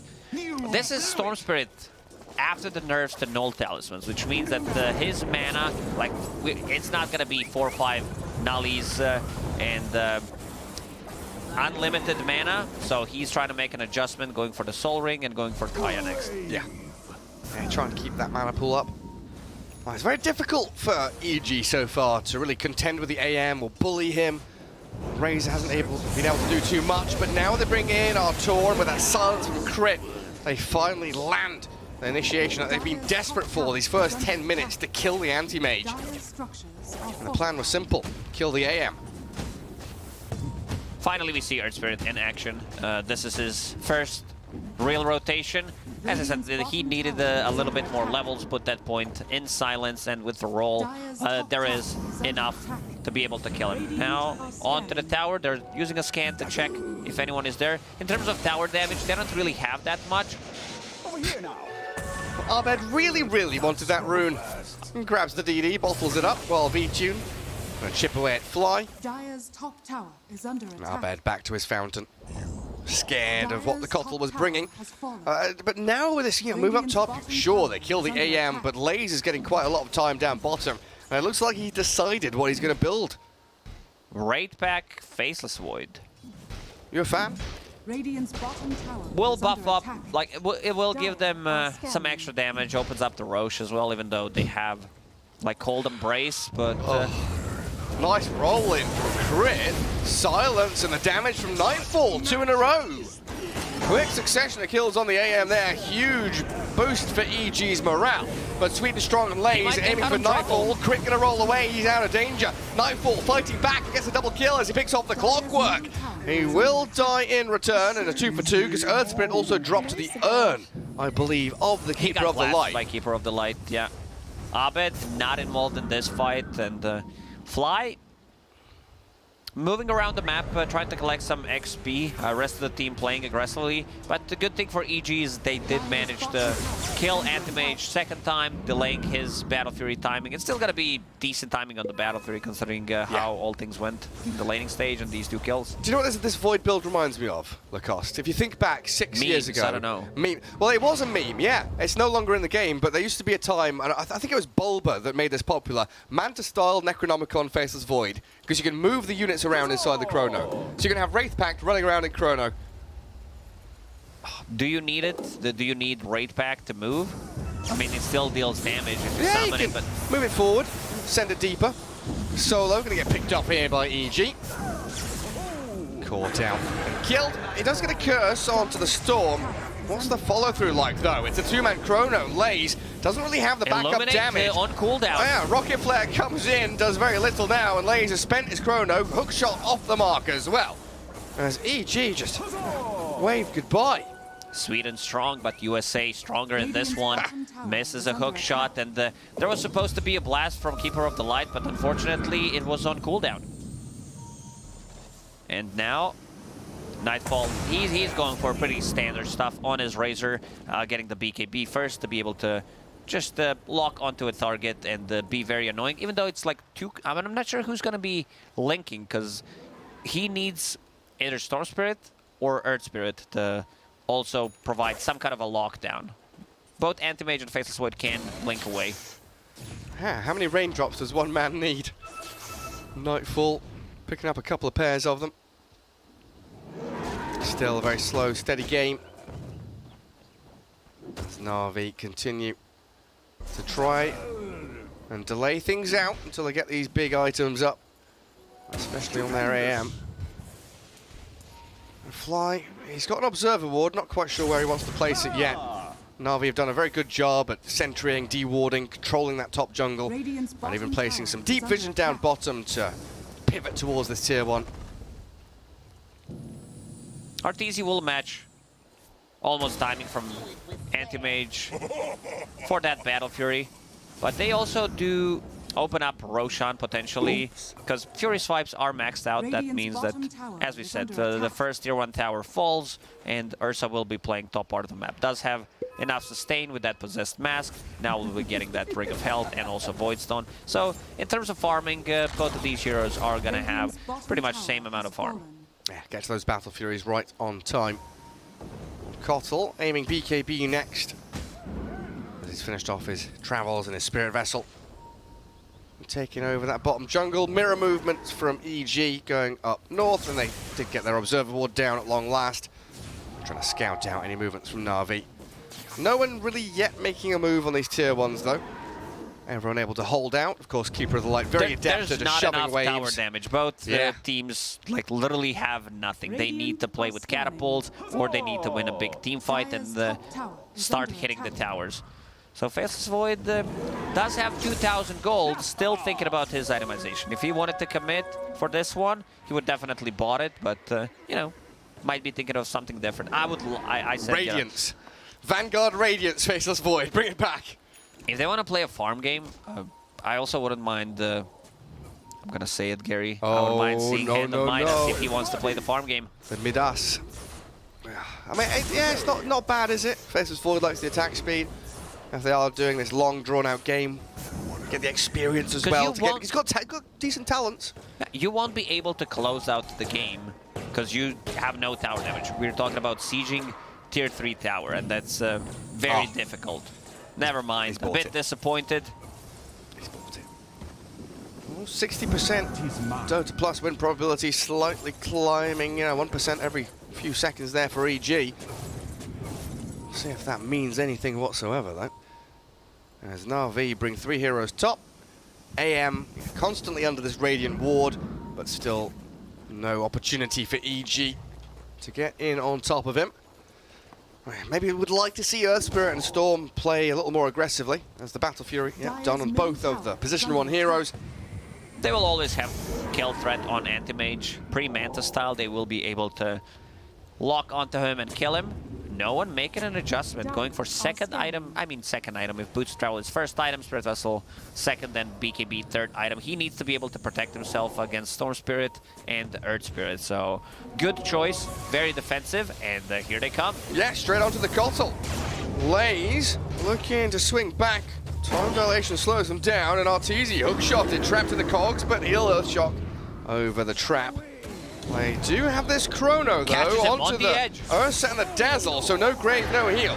And the Time Lock Bash is landing onto Ursa while they try to curse Arbed up. A little bit disjointed here from EG as they link and drain the damage from the Void, but in comes V-Tune trying to clear up on Crit. Na'Vi holding their jungle and moving forward for more. Lays, they slowed down Nightfall, another blink forward from V-Tune, but no real way to connect meaningfully on the Razor. That's good enough for them. Faceless Void lays those Chronospheres nicely, catching him on the edge, and the Dazzle could not get the grave off. He just looked at me. Yeah. He turned his head, he winked, gave me the side eye. He knows what he's doing, Twitch chat. Don't mistake it. He's very calculated with these jokes. I'd say big W for Na'Vi. Using that Chronosphere as a tool just to lock onto someone, get a kill. I want to see EG play aggressively right now because they know there is no Chrono. 2 times Winter's Curse was used and they didn't get too much out of it. Oh, a hook shot though. Fly once again. Picked off by Sweden Strong and Lays. That's the heat map of the Kotl there, as we see on the mini-map bottom left. Majority of the time in that middle lane, and of course all the creep camps surrounding it. Hasn't really been... he's not really a rotating hero. He is the sit mid, defend my tier 1, and gather up an enormous amount of farm as he sits atop the net worth chart at 8,700. Slow and steady. Gonna win this race. Lincoln Sphere for Arbed. Looks like that's about to be delivered, so fully completed. Lincoln Sphere done on Storm Spirit. He's afraid of Mana Void and Curse to lock him into place, burn his mana. Faceless Void does have Vlad done. It might be also full raid back. Yeah, he's using the Courier. Silence into roll. Is it enough damage? Ooh, maybe if they can keep on chasing. Nightfall has his BKB up. Sweden Strong under the Shadow Amulet. Untouchable. So that's a BKB usage for a Faceless Void kill, but this is what it unlocks. Roshan available for EG just to walk into the pit. It should be a simple one for Artur to take. I don't think Na'Vi has what it takes to contest this. Clockwork, deeping, he wants to find an angle. Oh yeah, he's got Arteezy's half HP. I don't know if they want to commit to this. Oh, he's been rocket flared, scouted. I thought that was a freebie for them, but Abed, he wants the additional pick off to make it a little easier. Solo jumped on by the bear and hugged to death. Inside the pit, but they lost the stacks from Chivalry Swipes, so might need to wait out. They had this opportunity. Clockwork TPs, scouts him with the rocket. Arteezy gets bashed and back to full HP. Crit and fly. Do have a lot of healing. The high ground ward there as well gives EG the vision and the safety that they need to take it. They're already pinging out where the Clockwork is, and they make the jump with Abed and Crit. That's the pairing we wanted to see. Two spirits straight in onto him with the Magnetize there. Sweden Strong is low, but not dead.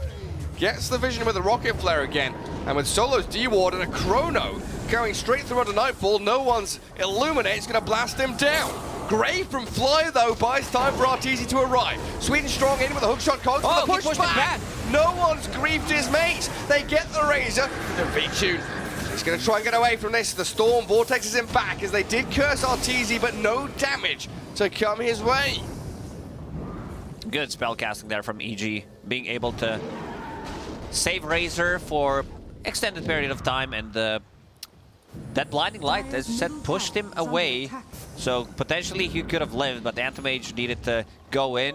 And good thing for Na'Vi is that Anti-Mage is getting a lot of farm. He's level 15, 10,000 net worth, getting very close to that Manta style. Then he's not gonna need to care about silence from the Earth Spirit. So one-man Chrono. This is offlane Faceless Void, so you don't care too much about it. And we see this Raid Pact. Ursa did go in and instantly kill it with the Fury Swipes, get some extra gold. Yeah, it could have been a little easier, maybe. An opportunity for a nicer Winter's Curse could have been there as well. But EG come out on top, 10 to 10. I think Arteezy did like 20,000 damage to Roach so far. Hookshot's ready. Crit wants to block it. He wants to find. Where's Sweden Strong? Where he is. There's the hookshot in. Well, he's dropped an item there, Arteezy, but he turns to face the Clockwork. And, well, the Tin Man had a battle plan, but unfortunately, it was counteracted by Crit and Artur. Roshan also going out of his home. Come back in here. Abed, he's just gone straight into the middle of three of them. Finds the pick off on Solo as he jumps back in with the ball lightning. And no one. He BKB'd. He ran away. Abed understands. Like, this is why they picked Storm Spirit, to be able to find this Wyvern, cause him to use the bad curses or die before even using it. Yeah. There's still Orb of Venom inside the Roche Pit. Oh, that's what he dropped. Free gold, he dropped it, yeah. That's fine. You can bring a courier across and pick that up if he wants to. Oh, but look at that, an Arcane Rune for Abed. Couldn't be more perfect for him, so they've got Aegis Ursa, Arcane on Storm. With an item coming out, is that a Kaya for him? Or just Clarities? Middle tower has fallen. Looking for me? It's nothing. What's he spent his money on? His career is attacking the enemy base. He bought a shard, that's what it is. I knew he bought the Lincolns a while back. So Storm Spirit with the Aghanim Shard, now eyeing up the Aghanim Scepter. His career is still on the hill in the enemy triangle. Was he scouting for Vision, or? Potentially for Vision, so Dazzle can plant a sentry. That's good utilization of the couriers. You've seen Abed quite often using them to scout runes. And now scouting out for Vision while Na'Vi are smoked. They want to use these teamfight ultis they've got. It is go time, green lit. Winter's Curse, Hookshot, Chrono. But you know, ideally, who do they use these spells on? Do you just Chrono the Ursa? Do you try and get a curse on the back lines? These curses were not landing. They were landing on Ursa instead of someone who is sitting next to Ursa, and they cannot Chronosphere him because of the Dazzle and also holding Aegis for another 3 minutes. Right, and the fact he's got Enrage as a backup plan as well once he gets out with that Chrono. Or even if he's able to cast it pre-Chrono. So it's EG's turn to go under smoke. Vision is there from them. Fly got a very good deep ward, immediately sentryed though by Solo. The warding battle between these two incredible captains. Always a wonder to see. Lays jumps in and immediately out. But Artur with 2 minutes 40 remaining on Aegis really wants this tier 1 tower. Doesn't want to heavily commit for it though, with Na'Vi having so many members here. Very limited in terms of tower damage, so they need to kill people and then go for it. The double damage is here. Seems like Abed wants to give his bottle. It's already there. I'm half blind, cannot see because everything is blue. It's all blue. The Arteezy's color is also blue, so he camouflaged it. It's all hidden. Well, yeah, you're right. DD rune in. Yep, double D, double die, and he's gonna be jumping Lace. Good attempt from Crit, not quite on the money. Stupendous. It's been a good showing from Artur on his Ursa as well with his Battle Fury, because you'd expect Anti-Mage 20 minutes in to be racing ahead with his farm rate and being that one big carry in the game, but he's dead even with him. Completely paired up with that Anti-Mage top of the net worth. Battle Fury Manta, working on a Skadi now it looks like. But Arteezy already has this Basher, which could be the undoing of Na'Vi. Basher plus Brigand's Blade with Overpower, that's ton of damage. Your health drops so quickly. And a Blink Dagger to be able to jump into them. Just the lack of vision is incredibly challenging to find any openings. Yeah, Radiant has one ward down bottom, you see there, the one glimpse of vision they have, while Dire a couple of wards around that mid lane and bottom rune spot. And they see Arteezy. They know where he's lurking. He's not out here for a picnic. He's hungry for kills. Abed. 1,000 gold on his way towards the Aghanim Scepter. That AoE Vortex, always an incredible team fighting tool. Yeah, because you want to have something to be able to initiate on Anti-Mage, and it's not countered by counterspell. Oh, that's a good point. It's absolutely true. And especially when you've got a Battle Fury Ursa dragging them all into a black hole, basically, giving them the cleave. Arteezy just sitting here behind this tier 2 mid. He wants to kill someone, but Na'Vi are giving him nothing whatsoever. Top lane instead pushed down by EG with a catapult wave. 12 to 10, 26 minutes in. Definitely one of the quieter games we've had. But it's this delicate dance. Very nuanced play from both teams, getting towards item timings. And win probability shifting back towards Na'Vi a little bit. It's gone from like 63, 64 down to 58. Yep. Anti-Mage is beloved by community and Gaben, it seems. Because he's farming a lot. He's 15,000 net worth. Ursa is keeping up. If this was not a Battle Fury Ursa, things would be completely different. It would be like 90% Na'Vi victory. Anti-Mage is out farming. They're already prepared for this. Where's the bash? Straight in on him. Crit with a stun and the silence for the Winter's Curse. Solo will save V-Tune. Lays thinking about the Chrono and goes straight back in onto it, but no one. He's been backstabbed by the Nightfall Razor. Forced to BKB and run away, so Ursa can now turn to battle with the Faceless Void. TP out from the rest of Na'Vi. Storm Spirit facing off against Lays. They need to get a kill here, and they'll focus him down. One hero dies with every spell in the world being cast. Everyone's so low on mana, especially 3 cores from EG, but not enough damage inside a Chronosphere. That's pretty big. Anti-Mage is never going to be able to deal damage inside Chrono unless someone is caught on the edge. The only damage they got is Rocket and Illuminate one more time. One of the reasons why, like, Lace is there and he's like, why is no one helping me? He landed a good Chrono after the curse, but there's no follow-up. Where's the Dragonlance for melee heroes? A Penta-Edge Sword, I guess, the Broom Handle. Broom Handle, yeah. We need some extra attack range on this Anti-Mage somehow. That's up next, Ice Frog. Dragonlance for melee heroes. Buff Meepo back up to where he belongs. Nightfall frontlining, scouting out no one. It's very, very spooky though for EG to really commit too heavily to anything against Illuminate. And hook shot, as the jetpack from the Clockwork doesn't get him over the cliffs in time. He's trying to come around that mountain, but he's found out by Arteezy's Ursa. Sweden strong, pointing out exactly where the ward is. He knew when he moved to the jungle that he got scouted out. Nice bit of wave clearing out from EG. mid and top, both trending towards the Na'Vi base.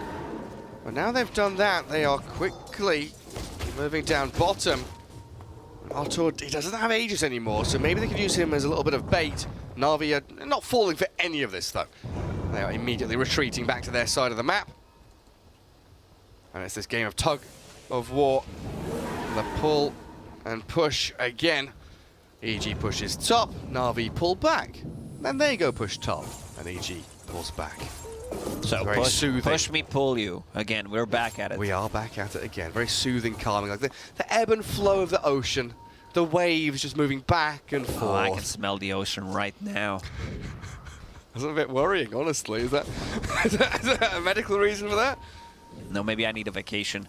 Nightfall, he does have a Refresher Orb that he used once, 15-second on cooldown, but will be ready for the next fight. Arteezy going for Lincoln Sphere, and he does have it, so Winter's Curse not going to be there, and one ability that he is afraid of is Solar Bind. If you get Solar Bound plus Time Dilated, you don't move. Yeah. You're not going anywhere. You're a slug. Moving at a crawl. And 1 minute till Roshan. Means next fight very likely going to be around that second Rosh.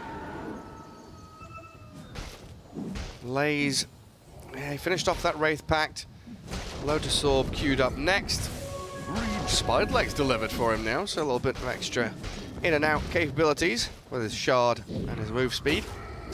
Spots Arteezy coming in and says, nah, not getting involved with this whatsoever. A D-ward from the bear there. Lotus Orb, good against Earth Spirit and Razor, but that's about it. Like, two cores, they don't care too much about getting Static Link, because they could potentially get out of trouble, and... Does he feel he needs an armor item? Is that a consideration? Would you just rather see him go for like an Assault Cuirass if that was the thought process? On Faceless Void? Yeah. I'm going to say it again. I would love this to be Heaven's Halberd, because you can ruin, especially Razor. Razor deals a ton of damage, and it's great against Ursa as well. Well, yeah, just buy a Yule Scepter. It Yules the Ursa when he's enraged. We'll see what he does, though, on Lays. No one does have Hex, so that's going to be good way of controlling the Storm Spirit, but they need to proc the Lincolns first. Same goes for Ursa, like double Lincolns and not too many abilities to proc them. Bottom tower is under attack. Level 20 Razor. Eye of the Storm upgraded. Scythe of Ice queued up for him as well now. On top of that, Blink Dagger he has just purchased. Radiant's bottom Na'Vi smoking up. Anti-Mage is where? In the Dire base. The other members of Na'Vi trying to press forward, thinking about that Roshan. As you see, V-Tune has finished off his Skadi. All crit. Found out straight off the bat. Jumped in. Sweden strong. And that's a buyback. A finishing blow there from no one. Could buy back, you're right. And it's going to be important around this Roche pit to do just that, because they've put a little Hex there and a move in with a Chrono, catching the AM inside. He's caught his own teammate and no one dies. Lays, he time walks back towards Artur, but the bashes and the hits from this overpowered Ursa are going to kill off the Wraith Pact and look for his next target. Winter Wyvern dead before he can cast his ultimate himself, and now a Vortex finding the AM. He's silenced and stunned. V2's bashed and dead. That's the fight, though. Krent just knows what's up. He rolls onto the high ground, puts down a ward, it gets devoted, pays with his life, hook shot is used, and he uses buyback, forces enemy to, like, out of position, and once again, Chronosphere on top of Anti-Mage. He tried to put it on the edge, because it's the only way that Anti-Mage can actually deal damage, but very, very difficult. Now Fuzzy Wuzzy does have Aegis and also has a shard, so Earth Shock plus Enrage, we're gonna see that again. It's like, good initiation from Na'Vi, but yeah, the problem with their draft is this double melee side lane core matchup with Void and AM.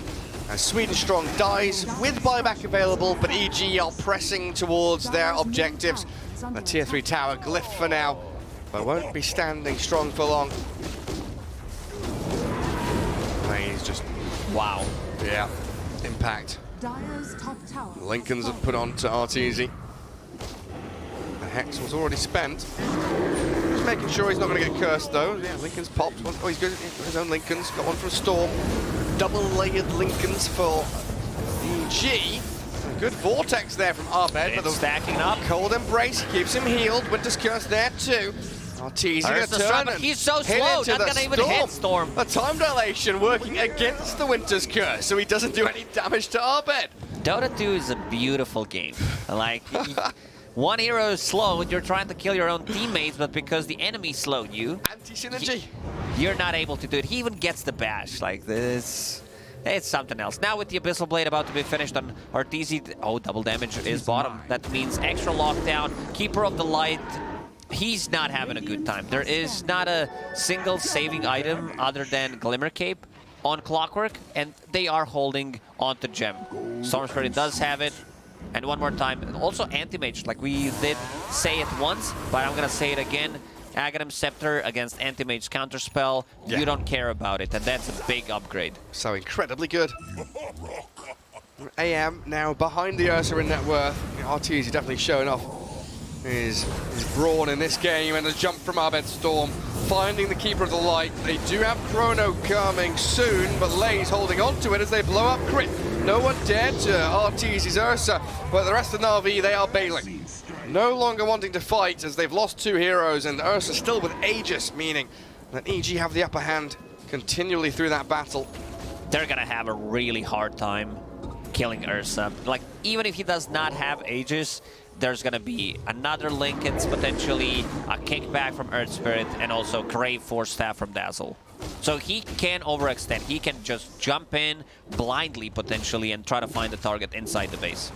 Yeah, we just haven't had that same kind of you know, boldness and impact from the AM. He's got 402 last hits. He's got 100 last hits more than the Ursa. Similar amount of net worth, but Vtune really hasn't found his opportunity to lock onto a target and kill them off. I mean, you know, we kind of expect these Mana Voids to be on the Storm Spirit, blowing people up, getting multiple kills. Double Linken's very difficult, and Razor will have his Hex. It's also Blink Hex, so another form of initiation. Can we check the hero damage dealt? I want to see how much damage Anti-Mage did in this game. I feel like it's very low. What's your guess? 5,000? 7.8k. Lowest. Like, only Dazzle has lower damage. Yeah, you're right. What is that? That's half of the Storm's damage, half of the Ursa's damage. AM really has had a struggle this game, even though it looked like it could be a decent pick here up against the Storm Spirit. EG have maneuvered themselves to outplay him the entire game. 10k lead currently for EG, and another minute left on Aegis means they want to keep pushing their advantage. And top lane is unlocked with the tier 3 already dead, and the outpost not taken back by Na'Vi means that EG can set up base camp here again. Who are they found in the trees? Oh, it's the AM. No counterspell. The key target. Abyssal Blade stunned and killed. He's dead for a minute and a half with no buyback money. Yeah. Nightfall did not want to risk anything. Uses Refresher, hexes him again. And they've got more as well lined up for them. Nightfall. He just solo kills the Wyvern in a matter of seconds. You blink your eye, you miss it. Their pick-off potential is nuts. Like, as Anti-Mage, you want to be split pushing, trying to get something done on the side lanes, but he's never going to feel comfortable. If 2 heroes are missing, Lay's career dies. Yeah, makes matters only worse and worse. That was a full Lotus Orb. It was indeed. Not going to be there for 2.5 minutes. That is a rough one. I mean, no AM for 50 seconds. No Lotus on the Void. 2 lanes pushing into the Dire base. And the evil geniuses looking to rack up yet another victory. The Aegis is reclaimed. Dire's top barracks are under attack. They're backing away. Am I scared of the AM having buyback here? Definitely could have been a possibility. They don't know he doesn't have the money for it. Dire's top barracks are under There's attack. potentially a good setup. Hex into Curse into Chronosphere, or any other way around. They it's came a back lot for of disable. Tier 4 items. Immediately farm through all the neutrals. 4 tier 4 items there for EG. Timeless Relic, of course, on Storm Spirit, so the pull on Electric Vortex is going to be even better.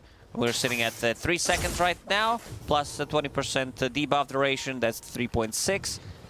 And Arteezy did manage to find Ninja Gear, so his pick-off potential is through the roof, being smoked with that Abyssal Blade. could pick off anyone. Sure could. And if they're able to lock Na'Vi in their base, they're not going to get any of their neutral items, are they? Tier 4, 0 out of 5. Ethereal Blade queued up for the Keeper of the Light. Extra bit of burst damage, bit of safety against the physical coming out of this Ursa. Radiant's bottom tower Scythe of is under Vice. attack. Being closed in on by Arbed, still needs 1700 gold or so. Can farm that very quickly. Oh. There's way too many buttons to click on Nightfall. I would not love to play this Razor right now. Blink, Eon Disc, swap in, Leveler when you feel like you're pushing. Oh, zip in. What is Solo doing outside of the base? I'm not sure. Did he have wards in his inventory or something? The only reasoning really could be if he's on a warding mission, just a sentry. And maybe he wanted to push a wave, slow the advance of EG towards their base. Assemble the Eon Disc in trouble, double BKB, double Scythe of Voice. Yeah, that Razor is gotta be a zoomer to have this item build. Definitely gonna be fast with your fingers. Radiant Vision covering that top Tinker ward spot and the Dire Triangle. 3 wards, in fact. There's one in that top jungle, seeing pretty much every angle of attack Na'Vi could make, while Na'Vi see, again, similar to game 1, Na'Vi see very little. This warding battle between Fly and Solo has been Fly all the way home. Very difficult, because it was Crit who did buy early gem, and they got a lot of vision removed. Smoke from Na'Vi. They want to make something done. Butterfly on Anti-Mage, which has been shown. Arteezy had a lot of gold saved up, went for Monkey King instead. Is this a last chance attempt? They'll clear up Dazzle quickly. He's got buyback if they want to continue fighting, and this is around the time of Roshan respawning. 2 seconds until fast spawn. If it's an immediate one, Na'Vi could maybe feel happy about it, but yeah. 1 minute 50. And Evil Geniuses readying themselves, waiting in the trees, hiding in the fog of war. And Arteezy, Ninja Gear smoked up. He's trying to break the smoke on anybody lurking. Na'Vi are all holding hands together up in that top jungle, though. Is it possible to see how many runes teams did pick up, active runes? Because I feel like EG has been controlling that for the last 30 minutes. Yeah. Like Abed's had arcanes and regens, double damage we had for Arteezy a couple of times. Abed kills another courier. That's a potential Lincoln Sphere for no one. How long's that gone for? A few minutes, yeah? Double smoke. 3 minutes. Both teams gonna clash and bash into each other. The Hex on Artur, but the jump into the back. Arbed focusing onto the Kotl and the Wyvern. The curse is good onto the Razor, but they lose the Wyvern and the AM's falling. He gets obliterated by Arteezy's bear. I think that might be it, Gary. Like, Chronosphere lands one more time, but they just don't have what it takes. And Solo will call it. They had the 3 hexes. What do you think about it? It was actually 5 hexes, because... Refresher?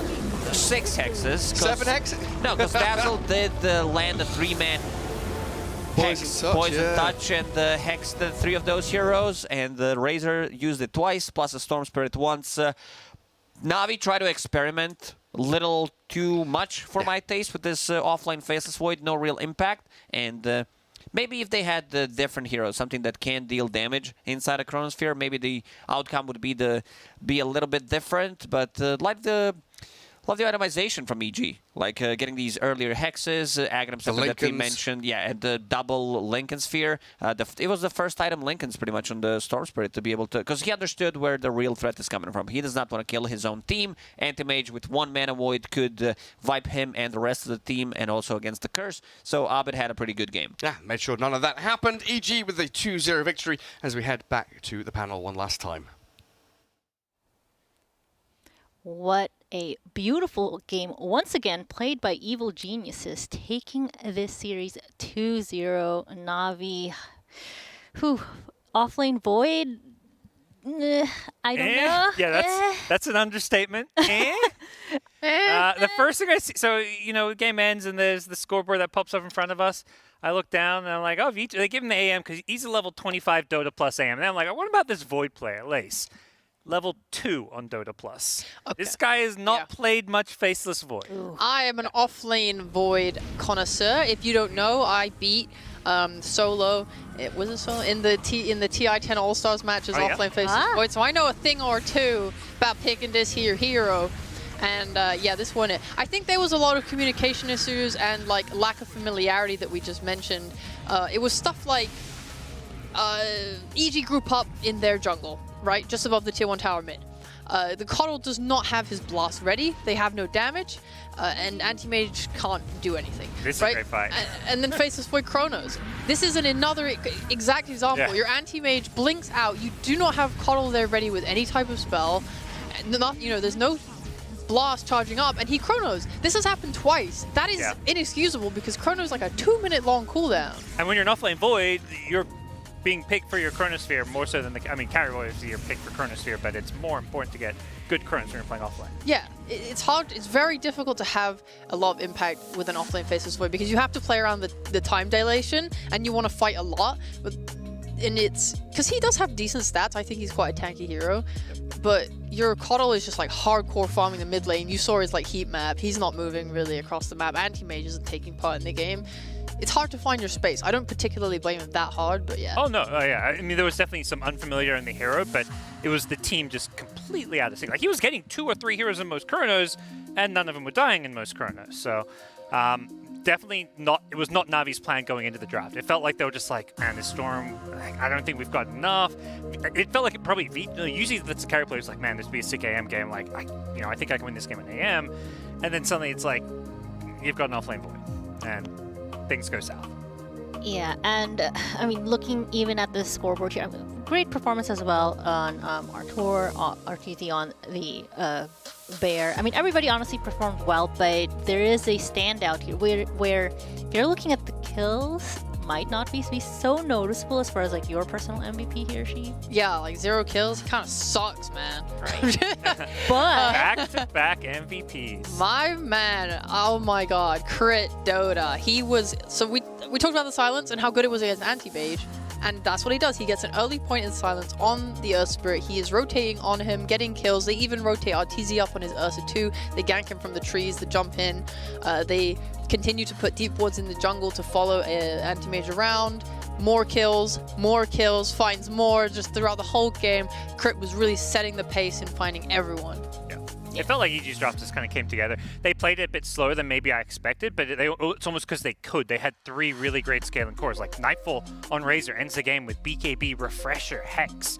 Like, they had double Hex on their team against Void as well as Anti-Mage. Suddenly these heroes can't rely on their escapes. There's no real reliable save. Like the Cold Embrace just wasn't really cutting it. It just felt like EG had all the tools. Great Ursa pick as well. I really like the way RTZ played this game. Like, we've seen Ursa kind of as a pick struggle a lot of this tournament, but I think both LGD earlier today with Ame and now RTZ have shown teams a bit more like how the heroes should be played. It was a great IM choice to go Battle Fury. Of course, he kept up in farm really nicely with V-Tune and like lasers. He's going a Wraith Pact and a Lotus Orb. He's not going to scale into any sort of carry, so they were super patient. The hexes, both on Storm and Razor as well, were really, really great. Like, V-Tune's not going at BKB. He can't afford to. He has to carry the game. If he buys too many defensive items, there's no way his team's going to win. So, yeah, it was very easy. They just kept finding them and picking them off, and that was what the strength of their draft was. Yeah. At some point, like, they were willing to let this AM get farm. Like, AM was even ahead of Ursa for a lot of this game, but it was like they knew there was going to be damage issues on Navi's side. Right. They were never going to be able to have the ways to start these fights. Like, they have the mid Coddle, whereas EG, they've got Earth Spirit, they've got Storm, they've got the catch, they've got the itemization into the hexes. They're going to be the ones who can make plays. Right. So they got it all, and they got that lovely 2-0. I mean, let's take a look back as well. Just, refresh ourselves with what went down on this stream today. We got our little graphic up there for you. Besides this 2-0 on EG Navi, a lot of 2-0s on the board for today's matches. I mean, good for us, I suppose, on the timing. Hell yeah, but not surprising. We called this, I think, yesterday. LGD taking Liquids 2-0.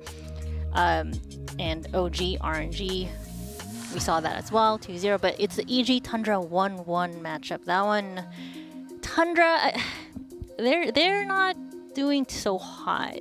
I think them taking a game was better than I expected. I thought like EG might, because they've been feeling themselves a bit, and they just proved it now. That result's fine for Tundra. Yeah. It's the big picture in their current standing. I think they're in like the bottom 2 or bottom 3 of their group, where they're got to be a little concerned.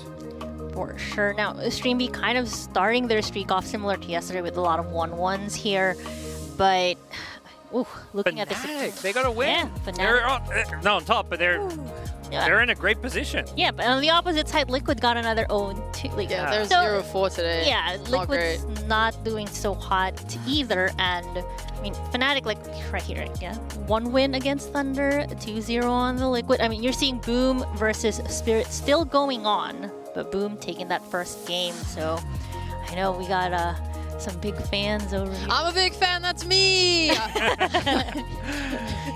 Should be. I mean, Boom and Fnatic. Fnatic went 3-1 today. Boom may go 4-0 today. I'm so happy. That would be. Meanwhile, Talon. We don't talk about it. Navi also 0-4 today. They're having a rough one.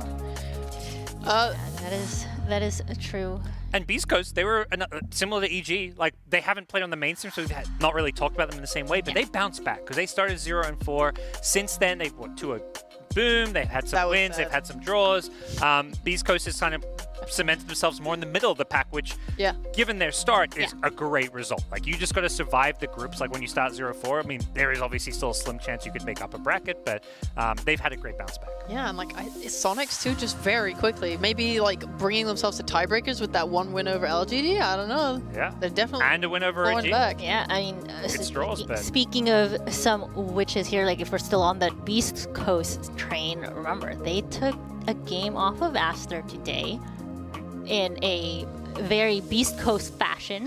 Yeah, you can say that again.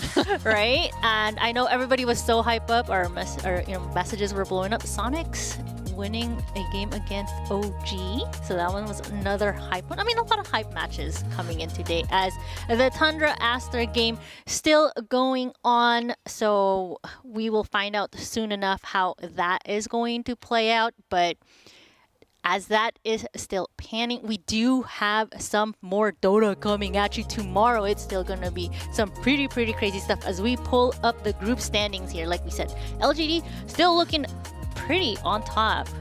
Yeah, they're going up the bracket. It's all secured. Yeah, it's very much secured, right? I could see RNG dropping down. I was very surprised when I saw their 7-3. I just haven't seen enough of their game. So like when we saw them obviously in the mainstream get stomped, but I think the 2nd, 3rd, and 4th slot are anyone's right now.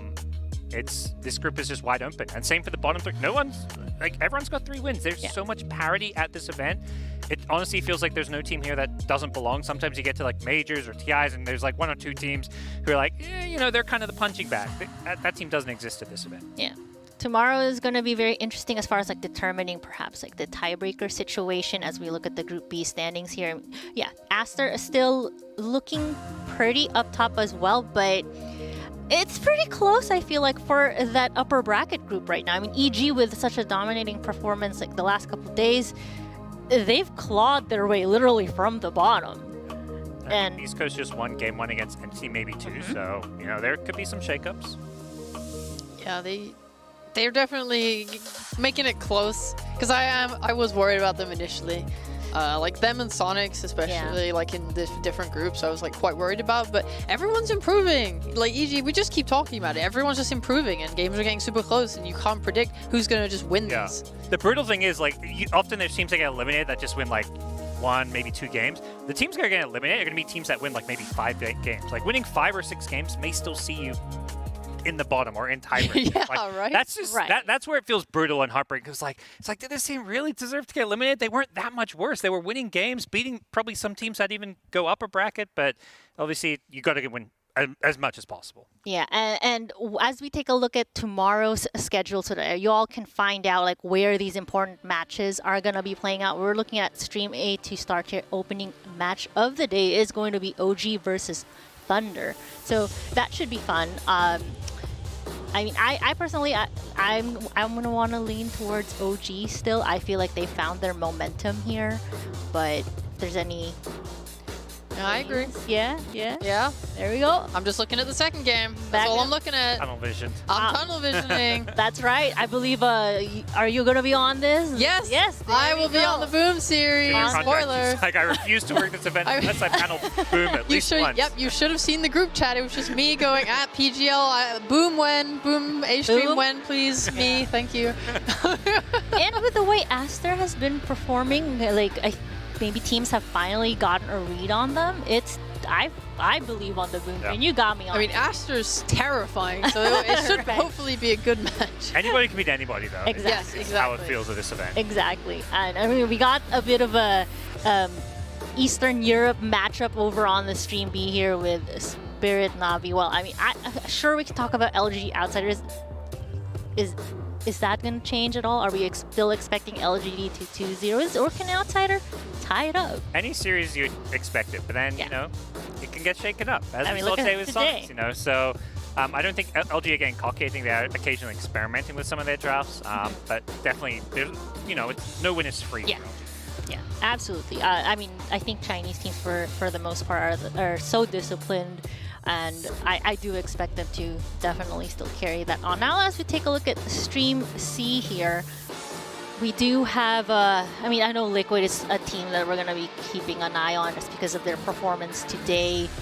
They're looking to see if they can take a nice 2-0 to Thunder to perhaps like salvage themselves from where they're sitting at the bottom. Yep. And as well as Talon. Yeah, so it's two very important, like Stream C, Liquid. If you're a Liquid fan, this is the stream you want to be in. These three matches are like, all the teams playing here are teams who are in danger, like real danger of being eliminated. Several of them are currently sitting bottom 2, bottom 3 of their group. Some are, you know, kind of in the tie area.